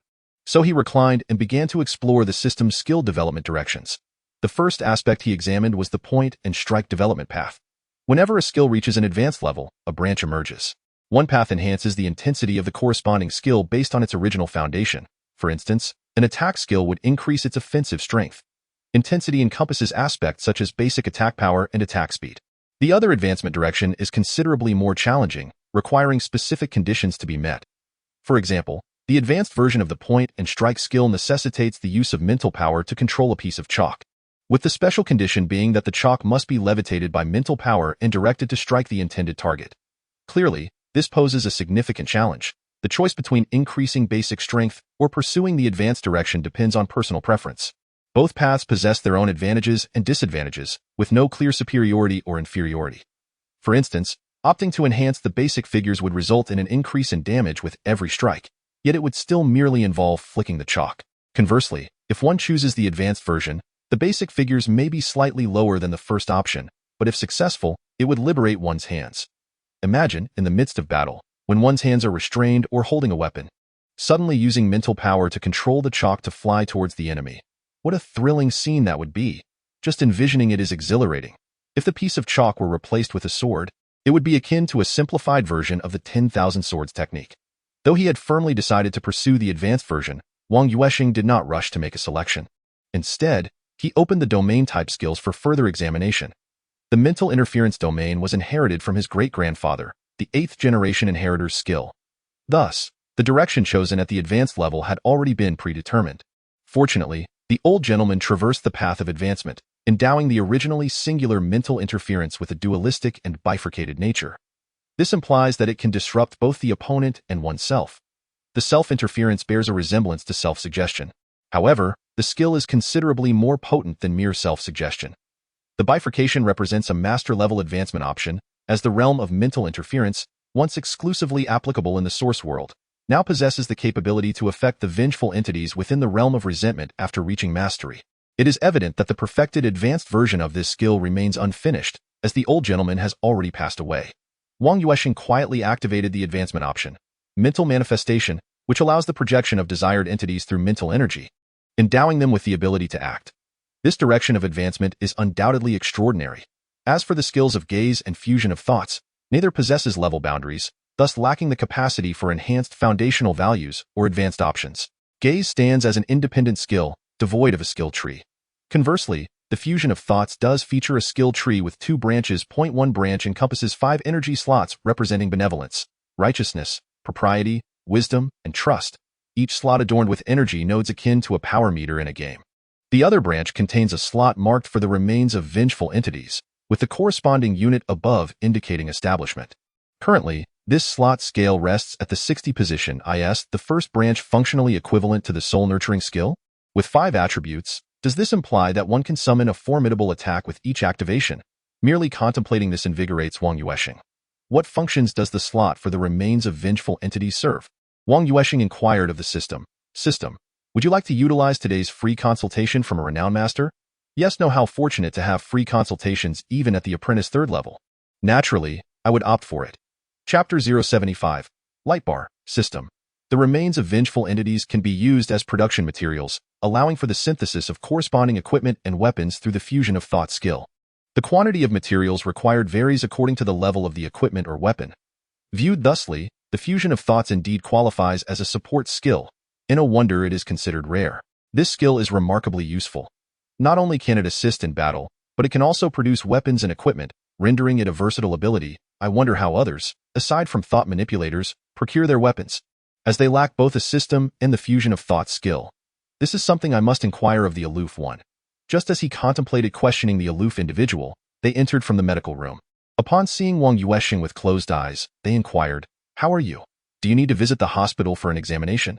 Can a hospital even treat this?" Wang Yuansheng opened his eyes to ask. Certainly not a conventional hospital. There exists an official hospital for thought manipulators in Lehigh City. There are also a few dubious clinics. If you're unafraid, I could take you to witness the experience. Seeing that he appeared normal, the aloof one felt relieved and even found the opportunity to jest. Wang Yuansheng neatly folded the blanket he had draped over himself and set it aside. I have some matters I wish to inquire about. Discussing them here is rather inconvenient. I, too, have questions to pose to you. Let us proceed to my friend's place. The aloof one also harbored inquiries for Wang Yuansheng, such as how Zhu Yong's vengeful entity had been vanquished. Shall we not return to the villa? Wang Yuansheng had initially believed they would return to the villa, but that plan was temporarily abandoned due to certain circumstances. I have relocated the children to a chain hotel in the city. As there is presently no one at the villa, Gao Long, who is quite reserved, preferred not to discuss matters concerning the villa, which was understandably distressing for her. Wang Yuansheng sensed that the situation might be quite serious. Otherwise, Gao Long would not have taken such precautions. However, she felt powerless to assist and thus refrained from further inquiries.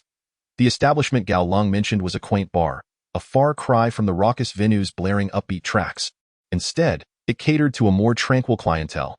The bar's main area featured soft music, its volume low yet melodious, creating an atmosphere conducive to relaxation. Many young couples favored this spot for their romantic rendezvous, finding joy in simply gazing at one another. By the time Gao Long and Wang Yuansheng arrived, the hall was nearly full, yet thanks to her VIP card, they were ushered into a private room on the periphery. Please, you go ahead and ask, they both said in unison upon taking their seats, which elicited mutual laughter. Ultimately, Wang Yuansheng, embodying the spirit of chivalry, encouraged Gao Long to pose the first question. At that moment, I thought I was finished. My only thought was to eliminate the adversary swiftly. It was then that I tapped into my mental interference ability and managed to gain control over him. Wang Yuansheng did not distrust Gao Long but understood that with systems such as theirs, mere communication was insufficient. Belief was also requisite. Mental interference ability? You certainly possess a variety of skills, she remarked. You would do well to thoroughly disclose everything. Our upcoming actions hinge on your clarity, especially concerning the formidable entity I intend to confront, which is likely of mid to high-tier classification among complete beings. I genuinely lack confidence in facing it alone, along with its minions, not to mention the lingering resentful entities around. Otherwise, I would not have sought assistance. Gao Long's thoughts immediately gravitated toward the being she was preparing to confront. Wang Yuansheng, recalling Gao Long's ultimate objective in seeking her out, nodded in agreement. Rest assured, I will fulfill my promise. You may take me there whenever you wish.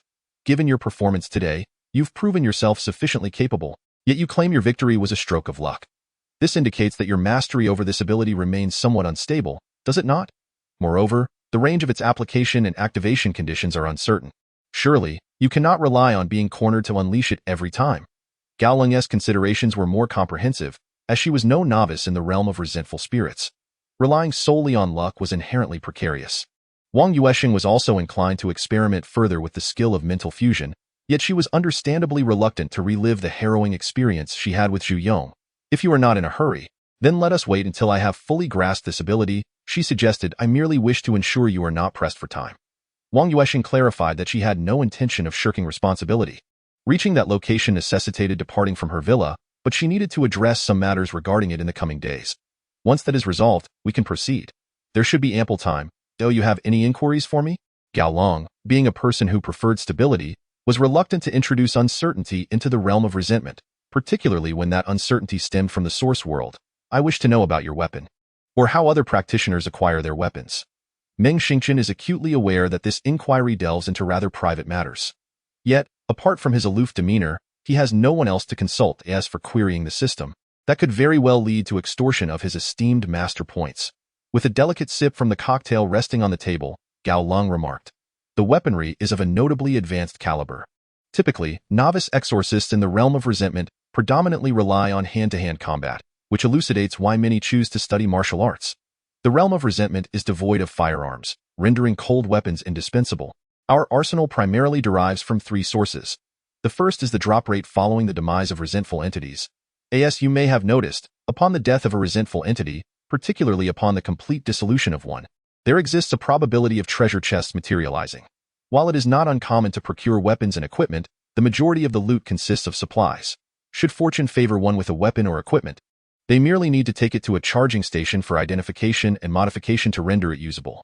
Just as I previously mentioned regarding the official hospital, there exists an official charging station in Lanhai City, which I shall later introduce you to.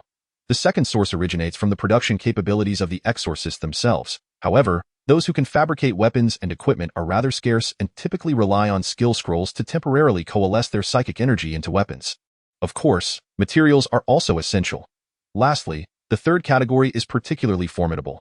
Certain exceptionally powerful exorcists possess the ability to conjure weapons using their psychic energy or positive energy during combat. Therefore, the primary sources of weaponry consist of drops from resentful entities, production by exorcists, and conjuration by exorcists themselves, correct? So, which category does your dagger fall under? Wang Yuansheng summarized the three sources and subsequently expressed a keen interest in Gao Lung's dagger. If possible, he too wished to acquire a pair. It surely would possess greater offensive capability than a flying piece of chalk, wouldn't it? Mine is a standard issue weapon, belonging to the second category. Manufactured through production, it requires periodic recharging, essentially infusing it with psychic energy to ensure optimal condition. You may comprehend it as a weapon suffering durability depletion with use, while the psychic energy can enhance that durability. Could I create a pair? Even a single one would suffice. Every time I resort to flying chalk, I find myself at a disadvantage in close combat. Wang Yuansheng felt that his chalk projectiles dealt less resentment value than a mere punch. Very well, do you possess any funds? Or perhaps some psychic energy? In the realm of resentment, monetary circulation is rather limited. Psychic energy serves as the true currency. Gao Long was candid, yet it was evident that the other party was lacking in funds. Otherwise, he wouldn't have resorted to selling himself for a mere 120,000. Once again, the issue of finances arose. Indeed, without wealth, one finds it exceedingly difficult to progress. Wang Yuansheng was promptly stripped of the desire to even inquire about the price. I must earn a substantial amount of money. Otherwise, I can't even navigate the realm of resentment. It is indeed true that strength and wealth are inseparable, while spiritual sustenance is merely a form of self-deception. Reality has a way of teaching one the harsh lessons of life. Chapter 077. Self-awareness. Noticing Wang Yuansheng's silence, Gao Long continued. Thus, your premature exposure to the realm of resentment may not be advantageous. Moreover, whether in the source world or the realm of resentment, the significance of money cannot be underestimated. Of course, in the realm of resentment, psychic energy is even more sought after. Many high-end goods are exclusively available for purchase with psychic energy. Once I take you to obtain an official psychic energy card, you will be able to utilize psychic energy in a conventional manner. Otherwise, your psychic energy remains trapped within the ethereal realm, incapable of transforming into circulating currency or consumables. Presently, Wang Yuansheng feels akin to a rustic simpleton venturing into the city, awaiting the guidance of a poised and fashionably attired tour guide. For the next few days, do refrain from entering the realm of grievances. If there are no secure venues, it is preferable to abstain altogether. I shall expedite the resolution of matters concerning the villa, aiming for this weekend or next week. We are preparing to confront that formidable entity. Gao Long is also keen to avoid unnecessary delays. Should the opportunity slip away, it would be a regrettable loss. I may need to return home this weekend, as my residence is in Beishi City. Wang Yuansheng has not forgotten the necessity of catching up on his studies over the weekend. Although his family hasn't mentioned it, it is likely that finding a tutor will indeed prove to be a challenge, particularly for mathematics, which he must prioritize. Very well, let us tentatively schedule for next Monday. I will also hasten to resolve matters on my end. If time permits, a bit of training would be most beneficial.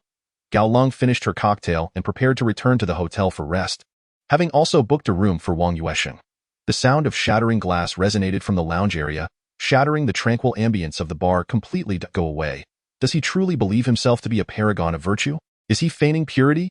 Li Haoyu, in a drunken stupor, swept the bottles and glasses from the table to the ground, shattering them to pieces. Haoyu, don't be impulsive. Sit down and talk, urged someone. Xiao Chong quickly apologized to Haoyu. Sun Chong's heavily made-up girlfriend hastily stepped in as a mediator. Yet, Sun Chong remained silent, not intervening with his girlfriend, merely observing how Lu Chong would respond. Li Haoyu had made a pact with him. Today, Lu Chong, the provocative temptress, must be conquered. Otherwise, it would be futile. He had no time to indulge her whims or continue to invest in her without reciprocation. Ultimately, he had no intention of marrying Lu Chong. Coming from a poor rural background, despite her decent looks, admirable demeanor, and education, she simply did not meet his family's criteria for a partner. She was merely a diversion. After all this time, just as he was about to take the final step, he was met with various excuses. He had no desire to continue the pretense. If she would not share his bed, she could leave. There were plenty of others eager to occupy Li Haoyu's bed. Had Lu Chong not been in the way, he would have secured one of her classmates long ago. Now, with her constant evasion and resistance, who else but he should be enraged? Under the scrutiny of numerous gazes, Lu Chong merely bowed her head, softly choking back tears, saying nothing, simply crying. She felt powerless. Although her job was secured, the position at the 80th middle school came with a probationary period. The risk of being dismissed loomed large. Though the issue of her formal employment status had been somewhat resolved, it came at a considerable cost. She was on the verge of becoming intimately involved with Li Haoyu. She understood that in order to establish herself at the 80th middle school, she needed to take that next step. Yet, after taking that step, the outcome would likely be rejection, merely a question of time. Eventually, when he grew bored, it would be time for her to leave. A person like Li Haoyu could never genuinely care for her. She was acutely aware of this reality. Chapter 078. Not kindred spirits. The situation in the hall escalated, prompting the waiter to rush over to assess the circumstances. After all, this is a light bar, and any noise would undoubtedly disrupt the normal consumption experience of other patrons. Sun Chong tossed 300 coins to the waiter, commanding, "Clean this up. You have no part in this matter." The waiter, clearly accustomed to such situations, maintained a polite smile and replied, "You jest, sir. We are indeed a light bar. If you have personal matters to attend to, feel free to step outside. We shall gladly hold your seats for you." Noticing the waiter decline the tip, Sun Chong felt a flush of embarrassment and slammed his hand on the table, bellowing, "Fetch your boss, Ma Yuanyuan." "Who do you think you are?" In truth, the waiter was not merely an ordinary staff member. He was the supervisor for the day. However, faced with the imposing figure of Sun Chong, he felt somewhat diminished, for those familiar with the establishment recognized Sun Chong's reputation. He was even aware of who Li Haoyu was. Thus, he refrained from further conversation, swiftly clearing the shattered bottles and broken glasses before hastening back to seek out the boss. Although Yuanyuan Bar was not the largest in the area, its niche as a light bar gave it a unique charm. Owner Ma Yuanyuan, a classmate of Gaolong, had ventured into entrepreneurship after graduation, serendipitously arriving in the coastal city of Linhai. Their friendship rekindled from their university days, and over the years, the small bar had cultivated a loyal clientele. Ma Yuanyuan approached with a professional smile, first raising a glass with Sun Chong and Li Haoyu before broaching the serious matters at hand. This was her social strategy, regardless of the circumstances. She would always share a drink before discussing business. Whether it was an apology or a means of building rapport, that initial toast often facilitated smoother resolutions, as anticipated. After sharing a drink, Sun Chong's demeanor softened considerably. He shot a glare at the oblivious supervisor and remarked, "Boss Ma, you are magnanimous. Let's consider this matter settled."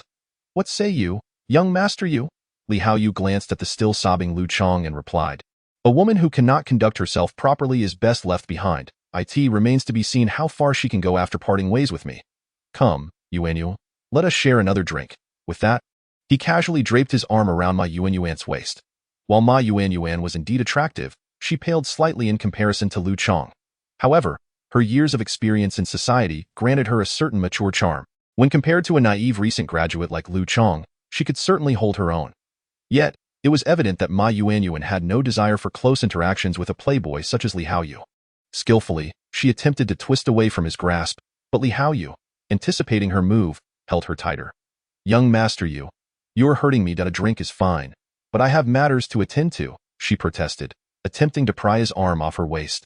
Perhaps Li Haoyu was genuinely a bit inebriated, or perhaps he had not gained much ground with Lu Chong.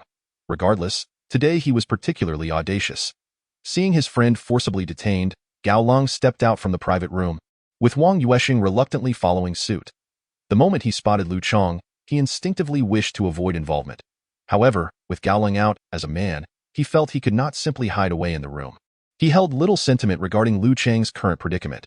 Ever since he became a practitioner of the art of distraction, it was inevitable that he and she would no longer walk the same path.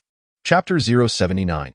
In the source world, wherever you point, you strike. Ma Yuanyuan did not wish to create a scene in her own bar. Yet since she was already being detained, there was little she could say. Initially intending to make a phone call, her anxiety eased considerably upon noticing the arrival of Gaolong. Sun Chong and Li Haoyu exchanged glances, pondering how it was possible to encounter her in every location. The striking visage of Wang Yuansheng soon drew the attention of many. The ambient music in the bar came to an abrupt halt, and patrons who had previously paid little heed to the unfolding drama ceased their drinking and chatting. Opting instead to observe the commotion. "Do you need assistance?" Gaolong inquired directly of Ma Yuanyuan, disregarding Sun Chong and Li Haoyu entirely. "Why you shall?" Ma Yuanyuan cast a cold glance at Li Haoyu. Should he continue to cling to her, she would truly have to seek Gaolong's aid. She was certain that once she spoke up, Gaolong would undoubtedly intervene. The formidable Gaolong, who had bested all contenders within the school, was surely capable of diffusing the situation. However, a loss of clientele and equipment was an unavoidable consequence. She was reluctant to incite conflict in her own establishment. Thus, she endeavored to minimize the discord, preferring to avoid physical confrontation whenever possible. Addressing Li Haoyu as Yu Xiao was her final concession. Should he remain oblivious, she would no longer feel obliged to maintain civility. Yet, it seemed that today Li Haoyu had reached the limits of his patience, particularly upon encountering Lu Chang's ex-boyfriend. This fellow was undoubtedly relishing the spectacle of his humiliation. Seeing Li Haoyu remain unresponsive, Ma Yuan could only sigh in resignation. I appreciate your help, along. Not a bother. Gao Long replied succinctly. Striding towards Li Haoyu, it appeared that a confrontation was imminent. Even if Sun Chong was intimidated by Gao Long, he was compelled to act, for otherwise, he would have much to answer for to Li Haoyu's father. However, to his surprise, Gao Long did not direct his wrath at him, but rather, Wang Yuansheng swiftly interposed himself between Gao Long and Sun Chong. Recently, he had felt a renewed understanding of close combat, and this was an opportune moment to test his skills. Although Sun Chong was wary of Gao Long, he felt no trepidation towards Wang Yuansheng, whom he deemed a defeated opponent, and thus launched a powerful swing aimed at Wang Yuansheng's jaw. As the punch hurtled towards him, Wang Yuansheng flicked his right hand, striking Sun Chong's left eye with a fragment of chalk. My eye. Sun Chong, disregarding his initial intent to strike, staggered backward, clutching his injured eye. That was a concealed weapon. This person is undoubtedly a master. Impressive. I didn't even see what it was. Was that a seed? It looked rather like the piece of chalk my teacher used to throw back in school. What kind of vision do you possess? You could see that clearly? What brand of chalk can be recognized in such a manner? Various discussions erupted among the onlookers, transforming the bar from mere shouts to a lively hubbub. At this juncture, Gao Long had firmly grasped Li Haoyu's wrist, executing a swift maneuver that resulted in a sharp cracking sound, likely indicating a dislocation. Bastard, you are courting death. Li Haoyu felt a searing pain shoot through his arm, rendering him incapacitated. With a resounding clap, two stinging slaps echoed through the air, leaving Li Haoyu's face swollen and bruised. The high and aloof demeanor merely uttered a single word, yet it resonated with tremendous force. It was akin to the two resounding slaps she delivered. Loud and crisp, at that moment, Sun Chong began to feel somewhat better, although his left eye still throbbed. While he hadn't lost his sight, the prospect of potential vision impairment loomed ominously. Should he be left with any lingering repercussions, he would undoubtedly seek retribution against the offender. His lack of attractiveness was already a concern.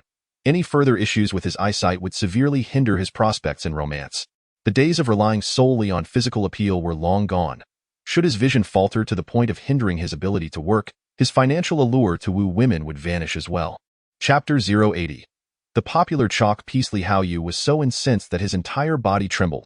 He was acutely aware that he stood no chance against the aloof one, so he could only vent his frustration on Lu Chong, retaliating with a slap. However, a powerful hand seized his wrist, halting his aggression. To unleash one's anger upon a woman is hardly the mark of a true man. If one possesses the skill, they should retaliate directly. Wang Yuansheng grasped his wrist and nonchalantly remarked, "What business is it of yours, you pitiful wretch?" Li Haoyu recognized that the fade had been shattered, leaving no room for pretense. He launched a full-scale assault. Wang Yuansheng merely smiled, applying more pressure. With a physical capacity of 130, his grip undoubtedly surpassed that of a construction worker. Sun Chong realized that today, he would not emerge unscathed. Yet he could not stand idly by as Lu Haoyu's other arm was also rendered useless.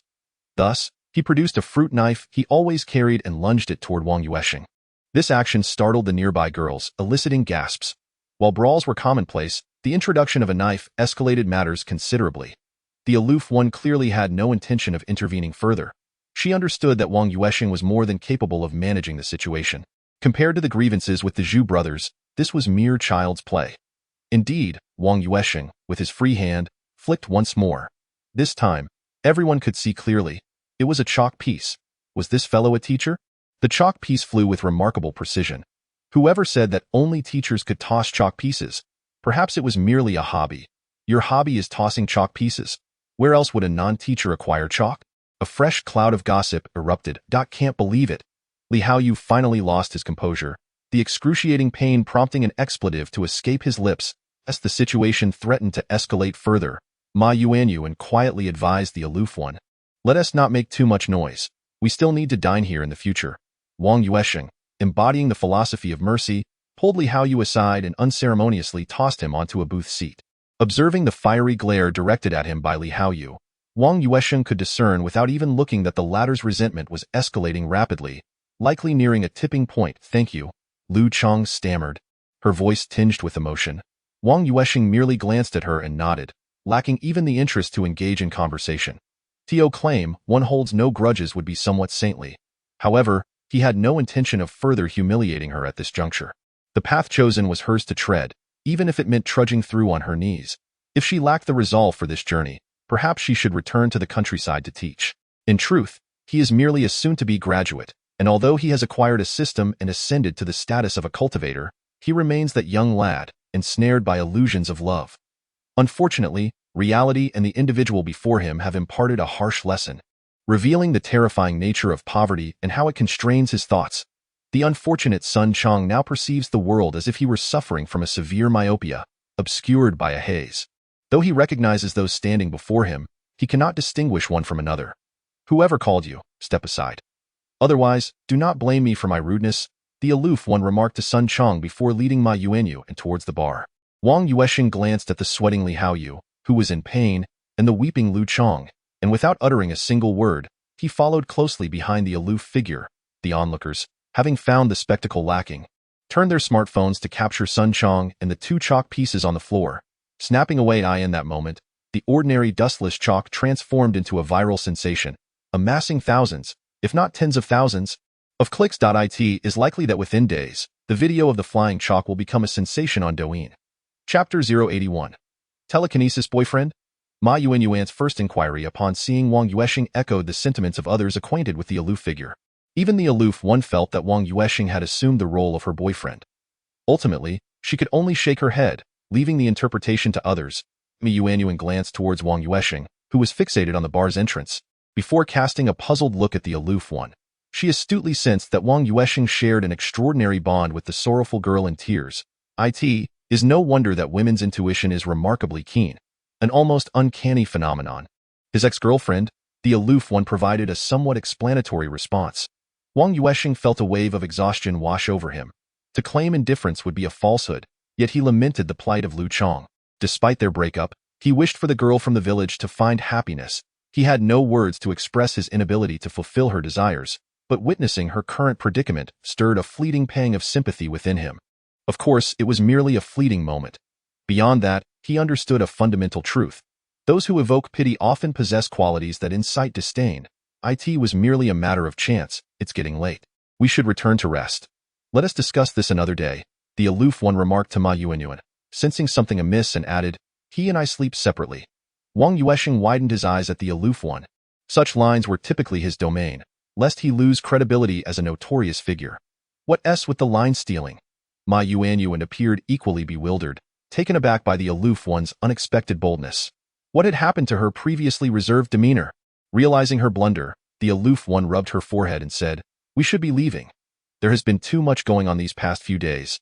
I truly need some rest." The aloof one and Wang Yuansheng exited Yuanyuan bar. A light drizzle began to fall outside. The two evidently lost interest in casual conversation and drove directly to the budget hotel where the aloof one had booked a room, each retreating to their respective quarters for rest. Wang Yuansheng took a hot shower, changed into fresh clothes, and lay on the bed, reflecting on the events that had transpired in the bar. He overlooked the aspect of interpersonal relationships, fixating solely on his confrontation with Sun Chong. Instinctively, he employed the skill of pinpoint accuracy, astonishingly discovering that it could also be utilized in reality. One would typically expect that such skills could only be exercised in the realm of resentment, except for those with dual-realm capabilities, like in the domain of mental interference, which could manifest effects in the source world. At least, according to the information provided by the aloof, most abilities of exorcists could only exert their full potential within the realm of resentment. The instances of being able to operate in the source world are exceedingly rare, particularly when it comes to unique combat abilities, which are challenging to deploy in the source world. Many exorcists are keen on adventuring in the realm of resentment, driven by the lure of profit and the slim chance of enhancing their own abilities. For the fortunate acquisition of abilities that could be utilized in the source world, it is akin to winning a grand prize of 5 million. Nevertheless, even with such low probabilities, numerous exorcists risk their lives traversing between the two realms, the inherent properties of the skill itself, or the peculiarities of the system at play. At that moment, I seemed not to have pondered too deeply, merely instinctively employing the pinpoint skill while infusing it with mental energy. With that thought, Wang Yuansheng rose and retrieved a fragment of chalk that remained in his pocket, concentrating intently on the piece resting in the palm of his hand. Yet after a prolonged moment, there was no reaction. This won't do. I cannot find that sensation. Mental energy is not a product of concentrated mental force. What exactly is it? Chapter 082. The banner. System. How can mental energy be utilized and activated? System. Insufficient permissions to query. Indeed, it seems reluctant to divulge easily. The fact that you haven't even accrued any master points indicates that this issue is likely quite advanced. Or perhaps something you are wholly unaware of. In truth, after several days of research, Wang Yuansheng had a rough understanding of the system's operational principles. Firstly, the system is not omniscient or omnipotent. It can only provide what one can currently grasp. Anything beyond one's comprehension is explained as insufficient permissions. Perhaps I should consult the aloof one. It is getting rather late. It might be best not to disturb her, lest I wear the cap of a scoundrel. I'll just make a phone call. Hello? Are you asleep? Wang Yuansheng's opening was somewhat stiff. Not yet. What is the matter? The aloof one had just finished showering and was lounging in bed. I wanted to ask a question. Go ahead. How should mental energy be utilized? Can you use it? You mean mental energy value, right? I've said before, don't rush. I'll take you to get a mental energy card, and then you'll be able to use it. The response from the other end came quickly. Wang Yuansheng pondered. His description had been quite precise, yet the aloof one still interpreted mental energy as mental energy value, indicating that exorcists might not be able to truly grasp the so-called mental energy, treating it merely as a consumable, even conflating mental energy with mental energy value as the same entity. Oh, nothing else then. Sleep early, good night. Wang Yuansheng realized there was no necessity to press further. Good night. The aloof one was not very talkative, except during teaching moments. Otherwise, she was rather reticent. After hanging up the phone, Wang Yuansheng began to contemplate. The advanced ability to strike precisely is undoubtedly a manifestation of telekinetic control over the chalk, rather than merely an exertion of telekinetic energy. This assertion remains unequivocally true. Consequently, it follows that only the skills bestowed by the system possess this unique characteristic. Telekinesis can only be genuinely wielded by someone like me, who is endowed with the system. Others, apart from telekinetic practitioners or exorcists, can merely utilize telekinetic energy as a consumable resource, akin to the balance in a bank account by expending a certain amount. One can procure various items. Perhaps other non-telekinetic practitioners perceive the items obtained through the consumption of telekinetic energy as manifestations of true telekinesis. However, this is a misconception. It seems that the true essence of telekinesis is temporarily beyond my grasp. Perhaps I shall savor it fully when the next opportunity arises. He is certain that during the skirmish with Sun Chong, the chalk that flew away was undeniably infused with his own telekinetic energy. This sensation is devoid of any tangible feeling, yet its existence is distinctly clear. That night, Wang Yuansheng was lost in a whirlwind of fanciful thoughts and wild conjectures. The morning alarm heralded the familiar tune of Drunk for 1,000 Years. The budget hotel did not offer complimentary breakfast, so Wang Yuansheng took the bus directly to a small eatery outside the 30th Middle School, where he ordered soy milk and fried dough sticks. Entering the school gates, he was enveloped by a sense of melancholy, for today marked the deadline for his task of becoming a beloved homeroom teacher. He estimated that achieving this goal would be exceedingly difficult. After all, gaining the approval of 30 students within 3 days is no small feat, and he had yet to secure even the most basic acknowledgement from 20. Soon as he stepped into the mathematics department office, he encountered familiar faces. Lu Danyang and Zhang Miao were engaged in conversation with Director Hua while holding a ceremonial banner. Here comes Teacher Wang, just in time. We arrived only a short while ago. Lu Danyang exclaimed, his keen eyes spotting Wang Yuansheng as he entered the office. Director Hua, the head of the admissions office and concurrently the director of the school office, remarked, Little Wang, it's perfect timing. Have you been performing good deeds incognito? While modesty is commendable, it is also essential to set an example for others. The smile on Director Hua's face was so broad it seemed it would reach his molars. Wang Yuansheng, still somewhat oblivious to the situation, was being praised by everyone in a cacophony of voices, while the system simultaneously issued a notification. System. Peer acknowledgement completed, reward. Ceremonial banner 1, within 1 hour. Individuals within the banner's range will experience sustained recovery of physical and mental energy, acquired item. Ceremonial banner 1 hour 0 minutes 0 seconds, chapter 083. The ruler originally scheduled for the afternoon, the mathematics class was rearranged as the school leaders engaged in amiable discussions with Officer Lu Danyang from the police station, and naturally, Wang Yuansheng was obliged to accompany them. unbeknownst to him. Either Lu Danyang or the school had invited a journalist from a certain educational magazine to document the proceedings. Principal Lin, please hold on. We shall forego lunch. The case is still being concluded. We have initiated the public prosecution process against the Zhu brothers. The responsibility for reassuring the school now rests with you, Lu Danyang said, earnestly shaking Principal Lin Yun's hand. Rest assured, Captain Lu, this is our duty. Teacher Wang's assistance in upholding justice is a true exemplar for our profession. If this aftermath work is not executed properly, it would surely dampen the spirits of parents and society alike who are concerned about us. As the principal, the official platitudes roll off my tongue in an endless stream, each one distinct from the last. After bidding farewell to old Lu and the reporters, Lin Yun smiled at Wang Yuansheng and said, "Do your best. Strive to achieve excellent results.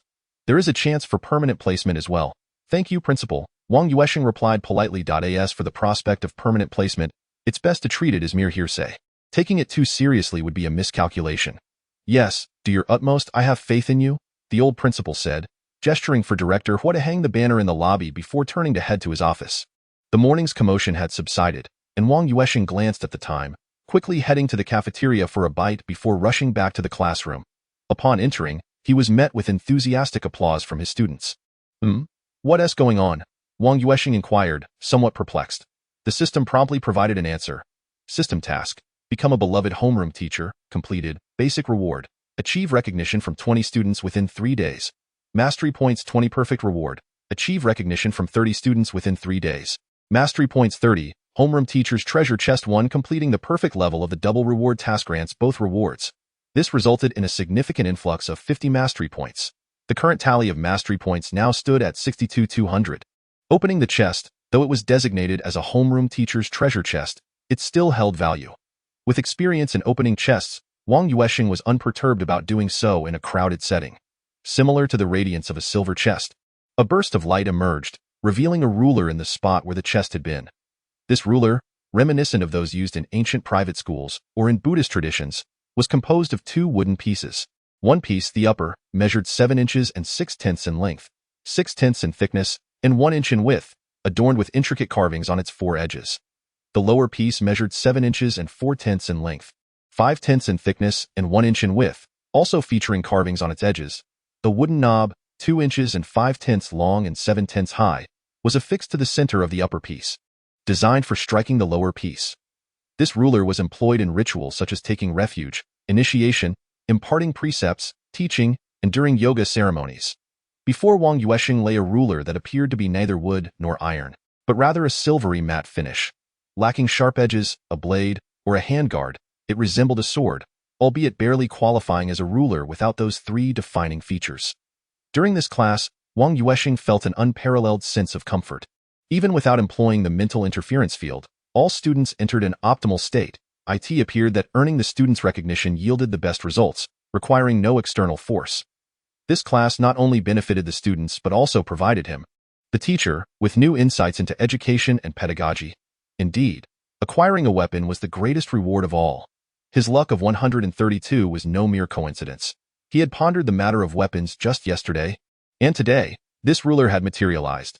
Chapter 084. The capable bear more responsibilities. The final class was commandeered by the principal, as tomorrow marked the district's mock examination for the 9th grade.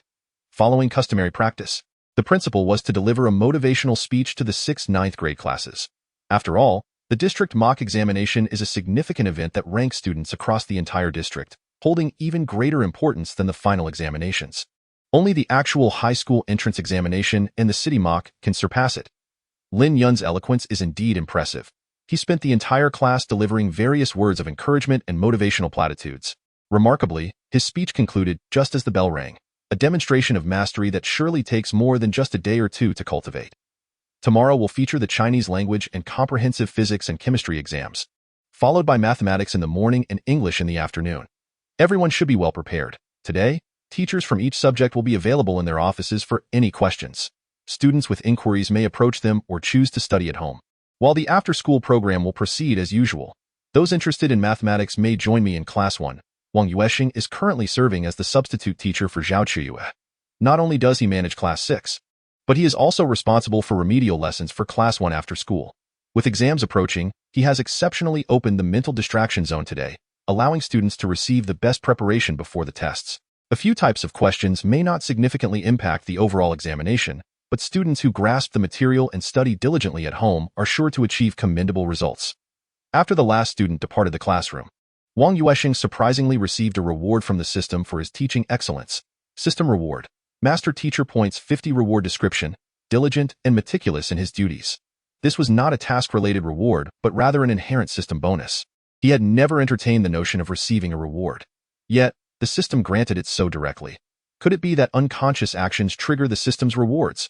Similar to the use of psychic abilities? Can one not intend it consciously? The difficulty of this concept is extraordinary. Observing that his master teacher points had risen to 112,200, Wang Yuansheng couldn't help but smile, as if the system were even more eager than he to enhance his master teacher points, with rewards arriving in abundance. Given that exams were scheduled for the following day, classes had largely transformed into a free review format focused on addressing questions. This is customary at Middle School 30. Unlike prestigious institutions such as Middle School 80, which maintain a regular teaching pace until examination time, the intensity of the school's atmosphere and teaching quality becomes evident. However, Wang Yuansheng's authority in these matters is limited. He is merely a contract employee, and the responsibility for proctoring examinations does not fall upon him. Nonetheless, on Thursday, April 10th, he was not without tasks, as Director Hua organized training for the Sanzhou team. Class 6 has a member, Fanjia, who is registered as a sports student at a key high school, specializing in Sanzhou. The school has granted him special permission. Aside from mandatory exam attendance, he is free to train with the Sanzhou team during the remaining time. The coach of the Sanzhou team is Tian Shu-Wen, a student of Director Hua and a physical education teacher at Middle School 30. The Sanzhou team consists of only 5 members, with Fanjia being the sole representative from the 3rd year of junior high. There are 2 members from the 2nd year and 2 from the 1st year. This is largely due to the fixed demand for sports students at prestigious high schools, prompting some students with average academic performance to seek opportunities as sports candidates. If selected, the high school entrance examination score can be boosted by 150 points. Applicable only to the targeted high school. As the acting class teacher of Class 6, it is only natural for Wang Yuansheng to observe the Sanzhou training at the school gym. Tian Shu-Wen, being a student of Hua Yuani, is indeed an ally. Mr. Wang has arrived. I heard from Director Hua that you also enjoy physical training. Should you wish to engage in a sparring session? Teacher Tian Shu-Wen is already quite fatigued from serving as a practice partner, considering he is tasked with managing 5 individuals at once. Naturally, he would be delighted to have even a moderately knowledgeable individual assist him. System task. Alleviate the pressures faced by peers. Task description. Those capable should take on more responsibilities. A teacher's role is not confined solely to their primary specialty. Diversifying one's skills can indeed be a commendable choice. Task reward, 20 master teacher points, 1 peer treasure chest. Chapter 085. Practice partner Wang Yuansheng is still pondering a way to fulfill that wish task for Hua Yuani, while teacher Tian has approached him with a request. Accompanied by a task, he is, of course, more than willing to accept. Just provide me with some protective gear, and I shall serve as a practice partner for Fanjia. Wang Yuansheng intends to prioritize training Fanjia. The new students in grades 7 and 8 require foundational knowledge. He is not a professional physical education teacher, but he is more than capable of being a practice partner. However, the systematic instruction may lack a degree of rigor. Fanjia is tall and robust. As a 3rd-year student, his stature is indeed above average. Perhaps due to years of practicing Sanda, his physical development is exceptionally impressive. Were it not for the knowledge that he is one of his students, one might easily mistake him for a university student if encountered on the street. Are you up to the task, teacher? This is professional-level sparring, you know, Fanjia remarked with a hint of concern as he observed his dashing and refined homeroom teacher donning protective gear to act as his sparring partner. Once you've engaged in combat, you'll come to realize that while I may not match you in scoring points based on technique, my fighting skills may well surpass your professional training, Wang Yuansheng retorted. Having studied combat techniques that are considerably more ruthless compared to the increasingly performance-oriented nature of contemporary Sanda.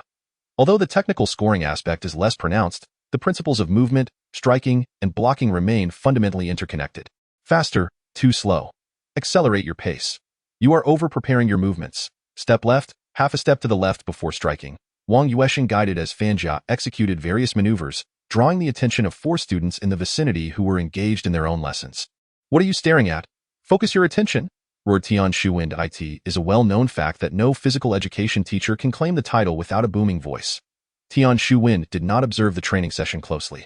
While the skills required for sparring are not insignificant, they are comparatively more relaxed than formal instruction. As long as one possesses stamina and a basic understanding of combat techniques, serving as a practice partner poses no issue.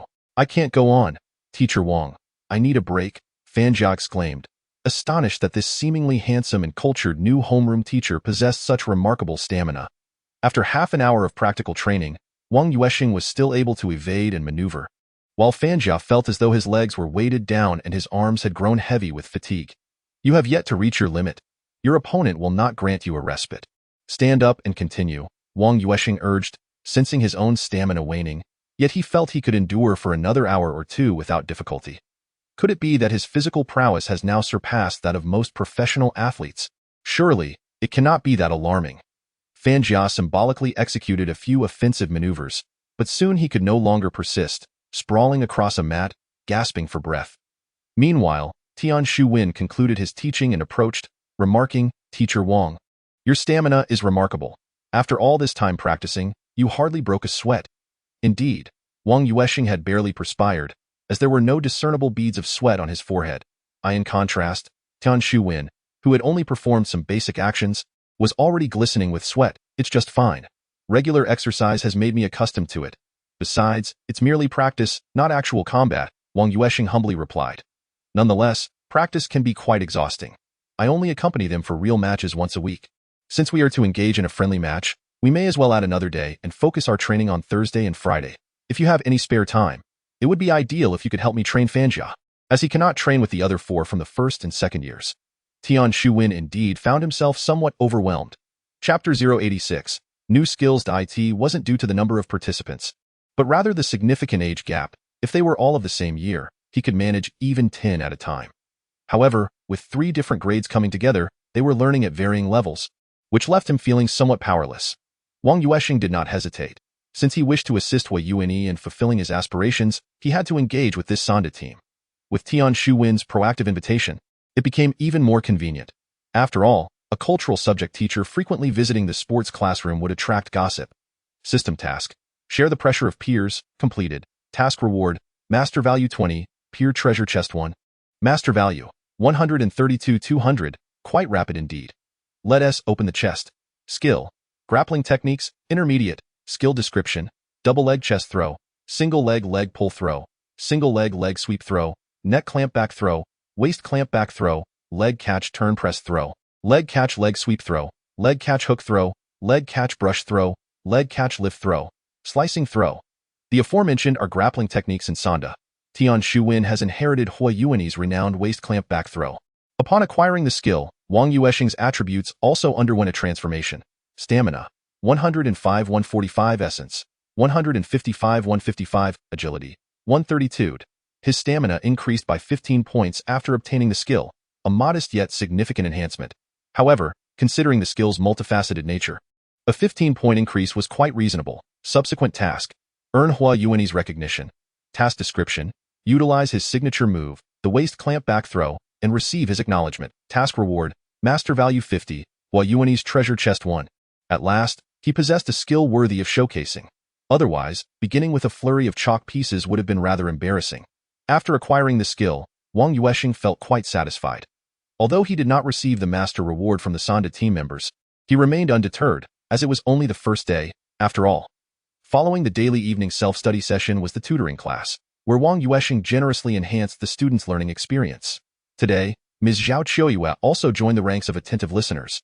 And with a mathematics exam scheduled for tomorrow, Wang Yuansheng diligently incorporated various examination techniques into the lesson. In conclusion, it can be stated that examination techniques may be employed during tests, yet I personally advise against their frequent use in regular practice, as some of these strategies, to put it plainly, are merely opportunistic. Nevertheless, in the interest of ensuring that everyone achieves commendable results, it is essential to impart these methods to you. Lastly, I wish for all of you to attain your desired scores in tomorrow's examination. Zhao Qiuyue was the first to break into applause. Frankly, among the new individuals she had encountered over the years, the handsome Wang Yuansheng had delivered the most impressive presentation. She even found herself making a comparison. If it came down to it, she might not stand a chance against him. As the saying goes, there is a hierarchy in the acquisition of knowledge, and each profession has its own specialization. Although he is youthful, this does not serve as a definitive measure of his teaching prowess. At most, one could remark on his relative inexperience. However, Based on the conclusions drawn from several lessons, it is evident that Wang Yuansheng possesses considerable teaching experience. He adeptly presents multiple methods for each complex question, and even integrates the partial approaches of students to offer more distinctive solutions. One could say he has truly achieved the essence of tailored instruction. Following Zhao Qiuyue's applause, Wang Yuansheng revealed his signature smile and nodded in her direction, simultaneously receiving a notification from the system. Random task, peer recognition, completed, task description. Peer recognition is a testament to your expertise in your field. Task reward, mastery points 10, peer treasure chest 1, chapter 087. A stirring development upon completion, Wang Yuansheng received a long-awaited supply of dust-free chalk, and remarkably, 3 boxes at once. This replenished his dwindling chalk reserves, now boasting 328 pieces of white chalk, 47 pieces of red chalk, and 50 pieces of blue chalk. Mastery points, 142,200. Quite splendid.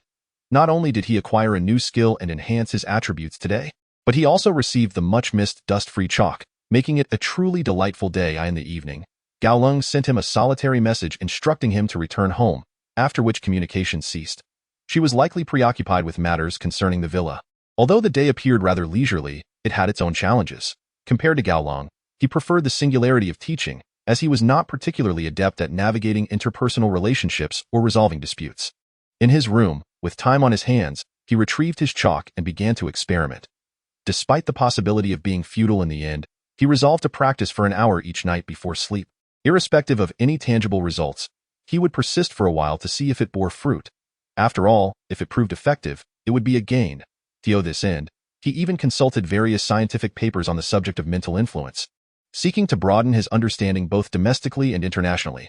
Having dismissed articles that were undoubtedly fraudulent, he compiled a list of the remaining few on an A4 sheet, beginning to illustrate the logical relationships.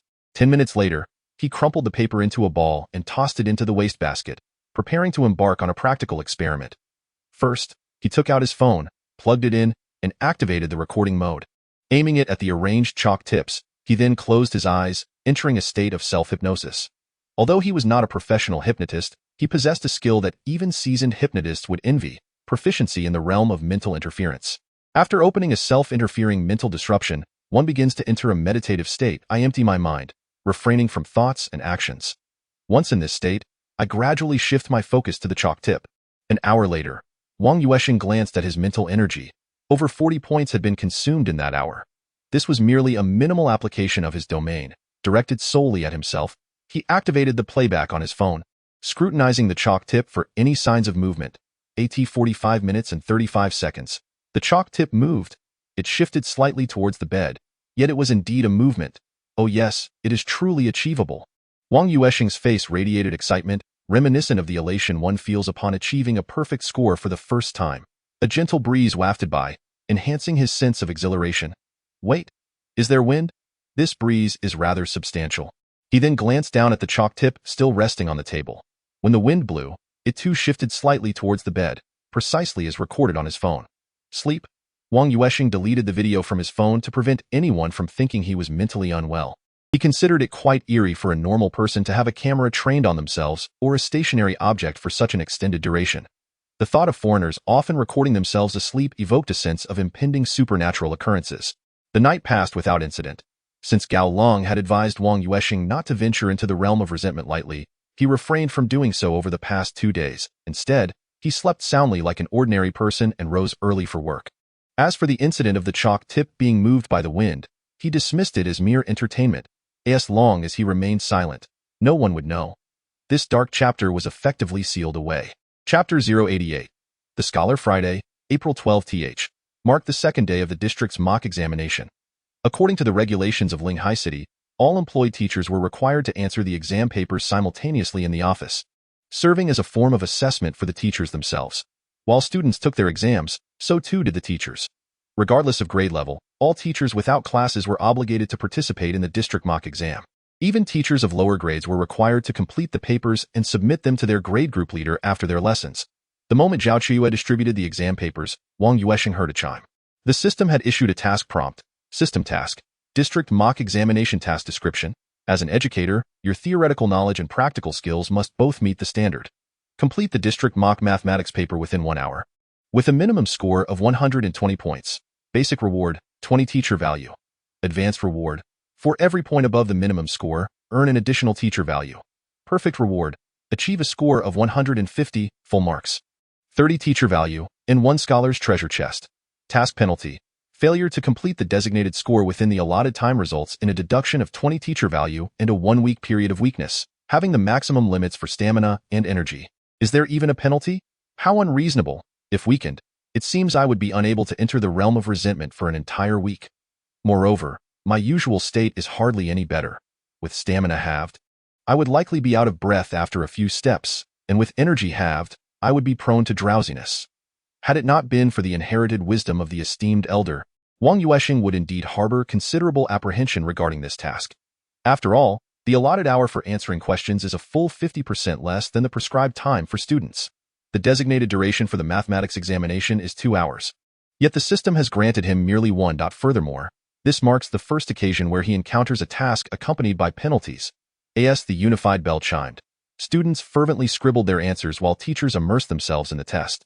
After a brief period of contemplation, Zhao Chuyue lifted her gaze to observe her colleagues in the office.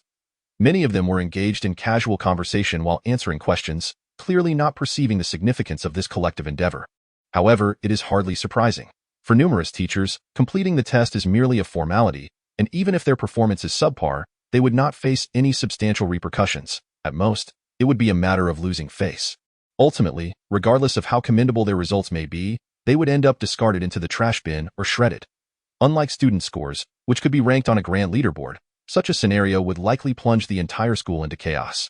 If students were to learn of their teachers' results, especially if some teachers performed worse than their own, how could those instructors ever face their pupils again with dignity?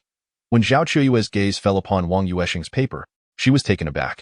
Had it truly been less than 20 minutes? He had already reached question 24? Was that even possible?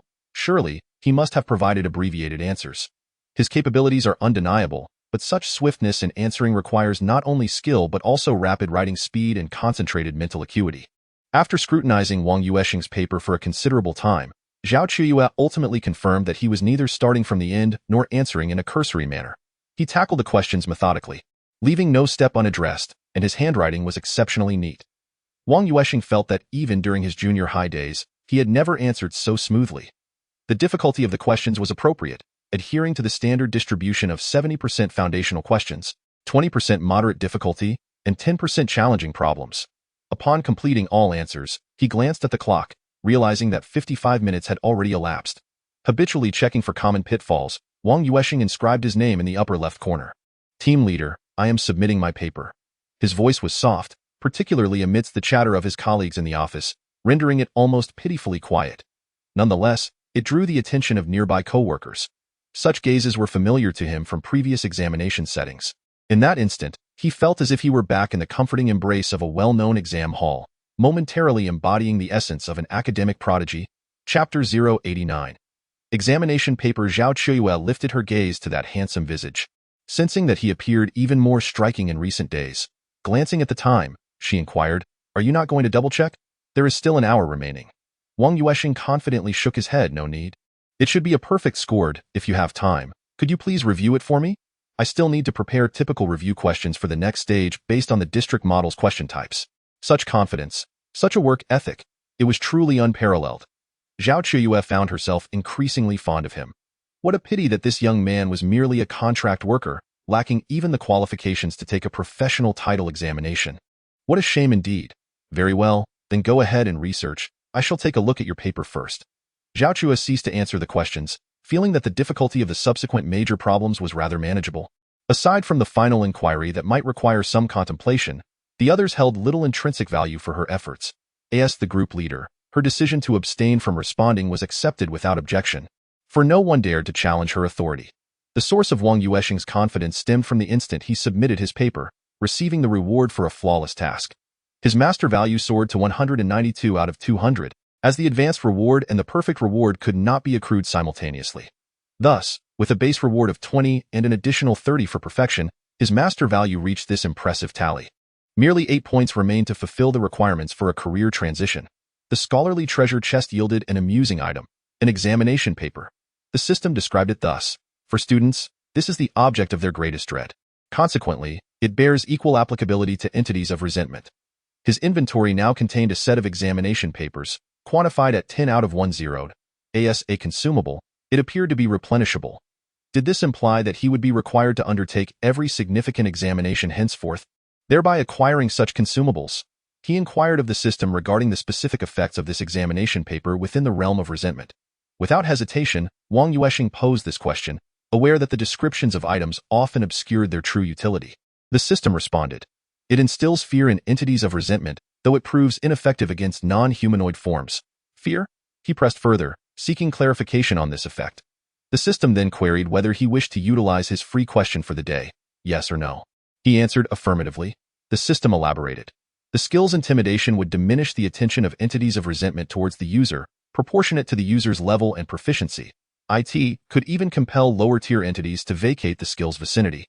The item's intimidating effect hinged on its level and specificity, mirroring the skill's effect but classified as a time-sensitive consumable.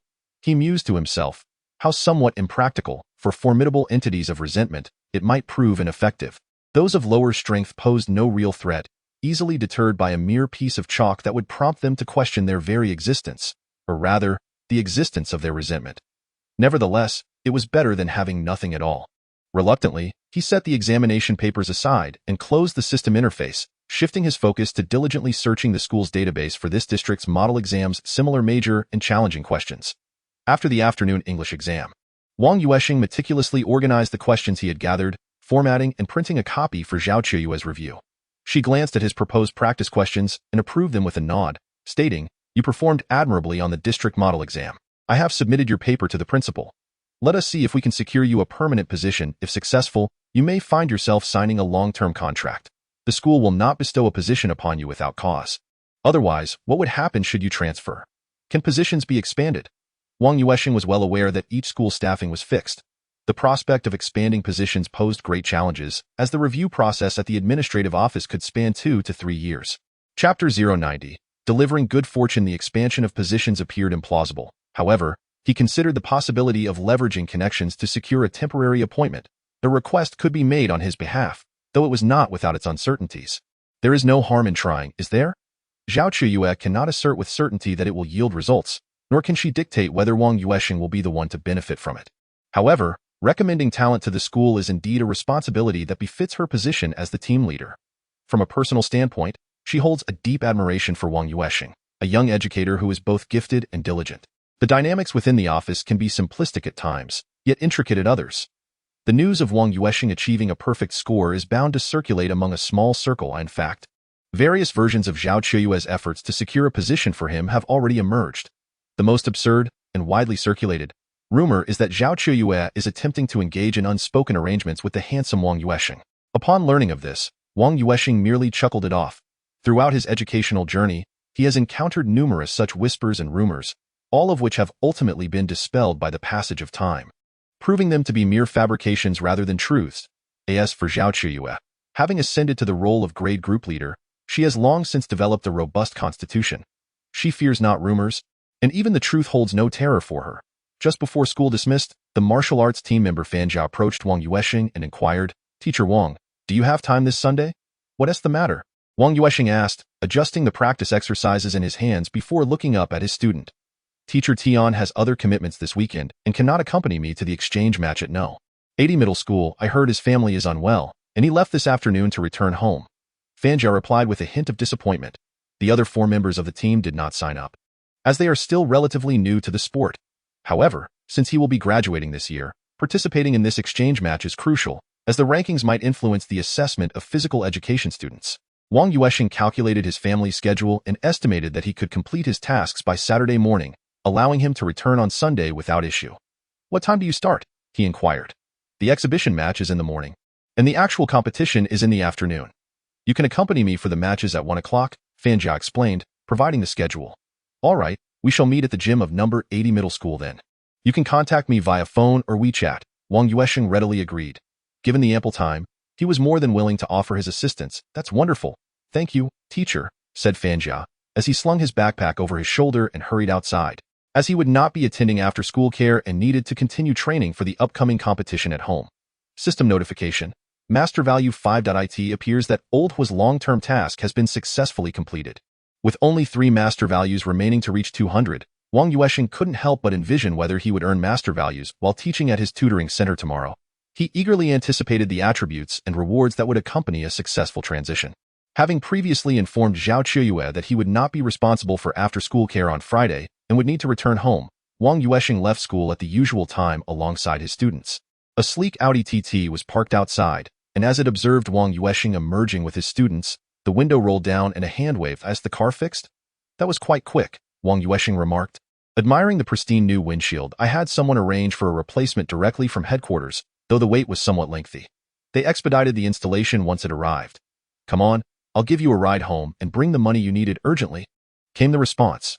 With an air of indifference, Gao Long started the car, offering Wang Yuansheng no opportunity to decline. It was evident that Wang Yuansheng could not utter such a word. He was genuinely in urgent need of the money, as tomorrow marked April 13th, leaving only a week's time until the final repayment deadline. Bringing the money back would provide some reassurance to his elderly parents. Chapter 091. Meeting the parents' school dismissed at 4:30 in the afternoon, and Gao Long and Wang Yuansheng took the Linbei Expressway, reaching Beishi City in just over 3 hours, more than half an hour faster than the high-speed train. Wang Yuansheng had called home in advance to briefly explain the situation. Wang Daong and Lu Yu had already made reservations at a restaurant. "Dio, you think the girl Yuansheng brought back this time will be a good match?" Lu Yu asked her husband with a hint of concern. "I heard he broke up with the girl from school. Apparently, she found our Yuansheng too poor." Wang Daong, his leg nervously bouncing, a telltale sign of his anxiety, responded with a hint of worry. "Girls these days can be quite pragmatic, especially the beautiful ones, who have the leverage of their looks. It's not like our generation, where character and quality were valued." "Then perhaps she shouldn't be too beautiful. Beauty doesn't fill the stomach?" Lu Yu remarked pragmatically. She cared little for appearances regarding her future daughter-in-law, only desiring someone who was diligent and capable of managing household chores. It's crucial for the next generation. While looks aren't of utmost importance, considering Yuansheng's appearance, he certainly shouldn't settle for someone lacking in that regard. As a father, he began to feel a sense of unease. Lu Yu occasionally glanced at the time on her phone, wondering if they might encounter traffic. "What traffic? It's not a holiday," Wang Daong replied. "But the girl has her own car, which suggests her family is well off. Yuansheng must have borrowed money from her." Sighing, he felt a sense of helplessness. The creditors were relentless, and he had no means to repay them. It was indeed a burden for his son to approach his new girlfriend for financial assistance. He had exhausted all avenues with friends and family, and it felt impossible to ask again, especially with many still owing him money. The reality was that those familiar with his situation knew about the financial abyss at home, making it unlikely to lend again. Given their circumstances, the bank would surely fail them in its risk assessment, and obtaining a loan was out of the question. Yuansheng has always been sensible and filial. "We have let our child down," Lu Yu said, her eyes glistening with unshed tears. At that moment, the door to the private room swung open, and Wang Yuansheng entered with Gao Long, Mom and Dad. "I'm back, Mim. What's wrong, Mom? Did those creditors come back to cause trouble?" Wang Yuansheng asked, noticing the moisture in his mother's eyes, pushing him to the brink of anger. Lu Yu quickly waved her hand, saying, "No, they haven't returned. Your father and I were just reminiscing about the past and I got a bit emotional. This is Gao Long, right?" "Hello, Uncle. Hello, Auntie," Gao Long greeted politely, nodding in respect. "That is not quite right, is it? Technically, uncle and aunt should refer to one family, while uncle and auntie should refer to another." Wang Yuansheng is quite adept at the nuances of hierarchy, promptly pointing out the flaws in the aloof remarks. Lu Yu quickly patted her son on the shoulder, saying, "What are you talking about? Isn't this how we address each other here? Your terminology is the orthodox way. It's customary for us to call elders uncle and auntie upon first meeting." Wang Daong hastily pulled out a chair, exclaiming, "You've had a long drive. Please sit down and have a drink. Would you prefer tea or a beverage? You two should sit as well. I'm not thirsty." "Anything will do," replied the aloof one as she made space. Wang Yuansheng took a seat beside the aloof girl, while Lu Yu and Wang Daong settled across from them. This was a medium-sized private room for 8. Since he had called late, all the smaller rooms were already booked. They could only secure a larger room at the last minute, which, compared to the lobby on the first floor, still provided a semblance of dignity for this occasion of meeting the parents. Chapter 092. The Art of Conversation. The Zitiecheng restaurant is the epitome of luxury in Beishi City, a 3-story establishment accompanied by a 10-story, 4-star hotel. The first floor serves as the main hall, while the second and third floors feature various private dining rooms of differing sizes. Although the decor may be somewhat dated, it remains the most renowned dining venue in this third-tier city. On weekends, it is almost always fully booked, frequented by the affluent and powerful who host celebratory events and invite friends and family. The proprietor is undoubtedly thriving in this enterprise. The dishes arrived promptly, and Wang Yuansheng's parents did not hold back, ordering enough food for 8.10 dishes in total. 6 hot, 2 cold, 1 soup, and 1 pot. As they neared the end of their meal, Lu Yu initiated the conversation. Aloof one. May I inquire your age? 24, 3 years older than him, replied the aloof girl, setting down her utensils. Oh, being 3 years older is splendid. A woman 3 years older brings in gold bricks, Lu Yu muttered softly. However, in the already quiet room, her whisper was still audible. Mom, that I've already said. The aloof one and I are merely friends, not in a romantic relationship. Wang Yuansheng elongated his tone to explain. Wang Daong, adopting the tone of someone with experience, stated, your mother and I were once just friends too, and look what happened. You came along. Nowadays, arranged marriages are a thing of the past. Isn't free love often born from friendships? This girl is lovely. Not only is she beautiful, but she is also polite. Being older is just perfect. She can keep you in check. Lu Yu increasingly favored her. Yet, she couldn't help but worry whether the girl might look down on her son. As for appearances, she had no concerns about her own child, but regarding family background, she feared that merely mentioning it might frighten the girl away. Noticing that Wang Yuansheng had ceased speaking, the aloof girl smiled and added, he works at the 30th middle school during the day and helps me in the evening. This money is actually his advance pay. Lu Yu and Wang Daong exchanged glances, and then Wang Daong downed the remainder of his white wine in one go. Sighing, son, you've worked hard. Half of the soft fried meat that Wang Yuansheng had just taken fell back onto the plate with a thud. He stared blankly for a moment before chewing the remaining piece and swallowing it whole. Could you please be a bit clearer in your speech? What do you mean by working for her in the evening? He sensed that his parents had completely misunderstood, without a doubt. The aloof girl seemed to sense the shift in atmosphere as well. Pressing her forehead in exasperation, she felt that ever since she had met this young man, her intelligence had been significantly diminished. It would be more accurate to say that my manner of speaking is increasingly resembling his. I have established a welfare institution, essentially an orphanage. There are quite a number of students, for whom he is responsible in providing tutoring, alongside offering psychological counseling. She felt compelled to elucidate her position carefully. Otherwise, she would surely be misunderstood. As for matters regarding Zyabalion, she certainly did not wish to be misconstrued. Although she recognized that many affluent women she knew engaged in such behaviors, none dared to speak of it candidly in front of their parents. Wang Daong coughed several times, while Lu Yu, seated nearby, awkwardly remarked, if you can't drink, why pretend? Downing half a glass of liquor all at once. What on earth are you doing? After a fit of coughing, Wang's father rubbed his eyes, possibly stung by tears brought on by the spiciness, and said, my son has become a teacher. Should I not be delighted? He then turned to Gao Long, speaking earnestly, Mr. Gao, no, it should be Director Gao. Correct? Please be understanding towards our Yusheng. He is not particularly eloquent. Sometimes, even good intentions can be twisted into something negative when they come from his lips. Gao Long readily agreed, nodding, indeed, you are quite right. When I first met him, I misinterpreted him. However, as long as his essence is good, that is what matters. In education, we prioritize virtue above all else. As for his lack of eloquence, I shall assist him in rectifying that. After saying this, she shot a pointed glance at Wang Yuansheng, the implication clear. See, even your father acknowledges your struggle with words. It is hardly a loss to call you a dirty boy. Wang Daong glanced at his wife. After so many years together, he knew her thoughts well.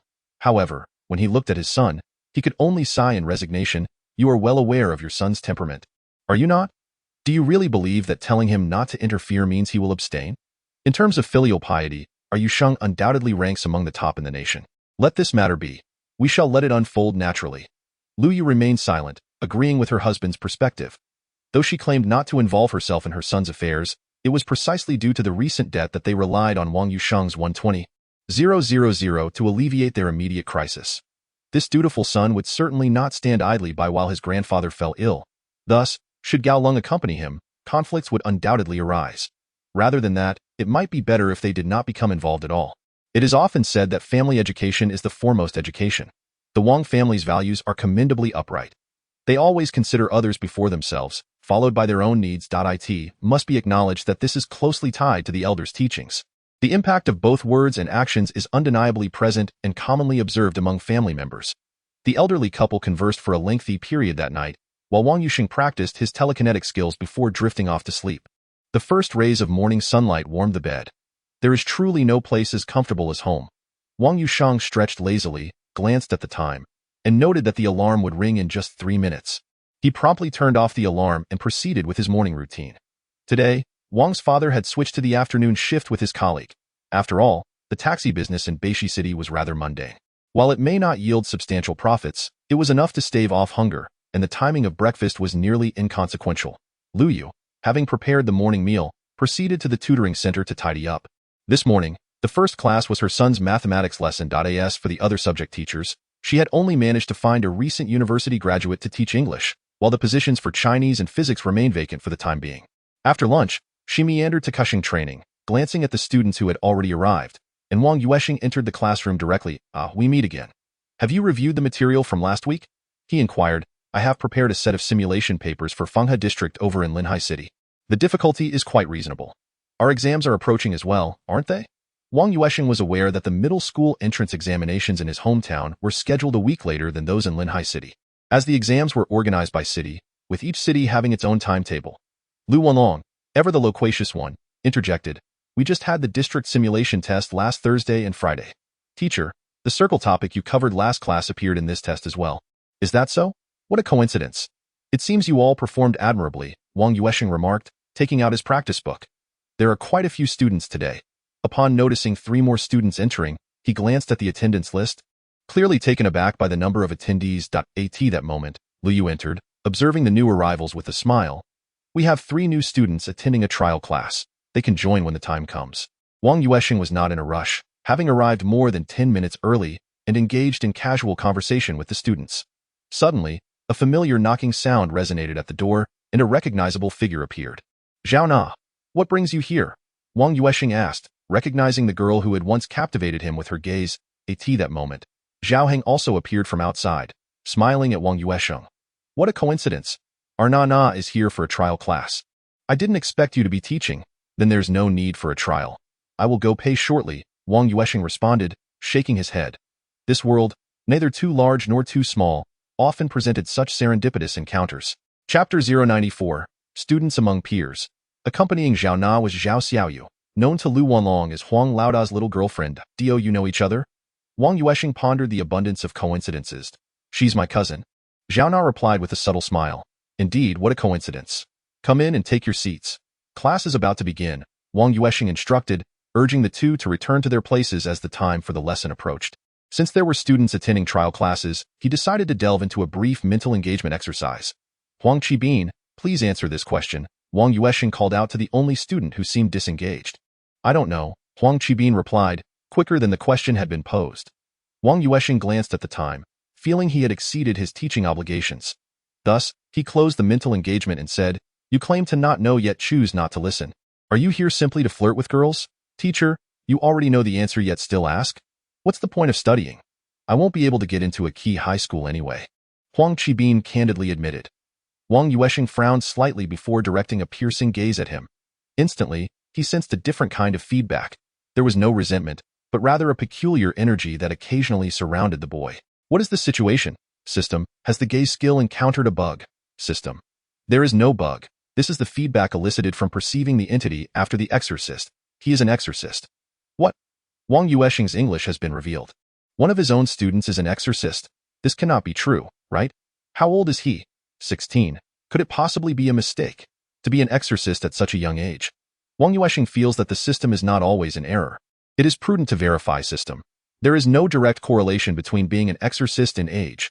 Numerous exceptional circumstances can lead to the perception of resentful entities, and it is not unheard of for a 3-year-old to see such entities. Wang Yuansheng suddenly recalls the stories told by the older generation. Children can see things that adults cannot, especially at night. Could it be that they are witnessing resentful entities? However, if that were the case, they would likely have been devoured by those entities by now. Observing Wang Yuansheng lost in thought, Huang Qibin scoffs, expressing disdain. Teacher, you should just continue your lesson. I am not disrupting the classroom discipline. I merely accompanied Xiaoyu to class. The fees are still being paid as usual. IT is not merely about the money. It is not easy for adults to earn a living. Can you not consider your family situation? Wang Yuansheng responds habitually. The tuition for the tutoring class is earned by me. Huang Qibin expertly seizes the moment to retort. Wang Yuansheng glances at him and then at the time, finally saying, We will take a 10-minute break. Huang Qibin, stay behind. I have something to discuss with you. Zhao Xiaoyu shoots Huang Qibin a glare before stepping out of the classroom with Zhao Na. After over 50 minutes of class, a breath of fresh air is essential. Huang Qibin has evidently grown accustomed to being spoken to alone by the teacher, and he is entirely unfazed by it. After observing that the other students have left, Wang Yuansheng closes the classroom door and remarks calmly, "Have a seat. There is no need to be so tense. I am not your homeroom teacher. Even if I were, there would be no reason to be anxious. However, if you truly fail to heed my words, you cannot attend class with Xiaoyu. Other matters do not concern me." His response leaves Wang Yuansheng momentarily taken aback. "I am the realm of resentful entities. Do you truly not care about anything?" Wang Yuansheng continues to smile, as if discussing mundane matters. Chapter 095. Various coincidences. Huang Qibin's expression at this moment is even more astonished than Wang Yuansheng's earlier. "What? How long has it been?" Wang Yuansheng maintains his smile. "Teacher, you are also?" Huang Qibin feels his mind is somewhat befuddled. Wasn't it said that exorcists are quite rare? Wasn't it supposed to be kept confidential? Well, rest assured my abilities are somewhat exceptional, which is why I can discern that you are an exorcist. Others would not be able to perceive it unless they possess similar abilities to mine. Wang Yuansheng understands the necessity of reassuring the student. Otherwise, he might spiral into unfounded thoughts. Huang Qibin's psychological resilience is evidently adequate, and he exhales in relief. "I knew it. I was almost scared to the point of wetting myself. If you could wet yourself, you would not be an exorcist. You are not afraid of resentful entities, yet you are frightened by a single remark?" Wang Yuansheng jokes. "Resentful entities are nothing to fear. They are just mere cats and dogs. I could easily handle 5 or 6 of them without issue." Huang Qibin remarked with an air of indignation, his voice rising a few notches. Wang Yuansheng immediately sensed something amiss and gestured for him to lower his tone. "Are you acting on your own? We are organized, and our team's coach is also an exorcist.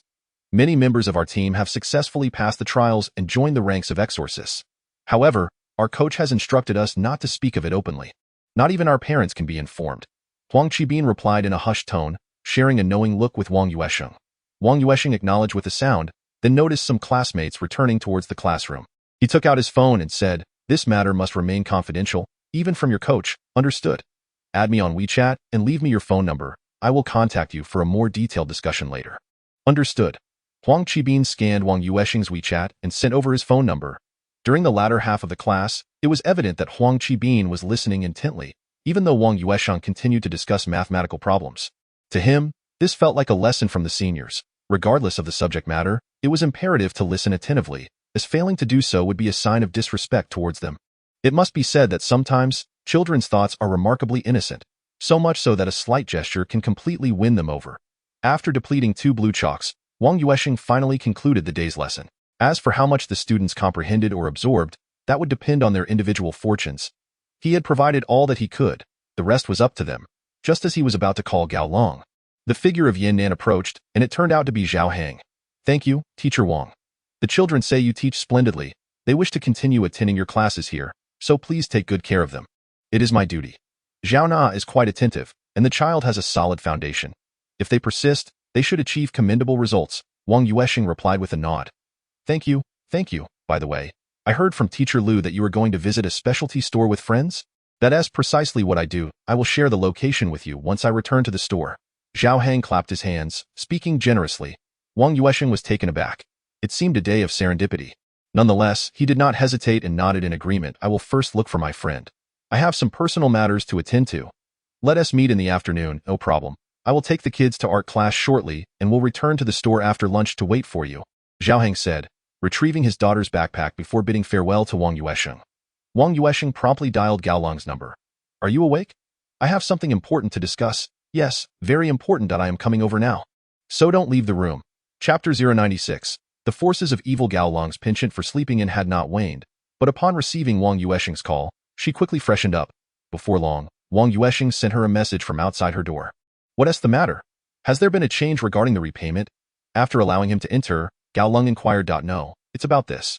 Wang Yuansheng began to recount Huang Qibin's situation. An organization? Is it that a taekwondo coach has gathered a group of students? Are you certain he is an exorcist?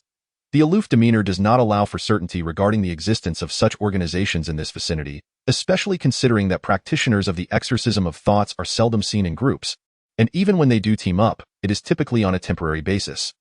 Only the exorcists of maledictions, who operate with organization and discipline, are likely to act in coordinated numbers. It is evident that a third-tier city like Beixi will not have a permanent presence of exorcists of maledictions. They are predominantly stationed in larger metropolises where the manifestations of resentment are more abundant and challenging to confront. I cannot be mistaken. Although my ability to gaze and perceive is not particularly strong, I can discern this distinction. Ordinary individuals, even in the absence of resentful entities, will yield varied feedback. This is in stark contrast to the experience of encountering an exorcist of thoughts, that moment. He directed a gaze towards the aloof one, producing an effect akin to that of Huang Qibin. If your assertions hold true, then the suspicion surrounding this organization deepens significantly.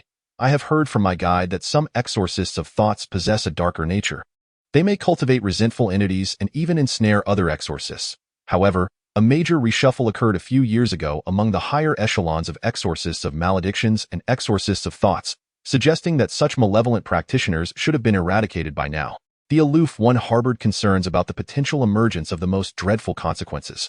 Wang, has he become a novice once more? Yuansheng felt acutely aware of his own ignorance. Although he sensed that something was amiss, he remained oblivious to the hidden truths that lay beneath. Time was likely of the essence. Thus, it was determined that they would first attend to the loan matters, followed by a discussion with this student regarding the details. While the aloof one could afford to be indifferent to various matters, she was particularly invested in the affairs of the realm of resentment. Wang Yuansheng had arranged to meet his parents at the entrance of the loan company's building, while the aloof one entrusted her vehicle to him and occupied the passenger seat, continuously on the phone. I will go up with my parents shortly. If you are busy, just wait for us in the car. Wang Yuansheng parked the vehicle. Let us ascend together and expedite the process. In the future, ensure that your parents refrain from borrowing from such predatory lenders. It can be exceedingly troublesome. Having interacted with such individuals before, the aloof one was aware that merely repaying borrowed money according to the rules did not guarantee a safe exit. If it were feasible, my family would not have resorted to borrowing from them. Is it truly a matter of dire necessity? Wang Yuansheng instructed her to keep a vigilant eye on his parents in case any complications arose, to prevent them from being inadvertently harmed should matters escalate. The aloof one merely acknowledged with a nonchalant not taking the situation to heart. Her intention to accompany him was solely to expedite the affairs at hand, allowing her to focus on addressing the issues related to Huang Qibin afterward. Throughout the journey, most of her calls were directed towards exorcist organizations in larger cities, inquiring about the cultivation of resentful entities and practitioners of exorcism of thoughts. However, the responses received indicated that no such records currently existed. Dongning Province had completed its investigations 2 years prior, confirming the absence of any cultivation phenomena. Yet, Wang Yuansheng remarked that Huang Qibin had just recently entered the realm of resentment. Could it be that this malevolent force had only emerged during these 2 years? Or perhaps it had evaded detection during the investigations, only to resurface when the winds had calmed. In any case, this matter far outweighed the significance of the predatory lending issue and required cautious handling. Otherwise, a single misstep could lead to disastrous consequences. To perish at the hands of resentful entities would be one thing, but to fall victim to a fellow practitioner would be utterly disgraceful. Chapter 97. The deception of loans. The lending company here merely served as an office. Thus, the receptionist escorted Wang Yuansheng and his companions out through the back door of the building, leading them into a pedestrian street. After navigating a few turns, they arrived at a row of old buildings. Throughout the journey, Gao Long remained silent, following along without uttering a word. Wang Yuansheng also refrained from speaking, leaving only Lu Yu and Wang Daong to converse quietly amongst themselves. It was evident that both were feeling uncertain, as these aged structures were far removed from the bustling streets and vibrant architecture. Should any mishap occur, there would be no one to rely on. Eventually, the receptionist brought the 4 individuals to a 2-story building adorned with a large iron gate, which bore the sign of Fujiang Technology Limited Liability Company. Upon opening the iron door, Huang Mao glanced at Wang Yuansheng's family and gestured for them to enter. Lu Yu grasped her husband's hand as they stepped inside the imposing gate, which bore little resemblance to a technology company, instead resembling a scene from a gangster film. In the main hall, offerings were made to the revered Guan Yu, with incense burning fervently. Numerous tributes were fresh, indicating a thriving business. Li Chong, with his prominent yellowing teeth, was sipping kung fu tea. Upon seeing Huang Mao leading the group in, he signaled to lock the door before allowing 2 intimidating figures to stand guard beside him. Managerly, we've come to repay the loan ahead of schedule, as agreed upon yesterday. Wang Daong had previously spoken with Li Chong over the phone, though the latter had provided the address of the building, as those in this line of work were often cunning and resourceful. Ah, you brought cash, I presume? We only accept cash. Li Chang said leisurely, taking another sip of tea. Wang Daong tapped the briefcase, indicating its contents. Zhandong, go check it.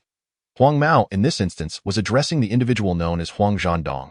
Upon hearing his name called, he approached Wang Daong. Wait, Wang Yuansheng interjected, raising a hand to halt Huang Mao, then turned to Li Chang. Where is the loan agreement? We haven't even counted the money. Do you understand the rules? Huang Mao had long harbored disdain towards Wang Yuansheng, having intended to settle scores previously but refraining from doing so in another's territory. Now, in his own domain, and with two intimidating figures at his side, he felt emboldened, boldly reaching out to push Wang Yuansheng. Anticipating trouble from Gao Lung's warning, Wang Yuansheng seized Huang Mao's wrist, applying pressure to subdue him. Managerly, we do not seek trouble, but that does not imply we fear it. We will repay the loan according to the rules, and you must conduct your business accordingly, Wang Yuansheng stated, firm yet composed. You think you have the right to act so brazenly? Huang Mao's wrist felt as though it might break. Being restrained by a single hand was a considerable loss of face. Seeing the situation escalate, Wang's father attempted to step forward to reason, but Gao Long intervened, pulling him and Lu Yu back. Do not interfere. Let him handle it. Receiving a nod from Li Chang, the two imposing figures moved toward the entrance without uttering a word, reaching out to seize Wang Yuansheng. With one hand holding Huang Mao in place, Wang Yuansheng effortlessly deflected the grasp aimed at his collar, sidestepping the other assailant's advance. Li Chang was taken aback, having anticipated a desperate confrontation with the university student, but now witnessing him contend with two bodyguards. He was well aware that these two individuals were his elder brothers, sent by Dong Fugui, and they were the kind of desperate rogues who danced on the edge of a blade. Although their skills were somewhat eclectic, they were far from weak. It was astonishing that neither of them could subdue this young man. Evidently, he was also a practitioner of martial arts at this moment. He had no time to ponder why, in just a week's absence, Wang Yuansheng had transformed so drastically. However, if this situation continued to escalate, it was certain that he would not be able to reclaim any more of that money. Chapter 098.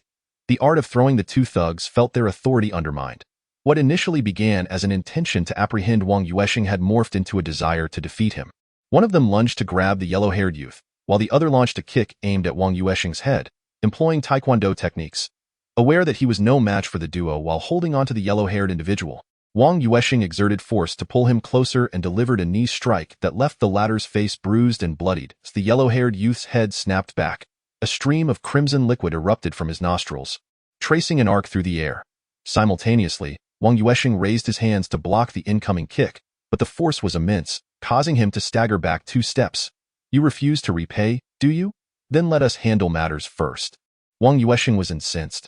He had come here himself, and if it were his parents, wouldn't they be taken advantage of?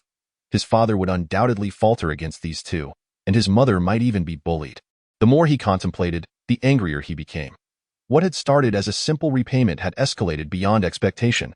Now, he resolved to fight first and repay later, eager to test his newly acquired throwing techniques.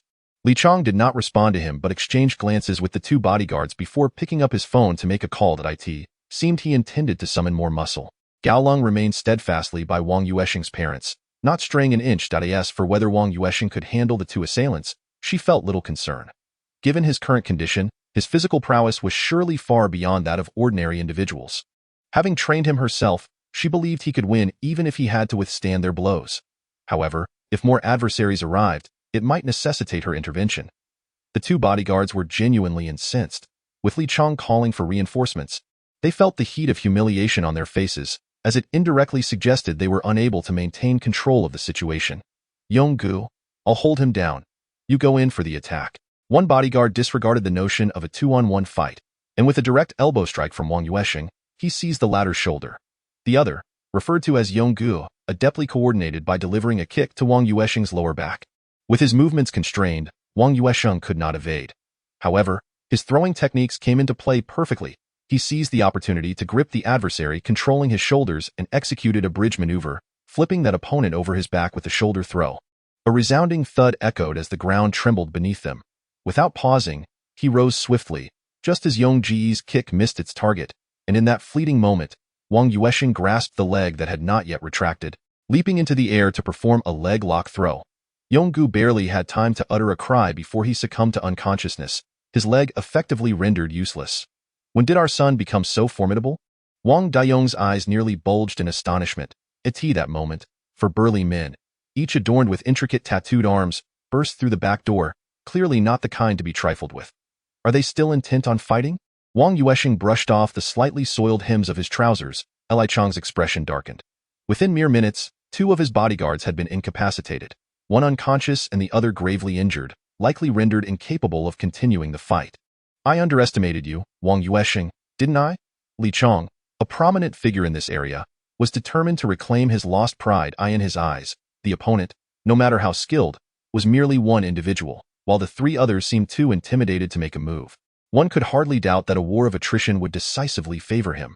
When the time came, he would withhold cash under the pretext of medical expenses, making it impossible for them to reclaim their loan agreement. Gao Lung glanced at the time, her brow furrowed slightly as she remarked, "Put away your little schemes. We have no medical expenses to offer, but I can certainly provide you with a few coins for burial costs. If that suits you." Chapter 099. Even more ferocious though she acknowledged that Wang Yuansheng's grappling skills were indeed commendable, she realized that swiftly dispatching the newly arrived 4 would require considerable time, and a single misstep could spell disaster. Therefore, it was far more prudent to resolve this predicament herself. After a brief leisurely visit to the specialty store, she would hasten to find that student named Huang Qibin, which was of utmost importance. Li Chang was so infuriated by her words that he let out a laugh, albeit one more ghastly than a cry. His large, yellowed teeth were a notable liability. This girl had a sharp tongue. She would soon learn to serve her purpose well. Initially, he had only hoped to extract an extra few thousand as compensation, but now, with medical expenses likely amounting to at least 200,000 to 300,000, he decided that the loan agreement was no longer of any importance. He demanded they drop the cash and leave quickly. Otherwise, both money and lives would be at stake, with new muscle joining the fray. Li Chang felt emboldened. Beside him, the guy with the yellow hair cracked his knuckles, declaring, "Let me break one of Wang Yuansheng's arms. And that Lu Yu. I'll take my turn with her later."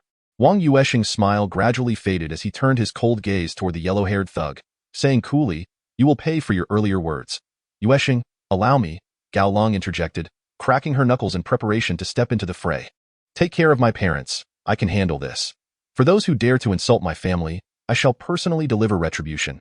As he spoke, Wang Yuansheng removed his jacket, revealing a form-fitting quick-dry shirt underneath. While he lacked the bulk of a bodybuilder, his physique resembled that of a powerful leopard, well-proportioned, lithe, and aesthetically pleasing.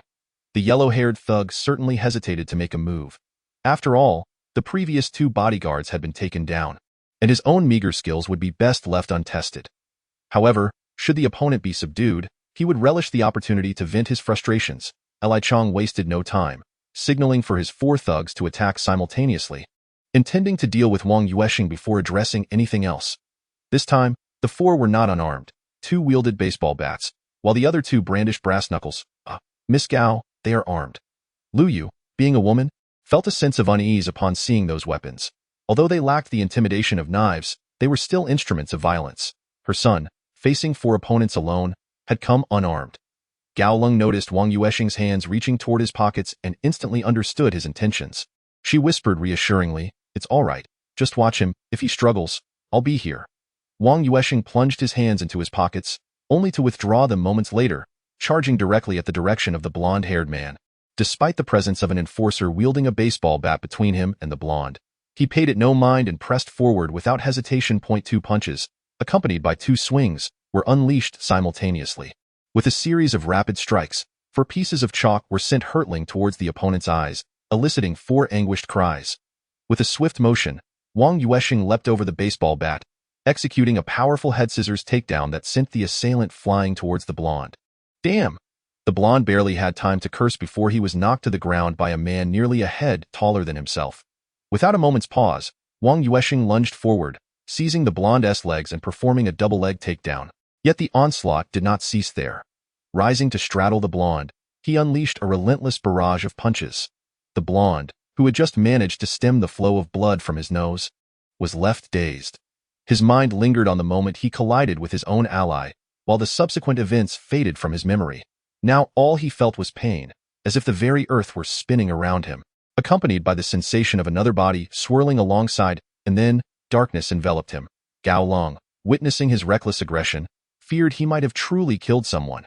She instructed Lu Yu and Wang Daong to lean against the door and wait. First, She decisively incapacitated the remaining thugs who were still clutching their eyes and wailing, before pulling Wang Yuansheng aside, saying, "Return to your parents. I will handle the rest." With that, she approached Li Chong, producing a pitch-black dagger that she plunged into his palm, pinning it to the rosewood desk. "Oh, my hand! My hand!" Li Chong howled in agony, finally realizing the gravity of his situation as the excruciating pain registered. He hadn't anticipated such ferocity from her. Gao Long then drew another dagger, placing it against his throat, and asked, "Which would you prefer? The loan contract or the compensation for injuries?" Chapter 100. Encounter. The four returned to the parking lot where the Audi TT was stationed. Wang Yuansheng repeatedly reassured his parents, and after seeing them off in a taxi, he returned to the CARTIS. Everything truly all right. Although he had calmed his parents throughout the journey, unease gnawed at him. Unless he wished to abandon this place, he had to endure, even if it meant swallowing his anger. Those who dared seek revenge could only await their demise. "Do you think I shy away from killing?" Gao Long's tone was icy. "You wouldn't actually?" Wang Yuansheng queried, perplexed as he looked at her. Gao Long merely waved her hand dismissively, unwilling to elaborate further. Wang Yuansheng ceased his inquiries, steering the car towards Zhao Hang's specialty store. The modest 30-square-meter shop was filled with local delicacies, showcasing an array of wild hazelnuts and mushrooms from Beishi City. There were even genuine wild ginsengs on display. Regarding Zhao Hang's relationship with Gao Long, who has taken on the role of Wang Yuansheng's girlfriend, both parties have ceased their explanations and have directly begun selecting items. The wild ginseng, which Wang Yuansheng cannot afford, even at cost price, amounts to a 4-digit figure. Thus, they are left with the purchase of wild hazelnuts and mushrooms. Just as they are about to depart, Zhao Na, Zhao Xiaoyu, and Huang Qibin walk in together. Wang Yuansheng glances at Gao Long, then at Huang Qibin. "Hello, Teacher Wang." The 3 middle school students greet him directly, even Huang Qibin, who typically refrains from such interactions. "Ah, hello. Have you been out for a while?" Wang Yuansheng inquires with a smile. "We just returned from watching a movie," Huang Qibin interjects eagerly. Zhao Xiaoyu turns to observe her boyfriend, sensing something different about him today, though she is unable to articulate what exactly it is. She simply nods and says, "We are balancing work and leisure, so we'll head off to study." As she speaks, she pulls Zhao Na towards a small room at the back of the shop, where a writing desk is clearly Zhao Na's study space. Huang Qibin's role is merely to escort the two back, after which he intends to return home. Upon encountering Wang Yuansheng, he addresses Zhao Xiaoyu, who has already reached the writing desk. "I'll head off first then. I'll come to pick you up tomorrow." "Uncle Zhao, I'm leaving now," Huang Qibin states. Despite being only 16, he is quite astute. After responding to Wang Yuansheng, he refrains from further engagement. Following a brief exchange of pleasantries with Zhao Hang, Wang Yuansheng departs the street with Gao Long, only to spot Huang Qibin waiting by the roadside at the street corner. The trio remains silent as Huang Qibin heads towards a nearby KFC. "That student is quite sharp," Gao Long remarks, observing Huang Qibin's retreating figure. If he weren't, he would have long since faltered. The role of a spiritual exorcist is still perilous at his age. Wang Yuansheng finds a spot to park his car. Being on the street, there are no designated parking spaces, so he merely pulls up to the roadside. "Let us go. The worst that can happen is a ticket, and finding a parking space would take too long. We're pressed for time." Gao Long nonchalantly opens the car door and strides towards KFC. Wang Yuansheng can only sigh, remarking on the indulgence that wealth affords. Huang Qibin sits in a corner, holding 3 cups of cola, and waves as Wang Yuansheng and Gao Long approach. "How can I let you spend money? Have you eaten? Allow me to treat you to a burger." Wang Yuansheng grins as he takes a seat opposite him. "I've already mentioned, I can earn my own money. Each mission, our coach rewards us based on our performance. This is what I have earned with my own 2 hands." Huang Qibin clenches his fist, signaling that he is self-sufficient and has not requested a single cent from his family. Gao Long glances at Wang Yuansheng before addressing Huang Qibin. "Do your family members know?" Chapter 101. Wasn't it promised to win people over with virtue? Huang Qibin responds. "Such matters, if disclosed, require someone to believe them. Moreover, our coach forbids us from speaking indiscriminately." He looks at the beautiful elder sister, Gao Long, with certainty, knowing that since the teacher is involved, they must already be aware of his identity, hence he has nothing to conceal. "Could you share how many spiritual exorcists there are in your area?" Gao Long is eager to learn this specific information. Huang Wenbin glanced at Wang Yuansheng, and upon seeing him nod, he remarked, "In our team, 7 members are eligible to enter, while over 10 others are currently unable to access the realm of grievances.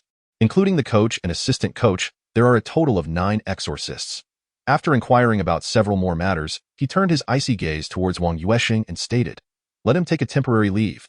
There must be issues on that side." "What kind of issues?" Huang Qibin asked, somewhat displeased.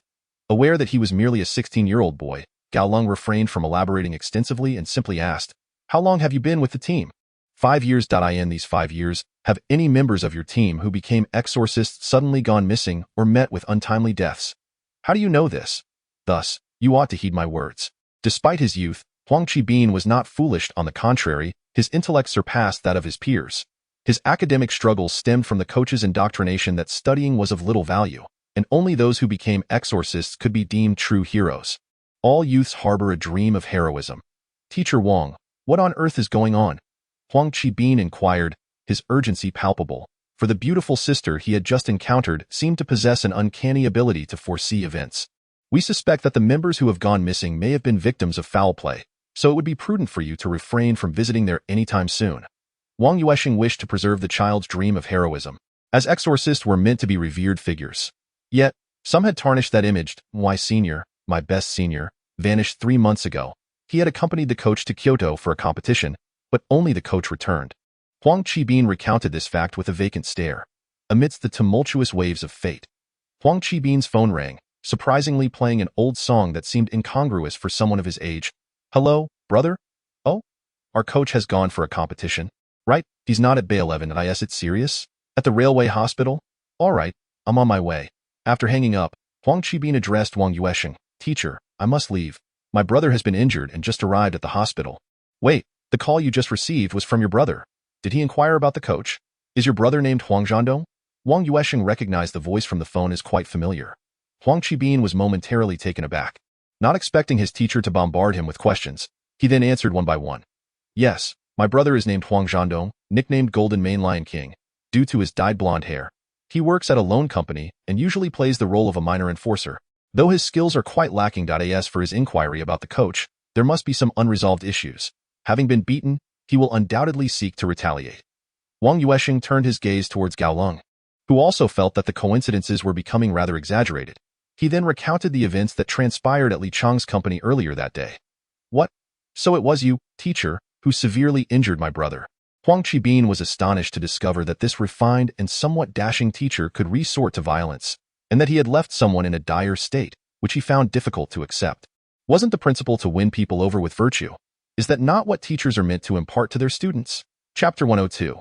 The web of relationships. Upon learning this, Huang Qibin was not in a hurry to visit Huang Zhandong. He stated directly, in fact, he is from my great-uncle side of the family. Our interactions are rather infrequent. After graduating from junior high, he drifted into the pedestrian street, while I had only just completed elementary school. Generally, he seldom seeks my assistance, as he has a fixed bodyguard and thugs at his disposal. Manager Li is backed by a significant figure, reportedly a real estate magnate from Kyoto, quite formidable indeed. Our coach often seeks him out during competitions in Kyoto, hence our acquaintance. Are you saying your coach is currently absent from this location? Gao Lung suddenly inquired. Yes, he departed last Thursday, mentioning he would take 2 senior brothers for special training. He did not specify how long he would be away. Huang Qibin replied, a sense of dread creeping over him, for he was the sole name on the special training list. However, he had opted not to attend, as he wished to celebrate his girlfriend's birthday. Now, upon uncovering the truth behind the special training, he found himself breaking into a cold sweat. Thus, you should first visit Huang Zhandong and inquire about your coach's anticipated return. He should be able to relay this information through Li Chang. We will then decide our next course of action based on the circumstances. If feasible, we would like to visit your training base today. Gao Lung immediately devised a plan. Upon hearing this, Wang Yuansheng understood her intentions and nodded in agreement. Rest assured, since fate has brought us together, we will not stand idly by while you are in peril. Please gather information promptly, but do not raise any suspicions. We will aim to visit your training base before nightfall. Understood, I shall go, Huang Qibin said, resolute, aware of the danger that loomed over him, with only these 2 individuals capable of offering salvation. As for his parents at home, they were preoccupied with their business and hardly noticed his absence. After Huang Qibin departed, Wang Yuansheng and Gao Lung did not leave but exchanged glances. Are we going to inspect the base tonight? Wang Yuansheng suddenly asked. It's merely a reconnaissance. We are still uncertain of the specific situation, Gao Lung replied. According to what your student mentioned, this coach has connections with individuals in Kyoto, indicating a collective with shared interests. If I could establish contact with my guide, the situation would become considerably more manageable. However, connections in Kyoto are notoriously difficult to navigate. If an exorcist from that region were involved, the complications could escalate significantly. Gao Long had yet to reach her guide, and concern for him began to surface. The more formidable the participant, the more perilous the mission. Thus, the prolonged silence suggested the daunting nature of her guide's current undertaking. Having resolved to take action that evening, Wang Yuansheng informed his family of his need to return to Linhai City early, stating he would not be home for dinner. Ordinarily, he should have been with his parents following the recent events. But knowing the ties Huang Qibin had with Huang Zhandong and others, he no longer feared any potential turmoil. After a quick meal, the two settled in a KFC to await news from Huang Qibin. As dusk began to settle, Huang Qibin's call came through. Wang Yuansheng directed him to regroup with them and had already ordered food for him. I found out from managerly that the coach won't be back for at least another week. He also advised me to encourage the team to train diligently. For the time being, they are not in a position to trouble you. Huang Qibin seized a hamburger and devoured it in a few bites. Slow down, there's no rush. I've ordered enough for 3 people. Let us eat our fill before we depart. Wang Yuansheng was aware that the evening's mission would likely proceed smoothly, without the presence of the instructor and the assistant instructor. A group of novices even less experienced than himself posed little threat. Chapter 103, Captivity. At 8:30 in the evening, an Audi TT, registered in Lehigh City, parked outside an abandoned air raid shelter on the outskirts of Beishi City. This is the place. Typically, it is the instructor and the assistant who drive us here. They have been absent these past few days, so the team has been given leave. Huang Qibin squeezed into the back seat of the Audi and leaned forward to speak. Wang Yuansheng surveyed the area and remarked, "This used to be a zoo during the urban redevelopment, but the animals have since been relocated to Huayuan Mountain. However, I've heard that there are still quite a few wild creatures roaming around." "Yes, indeed. There are also some domesticated monkeys and dogs," Huang Qibin quickly added. Gao Long glanced at the dimly lit air raid shelter and the faint glow from the mountain above, inquiring, "Are there still people up there?" The instructor mentioned they are monitoring the area. In truth, the animals we train are cared for by these individuals who seem to have some familial connection to the assistant instructor, though I am unaware of the specifics. Among the remaining team members, are you the strongest in terms of capability? I mean, aside from the practitioners, Gao Long further questioned. Originally, I was the sole participant in this special training. However, I chose to accompany Xiaoyu for her birthday and missed it. The instructor did say it was a rare opportunity. It seems genuinely rare. Once you go, there's no turning back, so how could it not be? Huang Qibin smiled nonchalantly, feeling as though he had danced on the precipice of danger and returned. Wang Yuansheng patted his shoulder in reassurance. "We will devise a plan. Before your instructor returns, we will undoubtedly find the most suitable solution." With that, he turned to Gao Long, recognizing that a significant portion of their success depended on her abilities. "Let us prepare to descend and investigate, but we can only enter the realm of grudges. You and he will enter first. I will follow shortly." As Gao Long spoke, she affixed a small disruptor to the car door. Huang Qibin entered at a somewhat leisurely pace.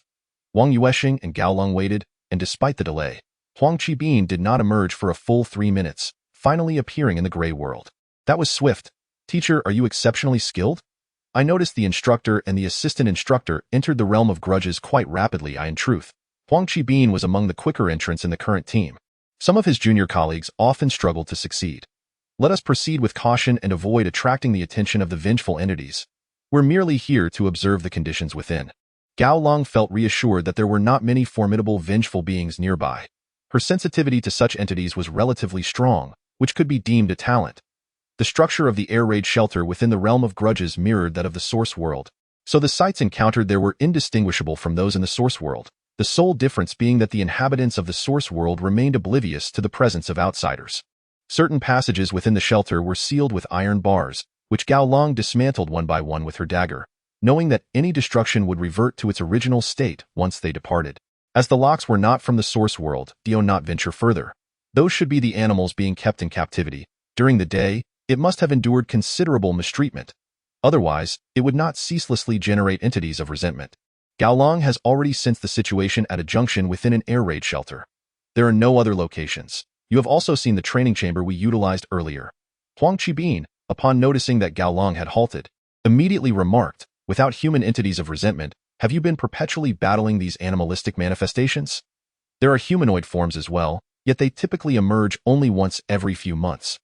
Those capable of being vanquished are classified as elites, and shortly thereafter, they are taken to Kyoto for specialized training," Huang Qibin recollected. Gao Long glanced upwards, contemplating before stating, "It is likely that the individuals captured by Li Chang's company were brought here, and once the entities of resentment are eliminated, they are returned. However, It is evident that they do not always have clients to bring over. 2 months ago, I eliminated a rather unsightly humanoid entity of resentment, a sizable one that hovered mid-air. At that time, I indeed observed the coach conversing with Manager Li. My brother was present as well. Huang Qibin's words affirmed Gao Long's conjecture. Chapter 104. Official territory. It can be firmly established that this is a typical case of captivity. Let us return for now. I will further investigate information regarding your coach and assistant coach. Please provide me with their details later. Gao Long made her final assessment and began preparations for their return. With no anticipated dangers, the trio returned safely. Huang Qibin left behind photographs and information regarding coach Dong Lingxiu and assistant coach Zheng Kai. After escorting him back to the city, Gao Long and Wang Yuansheng then drove towards the Linbei Expressway entrance. How do you intend to handle this? Wang Yuansheng inquired while driving. First, I will have a friend look into the true identities of these two individuals, as well as their network of connections. Such practitioners of exorcism in a third-tier city should not be overly formidable. They cultivate newcomers using the resentment of animals, subsequently sending qualified recruits to serve as prey for higher-level entities of resentment. Afterward, once the entities are promoted, they are eliminated to obtain treasure chests for profit. According to Huang Qibin, they make trips to Kyoto as frequently as every 3 months, with the slowest interval being 6 months. This is exceedingly inefficient. Do you mean to say they have accomplices? That they are collectively capturing in multiple locations? That is likely the case. The difficulty of capturing in large cities is immense. Almost every major city has exorcists stationed to safeguard its security, and eliminating these malignant entities is also among their duties. However, I had only heard of foreign exorcists committing acts here in the past. It appears that it is not solely foreign individuals causing disturbances. Gao Long sighed, realizing that her choice to develop in Binhai City was also a means to evade the intricate relations of larger cities. Otherwise, given the Gao family's influence, how could a branch be established in a coastal second-tier city? How prevalent are foreign exorcists? Why have they come to disrupt us? Wang Yuansheng had yet to hear of foreign practitioners of exorcism. Gao Long nodded. I have encountered them, though I have not engaged in combat. Shortly, I will take you to acquire a psychic card and conduct a comprehensive examination of your attributes. The official place you mentioned? Wang Yuansheng asked, a hint of excitement in his voice. Yes, but do not get overly enthusiastic. Be associated with a name is not necessarily a favorable circumstance. Although such affiliation grants certain special privileges, it equally entails specific obligations. The exorcist of thoughts, while not under the direct management of the authorities like the exorcist of grievances, can still be summoned for urgent missions on a compensated basis. Gao Long has been summoned several times, which explains her reluctance to collaborate with individuals endorsed by the authorities. By remaining absent, she can avoid such summons. Typically, exorcists of thoughts have their own affairs to attend to and cannot immerse themselves in the realm of grievances daily. Summons are reserved for urgent tasks, hence, by not appearing on official territory, one can evade such calls. Even if notified by phone while in the source world, she can afford to delay her arrival. Sometimes, tasks are completed by others who are summoned. Exiting the toll booth, Gao Long began driving towards the seaside, the official territory located by the sea. Wang Yuansheng inquired, somewhat puzzled that it must be a place inaccessible to the general public. Otherwise, there would be an abundance of grievances, she replied. There exists a coastal branch of the military here, which, by rights, should only be found in first-tier cities. However, in recent years, Linhai City has developed remarkably, subtly surpassing the provincial capital, leading to the establishment of the Linhai branch 2 years ago. As Gao Long elaborated, she maneuvered the car into the military compound of the Linhai Naval Academy.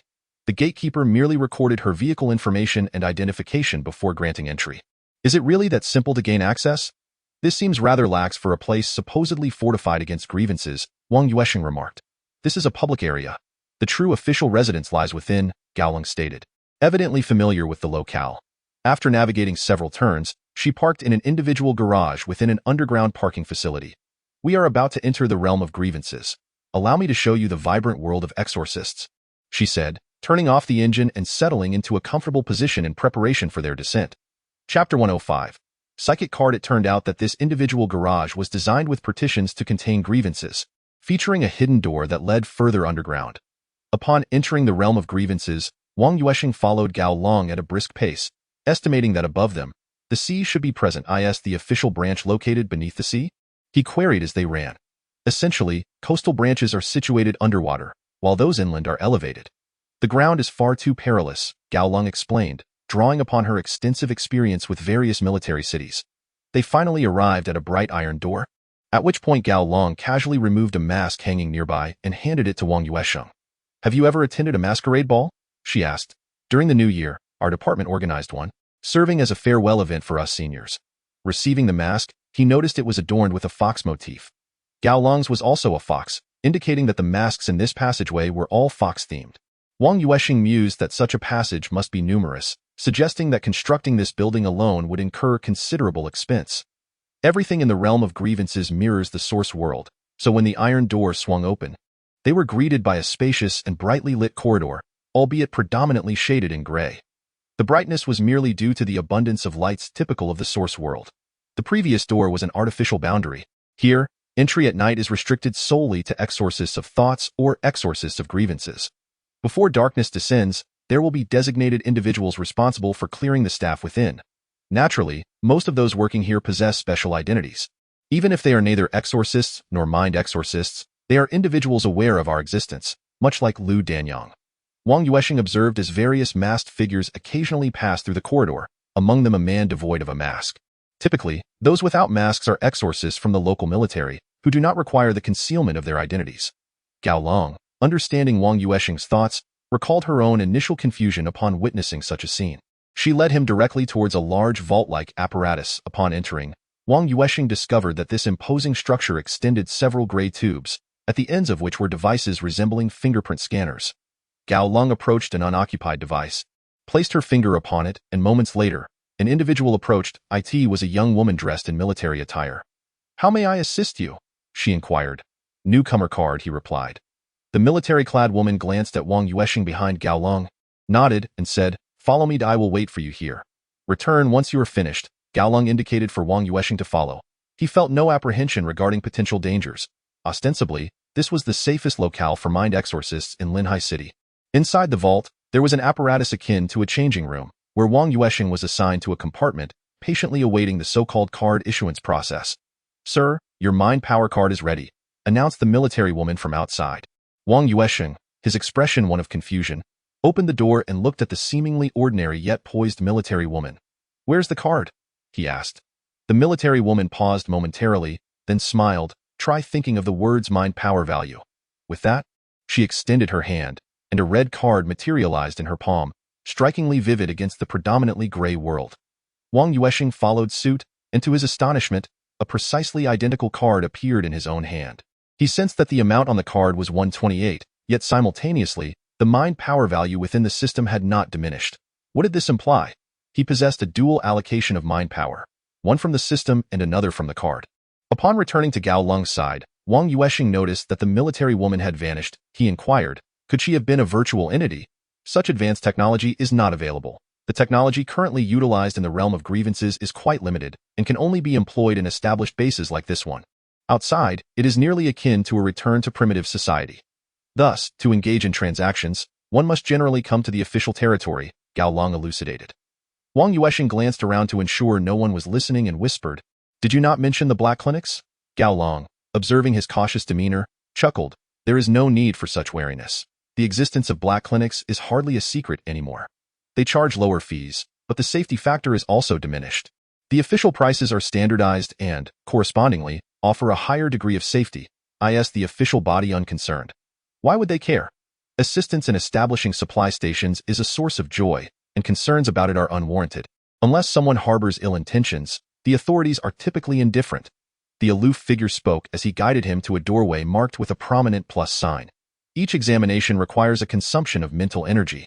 A simple attribute check necessitates merely 1 unit of mental energy, whereas issues pertaining to the body incur varying costs based on the specific condition. Naturally, one may opt for selective treatment. Treatment? Which aspect do you refer to? Wang Yuansheng felt he had overlooked something significant. Both realms are applicable, primarily focusing on the realm of grievances, though ailments of the original body can also be treated here, albeit at a considerably higher cost than in the source world. However, the advantages lie in safety and expediency. For instance, the removal of a tumor in the source world could cost hundreds of thousands with a lengthy recovery period and a high likelihood of recurrence. Here, treatment is immediate, allowing for swift departure, though recurrence is still a possibility. Yet, this treatment is assuredly thorough, and any subsequent issues would pertain to the original body. It is no wonder that those aware of the existence of exorcists aspire to become either exorcists or grievance exorcists, as emotions hold such advantages. Wang Yuansheng suddenly felt that his ancestors' longevity might be directly linked to this, and that he had passed away not from illness but peacefully in old age. He resolved to check his physical and mental energy values, as knowing the precise figures would be immensely beneficial in combat. Exorcists routinely undergo examinations to adjust their combat strategies. The aloof figure seemed to understand his exact metrics, which would greatly aid in preparing for the impending conflict. Wang Yuansheng nodded and entered an apparatus resembling a space capsule, eager to compare the results it yielded against the system's figures. The upper limit for physical energy was 145, while mental energy peaked at 155. Indeed, they matched. What a waste of a mental energy unit. Upon exiting, Wang Yuansheng promptly reported the figures. Physical energy 145. Mental energy 155. Such high mental energy. No wonder you can influence the original body with it, the aloof figure remarked, somewhat astonished by Wang Yuansheng's elevated mental capacity. Unaware of the standard values for normal individuals or exorcists, Wang Yuansheng curiously inquired, is it significantly higher? What is the normal range? This machine can assess attributes and treat ailments within the realm of grievances, whereas in the source world, it is limited to testing. The military employs this technology to identify promising young talents, who, after training, are expected to meet certain criteria before entering formal training. Those who qualify become grievance exorcists, while those who do not are assigned related duties. Last year's average testing levels were a physical energy of 90 and mental energy of 80, with the military standards requiring a physical energy of 100 and a mental energy of 85. Alternatively, if physical energy exceeds 110, mental energy may be as low as 80, indicating a 2:1 ratio of physical to mental energy under stable foundational values. Chapter 107. Dual cultivation of magic and martial arts. Wang Yuansheng stroked his chin, feeling as if he had transformed into a superhuman. Even through the mask, the aloof figure could surmise his expression and even glean his thoughts, thus stating, "We are exorcists, distinct from grievance exorcists with no foundational knowledge. Talent is indeed our advantage. Thus, while we may not surpass them in quantity, we certainly excel in quality." Are you familiar with the concept of human extreme standards? Extremes? It refers to the limits of the human body. Does it not? Even if Wang Yuansheng is unaware, the term itself conveys its meaning. Yes, limits. Here, the term human refers to individuals who are neither thought exterminators nor grievance exterminators. Even special populations are classified as ordinary humans. Gaolong ambles through the surroundings, akin to a leisurely stroll through a shopping district. Special populations? Wang Yuansheng glances at Gaolong, puzzled. Yet the masks they both wear conceal any expression. Masters of physical prowess, survival experts, and extreme challenge champions. These world-ranked specialists are regarded as ordinary individuals, with even information about certain government-sequestered mutated groups included. The limit of physical strength is 199. In other words, as long as one is not a thought exterminator, the highest physical value post-examination is capped at 199. Wang Yuansheng understands the implication of this statement. The physical limit for humans is 199. Surpassing that threshold means one no longer qualifies as a normal human being. As for the changes that occur beyond this number, he is uncertain. What is your physical value? He suddenly inquires, curiosity piqued by Gao Long's formidable strength, whether in the realm of grievances or the source world. Gao Long halts, seriousness etched in her demeanor as she replies, unless in a guiding relationship or a long-term team arrangement, do not casually inquire about another thought exterminator's attributes. It is a very private matter. Oh, my physical value is 190, and my mental strength is 130. I possess a unique sensitivity towards grievance entities. Gao Long reveals her attributes, a gesture of trust. Just 9 points shy of breaking the human limit? Impressive indeed, though her mental strength appears somewhat lacking. Wang Yuansheng realizes a rough standard of measurement. Gao Long serves as a benchmark, with 190 representing her prowess. Anyone stronger than her outmatches her. Anyone weaker stands no chance against her. Thus, he acknowledges that he is certainly not her opponent. Gao Long continues her leisurely exploration, occasionally glancing at storefronts adorned with whiteboards filled with various scribbles. A mental strength of 130 is considered average among thought exterminators whose combat relies on physical prowess. Those with high values in both attributes resemble dual attribute characters in a game. However, while games may be simple, reality is much more complex. After all, resources are limited and talent is fixed. The maximum physical value achievable through training is approximately 180, while the human limit of 199 is contingent on talent and fortune. Gao Long possesses a considerable degree of confidence in her own gifts. Her guide has previously praised her talents. What is the limit of mental strength? Wang Yuansheng inquires, intrigued, if physical value can be viewed as the limit of the body. How is mental strength defined and measured? It is, after all, an intangible and formless entity. Remarkably, only one individual among the world's non-thought exterminators has reached this value of 199. The renowned psychological hypnotist, Erickson, in ordinary individuals. A vitality score of 100 signifies a person brimming with energy. Surpassing 120 generally indicates a heightened sixth sense. Gao Long's sixth sense is notably strong, evident in the battles within the source world. Wang Yuansheng felt that with the acquisition of the system, the dream of becoming a dual practitioner of martial and magical arts was no longer a mere fantasy. If he maneuvered skillfully, he could undoubtedly transform into an extraordinary prodigy endowed with exceptional talent. Chapter 108. The world of exorcists. How much for this purple potion? Gao Long inquired, pausing at a whiteboard situated before the stall displaying the purple elixir. The stall was manned by a female exorcist donning a rabbit mask. Wang Yuansheng deduced her gender based on her physique. 15, she replied, her voice slightly hoarse yet unmistakably feminine. That's rather expensive. How many do you have? Gao Long continued her inquiries. 4 bottles, a total of 50. The exorcist responded with apparent straightforwardness, perhaps eager to make a sale. After a moment of contemplation, Gao Long replied, "Let me see the goods." She produced her energy card and waved it towards the exorcist's card. The woman then handed over 4 bottles of the purple potion. Gao Long inspected them briefly, nodded in approval, and waved her energy card again before turning to leave. Wang Yuansheng hurriedly followed suit, and after a short distance, he asked, "Was that free trade just now?" "Indeed." The initial wave of the card signifies a preset transaction. Your energy card must possess sufficient funds to be allocated. Yet it does not transfer directly into the other party's card. Once the goods are verified, a subsequent wave activates the security lock, completing the transaction. It bears resemblance to certain trading systems in various games. Wouldn't you agree? The developers actually modeled the energy card on certain secure trading mechanisms. Quite ingenious, don't you think? Gao Long reminisced about the thrill of her first transaction, acknowledging the boundless imagination and creativity of humanity. 50 energy points for 4 bottles? Are these supplies? Wang Yuansheng pondered. He was aware that the prices of supplies were not negligible, often surpassing that of some raw materials. After all, these items pertained to matters of life and death. No one could ever have too much. The purple potion served as a dual restorative for both physical and mental attributes, boasting an immediate replenishment effect. It could be utilized in conjunction with ordinary stamina and mental energy potions, effectively bridging the cooldown gaps of both. Gao Long continued to stroll down the relatively short street, flanked by numerous stalls offering various wares. Wang Yuansheng had never used a standard restorative potion. The system had equipped him exclusively with the purple potion's effects.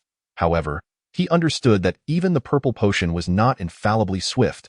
During his last encounter with Zhu Yong's vengeful spirit, he had nearly succumbed due to insufficient stamina.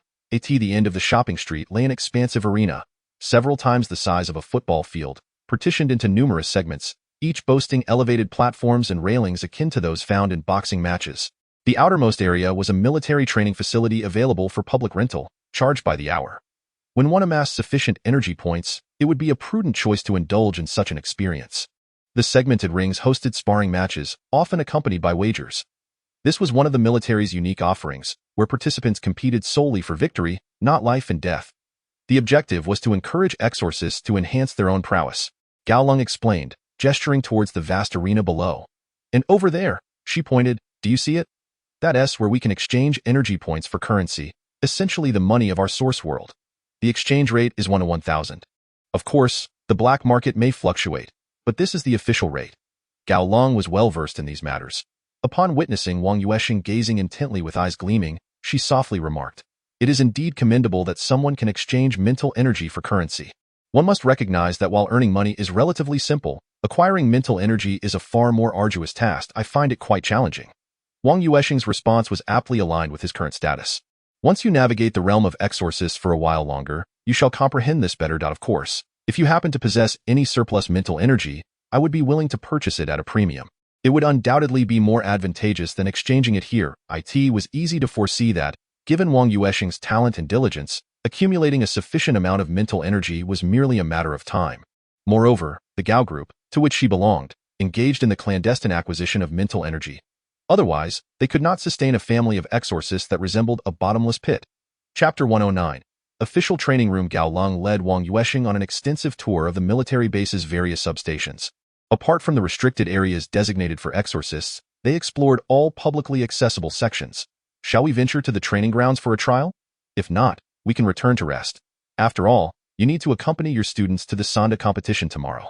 Having sufficiently strolled about, Gao Long prepared to head back, though she was willing to accompany Wang Yuansheng should she wish to train. With a newfound grasp of her time in the realm of grievances, Wang Yuansheng reserved some time for rest before joining Gao Long at the outer training area.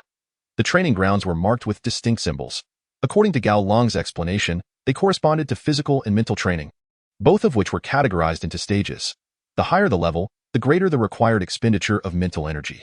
Wang Yuansheng observed the specially designated training room marked with a red symbol and inquired, "Is that the extreme training room? Only exorcists or exorcists of grievances who have reached the limits of human capability are permitted entry.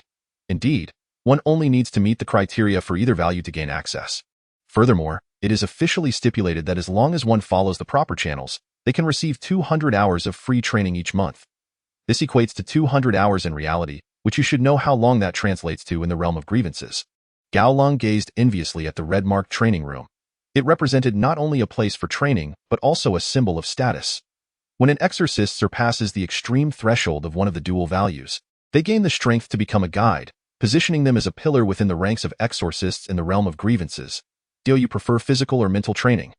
Gao Long had experience guiding Wang Yuansheng in physical training, but for mental fortitude, he would have to rely on himself. "I choose physical value. It directly aids in combat. Mental strength feels too ethereal." Although Wang Yuansheng possessed a higher mental capacity, he opted to enhance his weaker attribute, a decision reflective of his character. The total volume of a bucket of water is not determined by the highest slat, but by the lowest. Thus, he unhesitatingly chose to focus on his shortcomings. The physical training room bore some resemblance to a gravity chamber, but it specifically adjusted the effects on exorcists projected into the realm of grievances. Wang Yuansheng transitioned from struggling to walk to effortlessly engaging in combat with Gao Long, expending a total of 20 units of mental energy, equivalent to over 20 hours in the grievance realm and 4 hours in the source world. Master's value, 192-200, psychic value, 107. Attributes, stamina 148, 148, agility 155, 155, luck 132. Although I have lost 20 points in psychic value, my stamina has increased by 3 points, which I consider quite suitable. It's time to rest for a while. I can still make it to the gym at 80 middle school by noon. The improvements from training are gradual. Sometimes, after dozens of hours, one might only gain a point or two in stamina. The closer one approaches their limits, the more challenging it becomes to improve. I have accumulated several hundred hours of training. Yet my stamina has not increased at all, rendering this training facility rather futile for me. Only by reaching the maximum limit of 199 can I have the opportunity to enter the advanced training room. Gao Long drove his Audi out of the military base. The sky was beginning to brighten, and Wang Yuansheng had gained considerably that night, while Gao Long had merely acquired 4 purple potions. The duration of their stay at the budget hotel was until April 14, which is today. Thus, Gao Long informed him to head directly back to the villa that evening, as matters there had been settled, and it was time to finalize the transaction they initially discussed. Chapter 110. Gymnasium at 80 middle school. Training in the realm of grievances is rather exhausting. Wang Yuansheng slept soundly until noon, only to be awakened by his alarm clock. After checking the time, he freshened up, left the room card at the front desk, and headed towards 80 middle school. The budget hotel chosen by Gao Long was conveniently located nearby, only a 7 to 8 minute walk away. Since it was the weekend, the playground at 80 middle school was open to the public. However, entry to the gymnasium required a registration number. Wang Yuansheng promptly called Fanjia, and the tall figure emerged from the gymnasium. "Teacher Wang, this way," Fanjia said, flashing his competition certificate to the supervising teacher before leading Wang Yuansheng inside. Today marked the first round of the preliminary competition, where only those with high rankings could advance. Knowing that Wang Yuansheng was not a sports major, Fanjia briefly explained the basic details of the competition, is it a single round or double round. Though Wang Yuansheng was not familiar with the specific rules, he was aware of the general format of competitions. The preliminary was a single round, with opponents determined by a draw. The group here at 80 middle school was Group A. There were a total of 6 groups citywide, with rankings for the junior high division to be decided at the central gymnasium. Performing well could lead directly to the city team. Clearly, Fanjia's ambitions extended beyond merely being a high-achieving physical education student. Entering the city team was his ultimate aspiration. Wang Yuansheng was not surprised, as athletic students do not solely rely on academics for advancement, and given that their youth is fleeting, if they do not strive while young, they risk a decline as they age. "What do you need me to do?" Wang Yuansheng felt uncertain about how he could assist, but having promised the student, he naturally wanted to observe the situation. Submitting registration forms, pre-match guidance, and calling timeouts during the matches, among other responsibilities. Fan Jia handed him a printed A4 sheet. System task, Group Stage Advancement Task Description. Assist Fan Jia in advancing from Group A. Basic reward, 10 Masters value per match victory, even if obtained. Perfect reward, undefeated. Masters value 60. Sparring treasure chest 1. You have 3 matches today and 3 more next week. If you achieve all victories, you will surely advance. Correct. Wang Yuansheng gazed at Fan Jia's competition schedule. Securing victory in 4 matches would afford him a chance to advance, although winning 5 would be a more secure outcome. The likelihood of achieving a perfect score was rather slim, as the opponents would only grow stronger as the tournament progressed, in a single-round elimination format. Each match would see an escalation in the skill level of the competitors. Fan Jia possessed a certain awareness of his own capabilities, self-identifying as an upper-middle-tier contender.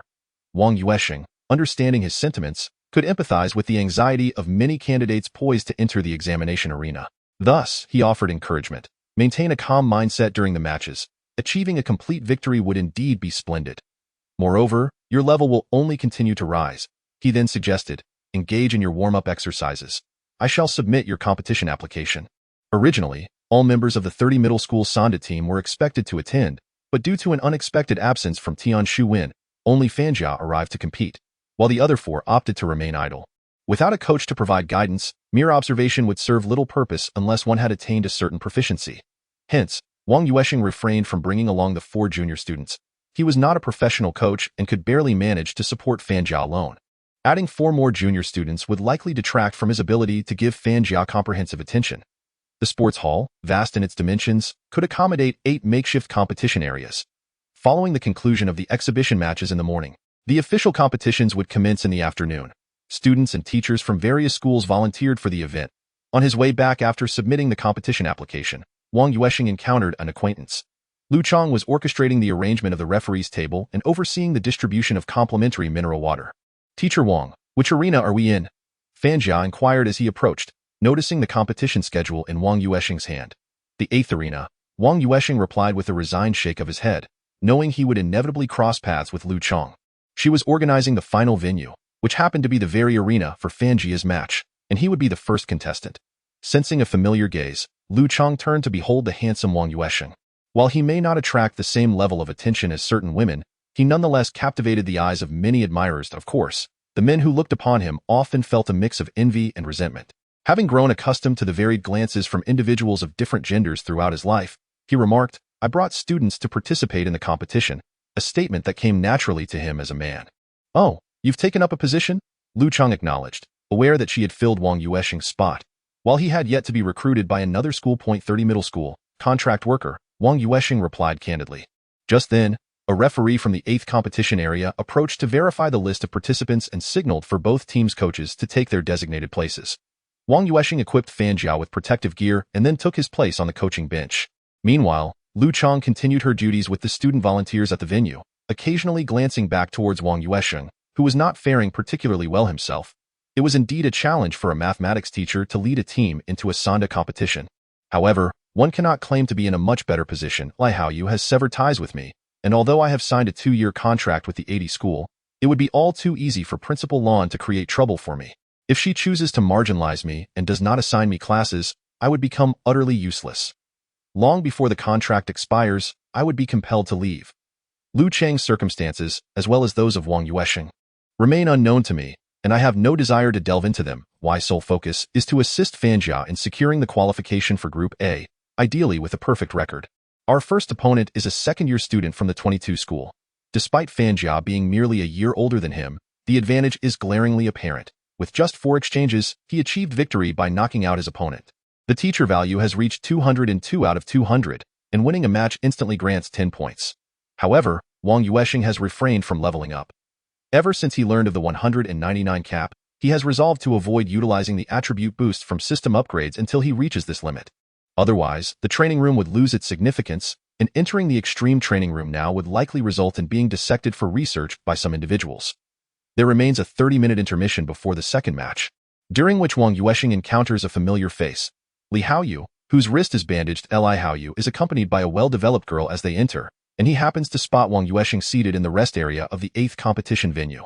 If their gazes could materialize, they would likely be more intense than the clashes among the students. Today, Li Haoyu has come specifically to trouble Lu Chong, yet he inadvertently runs into Wang Yuansheng. His wrist bears the consequences of an injury caused by Wang Yuansheng, dislocated joints and bone fractures. For a basketball player like him, this is a devastating blow. Being the son of Principal Lan from the 80 school, he is well acquainted with the personnel at the gym. After inquiring about Wang Yuansheng and the student beside him, Li Haoyu formulates a new plan at AS for troubling Lu Chong. That is a trivial matter. She cannot escape the 2-year contract. Whenever he feels inclined, be it in good spirits or bad, he can simply seek to create issues. However, encountering the troublesome Wang Yuansheng presents an opportunity he cannot afford to miss. Upon seeing the wicked smile on Li Haoyu's face, Wang Yuansheng senses that mischief is afoot and becomes doubly cautious. Chapter 112. Teaching Demonstration Match. Fanjia's second match has been pre-drawn, leaving Li Haoyu with little room for maneuvering. However, each competitor has 3 matches today, and he is certain to devise a means to trip up his opponent in the final bout. Even if he cannot directly confront Wang Yuansheng, he finds satisfaction in creating difficulties for the students he brings along. Fanjia, how proficient are you in grappling techniques? Wang Yuansheng suddenly inquires. Grappling techniques? It depends on which style we are discussing. Coach Tian is particularly skilled in grappling. Yet, the most challenging aspect within Sanda is indeed grappling. It is difficult to train and even harder to apply effectively, demanding a high level of technical mastery. In truth, Fanjia's grasp of grappling is rather mediocre. He is only somewhat adept with single-leg takedowns and leg sweeps, while the other techniques are nearly impossible for him to execute correctly. Can you perform a cut throw?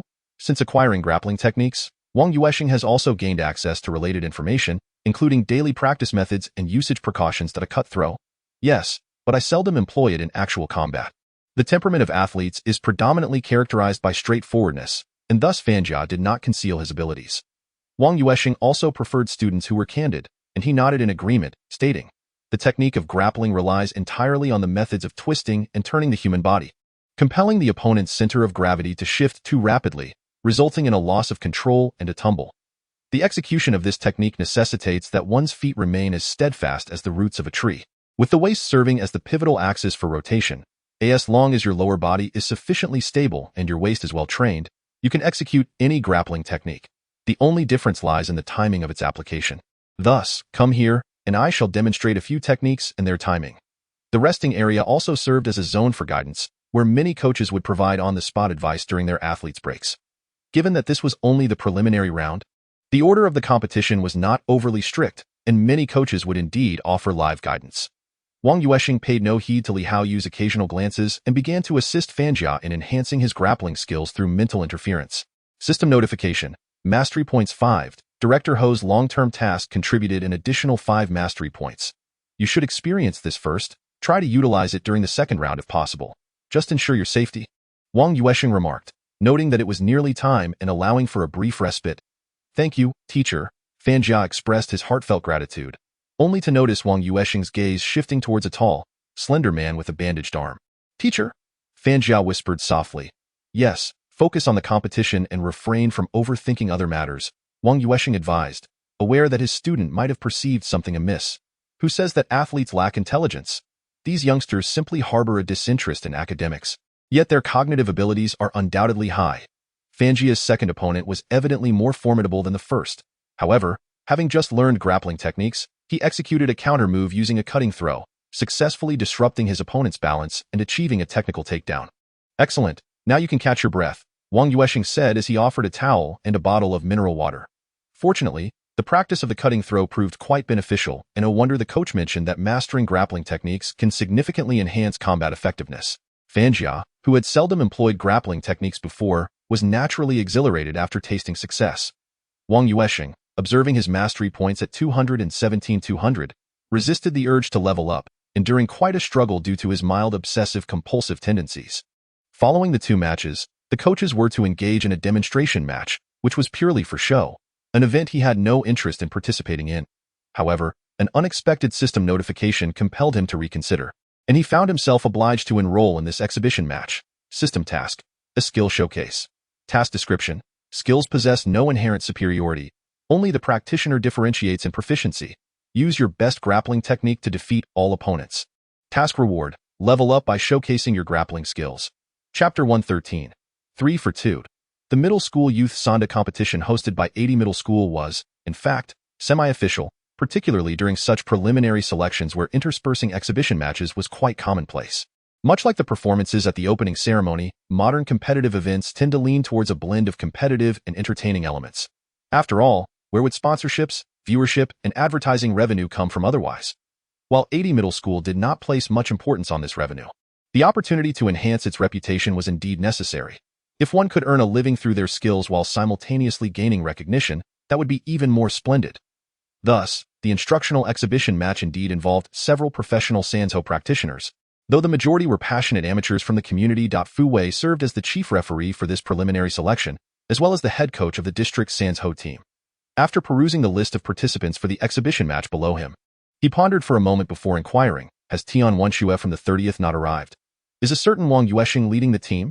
He and Hua Yuani were teammates, although Hua Yuani had retired due to injury, while he had persevered to compete in the national tournament. Although his ranking was not particularly impressive, he had graced the pinnacle stage of Sanzhou. Now, having achieved success, he presided over the largest Sanzhou team in Lehigh City and served as a municipal-level referee. Driven by the aspiration to witness successive generations of Sanzhou practitioners flourish, he maintained regular contact with the former Captain Hua, thus he held a particular interest in Hua Yuani's disciple, Tian Shuwen. However, today he did not see the familiar figure, but rather a youthful and dashing face. The young man responsible for tallying the list quickly responded, Coach Tian has gone back to his hometown to care for an ailing elder. He had forgotten that Tian's hometown was quite distant. After disembarking from the plane, he would have to take a train, and then a bus, with rumors suggesting that he might even need to ride a donkey cart afterward. It was indeed a considerable ordeal for him. Fu Wei seemed to recall that this young apprentice came from a modest background. So, this Wang Yuansheng, has he signed up for the exhibition match? Did he indicate the specific skill he plans to showcase? Fu Wei casually inquired. For an exhibition match, one would certainly need to display their most proficient skill. The young man hurriedly scanned the registration form with his finger, and upon spotting Wang Yuansheng's name, he swiftly scrolled down, stating, a waist throw. The signature move of old Hua. Could he be a secretly trained disciple? Fu Wei's interest was piqued, and he leaned over to whisper something to a nearby colleague. Well, I see that 3 opponents have already been arranged, so let us make a last-minute change. This individual is also a referee, but his standing pales in comparison to Fu Wei's at best. He could serve as an assistant in his presence. Li Haoyu was surprised that Wang Yuansheng had cooperated so readily by signing up himself, as he had been contemplating how to spur him into participating. He quickly arranged for a familiar face to select a formidable opponent for him. The final outcome was that what was initially intended as 3 exhibition matches transformed into 1 exhibition and 2 formal competitions. The originally designated professional sparring partner was only the first match. The remaining 2 were all professionals from the third team. Notably, the one Li Haoyu found was the runner-up in the 70-kilogram category from the previous year, ranking among the top 3 in the entire 80-kilogram competition. Naturally, the exhibition matches did not differentiate by weight class, much like the matches among middle school students, where height, weight, and build varied greatly without any restrictions on divisions. Wang Yuansheng was unaware of these intricacies, but he noted the smile on Li Haoyu's face, as well as the camaraderie between him and the evidently skilled man, leading him to surmise that, even without the announcement of the exhibition match roster, this unknown individual would undoubtedly be his opponent. Indeed, he had not anticipated that the originally planned 3-part demonstration matches would be reduced to merely 2. Such a last-minute alteration from 3 to 2 had never occurred in previous demonstration matches. Chapter 114, Desires Unfulfilled. Since this was a demonstration match, the time allocated was not equivalent to that of a formal competition. Participants would warm up, and then the sparring partners would begin donning their protective gear. Typically, a demonstration match lasting 3 to 5 minutes was considered standard, and if a well-known coach engaged for 7 or 8 minutes, it was regarded as quite an honor. Ultimately, the conclusion of each match was signified by the sparring partner falling to the ground, marking the end of the encounter. This customary pattern persisted annually, allowing the young competitors to glean a few invaluable techniques along the way. Although everyone trained similarly, the demonstrations by seasoned experts held significant importance. However, the extent of learning from the 3 matches would ultimately depend on individual comprehension. Both professional coaches and amateur enthusiasts participated in the demonstrations, but the schedule was arranged such that the intermission between performances was designated for rest before the final competition of the day. Hence, the organizers only permitted an 8-part program. The participation of 8 individuals in 24 matches was ample time for the young competitors to recuperate. Wang Yuansheng was assigned to perform 8th. It was unclear whether this was intentional. The preceding 7 competitors merely showcased casual performances before exiting, with even a coach who had won the 65-kilogram category the previous year not taking up much time. Truly, fortune favored me, as there was still ample time remaining. Even a formal match could be accommodated. Madman, it all rests on you now, Li Haoyu remarked to his companion Wu Feng. An amateur enthusiast, are you truly taking this so seriously? Moreover, it is merely a demonstration match. If I were to get injured, the organizers would certainly be displeased. Wu Feng, nicknamed Madman, was indeed ferocious in combat. Li Haoyu was keen to emphasize Wang Yuansheng's prowess, as any intentional leniency from Wu Feng could lead to complications, particularly since they were professionals and it would be somewhat undignified to lose to an amateur. Ultimately, Li Haoyu shook his head and said, "Did you not mention wanting to become a physical education teacher after retirement? I'll inform my mother to secure a position for you at 80, one with a formal appointment. Just ensure you incapacitate him, and I'll make this arrangement happen." Wu Feng was astonished that such a minor task could yield a position worth over 300,000. When had earning money become so effortless? Moreover, to become a teacher at a prestigious institution like 80, he promptly shifted his demeanor, stating, "If I offend young Master Yu, there will be consequences." This proclamation was somewhat loud, catching the attention of Lu Chong, who was responsible for distributing water. Her expression shifted immediately as she intended to warn Wang Yuansheng, "If you dare, I can have you dismissed by tomorrow. Do you believe me? One can be wretched, but do not be so brazen with your words. Otherwise, you shall face dire repercussions," Li Haoyu retorted, drawing his new companion closer and casting a stern glance at Lu Chong. "Do not be upset, young Master Yu. Some individuals only shed tears when faced with the coffin. Were it not for your magnanimity, she wouldn't even be able to secure a position for cleaning the toilets." The new companion was a junior of Lu Chong, and it was through her that Li Haoyu had made the acquaintance. Just recently, she had been referring to Lu Chong as Sister Chong, yet now claimed to be so unworthy that even cleaning toilets was beyond her reach. Truly, the world was a harsh place. However, Lu Chong truly hesitated to voice his concerns, for if Li Haoyu was determined to create trouble for him, it was not far-fetched to think he might be expelled by tomorrow. Though enduring for a month would likely prove exceedingly difficult, it is indeed a trivial matter for a vice principal to seek complications for a newly appointed teacher who has yet to complete their probationary period. Upon reviewing the matchup list for the exhibition match, Fanja rubbed his eyes vigorously and exclaimed, "Teacher, there seems to be an issue with this roster." Wu Feng was the runner-up in the 70-kilogram category last year. He is a professional-level contender, not merely a sparring partner. Wang Yuansheng merely smiled and replied, "No problem, he is precisely the one we need. Just observe in a moment and learn as much as you can."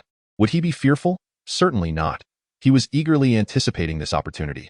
What Wang Yuansheng required most at present was practical experience, whether in the source world or the realm of grievance.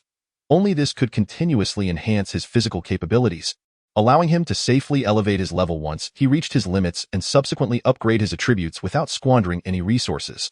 Chapter 115. A familiar trope with a new response since this was not a continuous performance. Wang Yuansheng's first round was indeed a genuine demonstration, and the sparring participants fulfilled their roles diligently. Naturally, he executed a textbook-style teaching exhibition.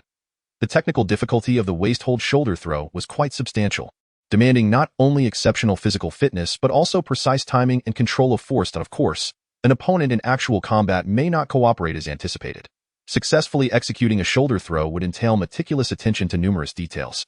"Teacher Wang is truly remarkable," Fanja exclaimed with delight as he witnessed Wang Yuansheng's seamless performance in the first exhibition match. Wang Yuansheng affectionately ruffled his hair and said, "This is merely an exhibition. The opponent is quite cooperative. Achieving such textbook techniques in real combat is still quite challenging. Indeed, the waist-hold shoulder throw is a quintessential finishing move in many martial arts, including judo, karate, and sanzho, all of which encompass such techniques."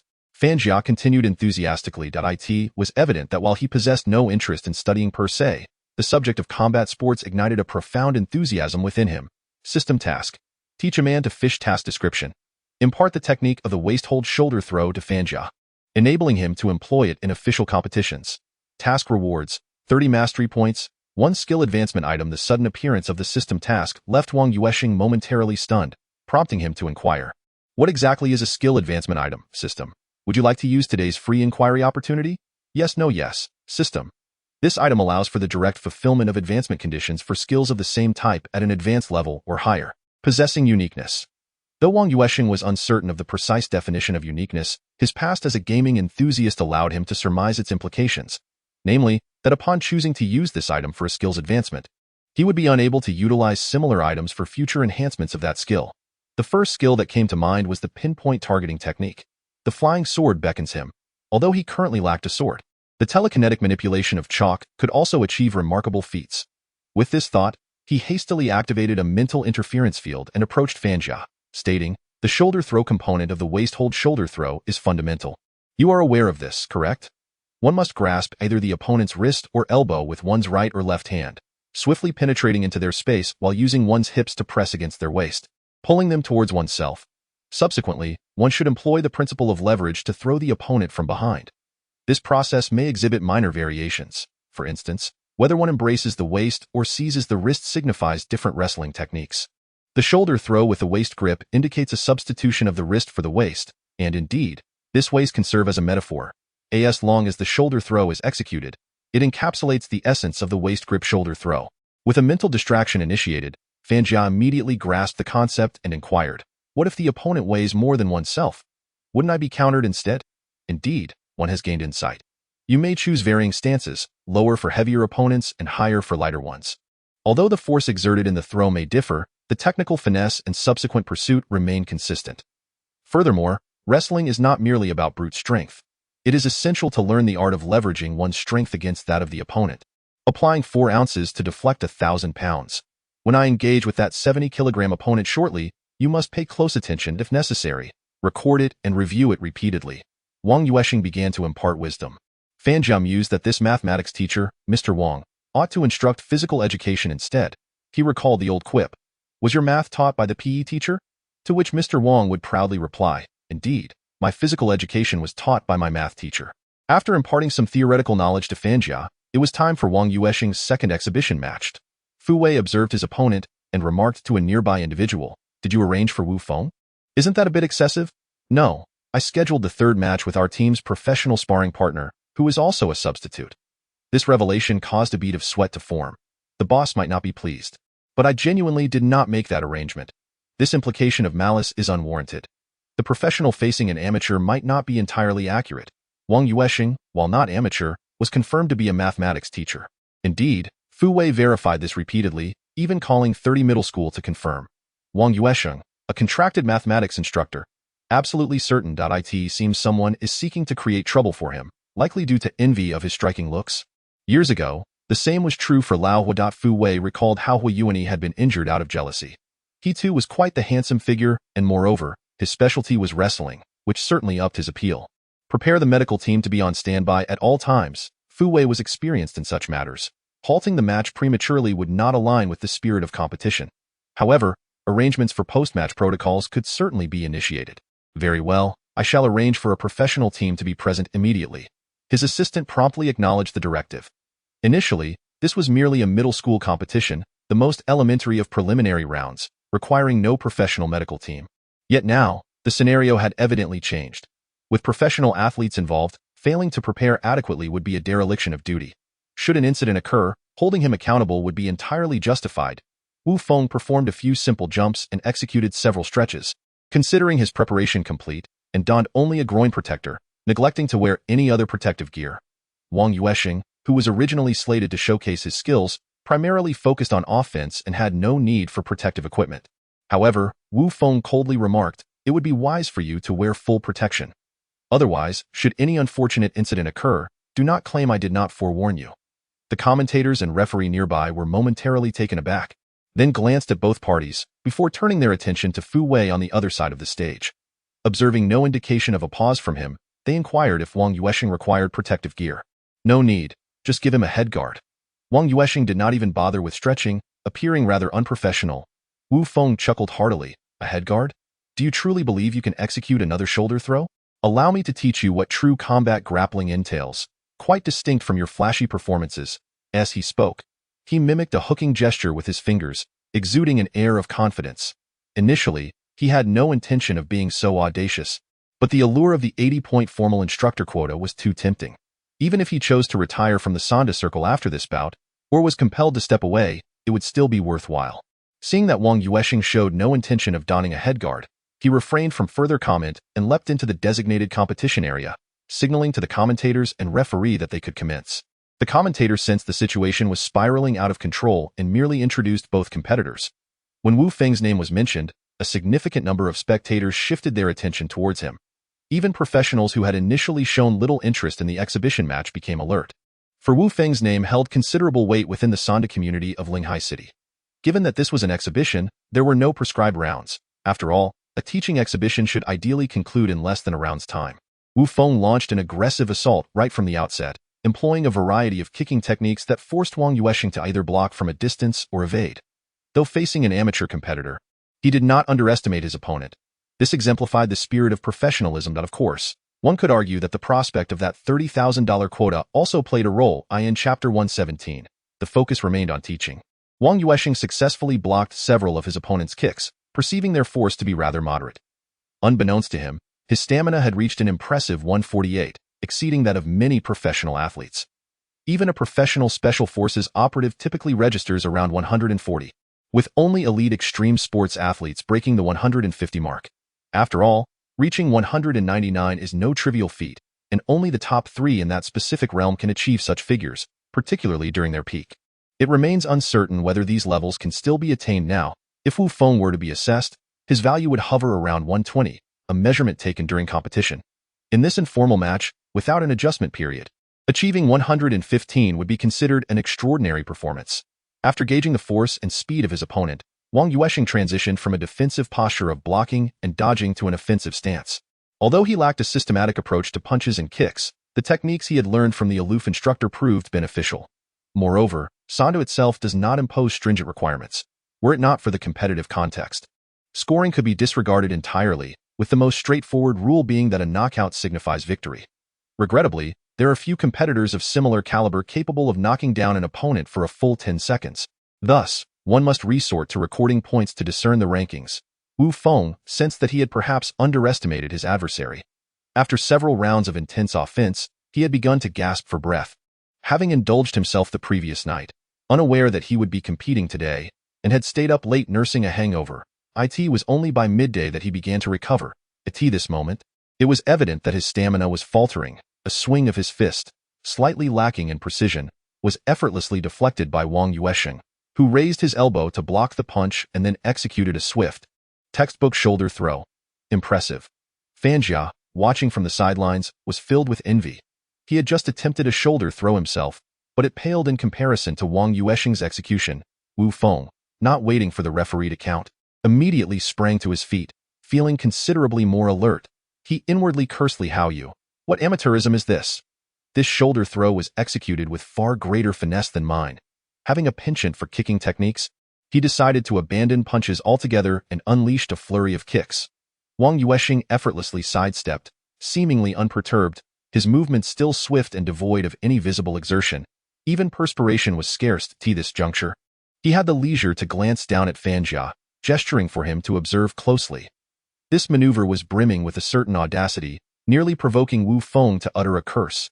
However, given the nature of the competition, profanity would incur penalties, so he launched another kick, deliberately leaving an opening for his opponent. Wang Yuansheng merely smiled slightly and closed the distance, having awaited this very moment. Wu Feng chuckled inwardly, realizing that his opponent lacked experience. The opening he had intentionally presented was overlooked, and now Wang Yuansheng was primed to execute a throw. Almost simultaneously, both competitors seized each other by the waist. Several spectators stood in anticipation, recognizing this as a classic waist-to-shoulder throw, eagerly awaiting the display of technique and stability. However, to everyone's astonishment, Wang Yuansheng executed an aerial bridge, locking his legs around Wu Feng's neck, and used Wu Feng's momentum to throw him off balance, causing him to tumble forward. Wang Yuansheng then pivoted with one hand on the ground, leaping into a textbook shoulder throw from behind. The impact echoed loudly, reverberating through the ground. Remarkably, Wang Yuansheng had held back. Had he chosen to exert full force, he could have easily fractured Wu Feng's neck. Instead, he merely rendered his opponent unconscious for several seconds, resulting in a decisive 10-second victory. Did you understand? Wang Yuansheng did not even glance back at Wu Feng. Turning instead to inquire if Fan Jia was executed with ease, almost pedagogically. Fu Wei watched in a daze, convinced that even Hua Yuani could not perform such consecutive throws with comparable skill. This was not merely a matter of timing, but also of exceptional physical conditioning. The aerial relay, one-handed support, and the shoulder throw all required specialized training, with the physical demands increasing exponentially. observing the exceedingly handsome Wang Yuansheng. One would not assume he possessed such strength, yet he executed high-difficulty throws that even Fu Wei could not replicate. This moment, the assistant's flattery reached its zenith. Your foresight is truly commendable. A professional medical team can provide Wu Feng with the finest treatment. Although he was aware that this remark was originally intended for someone named Wang Yuansheng, he felt compelled to express it. For a leader is always impeccably astute. Under normal circumstances, Fu Wei would revel in the sycophancy of his junior, yet now he genuinely lacked the time. Thus, he merely uttered, "Keep an eye on things for a moment." Before seizing the phone and retreating to a quiet corner to call Hu Yuanyi, Wu Feng regained consciousness only after the competitors for the next performance took the stage.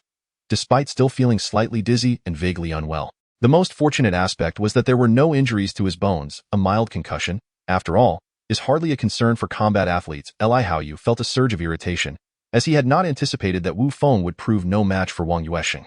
Was he truly a mathematics teacher? As the final candidate for the upcoming match observed Wu Feng lying dazed, he approached the vicinity of the stage to inquire with the officials whether he should still compete. "Let us just put on a casual performance.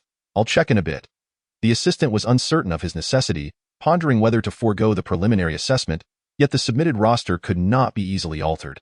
He would have to consult the leadership shortly. At that moment, Fu Wei returned, and upon noticing the bewildered expressions on the faces of the two, he comprehended the situation.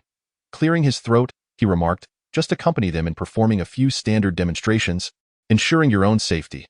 The junior sparring partner promptly accepted the directive, as safeguarding oneself is fundamental training for a sparring partner.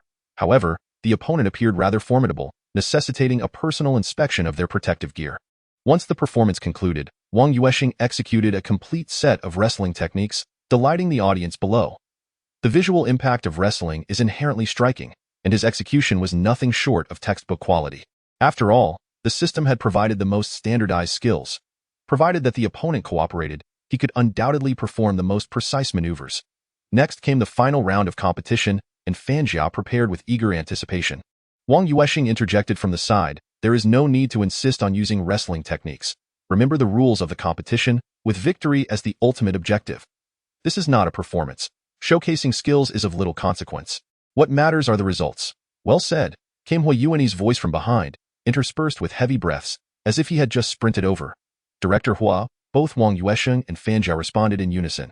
Hu Yuanyi gestured to Fan Jia, indicating he should continue warming up, then pulled Wang Yuansheng aside, saying, "I heard you knocked Wu Feng out." His voice was already loud, and with numerous individuals around, Wu Feng, who was just about to leave, was drawn in by the inquiry. Though he had lost, none present had outright stated so. At least he had managed to save face. However, the new arrival's direct question felt like a sting to his pride. Wang Yuansheng's response was even more infuriating, nearly causing him to swoon again. He heard the exceedingly handsome mathematics teacher remark, "Before the match, I advised him to wear headgear, but he stubbornly refused. Otherwise, he wouldn't have been knocked out." Chapter 119. Focus on cultivation. Fan Jia's match progressed remarkably smoothly. It was uncertain whether his opponent was intimidated by Wang Yuansheng's grappling techniques. Upon entering the ring, Fan Jia swiftly landed multiple kicks on his opponent's legs and head. Racking up considerable points in a bid to recover these lost points, the opponent was compelled to exert every effort to score, only to fall prey to Fan Jia, who seized the opportunity to execute a flawless waist-hugging shoulder throw.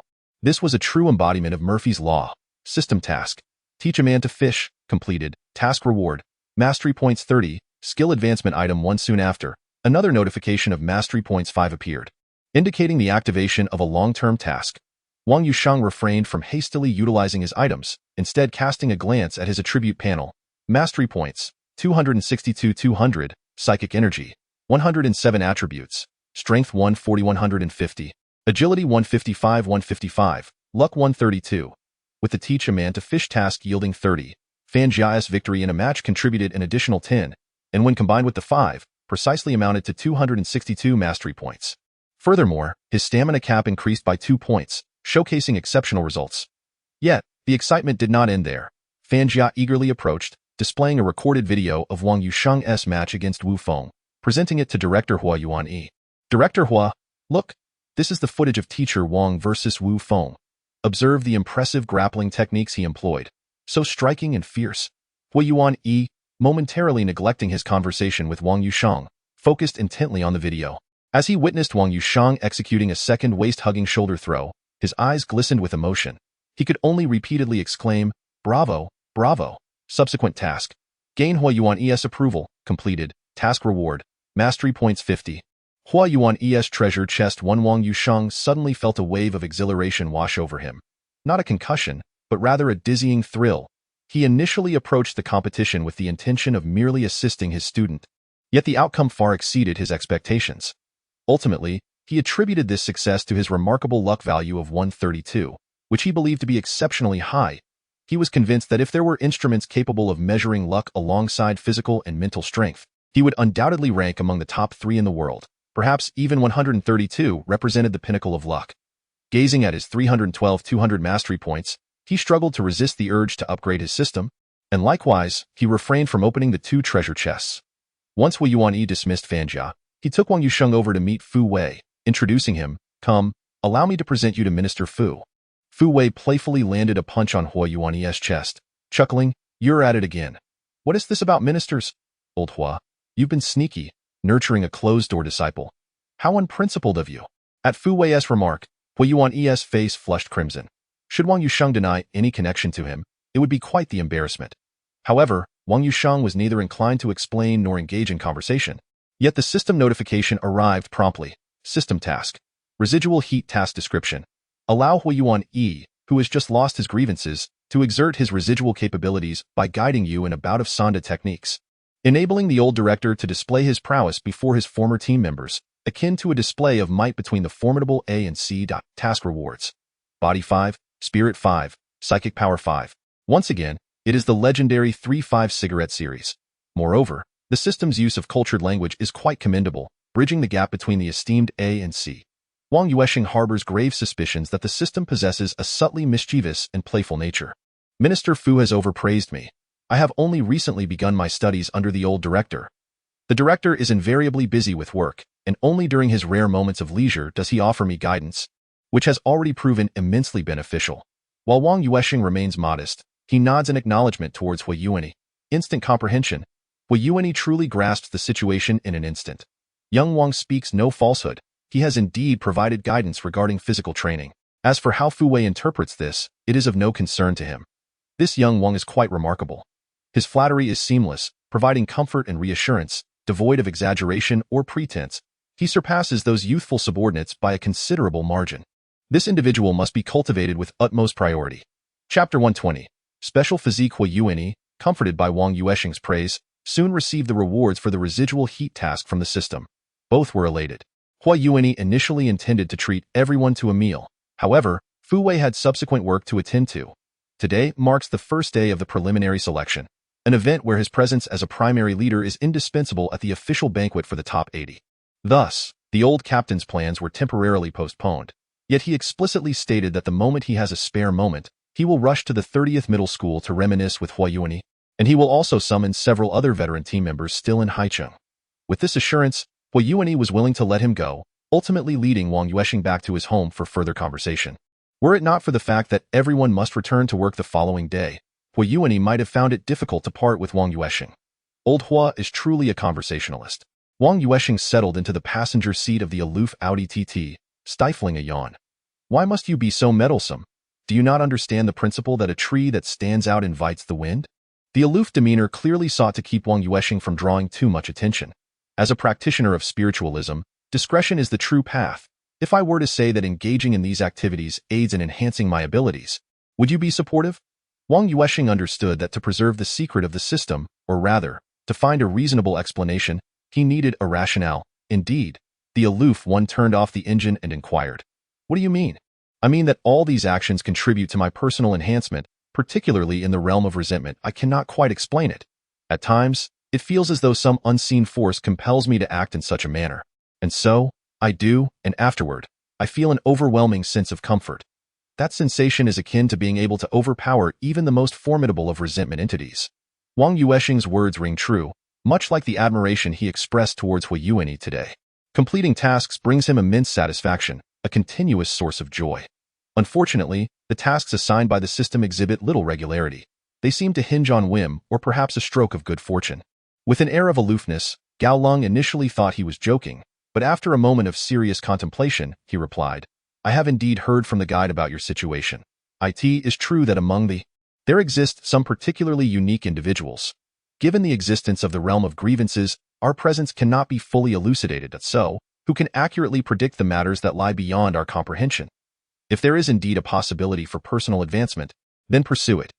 Even if you were to emerge victorious in the National Sanda Championship, it would be of no concern. Wang Yuansheng was taken aback and quickly clarified, it's not about a grand competition. Sometimes I just suddenly feel the urge to do something. Today, I just felt compelled to give that Wu Feng a good beating, and so I did it. He then proceeded to teach Fanjia some grappling techniques, feeling as if he had mastered them intuitively, grasping the concepts with remarkable clarity. Let us return immediately to test this out. If this is indeed the case, you may possess a special physique. Gao Long concluded, no longer indulging in speculation, as empirical evidence spoke volumes. She was well aware of Wang Yuansheng's capabilities from a week prior. If he lacked any extraordinary constitution, it was inconceivable that he could comprehend grappling techniques so thoroughly in such a short span. Given only a few training sessions, an hour later, she found herself compelled to accept the reality of the situation. Cease your efforts, in the realm of grievances, perhaps, but should we be in the source world? I suspect you might not be my match in grappling skills. I believe your words now. Now, I have a question, Gao Long remarked, slightly out of breath, as she sat in the training room of the basement. What question? Wang Yuansheng, also panting, noted the stark difference in difficulty between sparring with Gao Long and Wu Feng, especially considering the enhanced capabilities Gao Long possessed in the realm of grievances, making her almost superhuman. Chapter 121. Who is more depraved? Gao Long gazed at the gray-toned surroundings and spoke softly. What are your plans for the future? Which aspect do you refer to? Wang Yuansheng was momentarily perplexed. All aspects, including the developmental trajectory of the source world and the realm of grievances, Gao Long seemed to hesitate, as she faced a significant decision. One that could potentially impact both herself and Wang Yuansheng, as well as their elders. The final choice hinged upon Wang Yuansheng's intentions. Why so serious? You're making me a bit anxious, Wang Yuansheng remarked, finding his interactions with Gao Long generally quite relaxed. Aside from her initial cold demeanor, most of the time, she was a considerate senior, at least in terms of guidance. She had been genuinely conscientious that, of course, he dared not test her patience, for the consequence would likely be a barrage of floating punches that would leave him questioning his existence. Your decision may influence my judgment. Thus, I seek clarity, Gao Long replied candidly, mirroring the ease Wang Yuansheng felt in their exchanges. After a moment's reflection, Wang Yuansheng articulated, as for the source world, I shall follow that so-called intuition. Essentially, when I have the time, I will attend classes, and when inspiration strikes, I will make decisions accordingly. Concerning the realm of grievances, I believe it is wiser to follow your lead. My understanding of that realm is still far too limited, and without a proper guide, aligning myself with you is undoubtedly the most prudent choice. Upon hearing Wang Yuansheng's decision, it seemed as though the weight that had burdened Gao Long's heart had finally been lifted. Nodding slightly, she remarked, to follow me signifies that you are now aligned with my side. Even in the realm of resentment, there exists a notion of allegiance. The exorcists are directly affiliated with the military, representing a formidable force. Although it has emerged only recently, its numbers and overall strength should not be underestimated. Aside from this rather unique faction, other exorcists often band together. Here, banding together does not necessarily imply undertaking missions in the realm of resentment, but rather signifies mutual support, whether in the source world or the realm of resentment. This has given rise to certain systems of interest, leading to divisions of power. For instance, the Gao group to which I belong is a large organization spanning multiple regions, with its members intricately connected, both in the source world and the realm of resentment. Wang Yuansheng, in truth, harbors a disdain for such alignments. However, the prevailing trend compels such affiliations, particularly as one ascends to higher echelons, where the tendency to align becomes increasingly pronounced. Conversely, the common folk at the lower levels enjoy the freedom to pursue their own desires without the burden of collective interests, as long as they tend to their own households. They find contentment. In any case, I will follow you. As for other relationships, I am not particularly adept at managing them. Indeed, I can see that your parents have also remarked on your lack of skill in this regard, and that you struggle to articulate your thoughts, Gao Long interjected sharply. Wang Yuansheng glanced at her, too weary to offer further explanation. The accusation against the man had already been substantiated, and additional words would bear no fruit. Instead, she simply wore an expression that conveyed, as long as you are happy. Noticing his silence, Gao Long straightened her demeanor and endeavored to maintain an appropriately serious tone, stating, then you shall temporarily masquerade as my boyfriend. This way, when my family inquires, I shall have a ready answer. Ah? Wang Yuansheng questioned, doubting whether his ears had deceived him. Recently, they had often been mistaken for a couple, and now it seemed that even Gao Long herself held such an opinion. Who, then, was truly the one misled? Gao Long, observing his peculiar expression, felt a surge of irritation and exclaimed, "What do you mean? Ah? Can't you comprehend Mandarin? Do you think I desire this? I left the family residence to forge my own path precisely because they incessantly pressured me to find a boyfriend among the exorcists. And then you found me?" Wang Yuansheng pointed at himself incredulously. "Could you please refrain from such self-satisfaction? I have yet to find anyone suitable among those they arranged for me. They all seem as if they have surpassed the threshold of 199 in their madness. Yet upon entering the realm of resentment, I encountered nothing but incompetence. The denizens of the source world are even more extravagant than the second-generation heirs." Gao Lung's frustration mounted as her voice rose in volume. Wang Yuansheng glanced around. Although he lacked Gao Lung's ability to sense the approach of resentful entities, he possessed the capacity for observation. A mere glance revealed the presence of such entities. He had initially thought that exorcists were proponents of positive energy, yet it appeared that there were indeed second-generation heirs among them. Wang Yuansheng believed that exorcists should embody the promotion of positive energy while eradicating negativity. Was it truly so peculiar for second-generation heirs to exist among them? One should not compare everyone to oneself. Certainly, it is conceivable that one's demeanor and status may transform upon acquiring a certain level of influence, yet for the present moment, such a shift remains absent. Jialing cast a glance at Wang Yuansheng, sensing that should he veer towards malevolence, the ramifications would be far-reaching. His striking appearance alone could ensnare countless unsuspecting maidens. Hold on, I am not fond of hypothetical scenarios. Illogical conjectures are simply nonsensical. Let us return to the crux of the matter. What precisely is the situation regarding my role as your boyfriend? As a mathematics teacher, he naturally adheres to the principles of logic. A faux boyfriend is not a genuine boyfriend. Do not presume to take advantage of me. Our relationship is merely nominal, especially when it comes to inquiries from my friends and family. You are obliged to respond accordingly. As for your side, feel free to approach it as you wish. Jialing merely intended to use him as a shield, possessing little interest in a younger companion. However, with the addition of a Nan Master S enhancement, she might consider it with more gravity. Wang Yuansheng felt that he was the one being taken advantage of and shook his head helplessly, stating, clearly, "It is you who is benefiting from me. What advantages do I gain from serving as your shield?"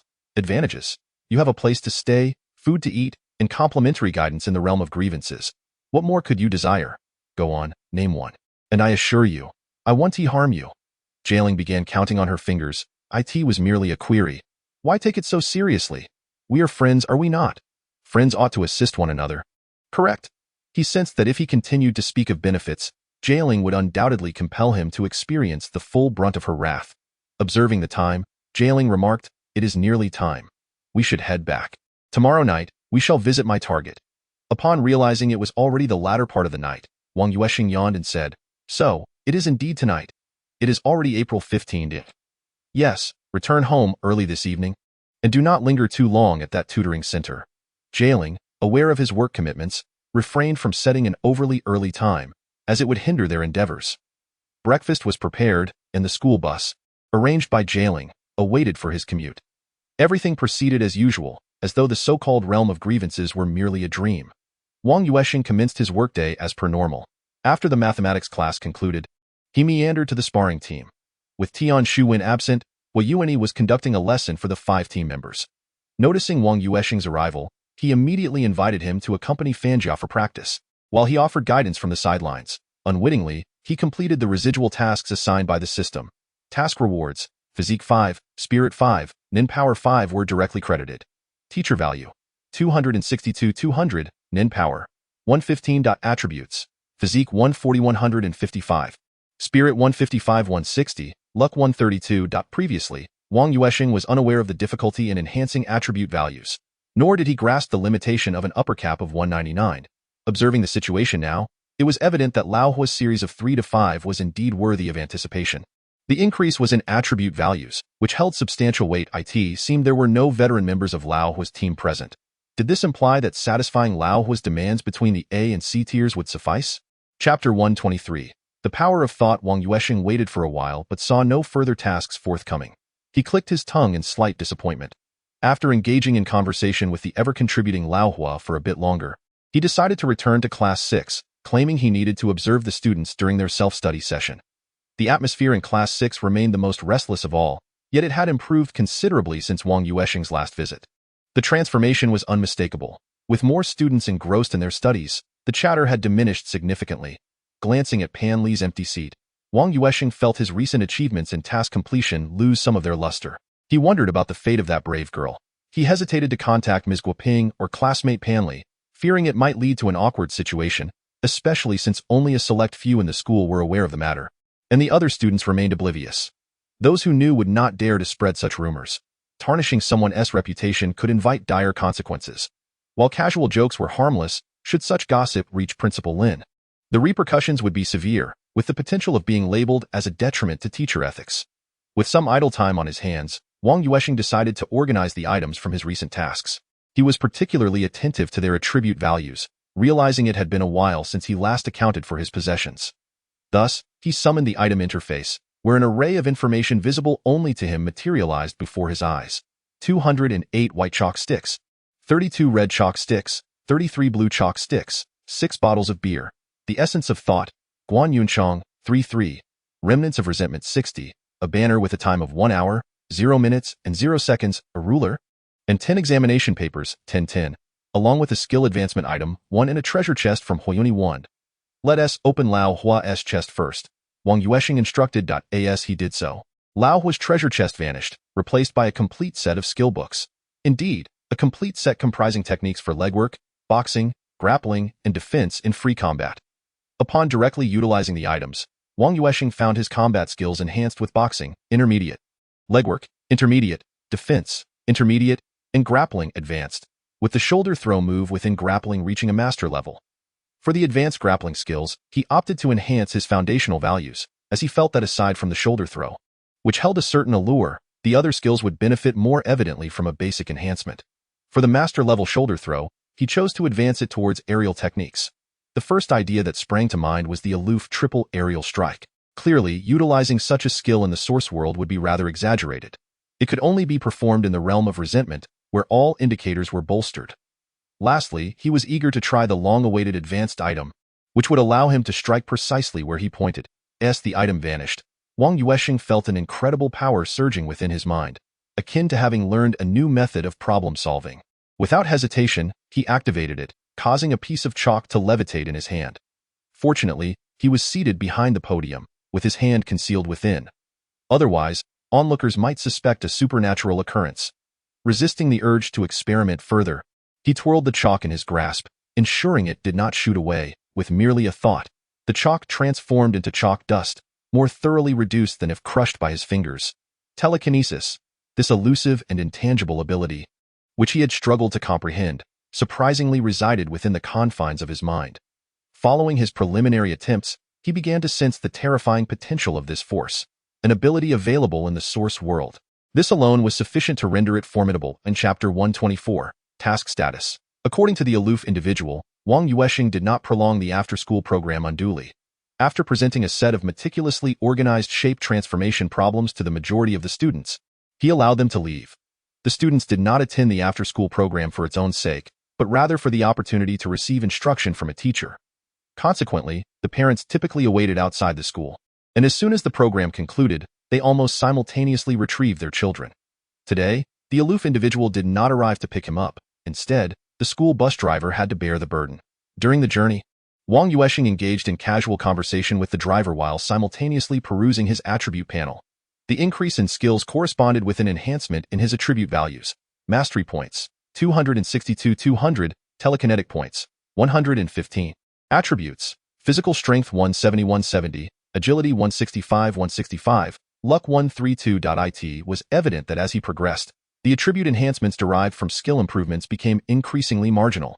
Following this trend, by the time he reached 199, skills might no longer contribute to attribute growth.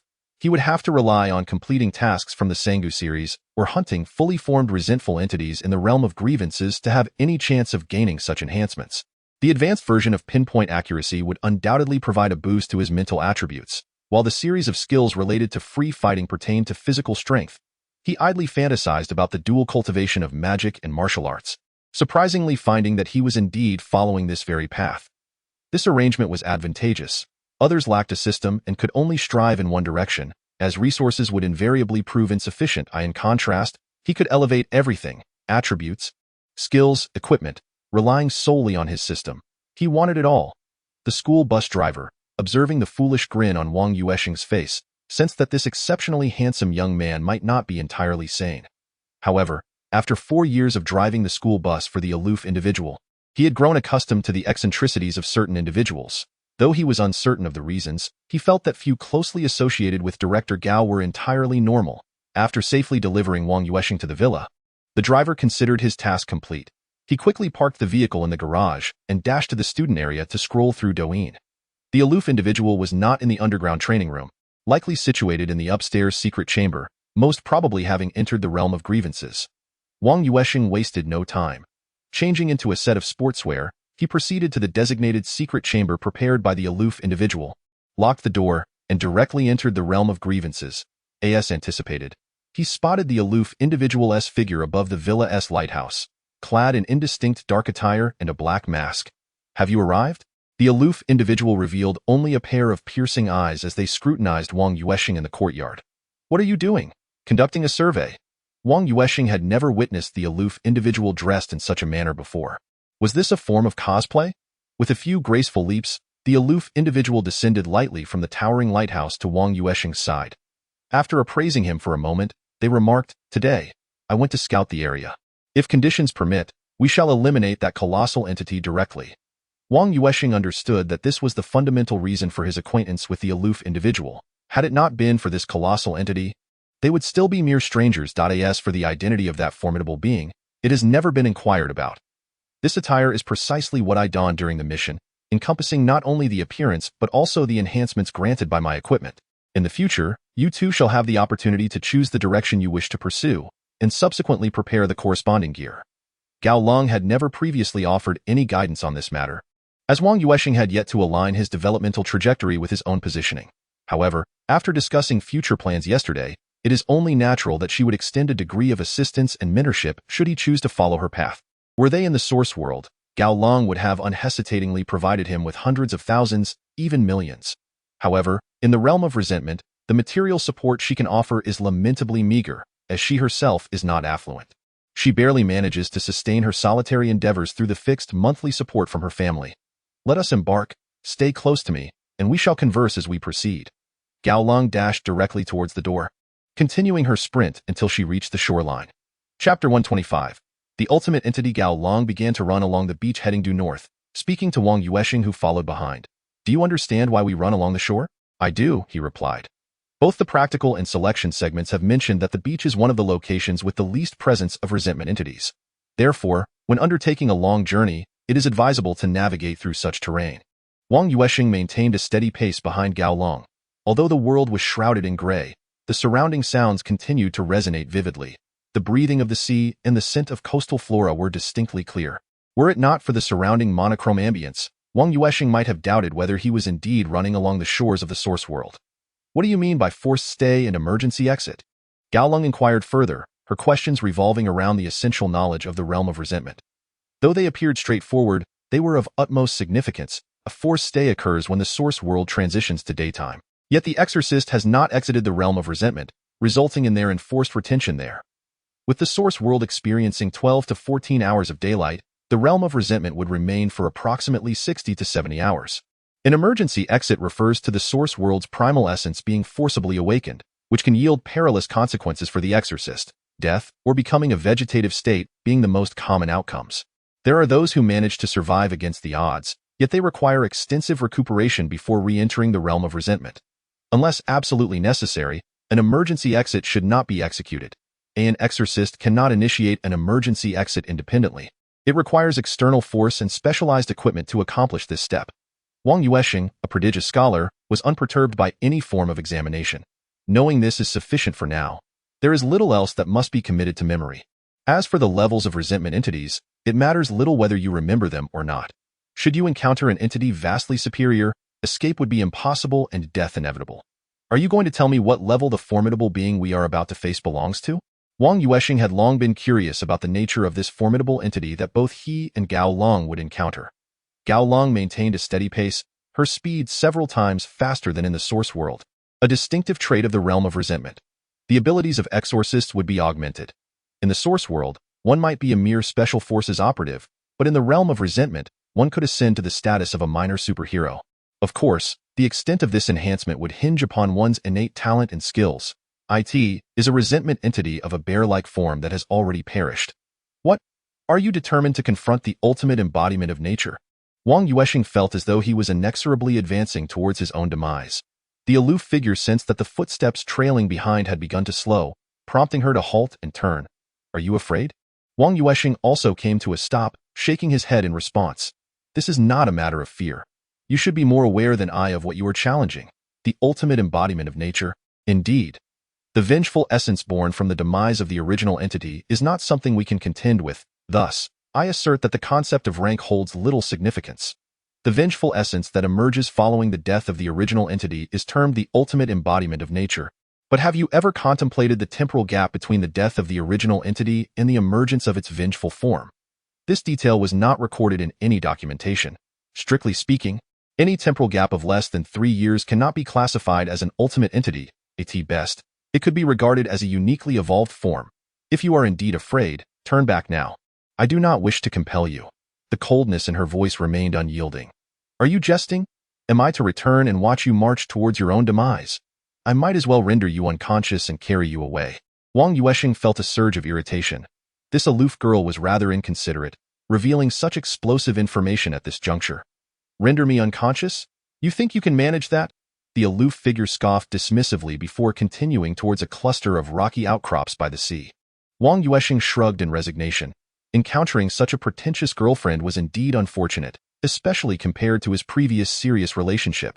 Chapter 126. The Black Breeding Ground. Why not return? Afraid I might demand money from you? The aloof figure remarked as she walked. You truly won't find a partner with this attitude, believe it or not. Wang Yuansheng found himself unable to endure her biting sarcasm. Women, it seemed, could change their demeanor in an instant, their fickleness quicker than turning the pages of a book. If you follow me and lose your life, do not blame me. The aloof figure continued her intimidation. Had Wang Yuansheng met her under different circumstances, he certainly would not have dared to stride alongside her in pursuit of the ultimate entity. Yet now, bolstered by significant enhancements to both his attributes and skills, he still dared not confront the ultimate embodiment. It was an insurmountable challenge that could not be faced merely by a slight increase in strength. The ultimate embodiment was far beyond the capabilities of a novice. Although Wang Yuansheng had evolved from a mere novice to a more seasoned one, he remained powerless against the presence of such a formidable boss. This entity had emerged the previous year, at a time when the original entity had not yet perished. I had scoured for its original form, but by the time I discovered the underground Black Breeding Ground, it was too late. The aloof figure searched beneath a cliff that plunged dozens of meters into the sea. The Black Breeding Ground? Who claimed this entity was being cultivated? Found it. Indeed, it remains. She unearthed a pull ring from beneath a rocky outcrop where the water appeared gray, pulling it vigorously, only for nothing to occur. The controls were somewhat distant. It took me over a month to locate this concealed switch. The Black Breeding Ground is an illicit facility for harvesting bear bile, linked to the cultivation of certain prohibited herbs. The aloof figure dusted her hands and then circled behind the towering cliff. There lay a cave, half a meter high, shrouded in darkness and somewhat intimidating. Entering through here leads to a passage that directly extends into the subterranean Black Breeding Grounds. Not long ago, I visited that area in the source world. It has been abandoned for some time. The living animals should have been relocated, while the deceased have been transformed into resources. Those that could be sold have been sold, and those that needed burial have been buried. However, there must be numerous vengeful entities within. Thus, I require your assistance in clearing the area. Speaking with an air of aloofness, I took the lead into the darkened hole. Fortunately, this narrow cavern is not overly lengthy, spanning only about a dozen meters before it opens up into a more spacious area. This group has certainly put in considerable effort. Excavating such an extensive tunnel must have incurred substantial costs. Wang Yuansheng is aware that everything here exists in the source world, so digging this tunnel is no small feat, especially since it has already penetrated deep into the mountain. Compared to readily available air raid shelters, such an undertaking is far more labor-intensive and resource-consuming. Upon consulting the local chronicles of Linhai City, I learned that this area was once home to a small fishing village where fishermen would often venture out to sea. During storms, they would hide their boats among these submerged reefs, eventually forming such caverns over time. The structure we now find ourselves in, within the mountain, is likely an extension of an air raid shelter, albeit one that has fallen into disuse. Renovating it wouldn't cost much, primarily due to its excellent concealment. Cao Long did not continue onward but began to organize her equipment.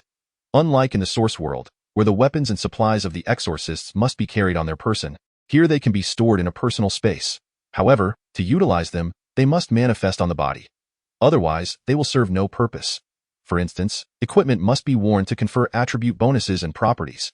If it remains merely in the personal space, it is akin to not being worn at all. As for the theory of personal space, no one can elucidate it. Much like the human brain can encompass multitudes, these items are stored in the minds of exorcists within the realm of vengeful entities as if they were mere information. Wang Yuansheng possesses little in the way of defensive gear and can only accompany Cao Long as they wait.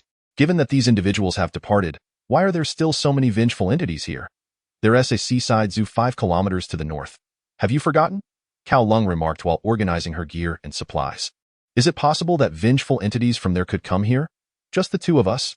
Wang Yuansheng recalled the coastal zoo, which housed a variety of animals, including many rare Arctic species. If all of them were to harbor vengeful entities, the number could easily reach thousands. Chapter 127. Entering once adequately prepared, Cao Long produced an item resembling a flare, which she then snapped in two, causing a soft yellow luminescence to illuminate the surroundings.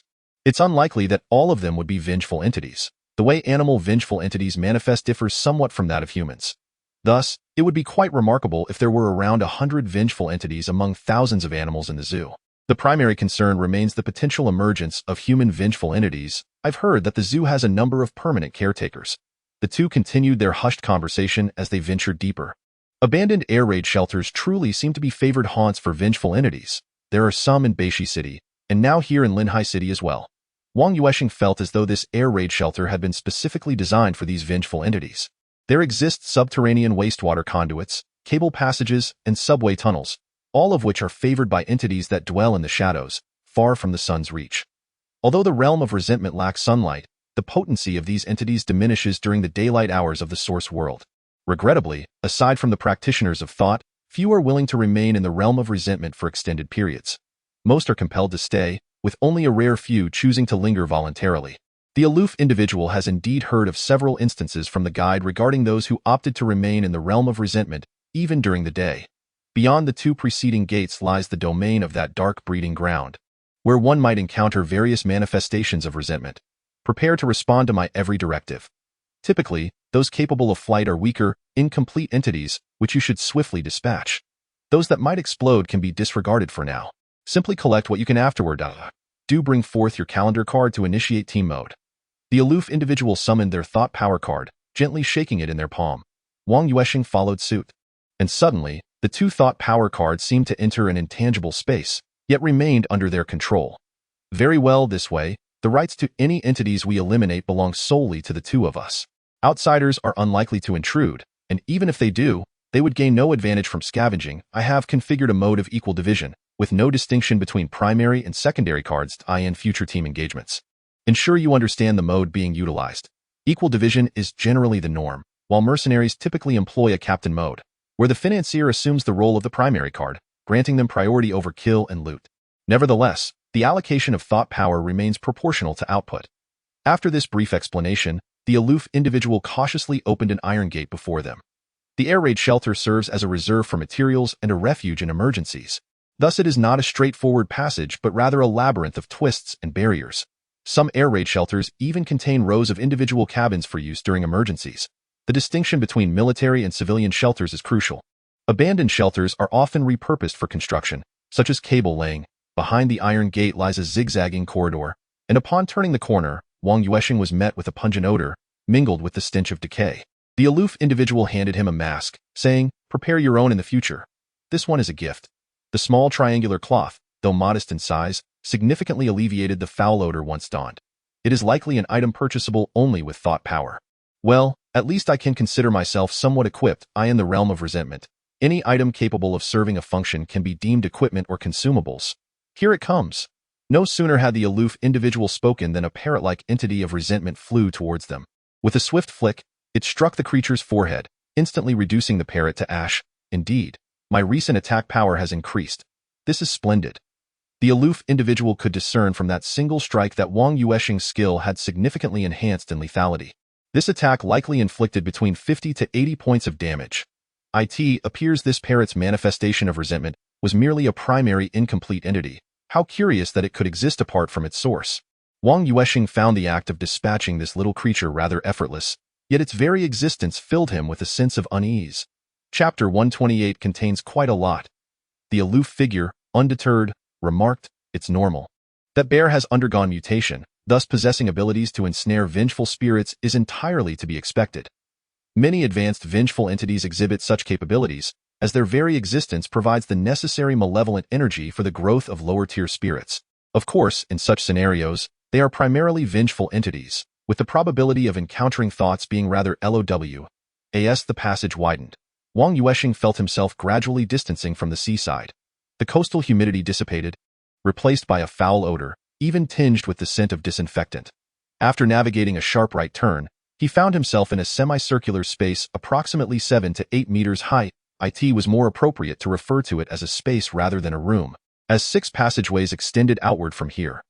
He and the aloof figure occupied one of these routes, indicating that there were 5 other paths leading to this location. The appearance of the two immediately attracted the attention of the gathered vengeful entities. The first to notice them were the canines.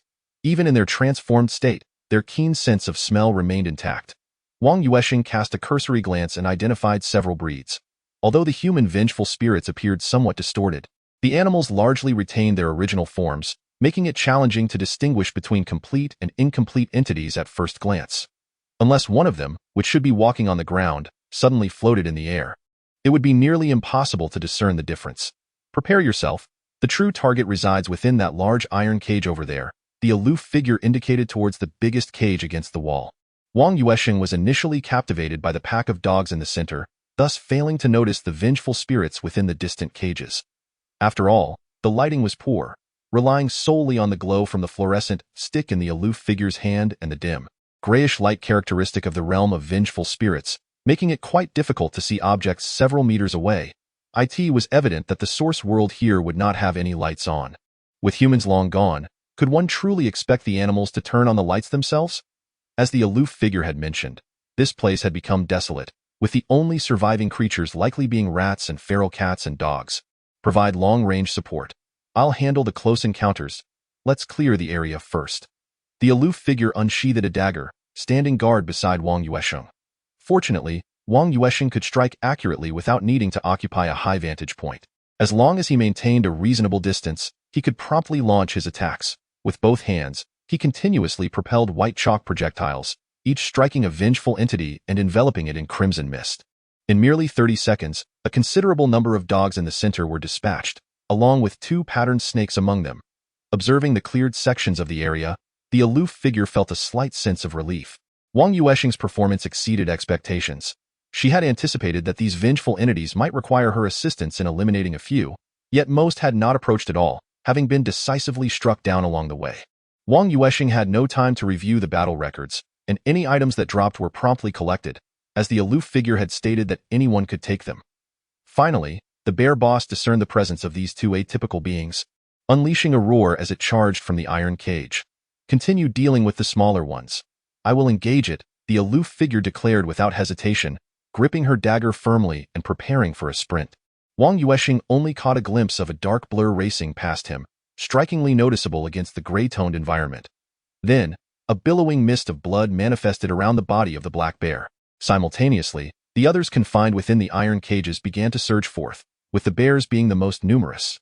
Apart from one that was slightly smaller than the high-cold adversary, there were no other distinctions. Finally, an agile tiger emerged, its speed surpassing that of the cumbersome bears, arriving ahead of its fellows. My goodness, so many. Wang Yuansheng flicked a few pieces of chalk, realizing he was unable to eliminate them immediately, and the deceleration effect was far from satisfactory.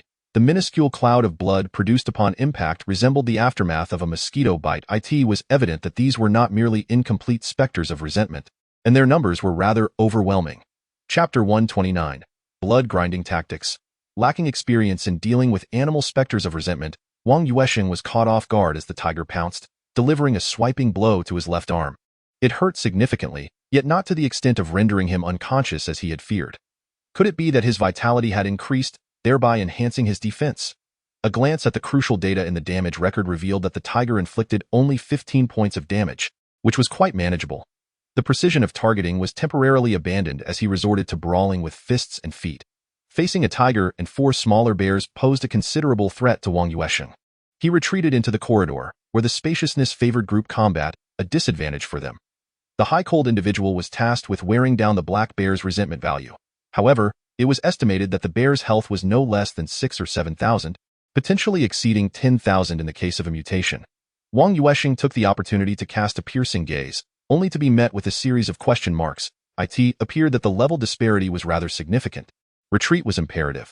Although some minions had not yet been dispatched, many had already suffered substantial combat loss due to Wang Yuansheng's chalk strikes. Should they obstruct the high-cold individual, she would not hesitate to deal a swift blow. The battlefield gradually bifurcated into 2 sections. On the high-cold side, there was a proximity to the iron cages, where apart from the black bear boss, only a few injured minions remained. Wang Yuansheng's side was clearly numbered, 4 bears and 1 tiger. He found himself being pressured, and a moment's lapse in evasion could result in a painful strike. However, the damage sustained was minimal. The bite, on the other hand, could prove troublesome, particularly from that pesky tiger, which was both swift and agile, resorting to claw strikes and bites. The bears, in contrast, were slower and primarily relied on clawing, seldom biting him. Thus, Wang Yuansheng concentrated most of his efforts on the formidable feline. How much longer would this continue? He observed his supply of pink chalk dwindling, a sense of unease creeping into his heart. What? Is it becoming unbearable? The high-cold individual had also consumed potions.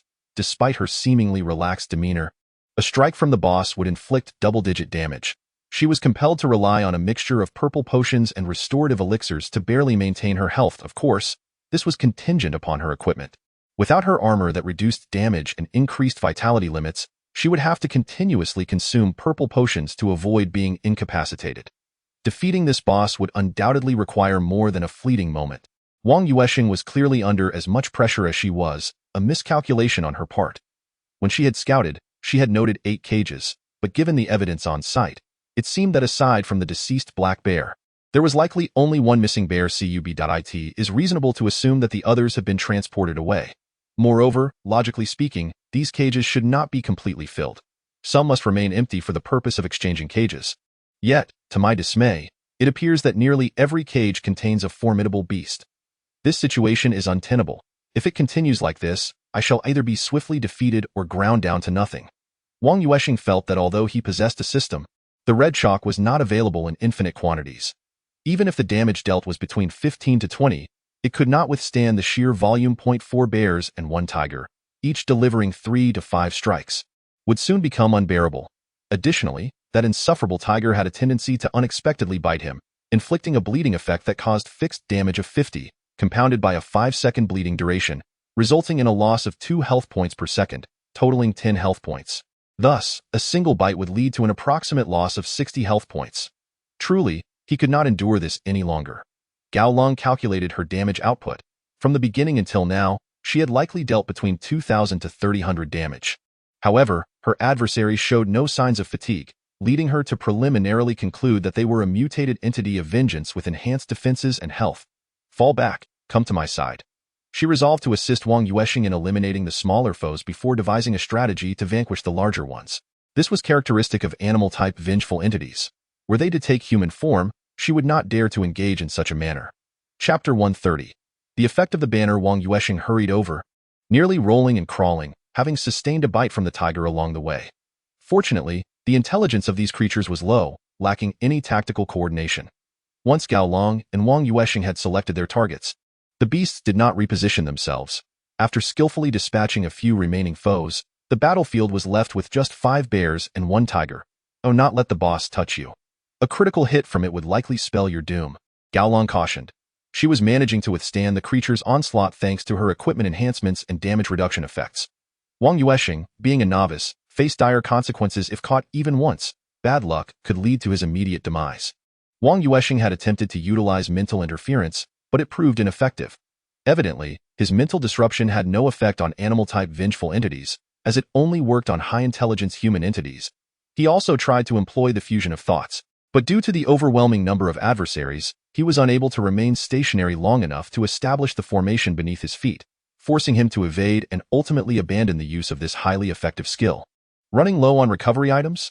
Gao Long inquired. First, I can hold on for a while longer, but at this rate, we shall perish before they do, Wang Yuansheng replied, somewhat exasperated.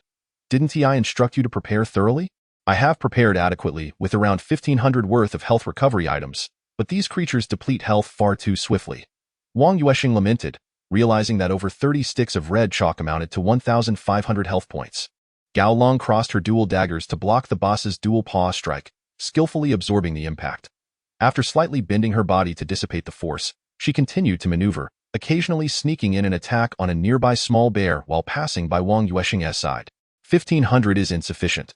If it were just the boss, it might suffice. However, with the emergence of an unforeseen complete entity, we find ourselves in considerable peril. I possess a reserve of 10,000 health points, yet it may still prove insufficient.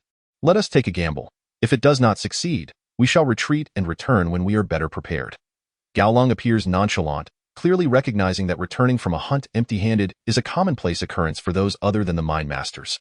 As long as life endures, opportunities will persist. Wang Yuansheng meticulously searched through his belongings. The examination papers were of no use, for they were not the embodiment of human resentment. Thus, he was left with only the banner and beer at his disposal.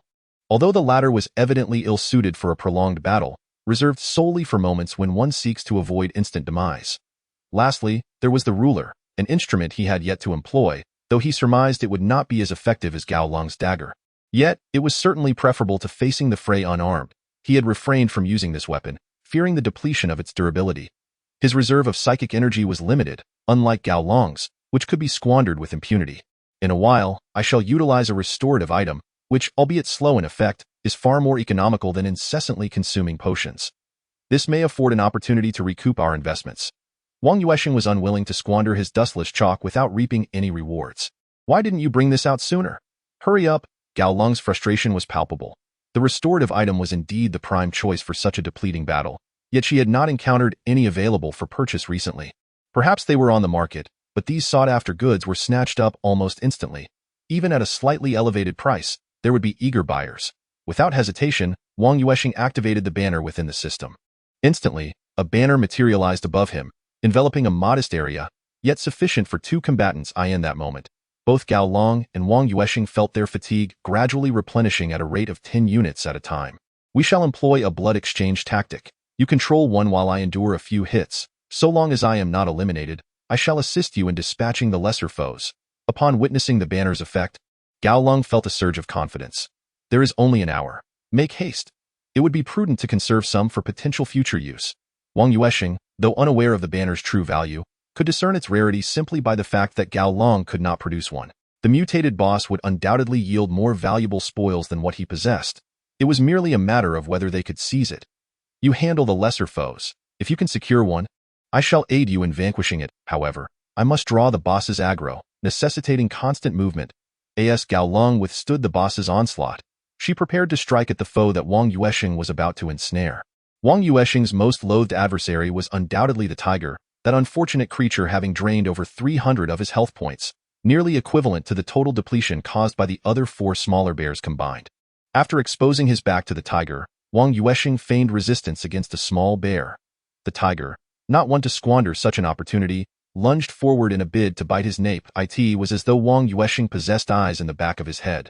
As the tiger entered his attack range, he executed a swift kick to its leg, followed by a firm embrace around the tiger's head, leveraging his legs to perform a back suplex. Seizing this moment, Gao Long struck with a flurry of 4 swift blows before promptly retreating to confront the boss. Clearly, the quantity of bloodshed from these 4 strikes has surpassed the tiger's capacity to endure, leaving the creature considerably weakened. Wang Yuansheng could distinctly sense that the struggle of the formidable entity within his arm had considerably diminished.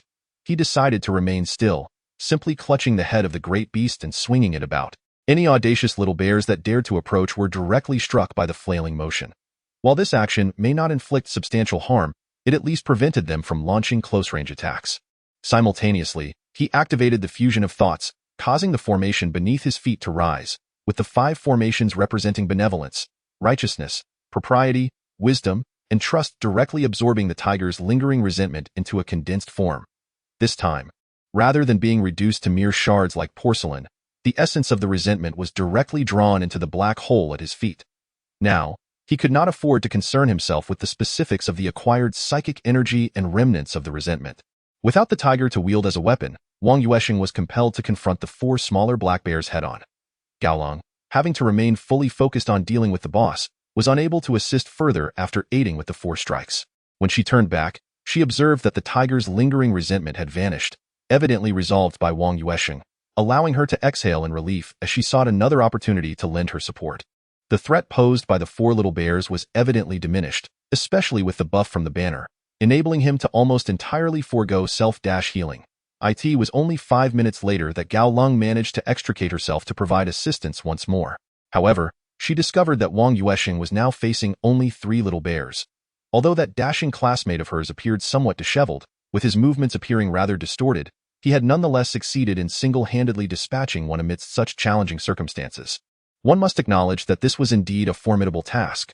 Originally tasked with merely clearing the lesser foes, he now found himself contending with several fully evolved entities. While these were merely animalistic manifestations of resentment, they were still among the more basic forms within that category. Yet, Wang Yuansheng's performance was undeniably commendable. With a series of thrusts, thrust, Gaolong felt that this time her strikes did not inflict the substantial damage akin to that against the tiger's lingering resentment. The defensive capabilities of this boss-level creature were astonishingly high. Yet, how had he managed to eliminate one? Being entirely preoccupied with the boss, Gaolong remained unaware of how that little bear had met its demise. At this point, Gaolong's assistance had become somewhat superfluous. As long as that bothersome tiger's lingering resentment had dissipated, it was merely a matter of time before Wang Yuansheng would eliminate these low-defense, high-attack nuisances. He could even stand his ground and directly seize one to initiate the formation, absorbing the damage from the other 2 while fortified by the banner's buff. 2 more 5-minute intervals passed. And now only a single little bear remained before Wang Yuansheng, one that had just been struck 4 times by Gaolong. 1 must admit that Gaolong's output was remarkably rhythmic. Her confidence and assurance in confronting such mutated beings, stripped of their original forms, were evident, at the very least. She had independently accomplished the majority of the tasks. When facing the boss, I will come to assist you immediately, Wang Yuansheng declared as he clasped the little bear's waist from behind. Executing a back slam akin to an iron plate bridge, pinning the last bear to the ground, he then mounted it, delivering a series of strikes, as the formation beneath him activated, swiftly absorbing the now mostly defenseless essence of resentment. At the very moment the last little bear vanished, the aloof figure abruptly retreated, pulling Wang Yuansheng into a roll. Wang Yuansheng scrambled to her feet. She was about to inquire about the commotion when she beheld the once formidable black bear boss beginning to transform. It had gone berserk. The aloof figure swiftly replenished the weapon's psychic energy. After such an extended battle, the weapon had suffered considerable wear, and its offensive capabilities were starting to wane.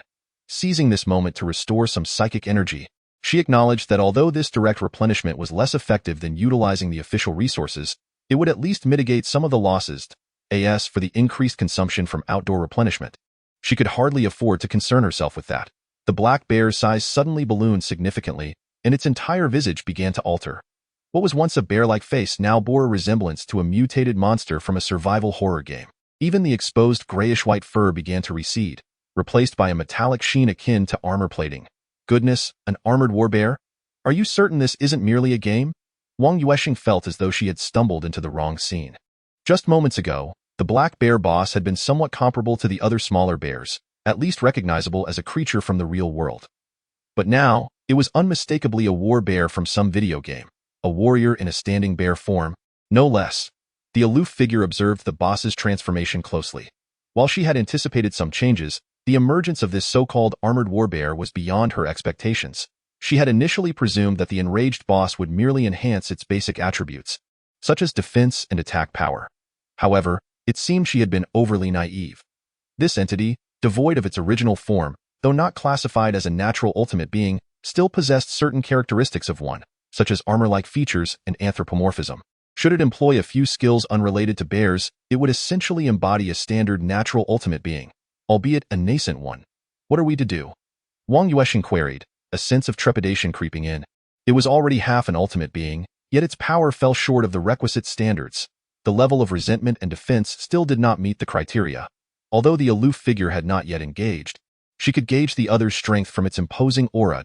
By her estimation, her guide could likely dispatch it effortlessly. Yet she felt an undeniable sense of helplessness. Should she concede? The thought was disheartening. However, her dagger was meant to breach defenses, which posed the greatest challenge. Even if they were to grind the opponent down, they would first need to overcome its defenses. Otherwise, its natural recovery would outpace any damage inflicted, rendering their efforts futile. The transformation, while appearing lengthy, was merely a fleeting 5 seconds. It was only the astonishment of the two that made the duration seem prolonged. With less than 40 minutes remaining in this contest, could they truly wear it down? Wang Yuansheng harbored doubts about the formidable creature. That layer of grayish armor appeared exceedingly robust. It was doubtful that even a chalk head could penetrate it, let alone the aloof figure's dagger. Chapter 133. Charge attack. Do not approach. Allow me to assess its offensive and defensive capabilities first, the aloof figure stated, readjusting her stance and preparing to test the waters. If she could withstand an attack without being instantly eliminated and manage to breach its defenses, she would engage with fervor. If neither option is viable, then one might as well await demise or flee. Exercise caution. Wang Yuansheng also began to adjust his state. If he could engage shortly, he would have to join the fray. Ding ding ding. 3 crisp sounds echoed throughout the space. It could barely breach defenses. Yet the damage was insufficient. After 40 minutes, it might not even fall. The attack power remained uncertain, but a single strike was undoubtedly over 200. A single hit would spell your end. Gao Long retreated to Wang Yuansheng's side and inquired, "Can we estimate its health?" In truth, Wang Yuansheng felt quite resentful. Having cleared his minions, he was just short of defeating a lone boss, and failing to do so would be utterly disheartening. It was akin to having spent over half a month on a dungeon, eliminating all the minor foes, only for the boss to remain unscathed. If he were to leave, the dungeon would likely reset, and who knew when he could return. The estimate was imprecise, but at least it was 10,000 health points. Moreover, in this state, it should possess a significant recovery capability. Thus, one could not calculate damage based solely on the 10,000 health. For a swift defeat, an estimated damage of around 120 would suffice. But the longer the engagement, the greater the damage required. However, the exact timing eluded him. He could only derive a rough estimate based on its prior untransformed state. Gao Long, having graduated from a formal school of thought, differed from Wang Yuansheng's more instinctual approach. Mastery of combat simulation fundamentals was essential. Otherwise, if the goal was merely to eliminate a complete entity, there would be no need for such an extended period of preparation. Most of the time was spent learning and honing various basic skills. Can you restrain it? Wang Yuansheng pondered utilizing fusion thought, which clearly suited entities with high health and defense but low attack power. However, estimating its attack power at below 200 meant that his own health was essentially fragile. Thus, employing a skill would necessitate being unharmed and remaining stationary to evade. That left only the option to bind the opponent. Yet, Wang Yuansheng refrained from suggesting binding. Clearly, if that were feasible, Gao Long could gradually eliminate it without defense or evasion. If Gao Long could breach its defenses, then he could certainly vanquish it. Restraining? Which type do you mean? Is it immobilizing or diverting its attention away from you? Gao Long did not grasp the nuance of Wang Yuansheng's suggestion of restraint. Ideally, immobilization would be best, but the minimum requirement is to prevent it from hitting me. You know my health would lead to an instant game over. Can your single target attack breach defenses? If not, it makes no difference whether you engage or not. It would be better to harass it from a distance while I engage in close combat. Gao Long dismissed any notion that he could significantly contribute to the boss fight. The little bear could be worn down because it could breach defenses, but currently, this armored warbear could also inflict damage. His argument seemed futile. As the two strategized, the armored warbear, unable to endure the silence, charged forward with a swift attack.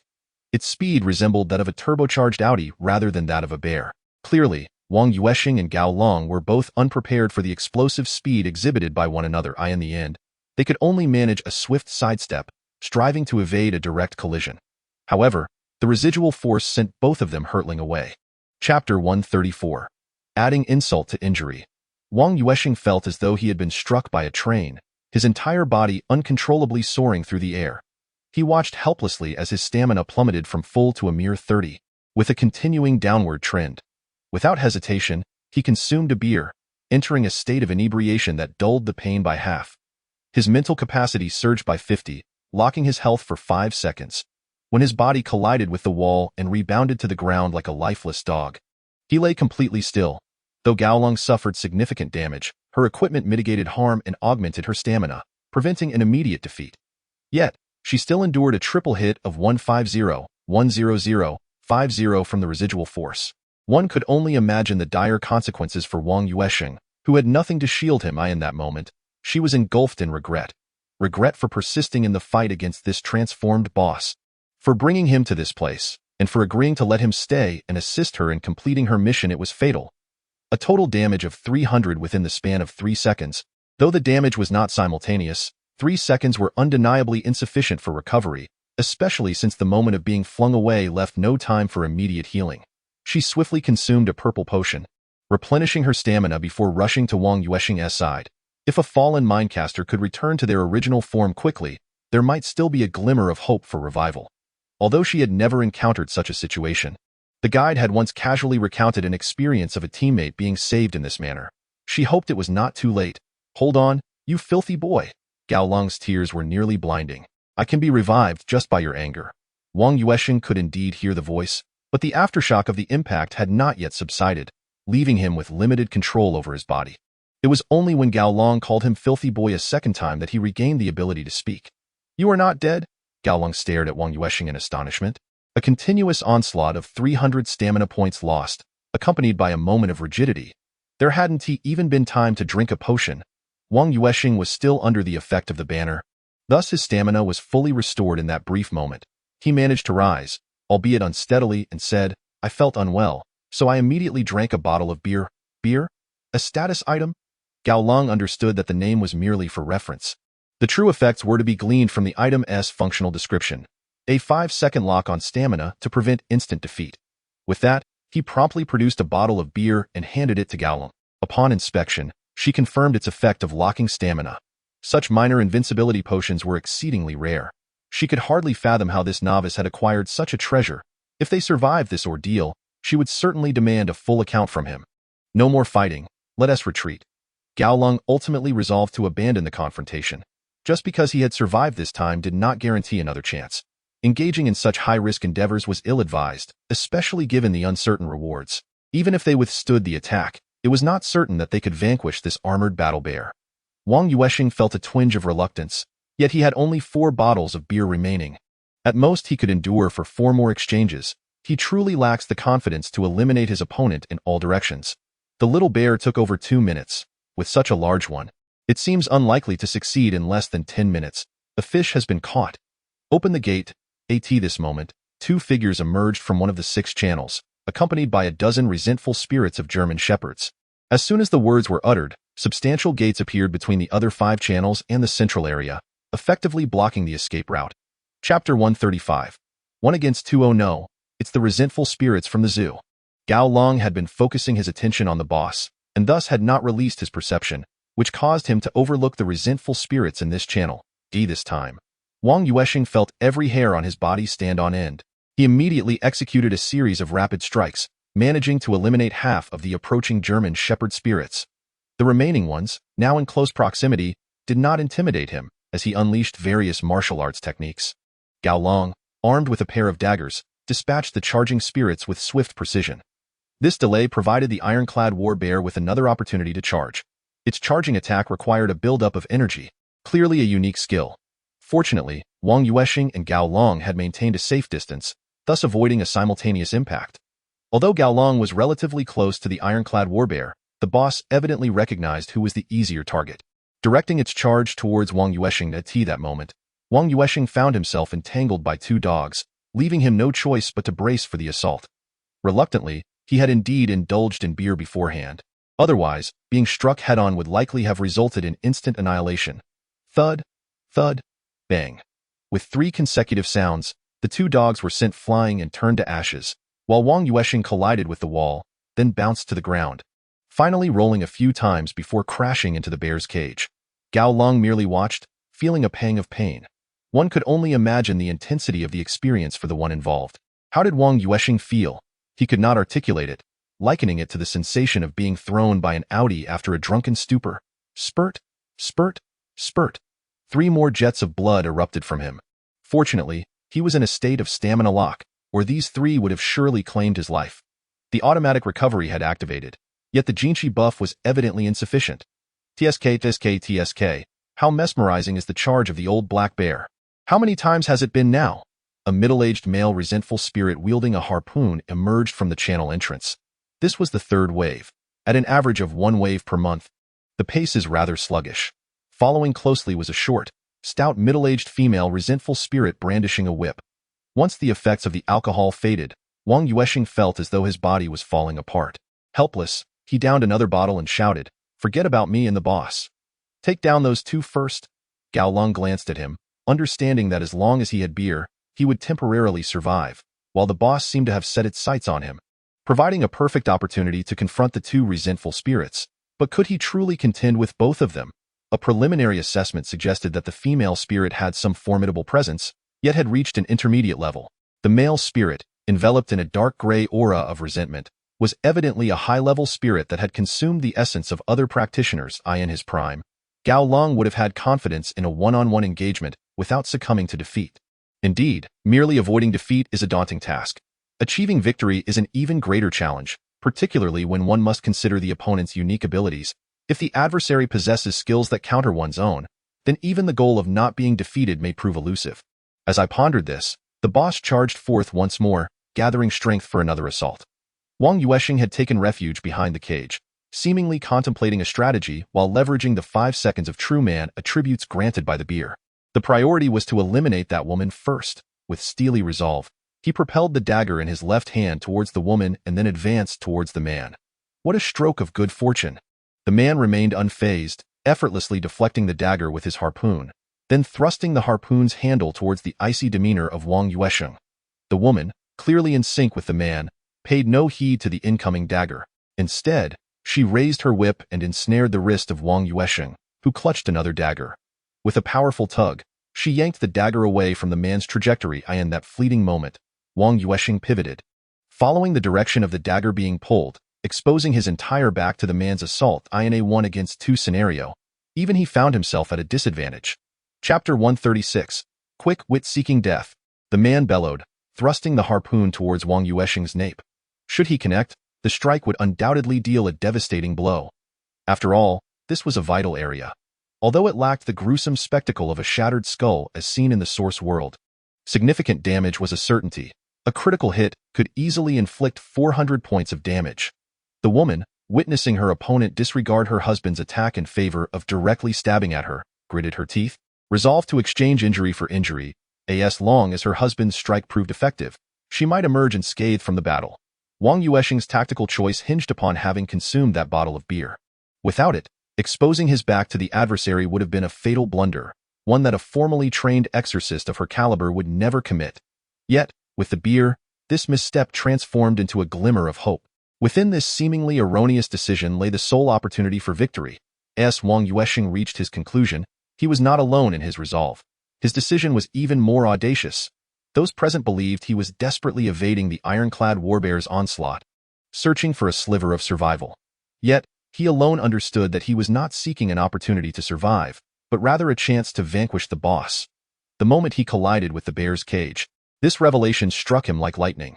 Seizing a beer, he entered the bear's enclosure and swiftly retrieved 2 door bolts from the ground. The boss's charge arrived, toppling the bear cage with a force that sent it tumbling, before lunging forward to claw at Wang Yuansheng inside.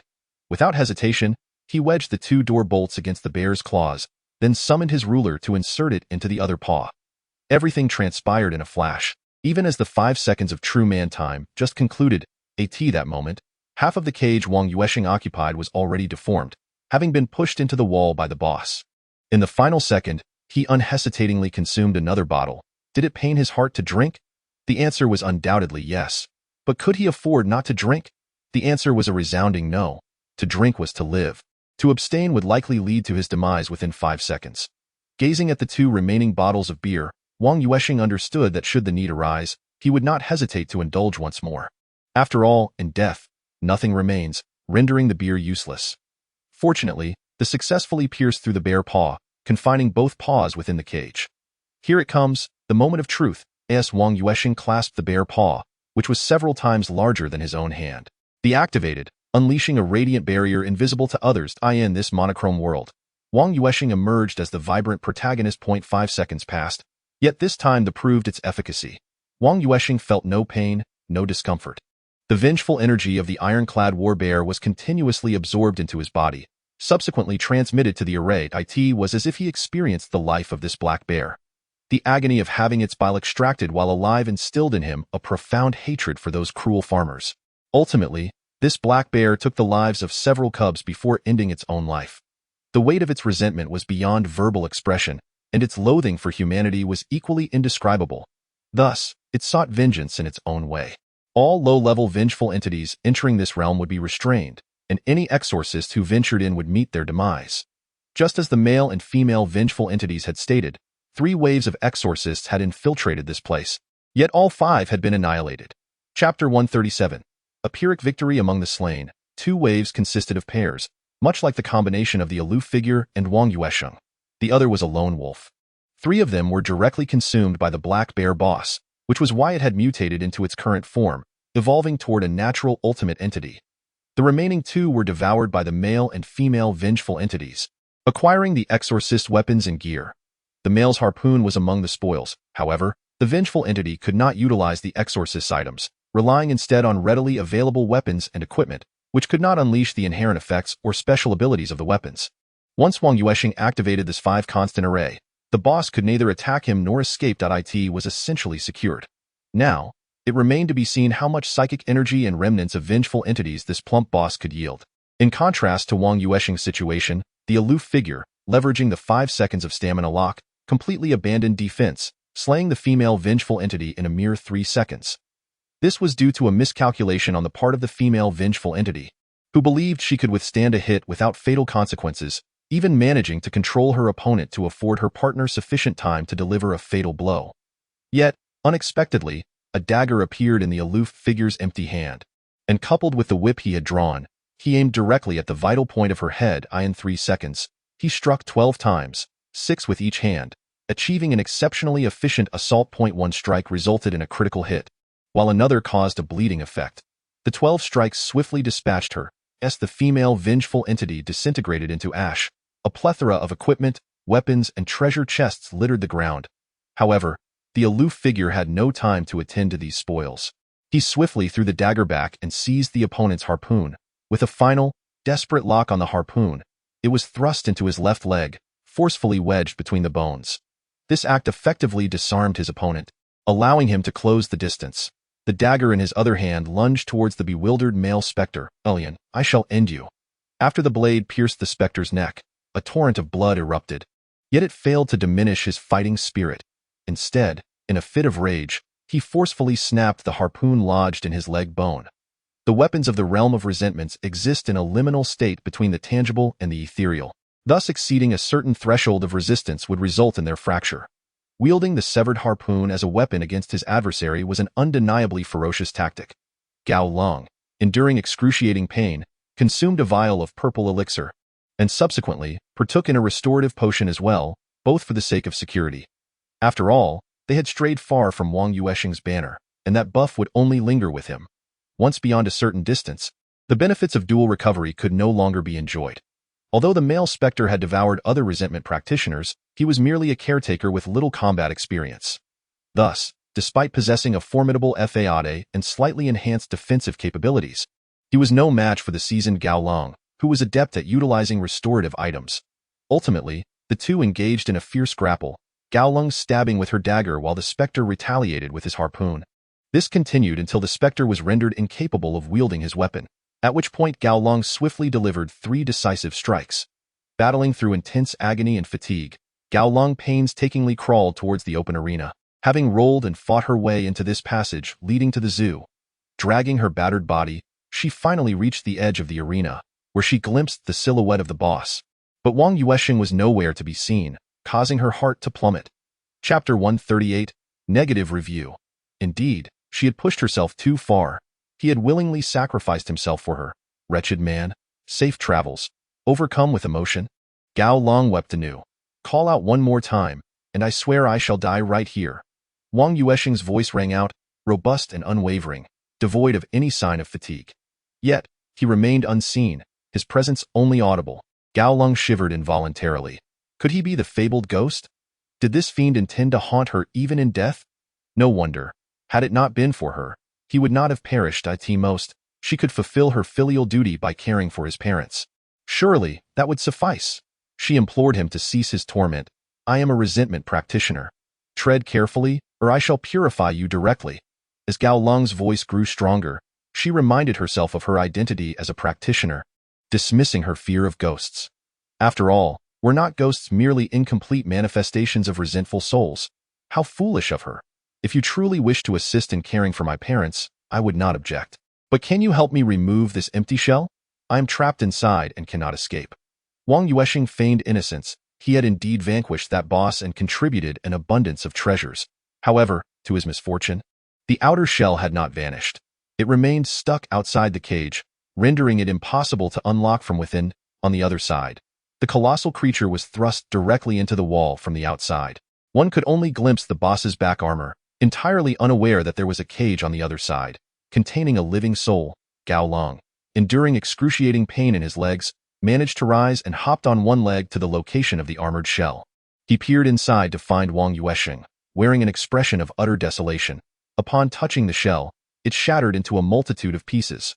Wang Yuansheng swiftly emerged, glancing at Gao Long, who stood unaccompanied by any lingering resentment, and remarked, "Did you eliminate both? If not, you would have been the one to perish. That's rather obvious, isn't it?" Gao Long replied with a hint of disinterest. "We should hasten to gather our belongings and depart." Wang Yuansheng observed the scattered materials and treasure chests and began to reap the spoils of war. The Diu dogs he had slain had yet to yield their treasures before being ensnared by this unfortunate ironclad bear.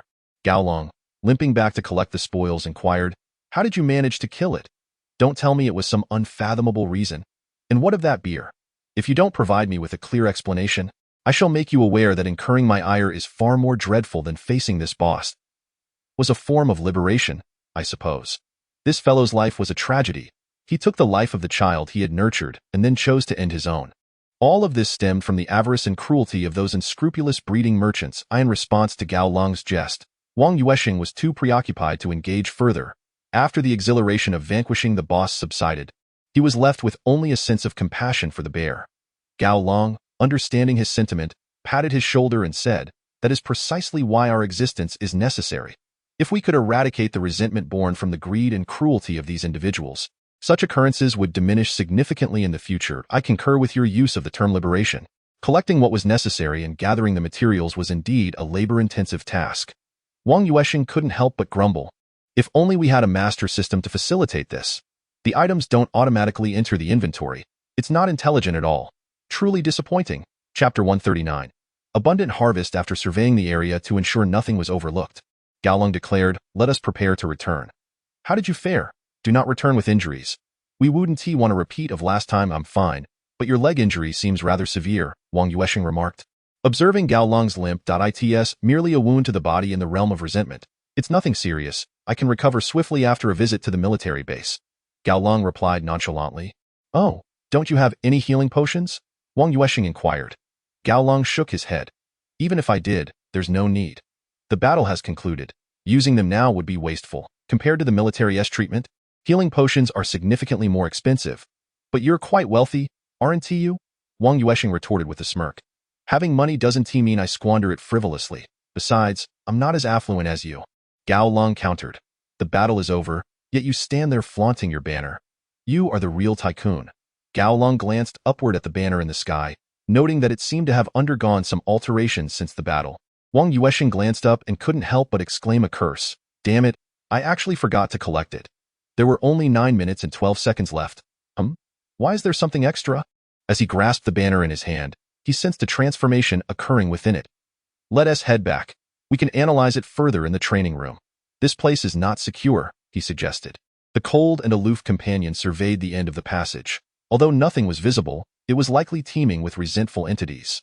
The two settled together before returning. Upon re-entering the training room of the villa, the moment Wang Yuansheng resumed his presence, he immediately checked his inventory. 16 white chalks, 4 red chalks, 23 blue chalks, 2 bottles of beer. The Spirit of Righteousness, Wang Yuansheng, 3-3. Remnants of resentful entities, 1260 units.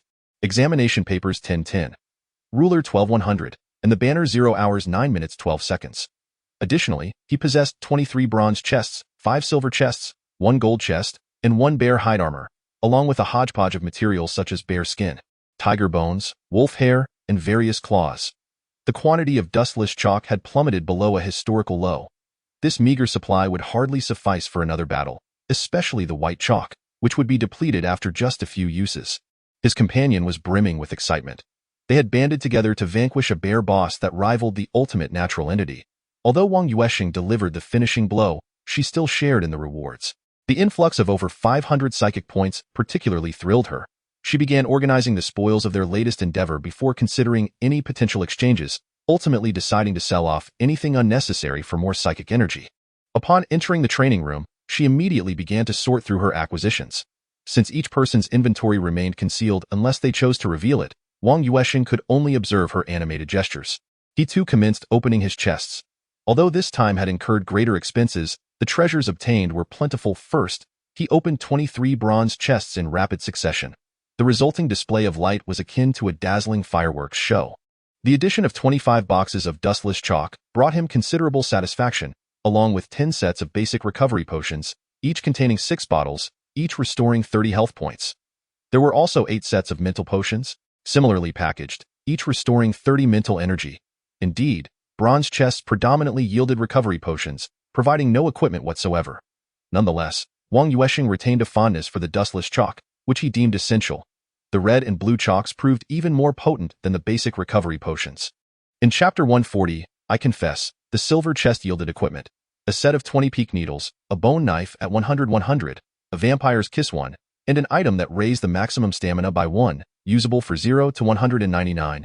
With the skill, triple jump, the gold chest revealed a blood-red cloak named Cloak of Concealment Enchantable. Its effect was to diminish one's presence, allowing for stealth. Mastery points, 356-200, psychic points, 1222, attributes, stamina 175-175, agility 170-170, luck 132. Both stamina and mental capacity limits had increased, and his psychic points surged to 1222, with the conclusion of the battle also contributing to an increase in mastery points. This is an unprecedented situation. Wang Yuansheng, after consulting the system, was astonished to learn that surpassing one's own level in combat could yield a certain amount of master points. In other words, defeating a vengeful entity of a lower level or farming in lower level dungeons would not grant such rewards. This aspect certainly reflects a commendable human touch. The figures of 1,016 white chalks, 129 red chalks, and 148 blue chalks were indeed far more pleasing to the eye. Additionally, the acquisition of a new skill greatly delighted Wang Yuansheng.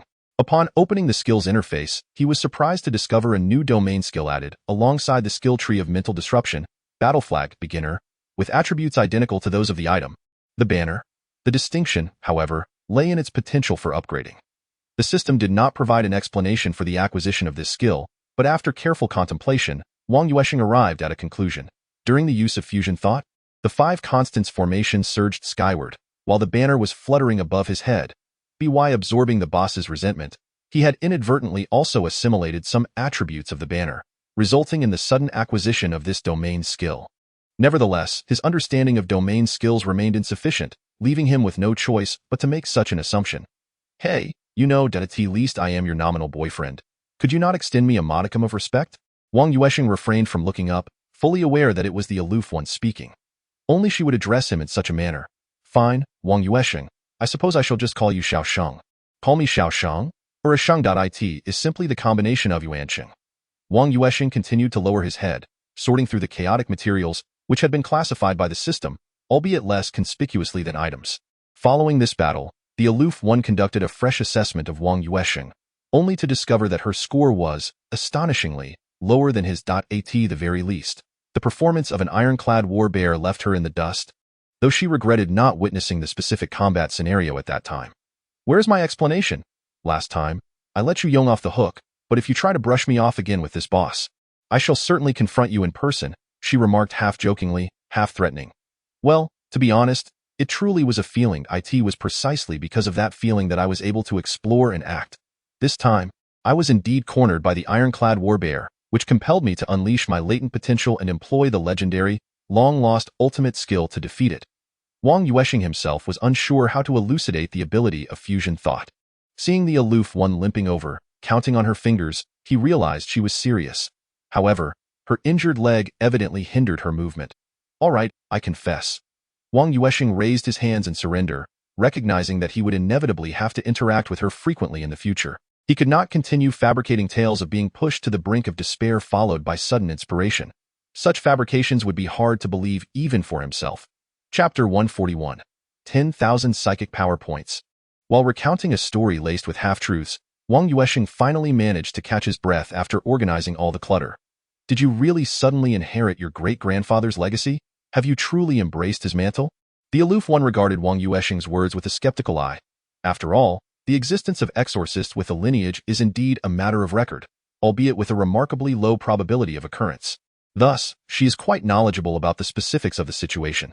Truly, how else could I have experienced such a significant enhancement after merely a few forays into the realm of grievances? The issue of capability is similarly tied to this. Most of the skills I possess stem from my great-grandfather's legacy. He attributes everything within the system to the inheritance from his ancestor. Although he is uncertain whether this assertion holds any merit, it is certainly preferable to explaining the existence of an invisible and intangible system. Such an explanation would border on the fantastical. There have indeed been records of this, yet only the most prominent exorcist families exhibit rare instances of ancestral phenomena. Is there anyone in your lineage, apart from your great-grandfather, who also practices exorcism? Gao Lung inquired coolly. None that I am aware of, at least among those I know. Whether there are hidden identities remains a mystery. Wang Yuansheng was unsure. After all, his great-grandfather was someone who possessed a system. Gao Lung pondered for a moment before waving her hand dismissively, stating, "It matters not whether they exist. You intend to associate with me in the future? Correct?" Wang Yuansheng regarded the serious expression on Gao Lung's face and nodded in agreement, saying, "We are teammates. At most you have provided guidance to me. However, I am not joining any faction, so it feels somewhat inappropriate to say I'm following you." "Your parents were right. You do struggle with conversation," Gao Lung remarked. "Why is it that your words are so irksome?" As she spoke, she produced a broken harpoon. "Here, this is for you. The front part is still usable and quite durable. If you prefer long weapons, you might want to have it repaired at the military department. Oh, no need. I have acquired something as well, by the way.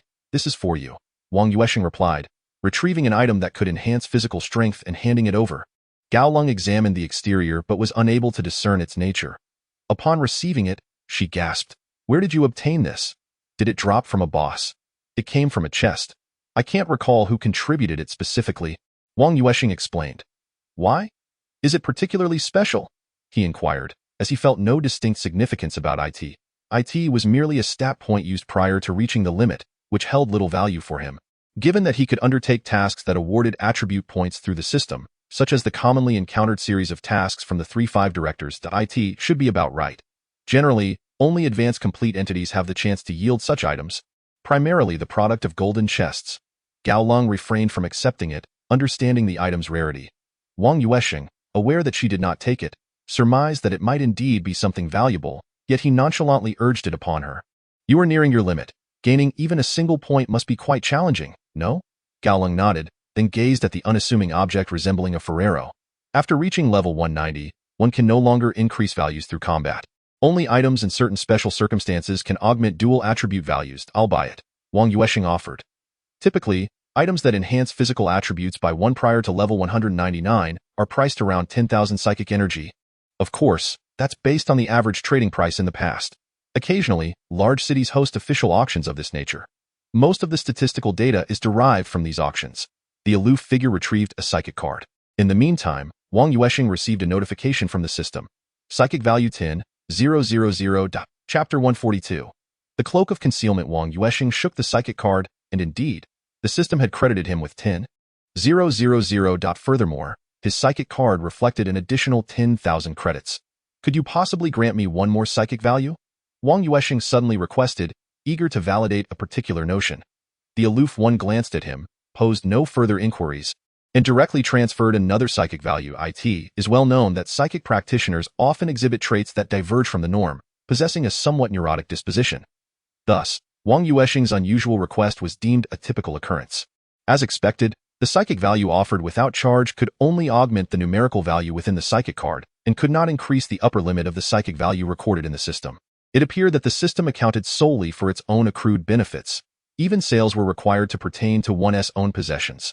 Observing that his current system's psychic value stood at 11,222, while the psychic card indicated 11,223, Wang Yuansheng felt an unexpected surge of wealth. Indeed, defeating monsters at a higher level proved to be a shortcut to affluence. What other rewards have you garnered? The aloof one inquired, her curiosity piqued regarding Wang Yuansheng's acquisitions. This time, he chose to be forthright, laying out all that he had obtained, even producing the ruler, opting for transparency to avoid future convolutions and explanation. He also possessed a skill, a triple jump, which he promptly detailed. Another skill? Your luck is extraordinary, the aloof one exclaimed, recognizing that the term skill referred to an acquired ability, with the nomenclature stemming from the recipient's initial impression, subsequently recorded in the minds of the psychic practitioners within the realm of resentment. Unlike skills in games that are explicitly named, Wang Yuansheng remained oblivious to this distinction, as his skill functioned akin to a click mechanism, reminiscent of those in gaming, albeit controlled by mental energy rather than manual input. The flying needle is impressive. As long as you manage its charging, it can be reused repeatedly. Remember to retrieve it while clearing the battlefield. As for the ruler, it's the first time I've encountered such a weapon. It's quite unique. The bone chisel, however, is rather common, regarded as a lower-tier weapon, befitting a novice like yourself. Yet this cloak is remarkable. The cloak of concealment is typically an accessory for leaders, though the affluent might opt for a dominator cloak, which possesses superior attributes. Nonetheless, this is mid-tier equipment, and you are quite fortunate. The aloof one expressed her astonishment at Wang Yuansheng's sheer luck. What about you? Wang Yuansheng inquired, sensing that the aloof one seemed to follow an assassin's path, making the cloak of concealment a fitting accessory for her. I already possess equipment for the cloak slot. What I require are items that enhance attributes. The elite utilize such cloaks because their attributes have already reached their zenith, allowing them to forego the need for attribute stacking in combat. We, however, must accumulate attributes to avoid being obliterated, especially if we have not yet attained the extreme threshold of 199. Of course, if you lack equipment, this cloak can serve you well into old age. The aloof one expressed her disinterest in the cloak. Wang Yuansheng donned it immediately. His attire transformed into an ancient style, the cloak's vibrant red hue exuding an air of grandeur. Are you certain that this can be concealed? It seems rather conspicuous to me. You need to activate special skills. This is an inherent ability of the equipment, rather than an automatic activation like an attribute increase, as activating skills typically requires some form of expenditure. Some consume stamina, such as blood-weeping skills, while others deplete mental energy, like the mental interference you employ. Yours should consume psychic energy. However, I've heard that the consumption is minimal. After all, cloak-type equipment lacks durability, which essentially supplements its endurance, Gaolong remarked with a smile. Chapter 143. Let's try 100,000. Are these materials of any use? Wang Yuansheng inquired, surveying the scattered items. Indeed, they are useful, but it seems we may not benefit from them. We are not crafting professions after all. Do you possess any production skills? Or perhaps blueprints? Gaolong questioned. Wang Yuansheng shook his head. Let us hold on to them for now. If we encounter someone in need later, we could sell them for a handsome price. Alternatively, I can take you to the auction house in the big city. We might fetch a good price there. Gaolong appeared quite experienced in such matters, clearly well acquainted with the ins and outs. As for the soul of righteousness belonging to Guan Er Yi and that vampire's kiss, they were bound items, inherently special, thus unusable by others. After attempting several methods to release these items for display, Wang Yuansheng abandoned the idea, realizing it would only lead to further explanations. Once Gaolong had appraised his own findings after concluding his evaluation of Wang Yuansheng's, he deemed the restorative potions unnecessary to discuss, as they were mere basic consumables, and any quantity would suffice. The harpoon is broken. You might as well sell it for some coin. There's also a leather whip, but unfortunately, I do not employ soft weapons. I'll check if anyone in the family requires it could either be sold or contributed to the family for merit points. These two must have devoured other thought manipulators, as aside from the treasure chest, there were numerous pieces of equipment and consumables belonging to thought manipulators, with plenty of restorative items, albeit unusable by their resentful forms. Otherwise, I might not have been able to defeat them. Here's a rather nice ring. Would you like it? I believe it would suit you well. It enhances dexterity, and since you play the chalk well, it's quite fitting. Gaolong offered a ring that bore a resemblance to the one from the Lord of the Rings. How much? Wang Yuansheng was well aware that such transactions could not occur without compensation. Although the price could be lower than the market, payment was still necessary. This one is a gift for you, as a token of appreciation for that increase in stamina. Do you have any idea how long I searched for this stamina attribute enhancement item? I do not. Since my departure from apprenticeship, I have been on the lookout for IT. IT was one of the essential tasks advised by my mentor after my graduation. After all, I have the backing of my family, which allows me to afford such items. 10,000 psychic energy equates to 10 million in currency. An ordinary person would surely struggle to procure that. Upon mentioning money, Wang Yuansheng suddenly realized he had become a millionaire. Should he indulge himself a little? Perhaps even bring back less for his family to avoid causing them concern? By the way, you mentioned that psychic energy could be exchanged, right? I would like to make an exchange. He proposed the conversion without hesitation. Very well, in the past, your psychic energy was rather meager, and I feared you would not be able to expend it at all now. Having suddenly acquired considerable wealth, a modest exchange is permissible. However, I still advise against exchanging too much.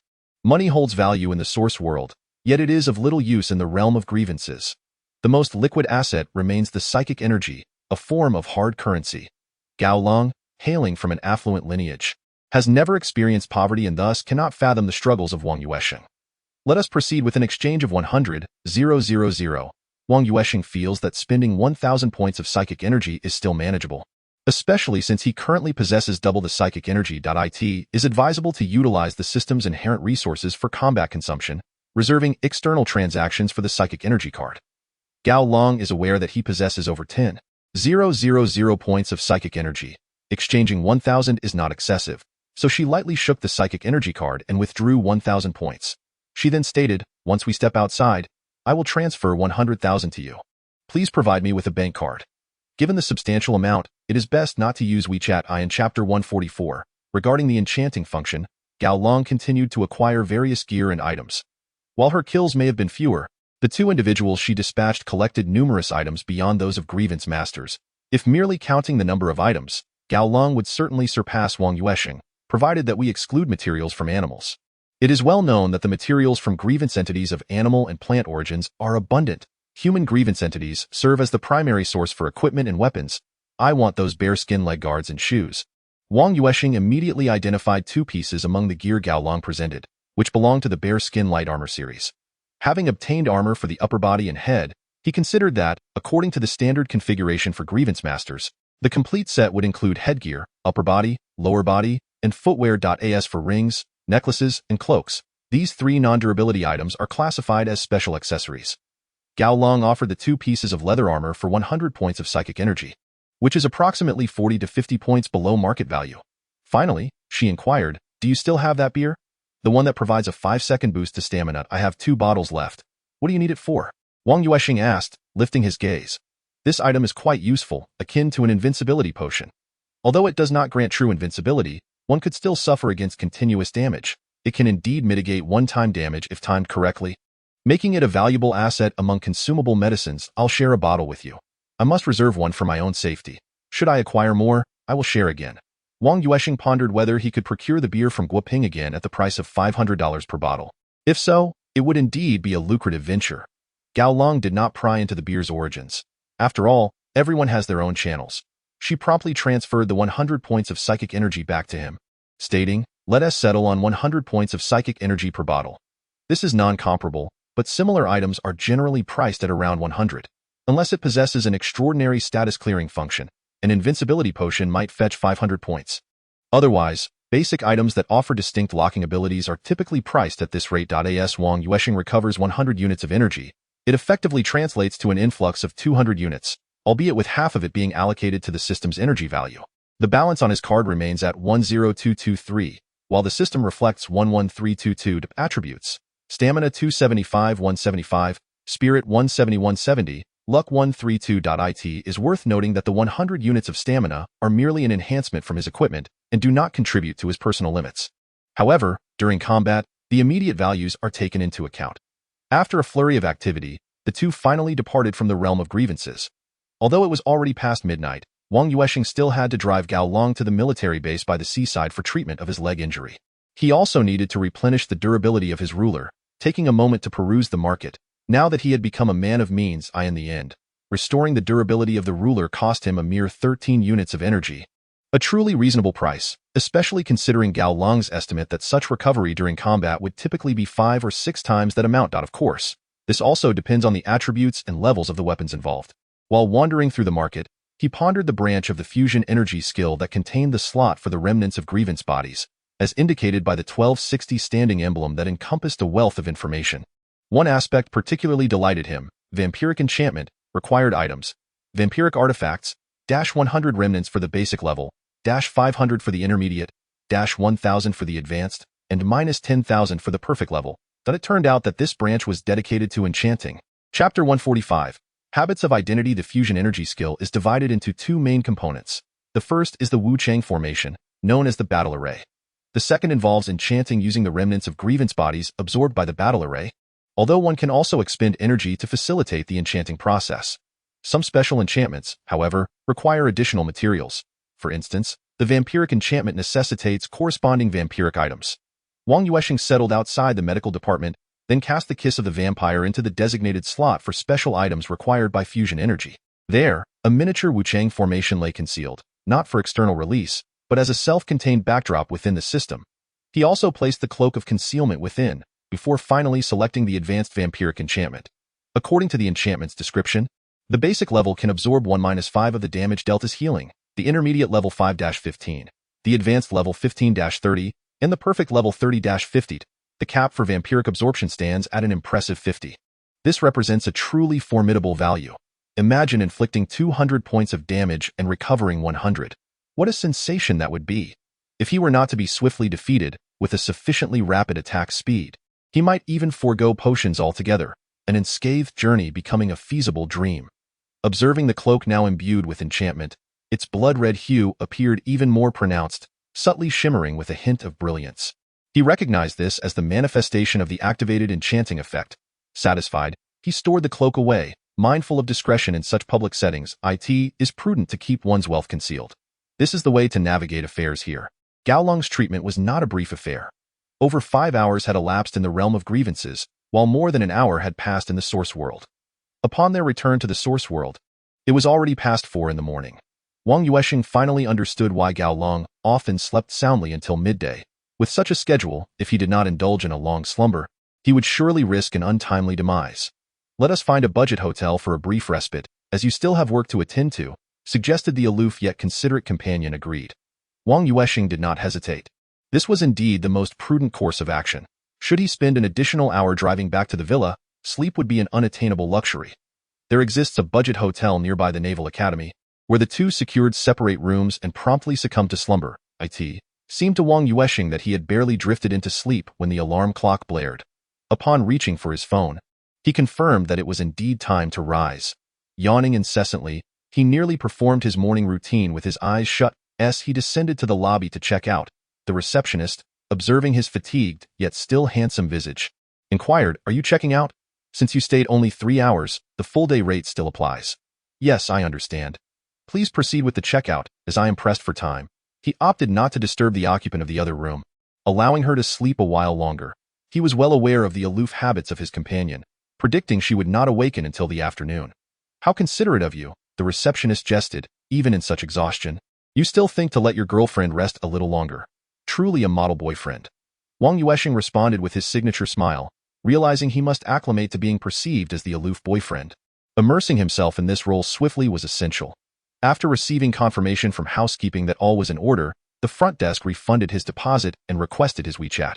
She believed herself no less deserving than the woman still asleep above, entertaining hopes of future prospects. Naturally, Wang Yuansheng did not decline such a modest request for adding a contact. Throughout the years, from the early days of QQ to the current prevalence of WeChat, he had maintained a status of nearly full friends. Fortunately, WeChat currently imposes no restrictions, and he regularly purged his friend list. Otherwise, accommodating new requests would be unfeasible. Chapter 146. The Scholar's Pin. On Tuesday, April 16th, the day of the district mock examination results was upon them, compelling all teachers to be occupied for the entire morning. The rankings would not be publicly disclosed. Only by logging into the educational network's dedicated software with student accounts could one view their scores and standings. Others remained oblivious to each other's data. Teachers possessed their own accounts, yet for someone like Wang Yuansheng, lacking formal employment status, it was rather unfortunate. He had to borrow an account from team leader Zhao Qiumei to access the system. To this end, Zhao Qiumei even called to procure Fan Leilei's account for his temporary use. Upon logging in, Wang Yuansheng found that many of his students had unfortunately not passed. However, Several had performed commendably, with one student achieving an impressive score of 140. The average score had increased by 2.5 points compared to the school's previous mock examination. This performance was quite commendable for Class 6. The system rewarded him with Teaching Excellence Points 50, Outstanding Student Treasure Chest 1. Wang Yuansheng's Class 6 exhibited a notable improvement over the last school mock exam, a testament to effective teaching methodologies. At that moment, Zhao Chimei approached, having also reviewed Class 6 data. The students have indeed applied themselves, and the school leadership has afforded me tremendous support. Wang Yuansheng was well aware of the subtle art of navigating school politics. One must not self-affirm their accomplishments. When receiving commendations from superiors, it was prudent to acknowledge their guidance and the diligence of the students. Zhao Qiuyu glanced around, ensuring that no other teachers were paying attention, and then whispered, "There is no need to be excessively modest. Your abilities are commendable. Thus, it is prudent to showcase them appropriately to garner certain advantages. At the very least, you should strive for your formal appointment." This heartfelt counsel was indeed a revelation. Wang Yuansheng appreciated her sentiment and nodded in agreement. "What you say resonates with me. It is merely that I am uncertain about how to express myself without appearing too abrupt. Typically, after the district assessment, there will be a work report, during which I can present the facts candidly. Of course, I should ensure that the comparative data of our results is highlighted clearly." Zhao Qiuyu gave her junior a gentle nudge before returning to her own position. She firmly believed that the upcoming city mock exam would be a moment of remarkable advancement for Class 6, considering that Wang Yuansheng had joined only recently. Regardless of his exceptional teaching prowess and her own diligent efforts, the student's foundational knowledge and the time available were constants. With more than half a month remaining until the city mock exam following the May Day holiday, Wang Yuansheng could undoubtedly elevate the mathematics scores of Class 6 from the bottom to the 4th or 5th position, provided he continued to offer supplementary lessons each evening. While surpassing Class 1 and Class 2 would be quite the challenge, there was indeed a chance against Class 3, currently in 4th, and Class 5. In 5th, if even a portion of the students could transition from a lethargic state to one of earnest study, the prospect of overtaking Class 3 was not entirely out of reach. After printing a copy of the data, Wang Yuansheng opened the box of excellent students. To his astonishment, it contained a singular fountain pen, the scholar's pen. It consumes mental energy to manifest whatever you desire. Upon seeing this pen, Wang Yuansheng immediately thought of the advanced task in the realm of mental interference. Was this not a perfectly tailored tool? The task's requirement was to utilize mental energy to materialize desired objects and endow them with mobility. Thus, the initial step involved manifestation, which is inherently challenging. The dispersal of mental interference resembles splashing water. One merely needs to designate a direction and flick the wrist. However, manifestation is akin to pouring water from a basin to create an image, the difficulty of which is readily apparent. Nonetheless, considering that this was a perfect level advancement, with the next tier being the pinnacle of skill, legendary status, it was to be expected that the advancement task would be rigorous. Consequently, Wang Yuansheng utilized the system to grasp this pen, invisible to others, preparing to create his inaugural masterpiece. Chapter 147. Feeling dizzy in the restroom due to the necessity of manifestation, Wang Yuansheng dared not draw in crowded places and instead made his way to the restroom, the safest location for such an endeavor. Taking a deep breath, he acknowledged that while the odor here was far from pleasant, it was preferable to the potential supernatural occurrences that could arise from his creations being witnessed. The objects he intended to draw would be for combat, thus weaponry was the primary choice. Naturally, if he could conjure a formidable summoned beast, he would be nearly invincible. He had actually studied drawing for several years in his youth and possessed a commendable foundation in sketching.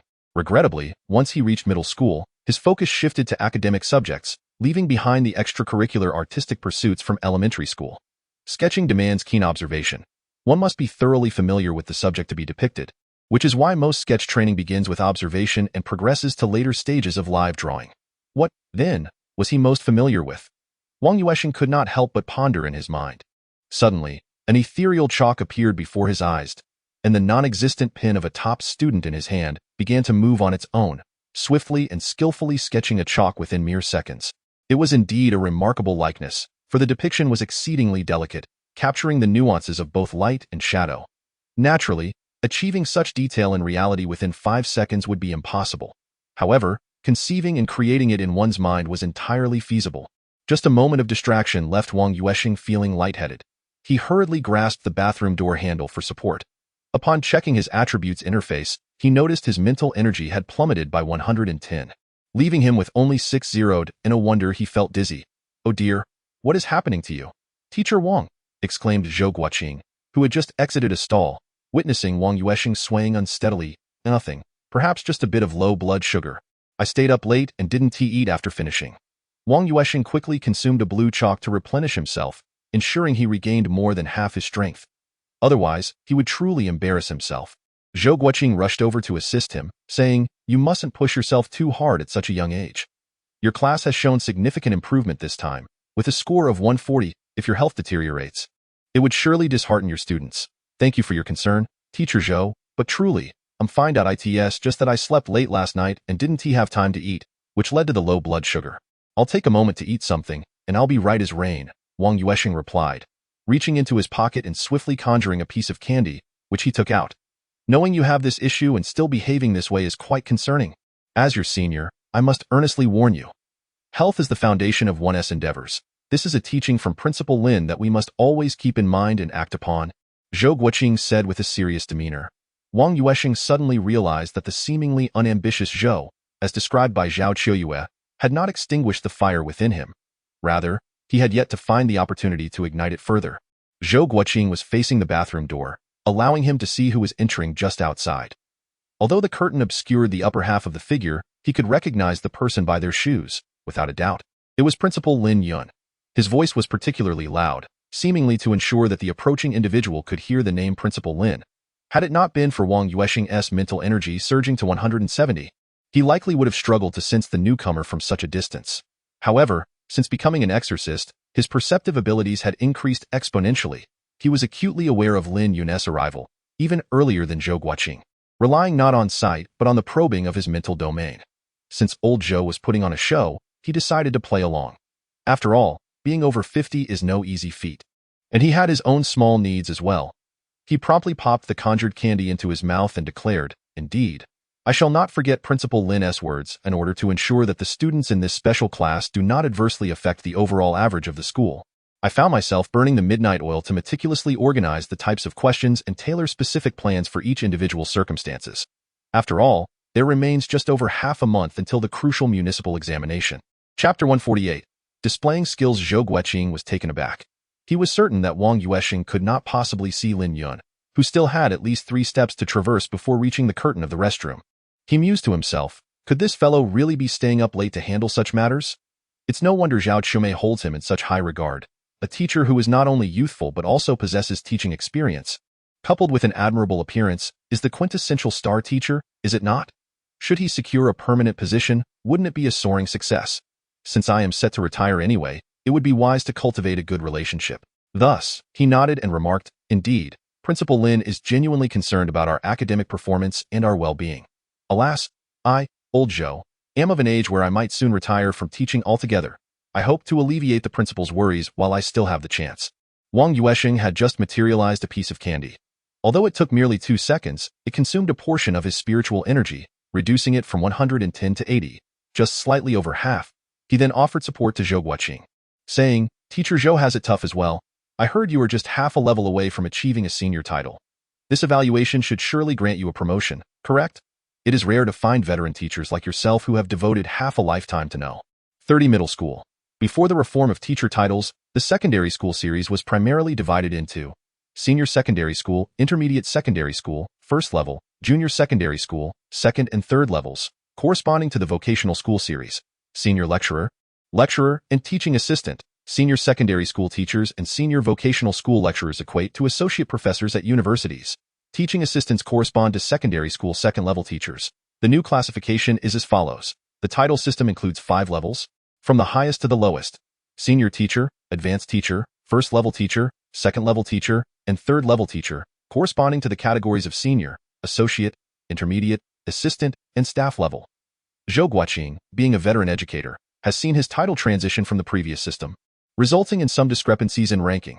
Some senior secondary school teachers have advanced to senior teachers, while others remain at the intermediate level.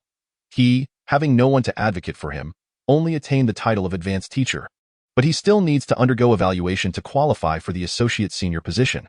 This is commonly referred to as being half a level short. Thus, while his teaching level might be adequate, his title has yet to catch up, which affects his salary, position, and retirement benefits. After all, everyone clamors for permanent positions, primarily to achieve a dual salary structure comprising both position and title wages, as well as to enjoy 2 paid vacations annually and a salary for 13 months. Therefore, although Zhou Guoqing does not aspire to climb the ranks any further, he remains quite mindful of these benefits, especially regarding post-retirement entitlements. The financial disparity between an associate senior and an intermediate title is substantial. Upon observing Wang Yuansheng's cooperation, Zhou Guoqing naturally deduced that he was aware Lin Yuan could overhear their conversation. He couldn't help but feel a twinge of admiration for this freshly graduated university student. Indeed, the younger generation is pushing the older one forward. With expertise, good looks, and a cleverness that surpasses his peers, he stands out remarkably. Even the art of flattery has become quite adept. Thus, I shall simply exhaust the remaining wax of this candle. You are still young, and it is truly imperative that you take care of your health. My own condition is a result of neglecting my well-being in my youth. It is a pity that Principal Lin was not at No. 30 at that time. Otherwise, let us not dwell on that. You should expedite your administrative arrangements. In terms of teaching experience, Team Leader Zhao holds you in high regard. Do not be fooled by Principal Lin's lack of a mathematics background. His professional acumen is remarkably high. Apply promptly, and I am certain that Lin Laoda will extend his support. However, you must also dedicate yourself to serving the leadership at number 30 well. Should an opportunity arise for promotion alongside them in the future, that would indeed make you a distinguished contributor. Alas, I fear I will not be able to see that day. Lin Laoda is in the prime of his career, precisely when talents like you are most needed. Zhou Guoqing's emotional display was somewhat excessive, yet Wang Yuansheng paid it no mind, as it was ultimately an attempt to garner credit for oneself. Moreover, he was certain that Lin Yuan had overheard their entire conversation before turning away. With matters having reached this point, it would have been quite awkward for the leader to enter and interject. Thus, Lin Yuan simply turned and proceeded to the restroom at the other end. Chapter 149. An urgent matter. Lin Yuan did not enter. In truth, both were well aware of this understanding. After sharing a knowing smile, Zhou Guoqing assisted Wang Yuansheng back to the office. Naturally, many onlookers noted their passage. Zhao Qiuyue first reprimanded Wang Yuansheng before procuring sustenance to replenish his energy. This flurry of activity persisted until class time arrived. Wang Yuansheng was originally set to attend class, but Zhao Qiuyue intervened, insisting he postpone it until the afternoon. Consequently, Wang Yuansheng did not need to regain his mental fortitude. He simply reclined in the infirmary, contemplating the scholarly pen, pondering whether he might complete the advanced task within the realm of mental interference. He contemplated that accomplishing this within the realm of resentment might be relatively simpler. However, if it could also be achieved in the source world, would that not bestow upon him a remarkably powerful ability? Furthermore, is it not the aspiration of many to bring back the unique energies from the realm of resentment to the source world? While currently, only a select few can retrieve some less potent abilities, such as enhanced physical prowess or mental interference abilities akin to those of Wang Yuansheng. These are capabilities that only extraordinary individuals can possess, thus categorizing them as exorcists or purifiers. Materialization is feasible. Yet animating these entities proves to be somewhat challenging. It seems that coordination with the mental interference domain is essential. The difficulty is indeed formidable, and the consumption of mental energy is alarmingly high. Unless one breaks through their limits, it will be quite arduous to accomplish both tasks. During moments of idleness, one should practice this coordination diligently, for instance, by materializing a less intricate piece of chalk, thus minimizing mental energy expenditure, and then attempting to control it using the mental interference domain. The manipulation of mentally materialized objects differs significantly from the control of physical objects through telekinesis. They are interconnected but not synonymous. After toiling until he felt lightheaded, Wang Yuansheng finally grasped the system's relationship and then closed his eyes to rest. In the afternoon class, he merely performed a routine dissection and summary of the district's mock examination data, subsequently submitting the comparative data to the Academic Affairs Office. Upon learning that he was feeling unwell, Wang Yuanyi made a point to visit him. Noticing his improved complexion in the afternoon, he exchanged a few courteous remarks urging him not to overexert himself before taking his leave. Although it was common knowledge within the school that Wang Yuansheng was under the auspices of Director Hua, they maintained a degree of decorum, ensuring that the appearance of fairness was upheld. During the self-study period, Gao Lung inquired about the bank card information. Wang Yuansheng, sensing that the 1 million yuan matter was likely to materialize, promptly photographed the prepared bank card and sent it over.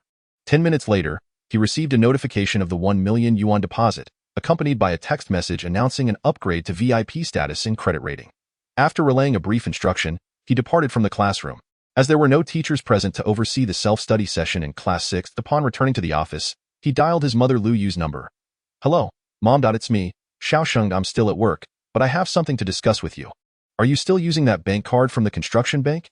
Yes, the one across from our building. Just keep using it. I'll transfer some money over shortly. You don't need to inquire about the source. Rest assured, it's legitimate. Yes, understood, and I'll hang up now and contact you after work. Please keep an eye on your text notifications. After ending the call, Wang Yuansheng opened his mobile banking app. He hesitated, contemplating how much to transfer. Transferring too much might lead his parents to worry unnecessarily, while transferring too little would hardly resolve anything.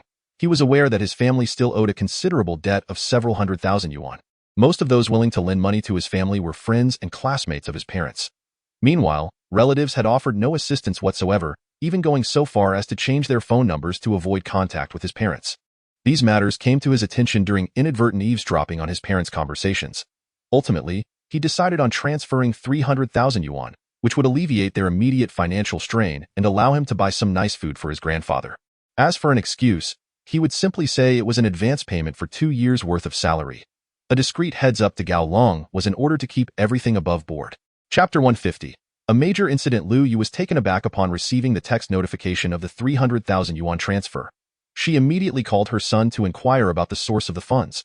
And after hanging up, she lifted her hand to dial Gao Long.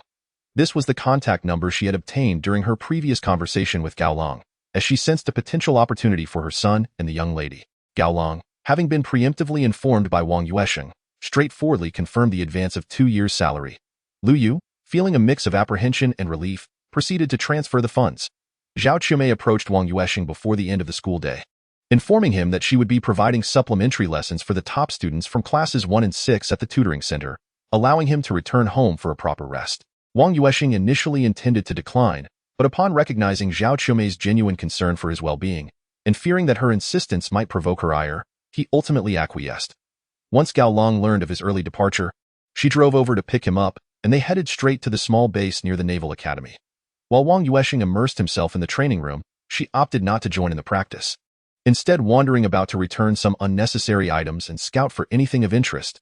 As she was about to take action against the caged team in Beishi City, a task far more perilous and intricate than confronting the vengeful entities, she resolved not to seek assistance from the authorities. The first reason being that she could not yet secure unequivocal evidence, and the second, that the officials might not even regard the suspected caged force in a third-tier city, particularly since it comprised merely 2 individuals, which hardly qualifies as a caged faction. It could be deemed as nothing more than a couple of inconsequential exorcists skirting the edges of propriety. Even if the authorities were aware, it was unlikely they would dispatch anyone to intervene, at most placing a task for nearby exorcists to handle. However, such an arrangement would not benefit her and Wang Yuansheng. Therefore, she resolved to devise her own strategy. If that proved insufficient, she would rather confide in her family than negotiate with the officials regarding such matters. Having determined her course of action, she naturally needed to prepare some specialized equipment and items to deal with her fellow exorcists.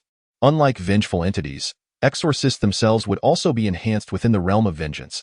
To avoid leaving any evidence in the source world, it was imperative that both parties engage in combat within the vengeful dimension. The transition from PvE to PvP indeed necessitated special preparations.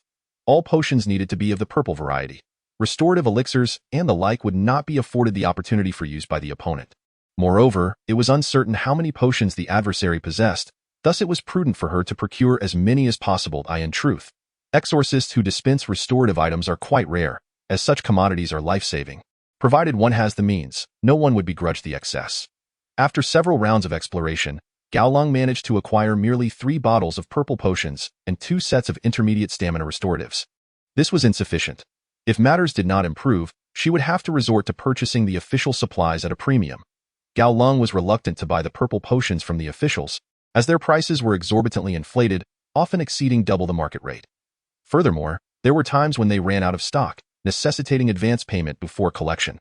Upon arriving at the central trading zone and establishing a connection, a service personnel from the military appeared. Upon stating her requirements, she was informed that the restorative items were out of stock. Additionally, it was likely that the purple potions would soon be unavailable. For how long would they be out of stock? Gao Long sensed something amiss. It was inconceivable for the military to have a prolonged supply shortage. The teams of exorcists typically had a steady yield of materials, so supporting military production should not pose a problem. The production facilities were located in secret bases, known only to the upper echelons, ensuring security would not be an issue. Therefore, the only plausible explanation remained that a significant incident must have recently occurred. leading to an internal shortfall within the military, thus halting external supply. This reasoning seemed the most coherent. Chapter 151. Overlap of two realms. Wang Yuansheng emerged from the training room, utterly exhausted, nearly unable to rise. Upon noticing Gao Long waiting outside, he inquired, "Did you acquire the supplies?"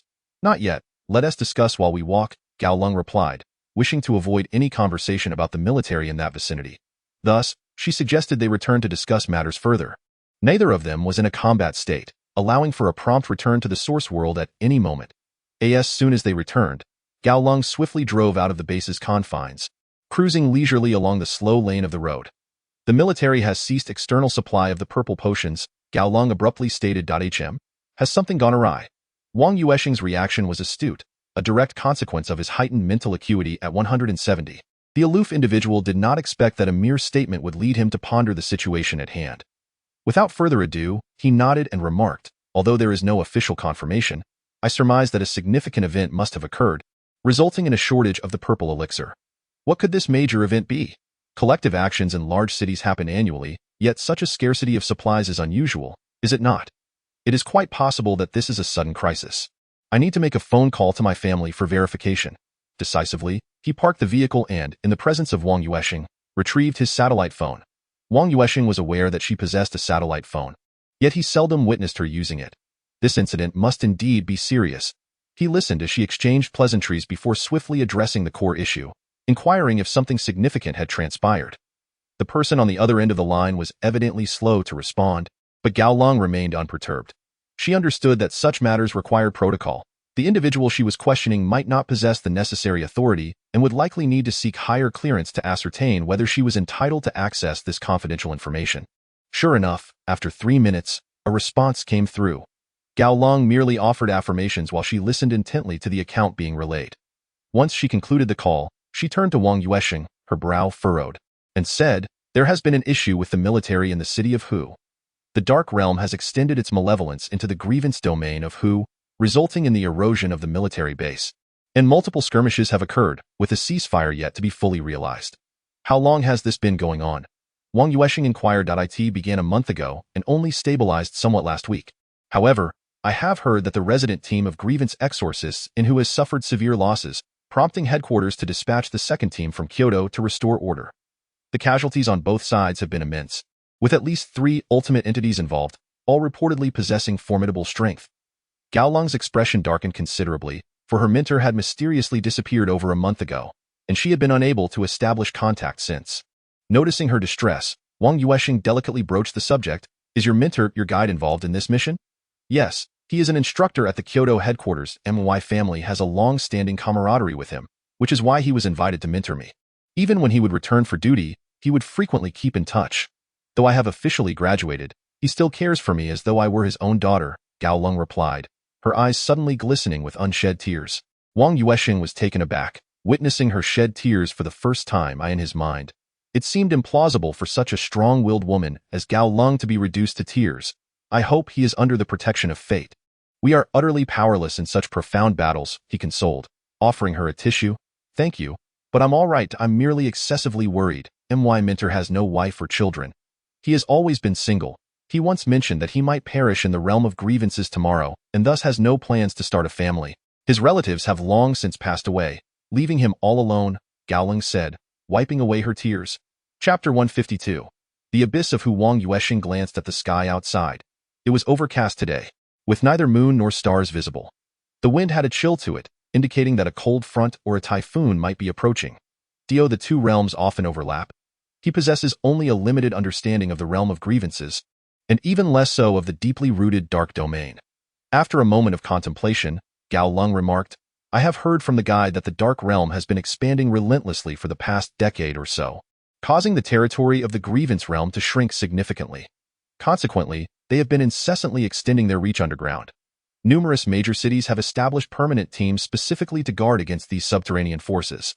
It has even been suggested that there may exist areas underground where the Dark Realm has already intertwined with the Grievance Realm. This fusion resembles a long corridor connecting 2 doors. What does the Dark Realm truly look like?" Wang Yuansheng is deeply curious about the profound world of grievances. Unfortunately, the guide has never ventured there. It is a forbidden zone for exorcists, at least. I am unaware of any exorcist who has set foot in that place. Naturally, Gao Long is equally oblivious to the specific details of the Dark Realm, remaining only at a superficial understanding of this enigmatic and mysterious domain. Since we are unable to assist, let us first attend to the matters at hand. Wang Yuansheng feels that overthinking may prove futile, as his current status does not yet permit him insight into the conditions there. Meanwhile, deep beneath the modern metropolis of Hushi, a great door, heavily guarded, finally began to creak open. Quickly transport them to headquarters for treatment, and do so swiftly. We require the highest standard of care, commanded the anxious military doctor, directing several subordinates as they carried out stretchers, bringing forth a total of 15. The individuals on the stretchers were largely in a state of unconsciousness, teetering between life and death. Shortly thereafter, a middle-aged man emerged, his square face revealing his military affiliation despite his casual attire. Prepare the next squad. They are to enter the preparation chamber in 10 minutes. The enemy has been contained for now, but we anticipate the next wave of attack should occur tonight. We must hold this position to prevent any coordination with other sites. Should we lose another subterranean entrance, we will find ourselves ensnared by their forces. Understood. The assembled soldiers responded in unison, without a hint of hesitation or fear. Excellent. You are the heroes of the people, the champions of humanity. Move out. The square-faced man wasted no words. As a frontline commander in the realm of grievances, he had long since become desensitized to it all. Countless soldiers he had trained had fallen in the line of duty within the grievance realm, yet he remained resolute in sending men to the front lines. This was the mission of the military, the calling of the Glory Squad. As the most formidable team composed of exorcists in the nation, the name Glory Squad signifies not only honor but also strength. Apart from the legendary team stationed at the heart of Kyoto, their Glory Squad ranks as the second most esteemed unit among numerous exorcist teams nationwide. They have consistently achieved second place in the annual internal exchange competitions held within the military. The headquarters' decision to deploy them underscores the gravity of the situation. The legendary squad cannot easily depart from Kyoto, for they are tasked with safeguarding a critical underground metropolis. Thus, the responsibility for addressing the recent convergence of realms in Hushi has fallen entirely upon them. The situation appears less optimistic than one might envision. The Glory Team's 10 divisions have already dispatched 5, with the most recent batch consisting of injured exorcists. This marks the third such group during this period. It is evident that extensive group battles within are the cause of this outcome. The combat has proven to be more arduous than any previous encounters. By tallying the ongoing skirmishes, it seems that the fighting has persisted for nearly a year. After all, it has been over 2 months since receiving the mission and entering the realm of grievances. When time is calculated at a ratio of 1 to 5, it indeed approaches the span of a year. Should one seek assistance from the exorcists? This would inevitably allow the scattered grievances in urban areas or second- and third-tier cities to grow in strength. A dilemma.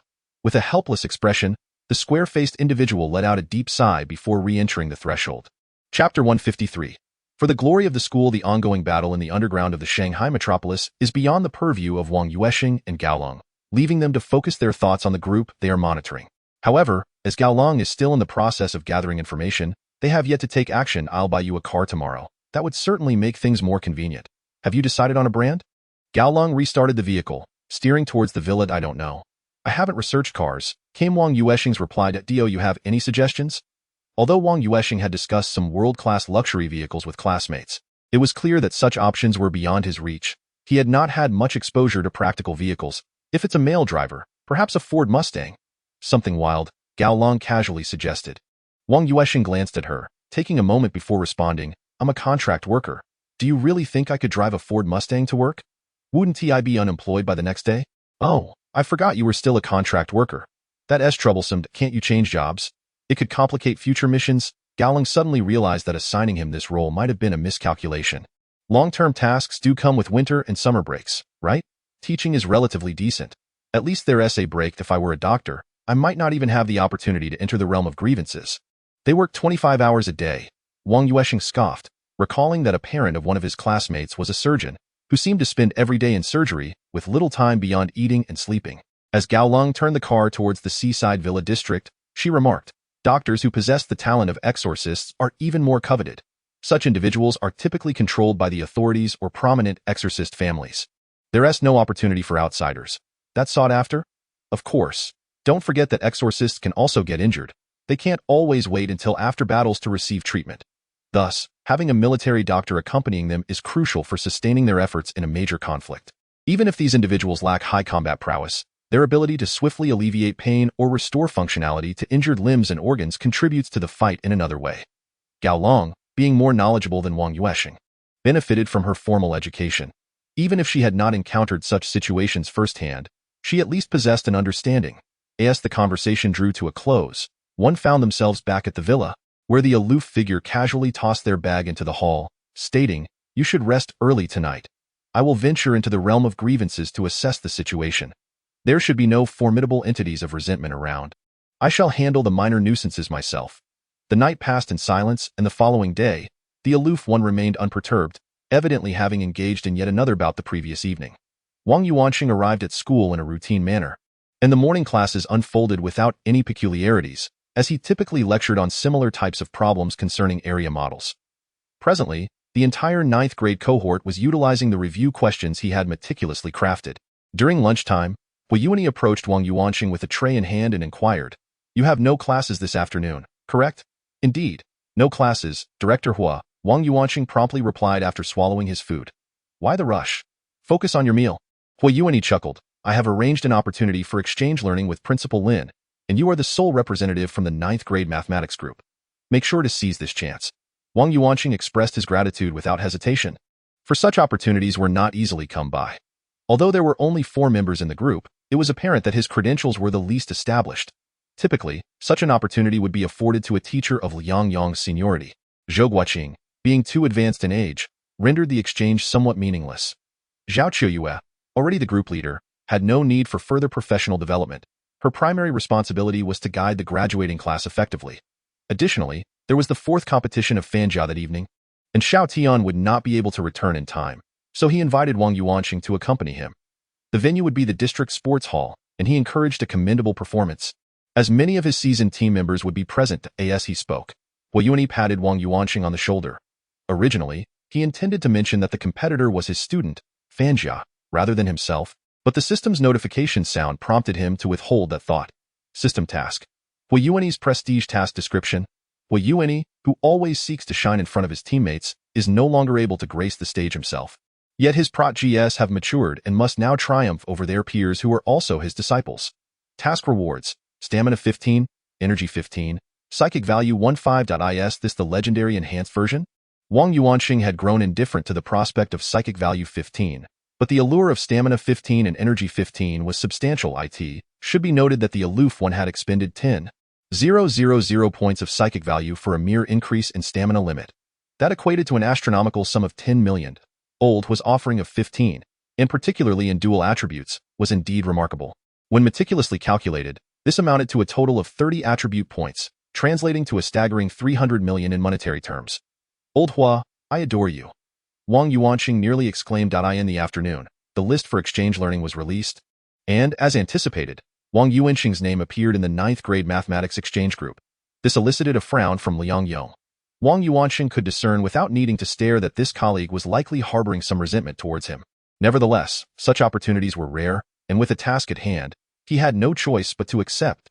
As tomorrow marks the beginning of daily afternoon exchanges, he has taken the initiative this evening to enhance the curriculum at the after-school program, maintaining a constant focus on the realm of mental engagement throughout the session.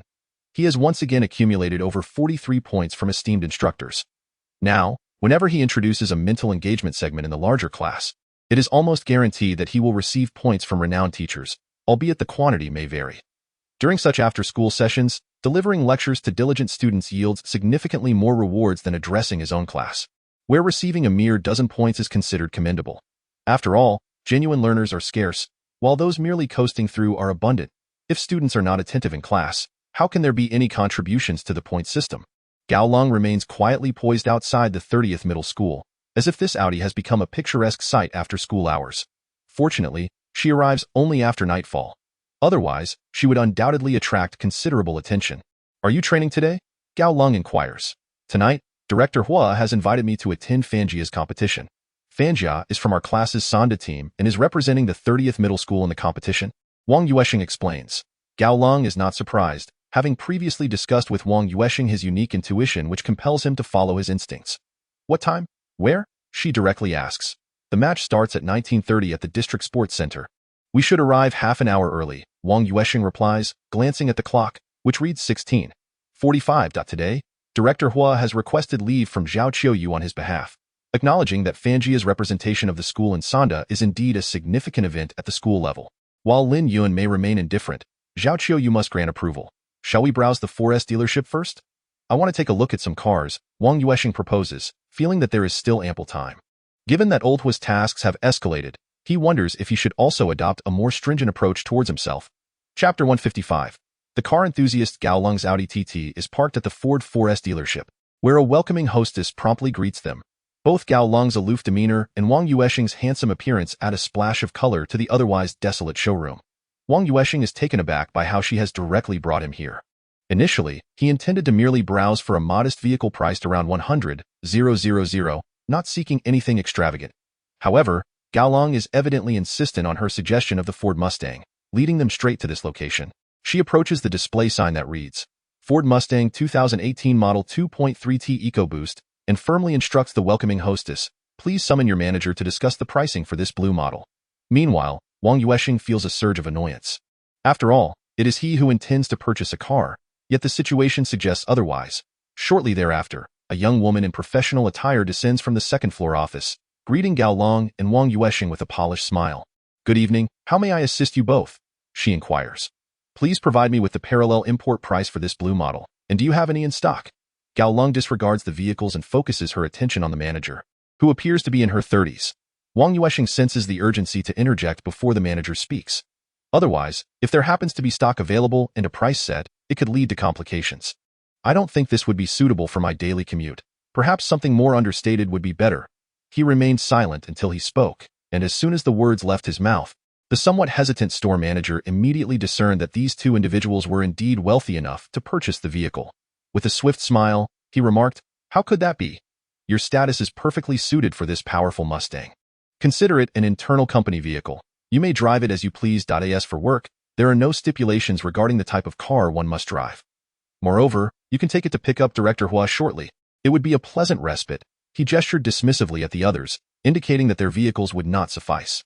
Gao Long initially intended to acquire the V8 model, but he surmised that such a choice would deter Wang Yuansheng from driving it to school. Ultimately, he had to settle for the 2.3T EcoBoost variant. After expressing his decision, Gao Long turned to the female manager, who promptly understood his intent. After a few taps on the calculator, she presented him with the figure of 396,000. Excellent. I wish to procure the vehicle immediately. Please expedite the process, as we have other matters to attend to. He then extended his hand towards Wang Yuansheng for his identification. Allow me, Wang Yuansheng replied, handing over his ID and bank card to the female manager. Gao Long swiftly extracted the bank card from within and placed both the gold card and ID into the manager's hands, instructing, make haste. Also, ensure the tank is filled.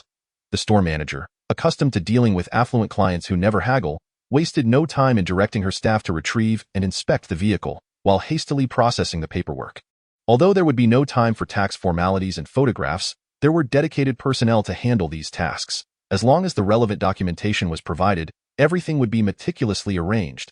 It feels rather extravagant, Wang Yuansheng remarked as he settled onto the sofa in the lobby. You must acclimate to this lifestyle. Your previous way of living no longer suits you, as you well understand, Gao Long replied, alluding to something Wang Yuansheng was acutely aware of. The purchase of the car was, in fact, a means to enhance efficiency, as the two were certain to traverse between Linhai City and Beishi City in the coming days. It was impractical to rely on a single vehicle. Should an unexpected situation arise, it was prudent to have a backup. Chapter 156. A display of bravado when the two emerged from the dealership once more. They did so in a front and back formation, with Gao Long's Audi leading the way and Wang Yuansheng's blue Mustang following closely behind. The resonant growl of the exhaust and the palpable force of the vehicle confirmed that it was indeed well suited for a man who sought power. One could only wonder how Lu Chang would perceive this. Choices are truly vital in life. Focusing solely on immediate gains is misguided. System notification. Master value 50, social status increasing. Such a mercenary system. Wang Yuansheng internally scoffed. Purchasing a car and it's already elevating my social standing. Does that mean if I were to buy an airplane, my master value would skyrocket? He then realized the system's pattern. In the source world, an enhancement in one's status and influence would lead to an increase in master value. Meanwhile, in the realm of grievances, one typically needed to engage in combat with grievance entities to accrue various forms of income. If he were to start making a name for himself within the circle of exorcists in that world, Would there not be a corresponding elevation in status? This remained to be seen. As two individuals indulged in a delightful meal of noodles at a local eatery, they were fortunate enough to be spared the presence of any acquaintances this time. However, given that it was the university's class hours, the establishment was bustling with patrons. At the moment when the two drove away in their sleek sports cars, a staff member at the front desk wiped their brow and murmured to themselves, "Thank goodness there was no altercation this time. My heart races whenever those two arrive." Wang Yuansheng received a call from Director Hua at precisely 6:20 p.m., and as they conversed, they made their way toward the district sports arena. "Xiao Wang," Hua remarked, "your progress is quite remarkable. You should be mindful of the repercussions." Hua had not anticipated that Wang Yuansheng, having been employed for less than a month, would already be driving a sports car. If some gossipy individuals were to catch wind of this, it could lead to all sorts of rumors. Although his previous scandal with Zheng Chua had not endured, it had still stirred tongues. With a helpless expression, Wang Yuansheng replied, "It was her insistence to get me one, claiming she worries I might not have time to pick her up. Youth is indeed splendid. Being handsome is delightful. And possessing skill is simply marvelous." Hua Yuanyi's remarks made Wang Yuansheng's cheeks flush with embarrassment. It was impossible not to blush. The directness of the comments was overwhelming, particularly the praise regarding his skills, which was quite the compliment. "Director, do you think it would be advisable for me to engage in a match or two tonight?" He deftly shifted the conversation toward the topic of sparring, hoping to divert attention from the earlier exchange. Indeed, upon mentioning the prospect of a match, Hua Yuanyi transformed from a seasoned bureaucrat into an enthusiastic aficionado. "Certainly. However, this time it won't be a mere exhibition. I anticipate that there will be genuine contests following the matches, albeit privately conducted. Of course, it will be an exclusive affair, devoid of journalists or media coverage, purely for entertainment purposes, and no pressure involved," Hua Yuanyi added, concerned that this mathematics teacher might feel overwhelmed, considering that the competitors were all professionals, with the least experienced among them being current physical education instructors. Wang Yuansheng, who taught mathematics while indulging in sparring, was a rather unique case. Nonetheless, this was also part of his embellishment. He had rehearsed his lines several times. He had merely noticed Wang Yuansheng's promising foundation during his leisure time and offered casual guidance. Such half-truths were the most convincing, and should Wang Yuansheng triumph as an amateur against his opponents, he would have ample cause to boast. Conversely, if he were to lose, it would not be a disgrace. After all, he was merely a mathematics teacher with a hobby in sparring. With these thoughts in mind, Hua Yuanyi dismissed any concerns about driving to work, as Wang Yuansheng had not utilized school funds. At most, there would be whispers, but he was unconcerned. After all, he supported this young man, and Lin Yuan had expressed interest in nurturing this promising new talent. Arriving at the district sports arena precisely at 7:00 p.m., they found that although the competition had yet to commence, the majority of attendees had already gathered, including journalists. This was the final 3 rounds of the preliminary selections, and each match would entail both eliminations and advancements. Furthermore, the stakes of the competition were about to rise significantly from this point onward. Fu Wei, along with several individuals of similar age, did not occupy the main stage, but rather congregated below, engaged in private conversation. "Lao Hua has arrived. It's truly a pleasure to see you." The first person Fu Wei noticed was not Hua Yuanyi, but the dashing yet somewhat unreasonable Wang Yuansheng. Shortly thereafter, the imposing figure of Hua Yuanyi emerged beside Wang Yuansheng. As for the aloof woman on the other side, he could not quite place her. Hua Yuanyi, naturally, scanned the crowd, recognizing nearly all the faces from the old Sanda team. Indeed, there was a palpable sense of reunion in the air. "Haha, everyone's here. Even Heir to AZ has made an appearance. I heard you ventured into business and opened a GYM. Do you believe I could single-handedly challenge your dojo?" Hua Yuanyi's exuberance was undeniable, his booming voice echoing without restraint. The individual known as Heir to AZ was now nearing 50, his hair speckled with gray and his physique somewhat softened. Even with a gym to oversee, he likely no longer engaged in direct instruction, leaving such duties to his disciples. "Old Captain, you are just teasing me again. Yet you all remain in the education field while I'm left to struggle alone." This seasoned businessman adeptly navigated the awkwardness. After a round of reminiscing, the time had come for Fu Wei to check the clock. "Please hold on for a moment," he announced, striding directly toward the main stage. Following a rousing opening address, he declared the competition officially commenced. As the lead judge, he could not afford to step down casually. Hua Yuanyi took the opportunity to introduce Wang Yuansheng to his former teammates, while the aloof woman found a vacant spot to fiddle with her phone, awaiting Wang Yuansheng's return. She had little interest in the match. What was there to observe in a tussle of youngsters? If it came to blows, she could effortlessly handle it herself. Fanjia, observing the presence of several renowned Sanda athletes, felt a surge of excitement. After all, he was at an age where idolization was rampant, and his heroes were all from the Sanda realm. Although the global scene seemed distant, he could easily name the colors of shorts worn by various national Sanda stars during competitions, and he could recite the heroic tales of the top 3 contenders from his city better than the textbook passages. Stay focused. Your turn to compete is approaching. Remember what I told you. Do not obsess over techniques. Victory is paramount, Wang Yuansheng reminded his overly enthusiastic student. Yes, I know, Fanjia replied, still captivated by the figures of the stars he could only see on television. While others might not regard them as celebrities, in his eyes, they were objects of admiration. Wang Yuansheng furrowed his brow, then whimsically produced a ruler, gently tapping it atop Fanjia's head. Instantly, Fanjia's gaze became much more focused. He glanced around and scratched his head, finally beginning to earnestly engage in his preparatory stretches. System prompt. Successful admonishment administered. Master value 10. Observing his master value at 509,200, Wang Yuansheng felt as though his obsessive tendencies were on the verge of being cured. He had surprisingly managed to endure this long without any upgrades. Endure a little longer. It is imperative to wait until both attributes reach their maximum value of 199 before proceeding. Once the trifling tasks of this promotion are completed, the goal will be within reach. Persevere and be patient. Wang Yuansheng continuously reassured himself that in truth, this was quite arduous. After all, upon initiating the upgrade, he would undoubtedly transcend the limits of humanity. Whether in the source world or the realm of grievance, it would be a qualitative leap. Chapter 158. The effect of the ruler Gao Long glanced up at Wang Yuansheng, noticing his constipated expression, and thus set down her phone to approach him, whispering, "What's wrong? Are you unwell? Did something disagree with your stomach?" Wang Yuansheng turned to look at her, recognizing she was not jesting, as she seldom engaged in such frivolity, and replied, "Why do you ask?" Gao Long retrieved her phone and scrolled to the moment she had captured earlier when he bore that expression of restraint. Instantly, Wang Yuansheng was engulfed in embarrassment. How could this happen? He inadvertently became the subject of ridicule, and especially with such an expression. "Stop it!" he exclaimed, hastily attempting to snatch the phone away. However, Gao Long's reflexes were swifter, and with her inherent advantage of having the device in her possession, she tucked it into her pocket, declaring, "Reveal your reason, and I shall desist. Otherwise, I shall share this on social media." "You?" Wang Yuansheng, quick-witted in the moment, glanced around before whispering, "I suddenly feel on the verge of breaking human limits. So I must endure. Do you understand? I believe your nonsense." "What do you mean by that?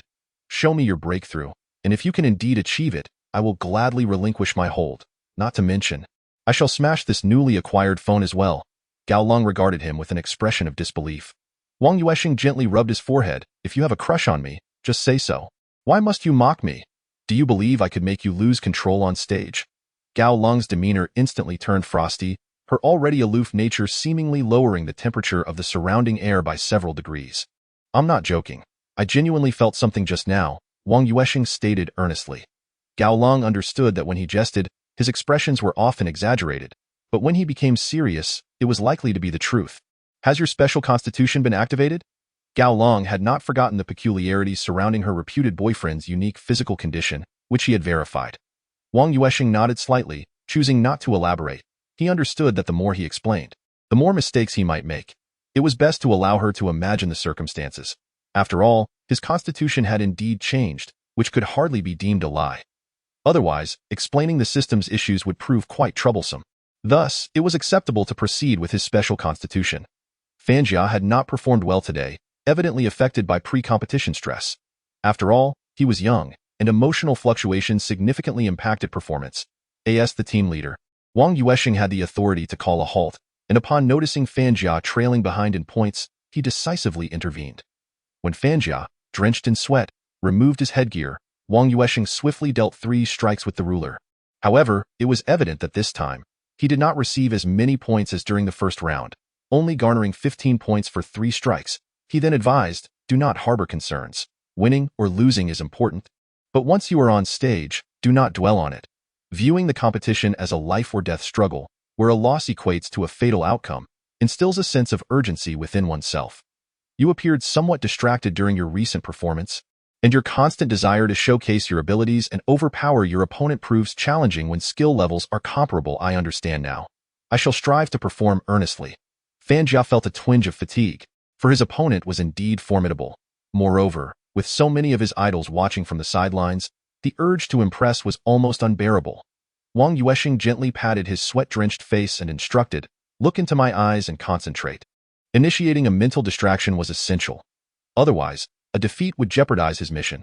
The coveted prize of a perfect reward in the form of a free fight treasure chest was imperative to obtain, and the current value of 60 teacher points seemed less significant in comparison. As Wang Yuansheng secured the headgear on Fan Jia, he remained at ringside, ensuring that Fan Jia could benefit from the mental distraction.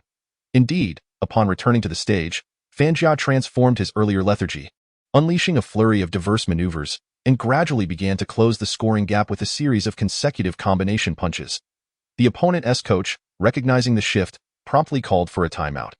Fan Jia glanced at Wang Yuansheng, who shook his head, signaling that there was no need to return. It was best to maintain his current state within the ring. As the opponent re-entered, he adopted an aggressive strategy, clearly possessing superior stamina, putting Fan Jia at a disadvantage in a direct exchange. However, with Wang Yuansheng's mental influence at play, Fan Jia's mental energy synchronized almost perfectly with his mentor's. Although Wang Yuansheng refrained from executing any fighting moves, his mental energy manifested as a small entity, seamlessly participating in the match alongside Fan Jia. After successfully evading an opponent's swing, Fan Jia seized the opponent's arm and maneuvered his body inside, prompting Wang Yuansheng to command the mental entity to execute a decisive throw, followed by a straight punch to score additional points. "Well done," exclaimed Wang Yuansheng, who approached from behind, offering words of encouragement. Supportive cheers during the competition were permitted, and no one objected. The opponent, clearly rattled, had been knocked down. A significant loss of points and another fall would spell danger. Concerned for Fan Jia's performance, Wang Yuansheng promptly consumed a restorative potion to replenish his mental energy. After all, aside from the blue chalk, he had 8 sets of mental potions at his disposal. Though their recovery was not as effective as the blue chalk, his system allowed for direct absorption. The difference between a 30-point recovery and a 50-point recovery was negligible. With 2 consecutive throws, he sent the opponent out of the ring.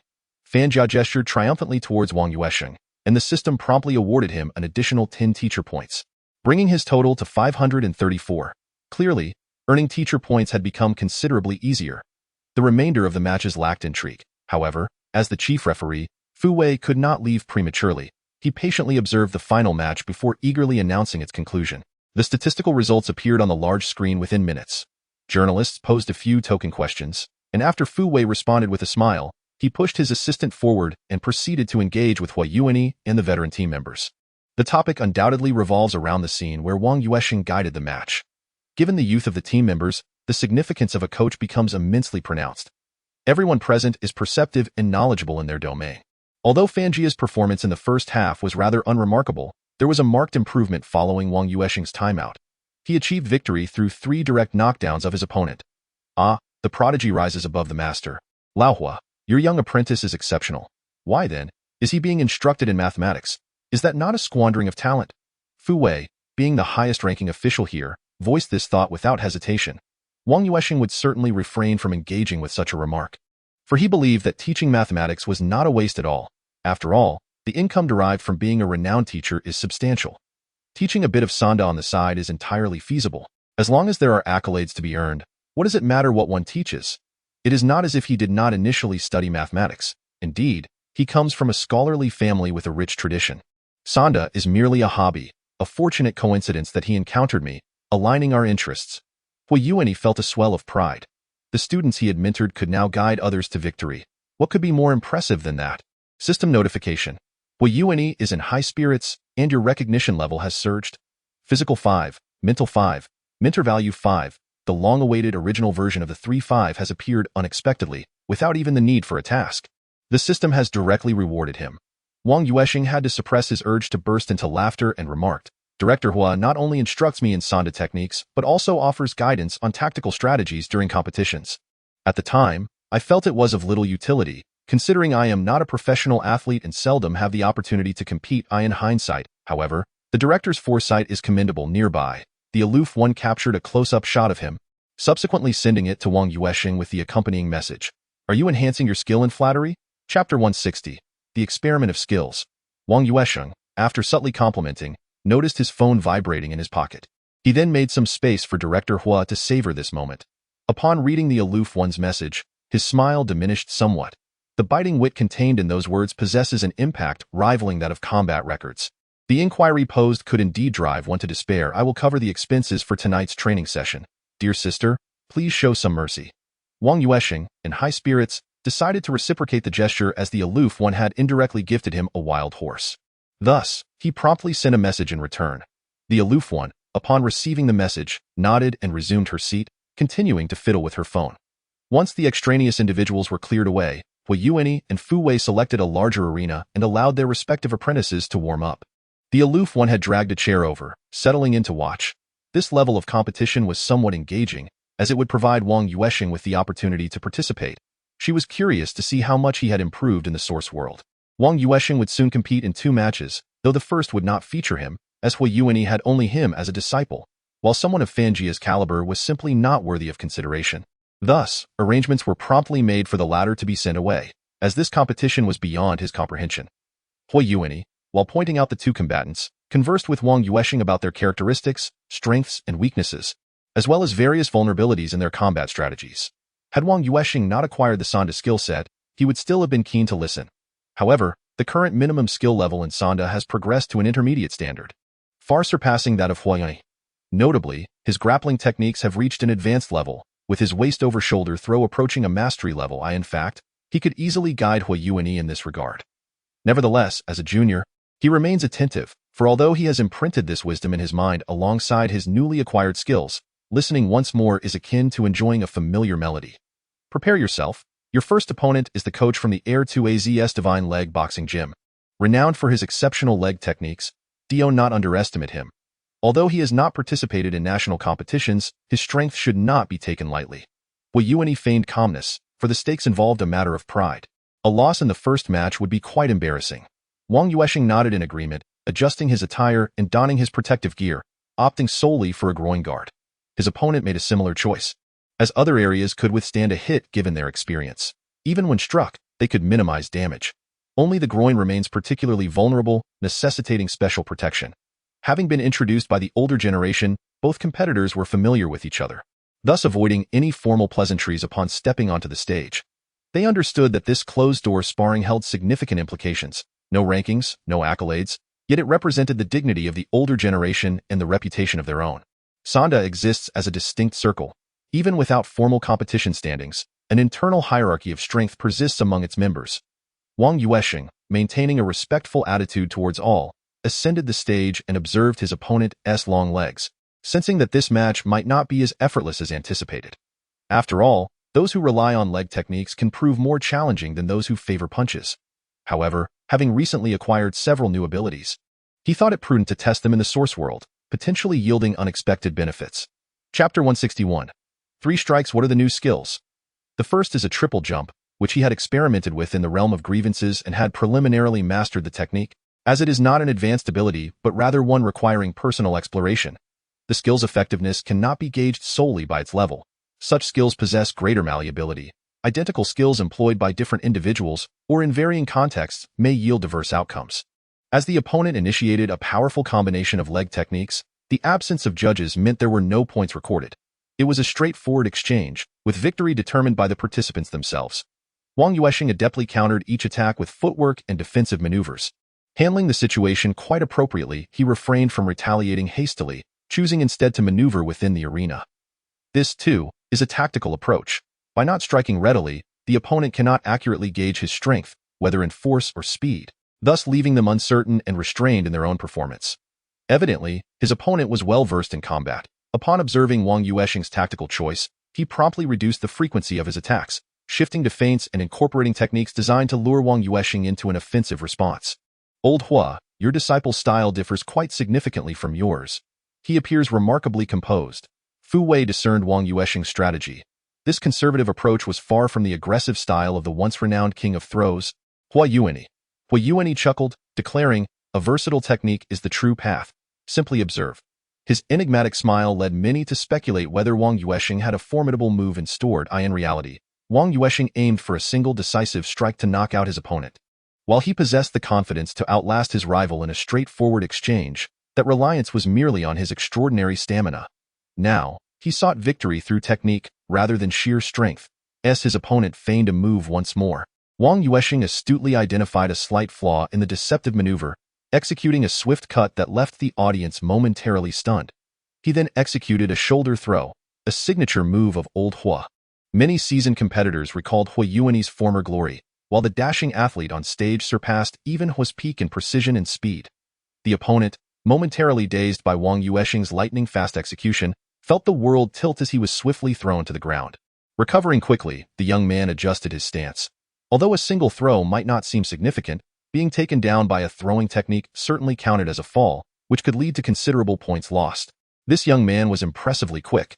He realized he could not afford to stay too close, lest he be caught off guard. He opted for a defensive posture, relying solely on his legs for offense.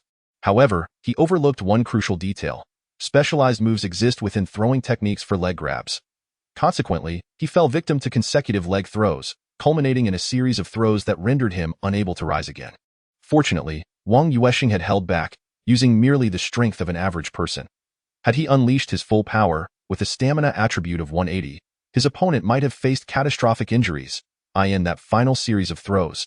Wang utilized a short-distance double jump from a triple jump, of course. No one noticed the nuance. Only the observant High Cold caught a glimpse of it. Wang Yuansheng courteously assisted his opponent to his feet, uttering a polite, "Thank you for the match," before gracefully exiting the stage. He had secured an effortless victory, having executed merely 3 moves, each a throwing technique. He had indeed mastered the essence of throwing arts. Chapter 162. 2 words in light of this. Arranging Wang Yuansheng's final match required careful consideration. A weaker opponent would render it a mere exhibition, while a stronger one posed a challenge. Fu Wei felt that none present seemed capable of matching the impressive prowess of this charismatic mathematics teacher. Rather ridiculous title. Indeed. What was happening in this world? Why was a mathematics teacher engaging in combat sports? How could this leave the rest of them, professionals in Sanda, feeling so inadequate? Old Hua, how about having your mysterious disciple face off against our champion? Fu Wei was accompanied by last year's district champion, perfectly matched in weight class at 65 to 70 kilograms, aligning seamlessly with Wang Yuansheng's physique. Hua Yuan cast a glance at Wang Yuansheng, who was sipping water beside him. This matter certainly required his consent. After all, the opponent was a champion, and the gravity of that title need not be elaborated upon. The director wished to observe, so let the match commence, for it was merely a friendly sparring session, and none would exert their full strength, right?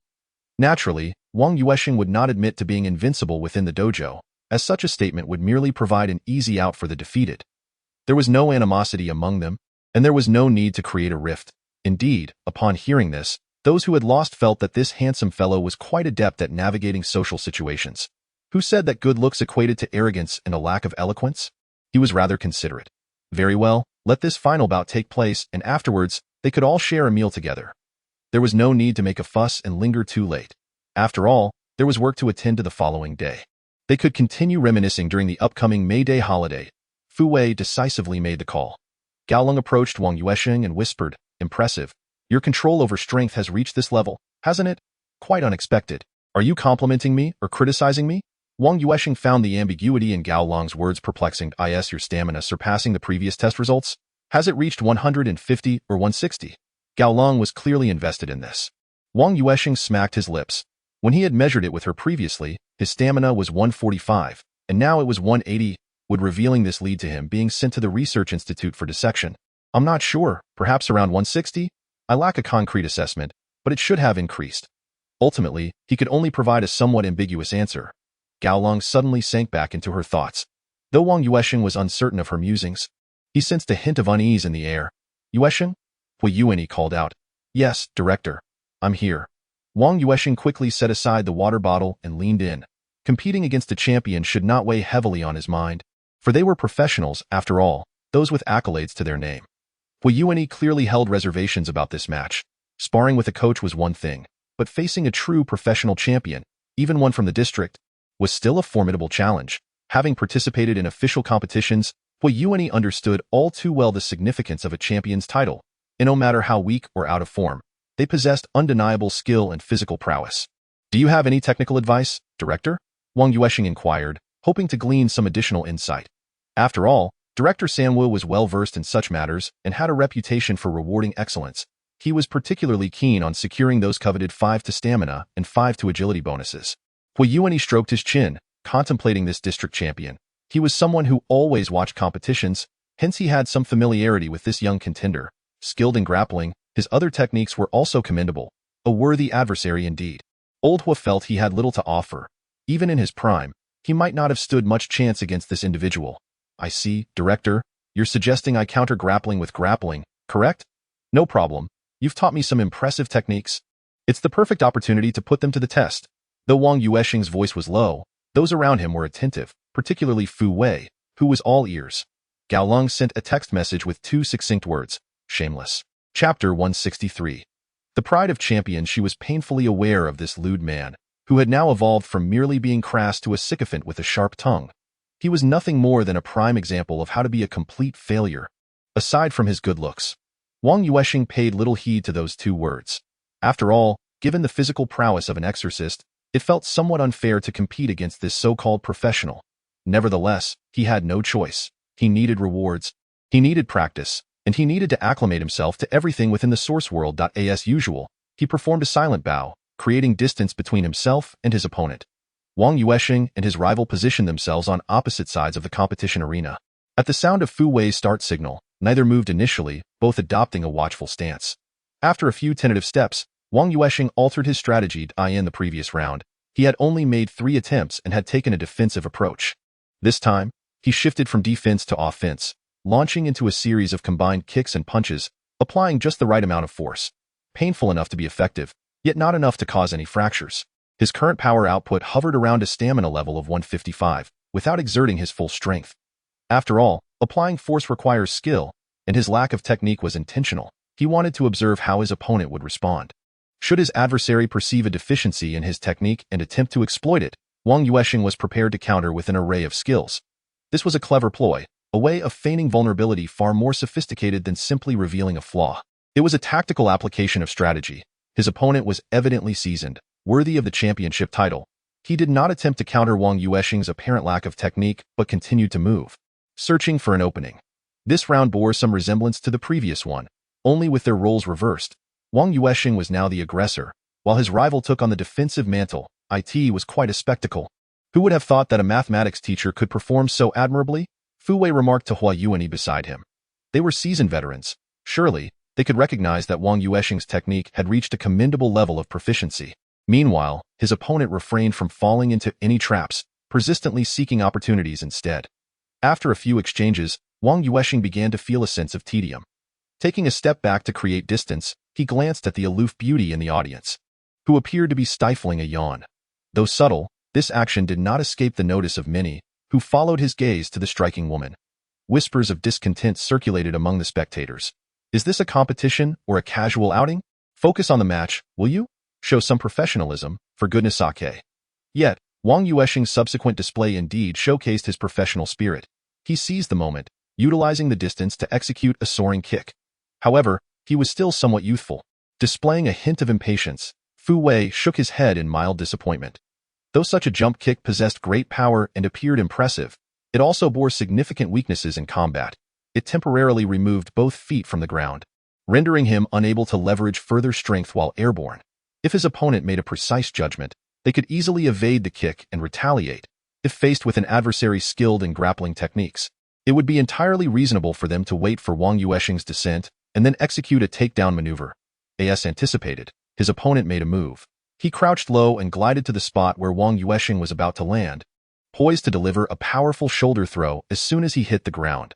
Defeating an opponent with their own signature technique evokes a certain flavor reminiscent of the legendary Nan Morong, who often employed their own methods against them. This, of course, is also a mark of the champion's pride. How else could one substantiate their status as champion, while the adversary remains merely a mathematics instructor? Chapter 164.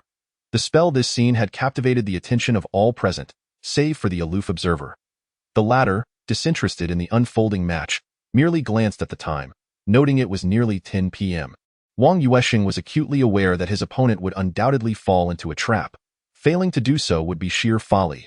With no leverage left in midair, he was not merely revealing a flaw but committing a genuine error, perhaps a misjudgment, or perhaps succumbing to impatience. Yet, none of this held significance. What mattered was that he initiated the attack, and the opponent had no justification to evade it. Indeed, as the opponent's hand grazed his waist. Wang Yuansheng harnessed that fleeting momentum, exerting force to execute a reversal. Seizing his opponent's shoulders with both hands, he propelled himself backward, adopting an inverted posture. This maneuver unfolded while already grasping the opponent, culminating in a breathtaking display of aerial prowess. Amidst the gasps of the onlookers, he unleashed his force, employing the inertia of his body to launch his adversary into the an aerial throw. The audience was left in astonishment. This legendary technique, previously thought to be mere myth, was now materializing before their very eyes. The force with which the opponent was sent flying was tremendous. Had the champion not possessed such exceptional physicality, the impact would have likely rendered him unconscious. Nevertheless, even after such a throw, the opponent spun several times on the ground before regaining his footing. Wang Yuansheng executed a flawless backflip upon landing, seemingly unaffected by the recoil of the throw, as if it were non-existent. The only plausible explanation lay in his superior physical condition, effectively dissipating the force of the throw through sheer bodily strength. Yet, no one could fathom the level of physical prowess required to achieve such a feat yet. This mathematics instructor had indeed accomplished it. As the match reached an impasse and the hour grew late. With a gathering for dinner on the horizon, Wang Yuansheng proposed, "Let us consider this a draw. We can always engage in further sparring at a later time." Fu Wei initially appeared taken aback, but soon led the applause, exclaiming, "Bravo! Both of you showcased remarkable skills. Such sparring sessions should be held more frequently. They will undoubtedly enhance our techniques, will they not? Lao Hua, you should not withhold your secrets. It would be unjust to impart knowledge to only one individual. After all, you are one of the veteran members of our district." At this moment, Hua Yuani was left bewildered. When did I acquire aerial throwing techniques? Teach this? I could teach someone to be crippled. Would you believe that? Nonetheless, when the occasion called for it, Director Hua would never miss an opportunity to play along, rising with a smile to clasp his fists in salute to those around him. Certainly, certainly. As representatives of our district, we must engage in more exchanges. Wang Yuansheng reciprocated the gesture, smiling and nodding at Hua Yuani. Hua Yuani, understanding the unspoken cue, feigned displeasure, stating, "Such techniques should not be used indiscriminately. One misstep could lead to grave consequences. After all, this is a friendly exchange, not a life-and-death struggle. Caution must be exercised. One cannot rely solely on physical prowess." "Indeed, your wisdom is invaluable," Wang Yuansheng replied, feigning a demeanor of humility. At the same time, he received the prompt for the task. Hua Yuani's face, completed, and the upgraded Sanwu reward was credited to his account. With a physique of 195, vitality of 190, and a psychic energy value of 11,337, the 10,225 displayed in his psychic card brought him a moment of dark satisfaction. However, before he could savor this delight for more than a few seconds, another system notification caused him to collapse to the ground, his body beginning to convulse uncontrollably. What the hell? What is happening? Could it be that I overexerted myself? Indeed, aerial throws exist only in legends. In reality, those who attempt them often find themselves in peril.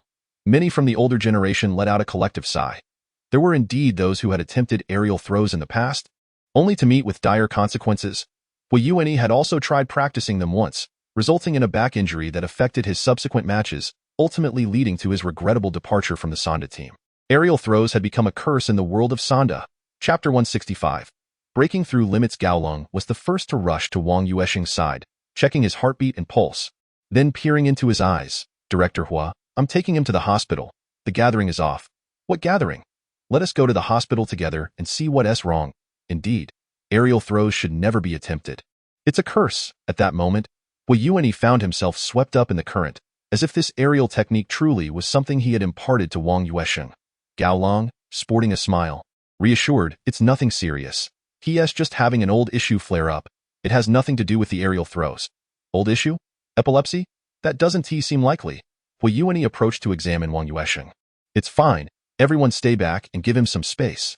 His condition is quite unique, with few cases worldwide. It's a form of muscle hypertonicity. To put it plainly, the heart can provide an extraordinary blood supply, allowing the muscles to unleash strength beyond ordinary limits. However, if not controlled properly, this force can backfire, leading to a loss of muscle control and resulting in these convulsions. There's really nothing to worry about.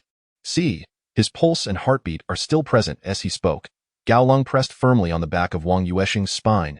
"Just need to rest." Wang Yuansheng could now manage to speak, albeit with a tongue that felt somewhat uncooperative. akin to the effects of intoxication. Seeing him able to speak, albeit haltingly, brought relief to Hua Yuani and the others, so it's a special physique. No wonder he could perform aerial throws, truly remarkable. Old Huad, you've encountered someone like this. It seems you have successfully passed on your unfinished technique to your disciple. Congratulations, not only do you have a promising apprentice, but you've also broken the curse of the Sanda world. Fu Wei immediately congratulated Hua Yuani, recognizing that this individual had mastered the practice of aerial throws and must be integrated into the current district team. Even if it required leveraging personal connections, he would ensure this happened. Since Wang Yuansheng was fine, the gathering would certainly continue, though Gao Long and Wang Yuansheng would not be able to attend. That was of little consequence, as there would be future opportunities. Thus, amidst the commotion, everyone began making their way to the reserved restaurant near the sports arena. Gao Long helped Wang Yuansheng into the passenger seat and drove swiftly toward the military base of the Naval Academy. Wang Yuansheng has just truly experienced a nightmarish ordeal. The attributes of Director Sanwo have once again erupted, and after receiving an upgraded reward, he directly appended a standard version. Perhaps it was the envy and congratulations from the veteran team members that stimulated him, prompting him to bestow rewards of 5 to physique, 5 to spirit, and 5 to master points. This led to Wang Yuansheng's physical strength surpassing the human limit of 199, skyrocketing to an astonishing 200. Subsequently, he found himself in a state of utter disarray. The sudden transformation of his body felt as though all his bones had been shattered and all his ligaments torn. Even his heart seemed to be connected to a pump, racing uncontrollably. During the high-cold probing, his heart rate had already been somewhat reduced, yet it still hovered around 300 beats per minute. At such a rate, an ordinary person would have long succumbed to exhaustion. Fortunately, as an exorcist, his dual attributes provided inherent enhancements to various bodily metrics, allowing him to survive. The sensation of shattered bones and torn tendons was, in a twisted sense, exhilarating. Forget about the hospital. Shall we return to the villa? Wang Yuansheng finally began to regain his composure. The high-cold figure cast him a glance, their expression having softened somewhat. The previous flush of blood rushing to his face had made him resemble a possessed warrior. Chapter 166 was enchanting yet dizzying. Initially pondering how to explain his condition, upon hearing the high-cold metaphor, Wang Yuansheng suddenly recalled that he possessed the spirit of the second master. Thus, he remarked, I truly am possessed by the second master, but that is a discussion for another time. Let us rest for today. We can postpone the training. Noticing that he had nearly recovered, the high-cold individual slowed the vehicle and pulled over to the roadside. Inquiring, are you certain you do not wish to get checked? By all accounts, exorcists rarely fall ill. Are you sure you have no hidden ailments? Hidden ailments? Ugh. Wang Yuansheng promptly flung open the car door and began to retch. What on earth, Director Sanwo, are you out of your mind? Have you nothing better to do than boast? Just moments ago, the system had dealt him another Sanwo reward, evidently a result of Director Hua indulging in self-admiration. With a rush of exhilaration, he had bestowed upon Wang Yuansheng yet another Sanwo reward. Unfortunately, his mental strength had also reached its limits, and combined with the 5 to physique, spirit, and master points, his mental capacity shot up to 200. This time, Wang Yuansheng felt as if his brain had been extracted and placed into a tumble dryer, leaving him in a state of disorientation and discomfort. He even began to hallucinate, beset by a cacophony of bizarre images, most of which were manifestations of resentful spirits, cloaked in a gray haze. A vast pit appeared beneath the city, leading down into an abyss of endless resentment and darkness. From time to time, resentful entities crawled forth, and behind them, a well-trained army of such entities advanced towards the pit's edge. And you say there's nothing wrong? You're about to expel your bile. The high-cold figure circled around, gently patting his back. After another bout of retching, Wang Yuansheng leaned against the wheel of the Audi TT, gasping for breath. Had this been in the past, he would have been exhilarated, for Director Sanwo had contributed a staggering 30 to his dual attributes that day. Yet now, precisely at the pinnacle of his limits, it felt as though he were on the brink of collapse. Moreover, all of this had been witnessed by the high-cold presence. How could he possibly explain it? Should he mention the system? Is it still the case that one cannot speak of the dual value breaking limit? Neither can one utter a word. To do so, regardless of the consequences, would lead to inevitable peril. Even a minuscule chance of being sliced would deter any inclination to attempt it. After an exhausting hour of torment, Wang Yuansheng finally regained his normal appearance. However, while his outward demeanor had returned to its usual state, many internal aspects remained askew. He struggled to control his strength even while walking. and the sudden surge of mental energy left him feeling quite unwell. It was akin to a 200-pound individual being crammed into the attire meant for someone weighing 100 pounds. Shall I sit here for a while? Wang Yuansheng now feared that merely standing up might damage the vehicle. Gao Long approached, assessing his pulse and examining his pupils, ultimately shaking her head. Are you truly not harboring a hidden ailment? Though practitioners are seldom afflicted by illness, certain exceptional conditions may indeed arise. You mustn't shy away from seeking medical acknowledgement. There is truly no hidden ailment. This is merely a manifestation of my awakened abilities. I assure you, given the opportunity, I shall undoubtedly demonstrate it to you, if that is agreeable. Wang Yuansheng dared not speak carelessly again, for Gao Long's expression was somewhat intimidating. Are you certain? Absolutely, very well. I shall place my trust in you this once. Should you dare deceive me, I will pursue you to the ends of the earth and make sure you face the consequences. She mimicked a motion of snapping something in two. Whether it was his neck or a more private matter was left to the imagination of those involved. Thus, the two found themselves, one seated in the car gazing at the stars above, a breathtaking sight, while the other leaned against a tire, feeling quite dizzy from the same celestial view, in the early hours of the morning. Wang Yuansheng finally returned to his normal state. Concerned for his well-being, Gao Long did not allow him to drive the newly purchased car, opting instead for a nearby hotel for their accommodations. In truth, Wang Yuansheng found himself unable to sleep, for he had discovered that following his breakthrough in mental energy, he could finally sense the previously intangible thought power. It was not that he had been incapable of utilizing it before.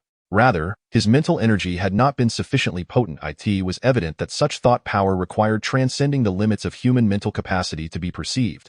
He skillfully maneuvered several dust-free chalk pieces, making them float in the air, now darting towards the window, now towards the light switch. The sounds of clicking as he turned the lights on and off were produced by the chalk pieces controlled by his thought power. The completion of this advanced skill, which allowed for precision targeting, earned him a reward from the system. One that was not a tangible item but far more impressive. The skill of precise targeting was no longer confined to the use of dust-free chalk.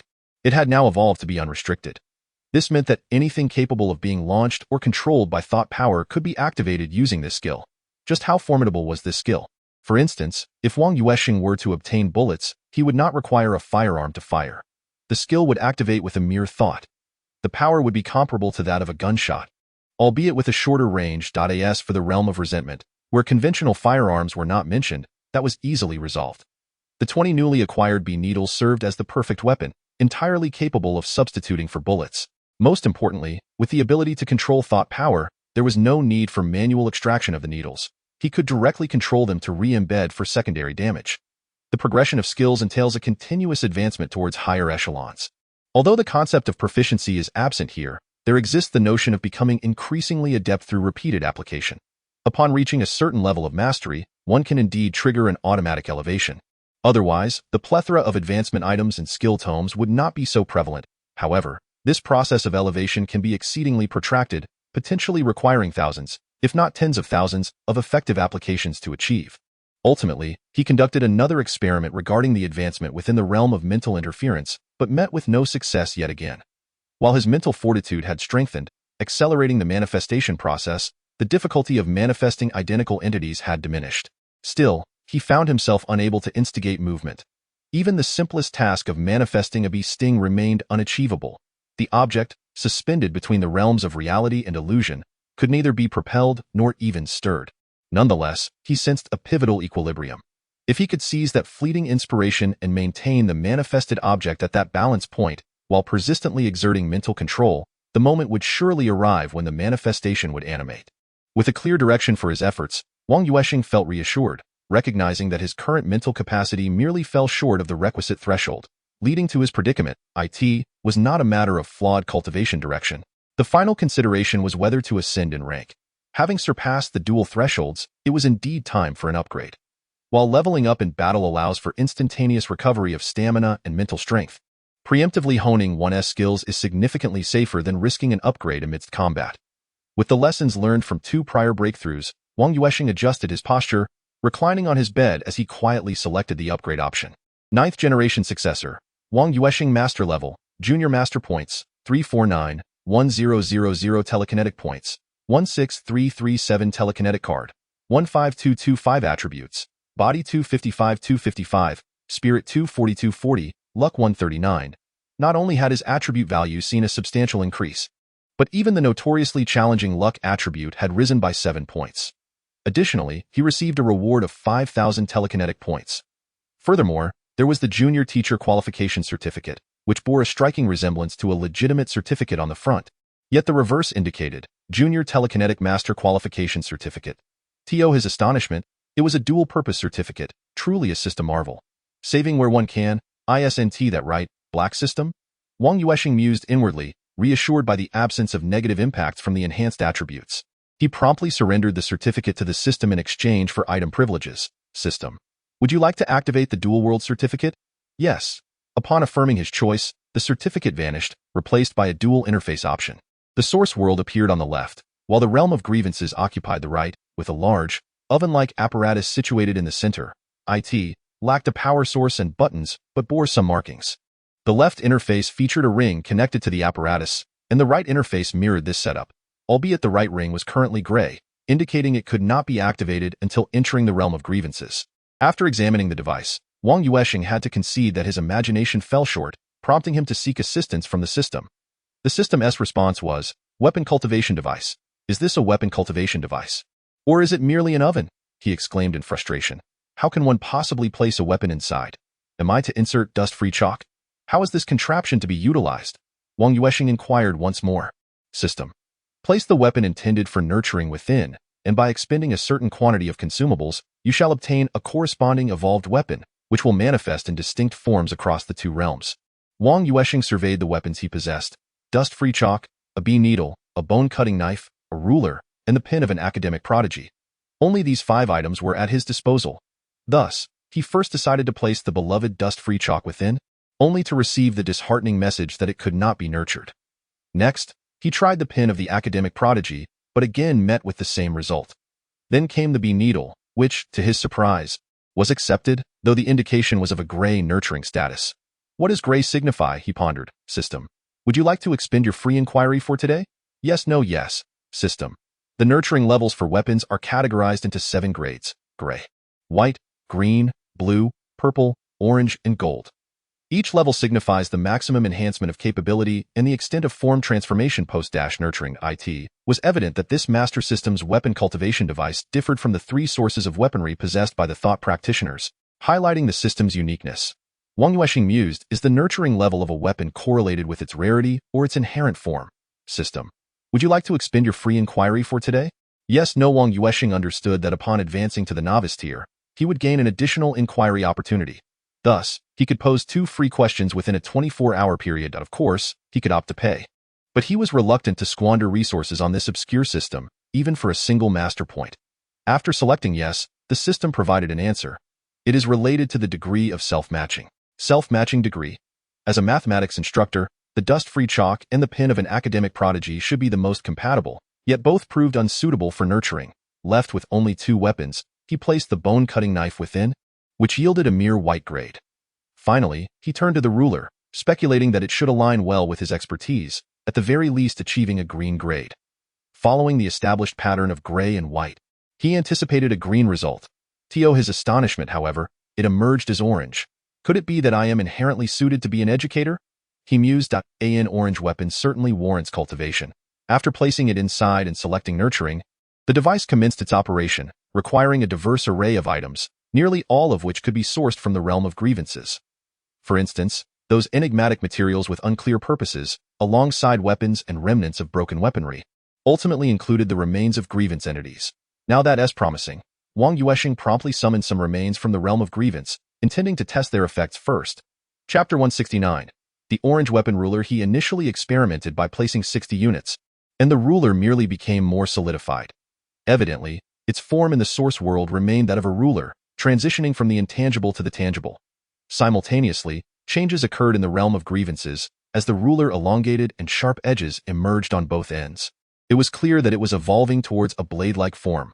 Wang Yuansheng once again invested the remaining 200 units into the endeavor, causing the source world to almost take on a tangible form. In contrast, the realm of grievances transformed into a sword blade devoid of a guard, featuring a handle reminiscent of a long dagger. He then glanced at the bone chopper. Clearly, this weapon was not suited for his use, and with a firm resolve, he cast it into the fray. Suddenly, a significant change occurred. The ruler of the source world elongated, sprouting a handle, and its weight underwent a noticeable transformation. The color shifted from a typical metallic alloy hue to a somewhat darkened meteorite shade. In the grievance realm, the transformation was even more pronounced, revealing a complete long blade, intricately engraved with complex runes. The handle was designed for a two-handed grip, and the blade itself was as tall as he was, exceeding a height of 1.80 meters. Including the handle, the overall length reached nearly 2 meters. Subsequently, 3 options appeared on the interface: dagger, sword, long blade. Wang Yuansheng nodded in satisfaction. The remaining items could no longer be invested. As they were all essentials, he had developed a discerning judgment regarding items that could not be nurtured, such as consumable items like the dustless chalk or arrows, which he presumed were indeed unsuitable for nurturing. The scholar's pin, being an auxiliary tool rather than a weapon in the strictest sense, was clearly impractical for combat against grievance entities. As for the individual who wielded a cigarette, but as a weapon, that was undoubtedly a unique trait of grievance entities. No ordinary practitioner would exhibit such eccentricity. His flying chalk head had already left the aloofness of the high and mighty in awe. If someone could truly fight with a cigarette, but it would likely leave many in disbelief. Finally, he possessed a weapon of decent caliber. Although it still required mental energy to replenish, it was far more convenient than the arduous task of seeking out someone to forge a weapon with a substantial amount of mental energy. Once everything was settled, Wang Yuansheng felt a wave of fatigue wash over him, and he drifted into slumber. The sound of an alarm clock roused him from his sleep, and thankfully, this time he was free of panda eyes. Feeling quite invigorated, he even speculated that after breaking through mental limits, his necessary sleep time had diminished. Whereas a normal person required 6 to 8 hours of sleep, he now found that just 1 to 2 hours sufficed for prolonged endurance. During this time, the aloof one would certainly not awaken. So he opted to return his room key and retrieve his new vehicle, having already communicated with old Hua. After assisting him for such an extended period yesterday, he assumed there would be no issues. To minimize any potential disturbances, Wang Yuansheng parked the car in a nearby lot, prioritizing safety and genuinely fearing disapproval from school officials. Even if it became known, parking here would be relatively discreet, whereas leaving it on campus might be perceived as ostentatious. Striding confidently into the 30th middle school, he attracted the attention of numerous students. At this point, not only the third-year students were aware, but also those in the second and first years knew of the new, striking male teacher who practiced Sanda, as evidenced by the video of the Sanda exhibition match at the 80th middle school, which was available on the educational network. As more students approached Wang Yuansheng, the system continually notified him of the accrual of esteemed teacher points. Though each was a modest sum, the total was formidable. Merely traversing the distance from the school gate to the teaching building and subsequently arriving at the third-year mathematics group, he had already accumulated 159 master points, with the reasons for the rewards being notifications of enhanced prestige. Chapter 170, Exchange and Learning. Observing his master points standing at 508 out of 1,000, he felt that it wouldn't be long before he would ascend to the next level once again. Following the upgrade, he had gained additional recognition and the means to develop weaponry. It seemed that the system had acknowledged his capability to venture independently into the realm of grievances. Xiao Wang. Starting today, you need not concern yourself with the evening supervision, as I will be occupied with exchange and learning in the afternoon, Zhao Chua stated with a hint of resignation. Wang Yuansheng could discern her disappointment, for he was indeed able to enhance his students' performance, being a practitioner of the craft. Group leader, I can return after the exchange and learning to teach the children, Wang Yuansheng replied earnestly. Zhao Chua was taken aback by his response.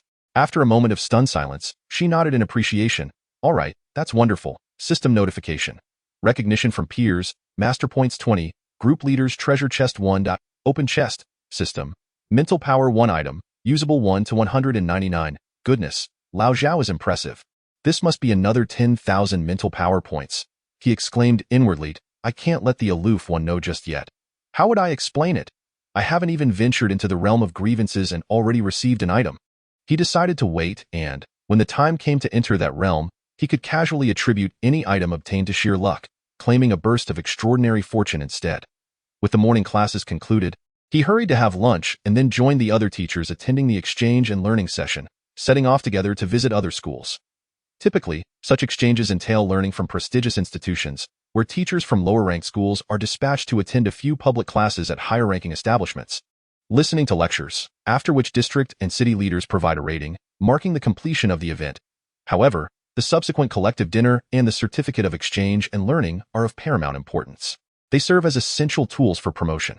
While not rigid criteria, possessing them certainly enhances one's chances of passing the review. Coincidentally, this time the exchange was taking place at the district's top-ranked institution, the 80th Middle School. It must be said that Wang Yuansheng had a significant connection with the 80th Middle School. He had interned there, lost a girlfriend there, and had also been granted the opportunity to perform on stage, reaping numerous benefits. Now, he was eagerly anticipating the rewards of this exchange. With unwavering confidence, he mused, aside from the presence of two individuals he wished to avoid, everything else seemed promising. The 80th Middle School had also unfurled banners to welcome district leaders and other teachers for observation and guidance. In truth, the focus was primarily on welcoming the leaders. As for the educators from lower-ranked schools, they were merely afforded polite hospitality, akin to a political obligation. Amidst the crowd, Wang Yuansheng stood out prominently. Many teachers from the 80th school recognized him, having interned there for over 3 months. However, the rumors regarding his departure had long been forgotten, and no one dared to whisper in Vice Principal Lan's ear, for that would be courting disaster. Lu Chang, naturally, was positioned towards the back of the welcoming crowd. Her recent days had been quite arduous. Although Principal Lan did not overtly express dissatisfaction towards her, many of the work arrangements seemed to be directed at her. Li Haoyu must certainly be speaking ill of her at home, perhaps even resorting to slanderous remarks, all in an effort to pressure his mother. Furthermore, Vice Principal Lan indeed harbors a strong dislike for teachers like Lu Chang, particularly those who have manipulated her son, while she shows no interest in questioning whether her own son is at fault. She is undoubtedly a double-standard individual. As for Wang Yuansheng's presence on the list for the exchange program, she paid it no mind. After all, he is merely a contract worker. Even if he were to enter the system at No. 30 Middle School, it would only be at a second-rate institution, hardly capable of making significant waves in this small domain of number 80 Middle School. She still has ample opportunity to make things difficult for this ungrateful newcomer, and she has already devised a plan to ensure that this newcomer faces adversity during the exchange program. Chapter 171. Lu Chang's class. The procedure typically involves district leaders delivering speeches in the grand auditorium, followed by the arrangement of exchange teachers to report to specific grades, observing how the host organizes the curriculum. For newcomers, the third year of middle school undoubtedly presents the greatest challenge, as the completion of new material leads directly into comprehensive revision. This is the phase that truly tests a teacher's abilities. Many schools opt to change core subject teachers in the third year to secure favorable results in the entrance examination. The material presented by experienced versus inexperienced teachers is worlds apart. While outsiders may not discern the differences, seasoned professionals can assess a teacher's proficiency after just one lesson, and listening to 3 consecutive classes provides a fairly accurate gauge of a teacher's capabilities. Those dispatched from the district are of the caliber of district research staff, and their professional expertise is beyond question, as they are the primary instructors during this 2-week learning period. The other participants merely listen to their lectures. While each exchange teacher is afforded the opportunity to conduct 3 to 5 open classes, both publicly and within their group. A standard open class involves teaching students, whereas a group open class entails an audience of peers and higher-ups. With the possibility of spontaneous questioning, certainly a more challenging scenario. The deputy principal overseeing academic affairs, Lan possesses the authority to assign any teacher at her discretion. Thus, she designated Lu Chang to host Wang Yuansheng and assigned him to conduct an open class with the weakest class. Although using the least capable class for an open class may tarnish the reputation of a key secondary school, it is Wang Yuansheng, as the primary instructor, who bears the brunt of the embarrassment. Lu Chang, facing Wang Yuansheng, finds herself in an exceedingly awkward position. This is where Lan's shrewdness shines. It is a classic case of killing 2 birds with 1 stone. She orchestrated this scenario deliberately. Intent on making you look foolish, Lu Chang escorted Wang Yuansheng to her class, the 9th grade class 1-6, as the principal. It is within her purview to arrange the curriculum as she sees fit. For Lu Chang, who is merely participating in the exchange program, the choice of class is of little consequence. Her class at number 30 is also a special one, with only a handful of students genuinely engaged in their studies, while the majority are merely coasting along. Wang Yuansheng smiled nonchalantly. By now, he harbored little feeling towards Lu Chang, viewing her primarily as a classmate. If one were to insist on a distinction, it could be said that they had once shared a brief romantic interlude, placing their relationship slightly above that of typical classmates. But that was all. The afternoon consisted of self-study. Given the exchange program, the regular classes would not resume, as most of the sessions were allocated for the exchange teachers to conduct their lectures. A couple of days ago, there was an arrangement for the teachers and the homeroom teacher to communicate, followed by the selection of 2 classes for a trial run. Next week, we shall commence with the unified open classes. And realistically, the 2 weeks of exchange learning will amount to just about 2 weeks of actual teaching time. If we happen to coincide with a holiday, it may be challenging to even complete 2 weeks of classes. Wow, that teacher is quite handsome. Indeed, I have encountered this teacher before. He was interning at our school last year. Just a few days ago, he participated in a performance match at the sports field, and I mistakenly thought he was a physical education teacher, only to discover that he teaches mathematics. Classes that struggle tend to share common characteristics. The students, aside from their studies, exhibit an abundance of spirit. It appears that the children are quite attentive, so there is no time like the present to take action. I hope my last class goes smoothly, Wang Yuansheng remarked with a smile to Lu Chang. Huh, we're starting class now? Don't you need to prepare? Lu Chang was still the homeroom teacher for this class, a position she obtained while she was on friendly terms with Li Haoyu. Therefore, there wouldn't be any immediate changes, but upon the graduation of this class, her probation period would also be nearing its end.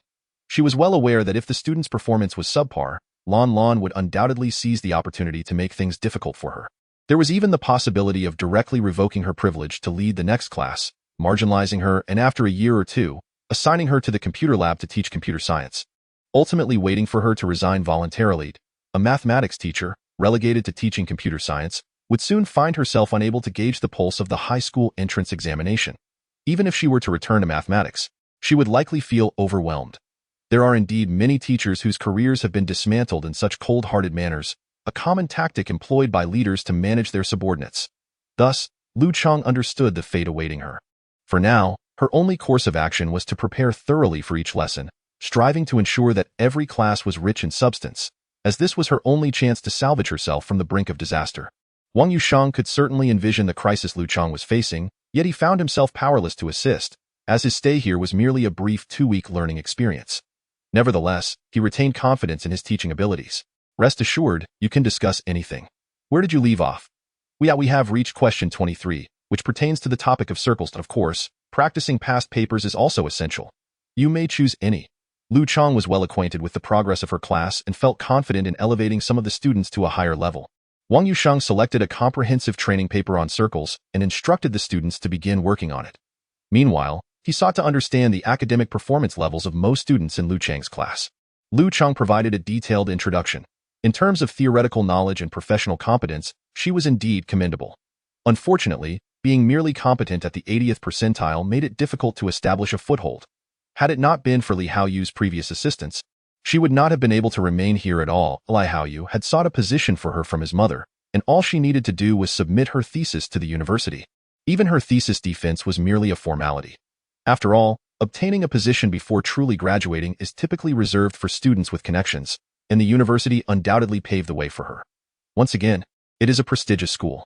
You mentioned that this class ranks at the bottom academically, yet among our cohort, it stands third, with an average score surpassing that of my own class.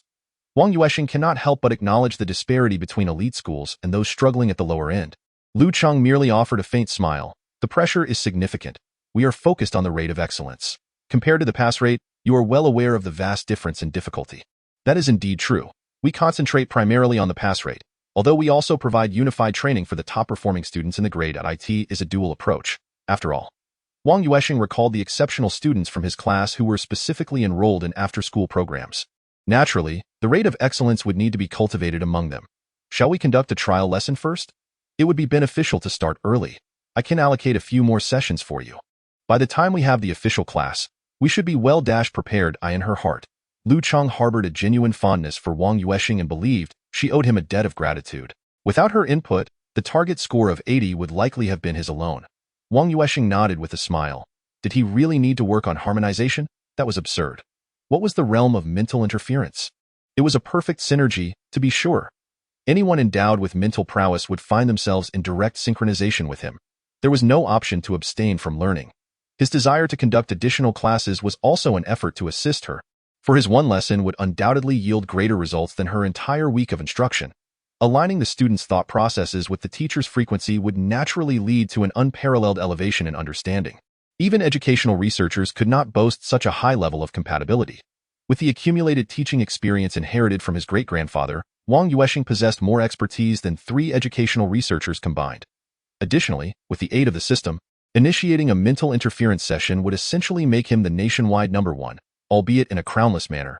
By the end of the lesson, not only had the students greatly benefited, but even Lu Chang, who was observing from the back, felt her comprehension of circular problem types had ascended to a new level. After all, the information received by both teacher and student was identical, but their levels of understanding resided on entirely different wavelengths.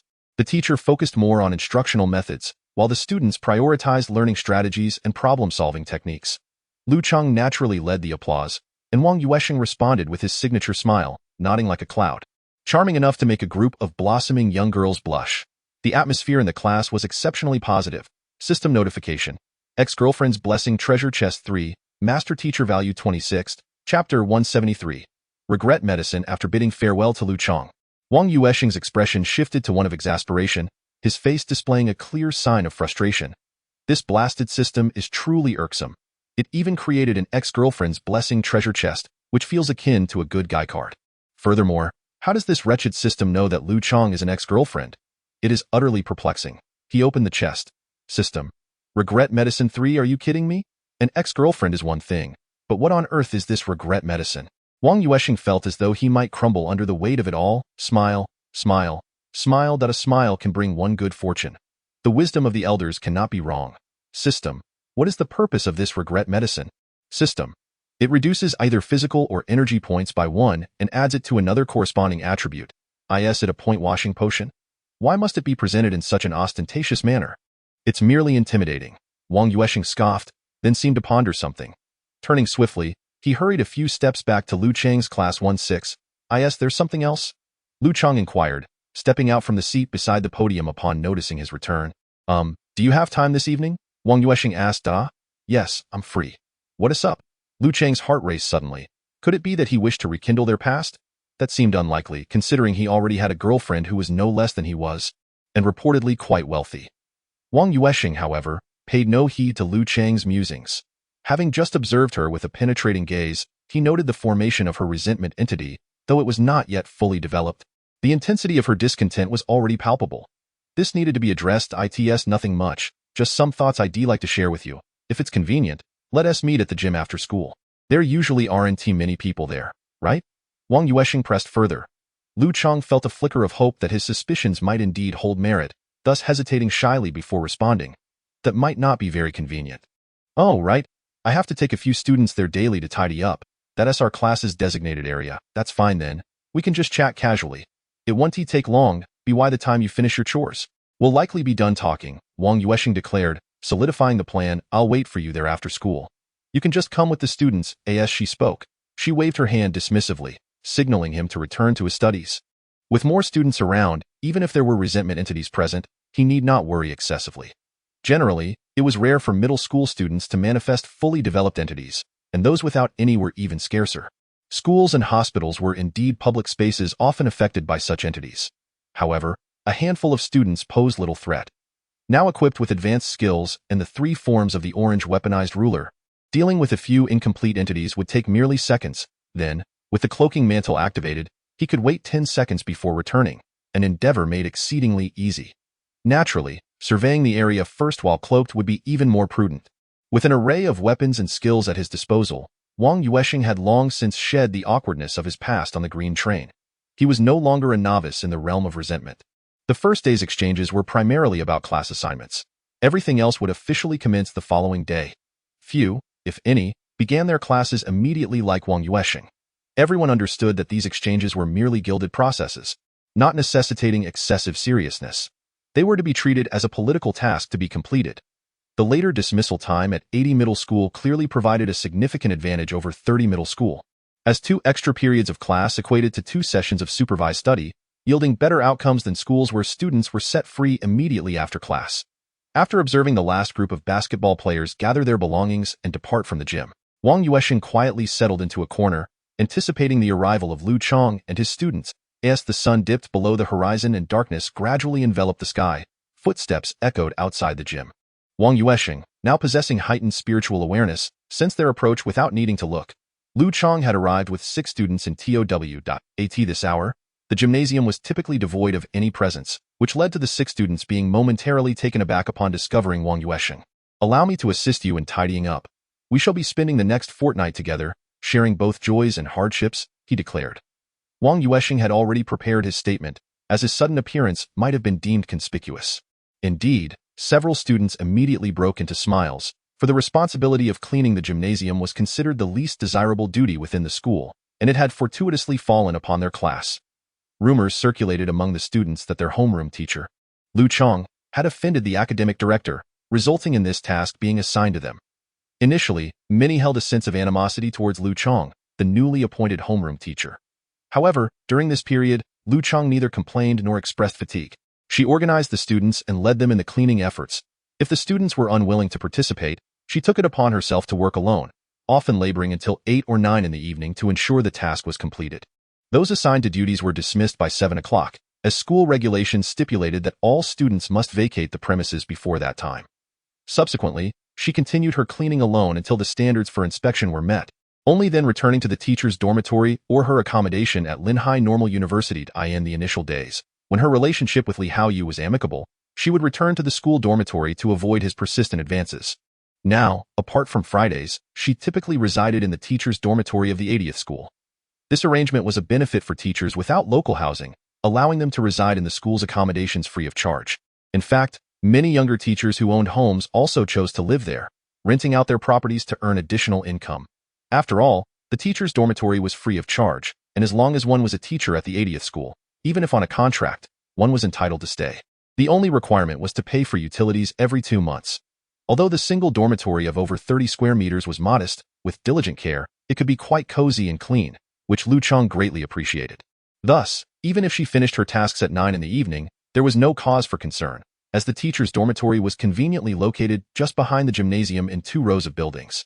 The classrooms and student dormitories were adjacent, given that large-scale institutions like the 80th school housed numerous boarding students. As for those residing in nearby school districts, they were, naturally, the affluent. The housing market in the 80th school district had reached a minimum of 25,000 per square meter, with some properties exceeding 40,000. Consequently, the students remaining for duties were also housed in the student dormitories, facilitating companionship on their way back. Recently, many students had taken to assisting Lu Chong in completing their tasks before returning home. After all, a young and attractive female teacher who rarely exhibited anger was bound to garner affection from many male classmates. Even if not romantically inclined, they could still lend a hand. Moreover, the cleaning responsibilities were inherently those of the duty students. No other homeroom teachers from different classes accompanied their students in such chores. Lu Chong was the sole exception. Over time, the students softened, for they were merely 14 or 15 years old, often devoid of guile and predominantly kind-hearted. With Wang Yuansheng's assistance, the 6 felt confident that they could finish their work before 7 o'clock. Lu Chong did not anticipate that he would be the one to offer help. Could it be that old feelings were rekindling? Wang Yuansheng paid no heed to the dazed Lu Chong, directly activating the system and entering the realm of grievances. Indeed, 7 vengeful spirits materialized before him. Without waiting for the ethereal entities to acknowledge his presence, he swiftly unleashed a barrage of attacks. This time, the precision of the strikes was akin to that of bullets, resolving the battle in less than 15 seconds with a rapid succession of pop, pop, pop. Wang Yuansheng swept across the battlefield without even discerning the details, and with a flick of his cloak, he vanished. After enduring for 10 seconds, he emerged from concealment. Meanwhile, only 5 seconds had elapsed in the source world. Lu Chong was still in a daze, and the entire confrontation was executed with such swiftness and decisiveness that it left no room for hesitation. This experience finally allowed him to taste the essence of a gallant hero. With the assistance of a male teacher like Wang Yuansheng, the duty of tidying up the vast gymnasium became remarkably effortless, completed in merely half an hour. After bidding farewell to 6 students who departed with smiles, Wang Yuansheng noticed that the furrow of melancholy in Lu Chang's brow had lessened considerably, replaced by a hint of her former vivacity. "What is it?" Lu Chang inquired, seeing that the students had walked some distance away. "I intend to give your class a few extra lessons, primarily focusing on the last 4 major questions. Over the past half-month, you should concentrate your coursework on the earlier question types." "Correct." Wang Yuansheng articulated this supplementary plan, acknowledging that while vanquishing the resentment entity was paramount, this additional strategy had been premeditated. Lu Chang felt a pang of self-delusion. With Wang Yuansheng's pride, how could he possibly change his mind? Thus, she smiled lightly. "Of course, that sounds excellent. Your teaching skills have truly improved at an astonishing rate since your internship." Upon mentioning the internship, she suddenly realized it was not a topic she should have broached, considering it was a source of pain for Wang Yuansheng. "I'm sorry, Lu Cheng hurriedly apologized. It's all in the past. There's no need to dwell on it. Everyone has their own path to tread. Had I remained at 80 back then, perhaps none of this would have transpired, Wang Yuansheng reflected, alluding to his recent eradication of Lu Cheng's resentment entity, suggesting that even prior encounters with aloof individuals might never have occurred. Thus, many of the genuine circumstances unfolding around us are indeed the living embodiment of the adage, a blessing in disguise. Thank you for forgiving my selfishness. Lu Cheng's eyes brimmed with tears. She felt incredibly constrained, particularly in recent times, as Li Haoyu had cast her aside for another, and Vice Principal Lan Lan had been persistently troublesome while simultaneously distancing herself from Lu Cheng. Almost no one in the entire school was close to her anymore. Only those naive students would occasionally engage her in conversation, yet the relationship between students and teachers is inherently complex, both adversarial and unified, a truth that cannot be denied. System notification. Ex-girlfriend's apology treasure chest 3. Esteemed teacher value 35, one good person card. If Lu Cheng were present, Wang Yuansheng would undoubtedly have unleashed a tirade against the system for 10 minutes. He accepted the ex-girlfriend series, as it was merely a means to acquire items. But what on earth was a good person card? It was nothing short of an insult. Open the chest. Wang Yuansheng shouted furiously at the system. Of course, this outburst was within the system, not in reality. Otherwise, Lu Cheng would certainly think her ex-boyfriend had lost his mind, potentially attributing it to her influence, as the recently vanquished resentment entity might have been exacerbated by guilt. After all, adult resentment entities can grow alarmingly easily. Upon opening 3 treasure chests, one yielded an enhanced version of a regret potion, directly affecting the values by 5.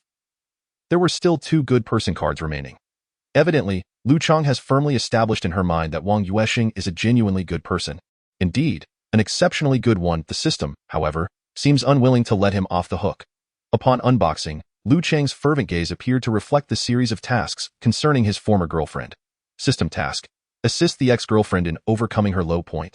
Task description. Lu Cheng's current state is quite dire, both physically and psychologically. Aid her in returning to her innocent self. Task rewards. Upon physical recovery, 40 mastery points and 1 simulated being. Upon psychological recovery, 100 mastery points and 100 benevolence points, which can be converted into 10,000 units of resentment remains, or used to synthesize a soul of thought. The task is commendable, and the rewards are splendid. Yet what on earth do they mean by physical and psychological recovery? Must he sacrifice himself for this endeavor? Who will be responsible for mending that wounded body and spirit? This system is utterly nefarious. Henceforth, do not refer to it as a master cultivation system. It should be called the dark system instead. Wang Yuansheng continued to grumble, yet the conversation with Lu Cheng could not be interrupted. He pondered whether, if this system were to persist indefinitely, he might not cultivate a master but instead cultivate a split personality. Chapter 176 is nearing completion. I see you do not look well. How about I accompany you to the hospital for a checkup? If you continue to push yourself, I fear Lan Lan might just kick you out of the game. Wang Yuansheng decided to cut to the chase. It was prudent to complete the task at hand, and he had no desire to dwell on whether the ex-girlfriend task had any subsequent developments. One thing was certain, this malevolent system would not allow him any respite. It seems you have realized it too, but what of going to the hospital? Even if hospitalized for examinations, wouldn't that still lead to being kicked out? Lu Cheng was well aware of her own physical condition. Her gastric issues had escalated significantly in her youth. She could scarcely afford proper food, and sometimes even hot meals were a luxury, leading to this affliction. As she grew older, it compounded with her menstrual cycle, resulting in excruciating pain each month. When Wang Yuansheng was by her side, he would always prepare warm water for her and provide a hot water bottle to soothe her abdomen. Yet, Li Haoyu only sought to push her away. An utter contrast to Wang Yuansheng. But she had resolutely ended their relationship, and that too in front of so many people. And now, isolated and bullied, it was this man who stepped forward to care for her and offer assistance. Overwhelmed with emotion, she threw herself into Wang Yuansheng's embrace and wept. He did not shy away. Even setting aside the identity of her ex-boyfriend, Lu Cheng was deserving of help, and he prided himself on being a good person, a true bearer of positive energy, equipped with 3 good person cards. Will we ever meet again? I have prayed before the Buddha for thousands of years. Suddenly, the phone rang, and upon checking, Wang Yuansheng saw it was a number from the dealership. Hello. Yes, it's me. The car is parked near the 30th middle school. Is it ready now? All right, I will head to your store shortly. You won't be closing soon, will you? Oh, my sincerest apologies, and thank you. I will be there right away. Upon hanging up the phone, Wang Yuansheng gently patted the still sobbing Lu Cheng and said, It's perfect timing. Let's head out today to get the car's license plate and then take you to the hospital. You really can't continue like this. This time, Lu Chang did not refuse, and thus, she and Wang Yuansheng took a taxi back to the parking lot of the 30th Middle School. Upon seeing the blue Ford Mustang, she could hardly believe that it belonged to Wang Yuansheng. He had always been the thrifty and industrious type, a diligent student who worked hard for his education. When had he become capable of affording such a luxury sports car? Li Haoyu's vehicle was merely a Toyota Camry, a significant disparity in class. T wasn't that he couldn't afford a better car. Rather, Lan wouldn't allow him to spread such rumors to avoid bringing trouble upon himself. Even Vice Principal Lan drove a modest Audi A6. The manager of the 4S dealership was personally waiting for Wang Yuansheng, but upon seeing that yet another youthful beauty had arrived, he naturally refrained from mentioning the name of the elegantly dressed woman. Wang Yuansheng handed over the car to the workers to take it to the maintenance bay while he engaged in conversation with Lu Chang in the lobby. Meanwhile, the manager and several staff members were quietly discussing amongst themselves, remarking how good looks have become quite advantageous in this era of appearances. Suddenly, the lobby doors swung open, and the manager, recalling something, looked gloomily towards the poised woman entering. She had previously called this lady, as although the paperwork for the car was under Wang Yuansheng's name, the true owner behind the scenes was this very woman. To his surprise, she directly handed Wang Yuansheng's phone over, stating that the car was in his possession and that he should be contacted directly. He hadn't anticipated her personal arrival. Was she here to catch him in the act? He felt as though he would be resented for this oversight. Indeed, Wang Yuansheng and Lu Chang both looked up, their gazes colliding mid-air with the poised lady. The female manager instantly felt a sense of dread. After all, this car was still within the return period. In order to boost competitiveness, the dealership had boldly proclaimed a 7-day no-questions-asked return policy. Although returns not related to the vehicle's condition would incur some deductions, a car that had already gone through the paperwork would be considered second-hand, and deductions would mean a financial loss. How could she have made such a rudimentary error? Wait, that didn't seem fair. It wasn't entirely her fault. Who could have imagined the pretty boy would take on a mistress? What a predicament. Fortunately, the atmosphere in the lobby was not filled with tension, and none of the three made any aggressive moves. What brings you here? Wang Yuansheng nonchalantly approached her and inquired. The poised lady glanced at Lu Chang before replying, I have something to discuss with you later. I received a call from the 4S dealership saying the license plate is ready, so I figured you would come. She made no mention of Lu Chang, and she was well aware that a relationship between Wang Yuansheng and Lu Chang was utterly implausible. As for their simultaneous presence here, she would await his explanation. As expected, Wang Yuansheng's explanation soon followed. I've been transferred to the 80th Middle School for my studies, and Vice Principal Lan happened to place me in Lu Chang's class. She's having a difficult time there, and I believe she needs some support, both physically and emotionally. At this moment, the female store manager abruptly stumbled at the approaching footsteps. This handsome gentleman is remarkably assertive, speaking so directly. Both his physical and mental states require careful consideration. You truly are my idol. Is it really acceptable to play it so smoothly? Might this aloof, wealthy woman take offense? Initially, she intended to mediate, but it now appears utterly futile. The enmity in the other party's words is unequivocally palpable. No matter how formidable she is, she cannot salvage the situation. Oh? How do you plan to attend to her mental and physical well-being? The aloof woman inquired with a hint of intrigue. She felt that Wang Yuansheng must not have taken anything amiss, nor was it a lingering effect from the previous night. However, given his phrasing, there must be a reason behind it. Considering his ability to twist kind words into something malicious, it would be prudent to clarify further. Although the store manager had twisted her ankle, she felt no pain. Rather, she could only perceive the formidable presence of these two individuals. The man was one thing, but the woman exuded an equally impressive strength. It was imperative to extract a definitive answer. Indeed, Wang Yuansheng responded earnestly. After obtaining the license plate, he would take her to the hospital for a checkup. Her previous gastric issues had been quite severe, and her dysmenorrhea had yet to improve. As for the psychological aspect, he had not yet devised a plan. Remarkable, utterly remarkable, incredibly formidable. The store manager felt as though her 30s had been in vain, and the dramas and novels depicting clever confrontations with mistresses seemed utterly trivial in comparison. This gentleman's dialogue was, quite frankly, more theatrical than any script. The father of enmity. Undoubtedly the father of enmity. The aloof woman furrowed her brow and remarked, another feeling. She refrained from mentioning the special condition that might erupt, considering there stood a dazed store manager, along with a server holding a disposable cup, both frozen like statues. Well, I have some good news for you. Once I manage to calm her down, I will attend to you, Wang Yuansheng mused, then realizing his wording was somewhat inappropriate, he amended, not to calm you, but to alter your attributes. The sweat of the three, comprising the store manager, the server behind her, and the aloof woman, instantly began to bead. That moment, a worker responsible for the license plates pushed the door open and announced, "Is the owner of vehicle Dong B68L81 present? The plate is ready." "Yes, that's me. Thank you for your trouble," Wang Yuansheng gestured to the worker, who was presumably off duty yet still providing service. "All right, let's go." "Will you be riding in my car or his?"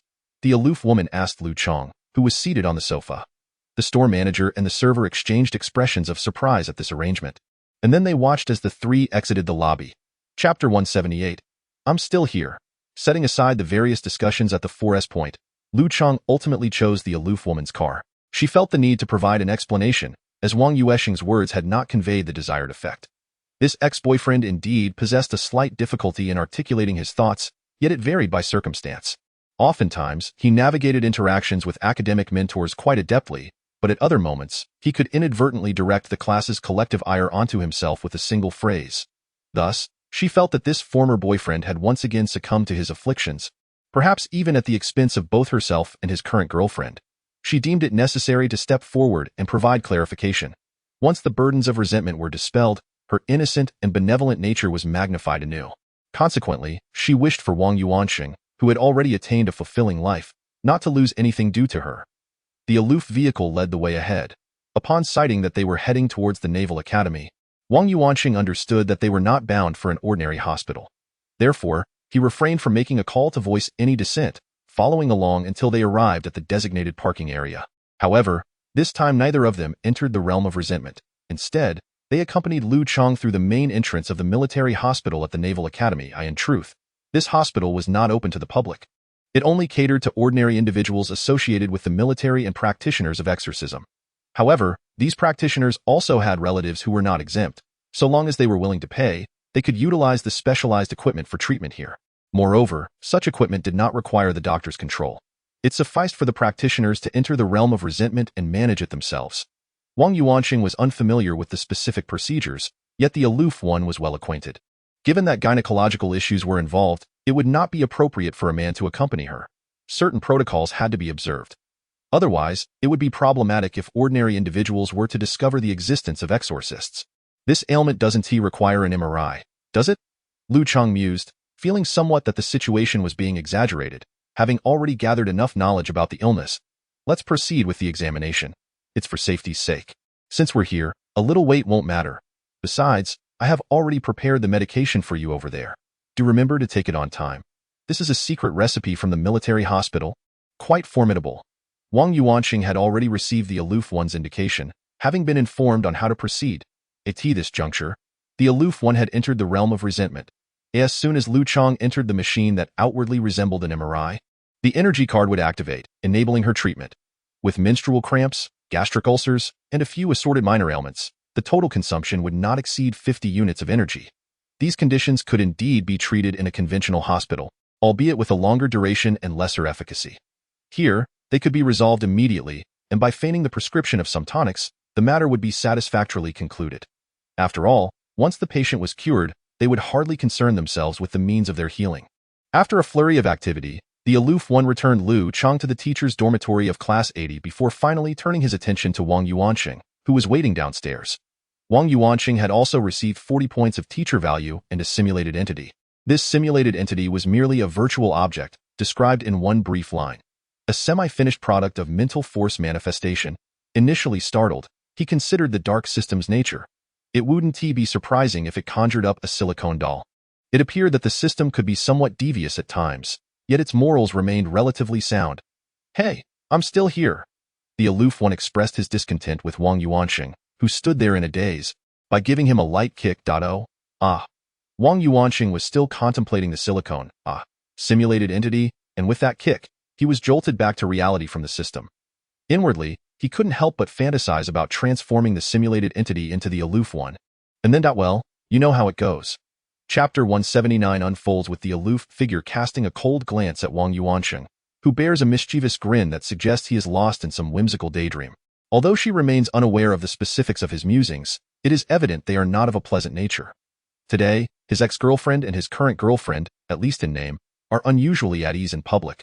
And to add to the melodrama, one has taken the other for a medical consultation, thus providing ample fodder for his imaginative speculation. Yet, she must remind him that she is not to be trifled with.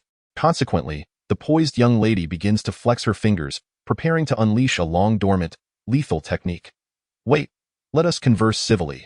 A gentleman speaks rather than resorts to violence, he protests. Wang Yuansheng senses that the strikes from the aloof one no longer carry the same sting, even taking on a somewhat therapeutic quality. He knows she would not unleash her full strength, yet a lesson is undoubtedly in order, and his perceived lack of pain might very well be attributed to his stamina exceeding 199. Enough of this. I have something of value for you, he declares, executing a swift sidestep to evade her grasp. Have your footwork drills improved? You managed to evade my hold, she remarks, her tone laced with disdain. What do you have? Could you be more mindful of your expressions when you speak? She retorts, approaching her vehicle. My expressions? What's wrong with my face? He touches his visage, confident it remains handsome enough. Is there an issue with my expression? He muses, adopting a rather dubious look akin to that of a shady uncle offering candy to a little girl. With a dismissive huff, she extends her hand. Despite her words, she is not above accepting gifts. Wang Yuansheng internally laments his predicament. Having a troublesome system was one thing, but now he contends with a girlfriend who seems hell-bent on creating strife. Let us discuss this later. It's not the treasures here, but rather those over there, he offers, exchanging a knowing glance with her, only to realize that something is indeed amiss. This time, the aloof one is too indifferent to engage further, simply opening her car door and slipping inside without a word, speeding away in a blur. Wang Yuansheng watches the Audi vanish into the distance before reluctantly pulling open the door to his own vehicle, setting course for the seaside villa area. Have they truly created a rift between themselves? Am I inherently a bad woman? Lu Chang stands behind the window, observing the scene where the aloof one first delivers a beating to Wang Yuansheng and then drives off alone. Feeling as though she has inadvertently disrupted the lives of this exemplary ex-boyfriend and current girlfriend, I in the training room of the seaside villa area. Where did you acquire these items? Did you pilfer them from the base? The aloof one stares in bewilderment at the Ferrero Rocher, infused with a 1 to mental strength, and the concoction dubbed regret medicine, alongside an enhanced version of it, which Wang Yuansheng has produced. See, I told you I wasn't lying. Trust your instincts. I assisted Lu Chang, then vanquished her negative manifestation and 6 students' manifestations at the 80 gym. These are the spoils of that endeavor, he articulates, presenting his premeditated explanation, unfazed by whether she believes him or not, for the proof is laid bare before them. You must believe, regardless of your doubts. As for the notion of a score-grabbing base, he is well aware that such talk is merely jest. With his slight physique, while it is conceivable that he could be overpowered, the idea of seizing a base is laughable. He might as well wash up and sleep.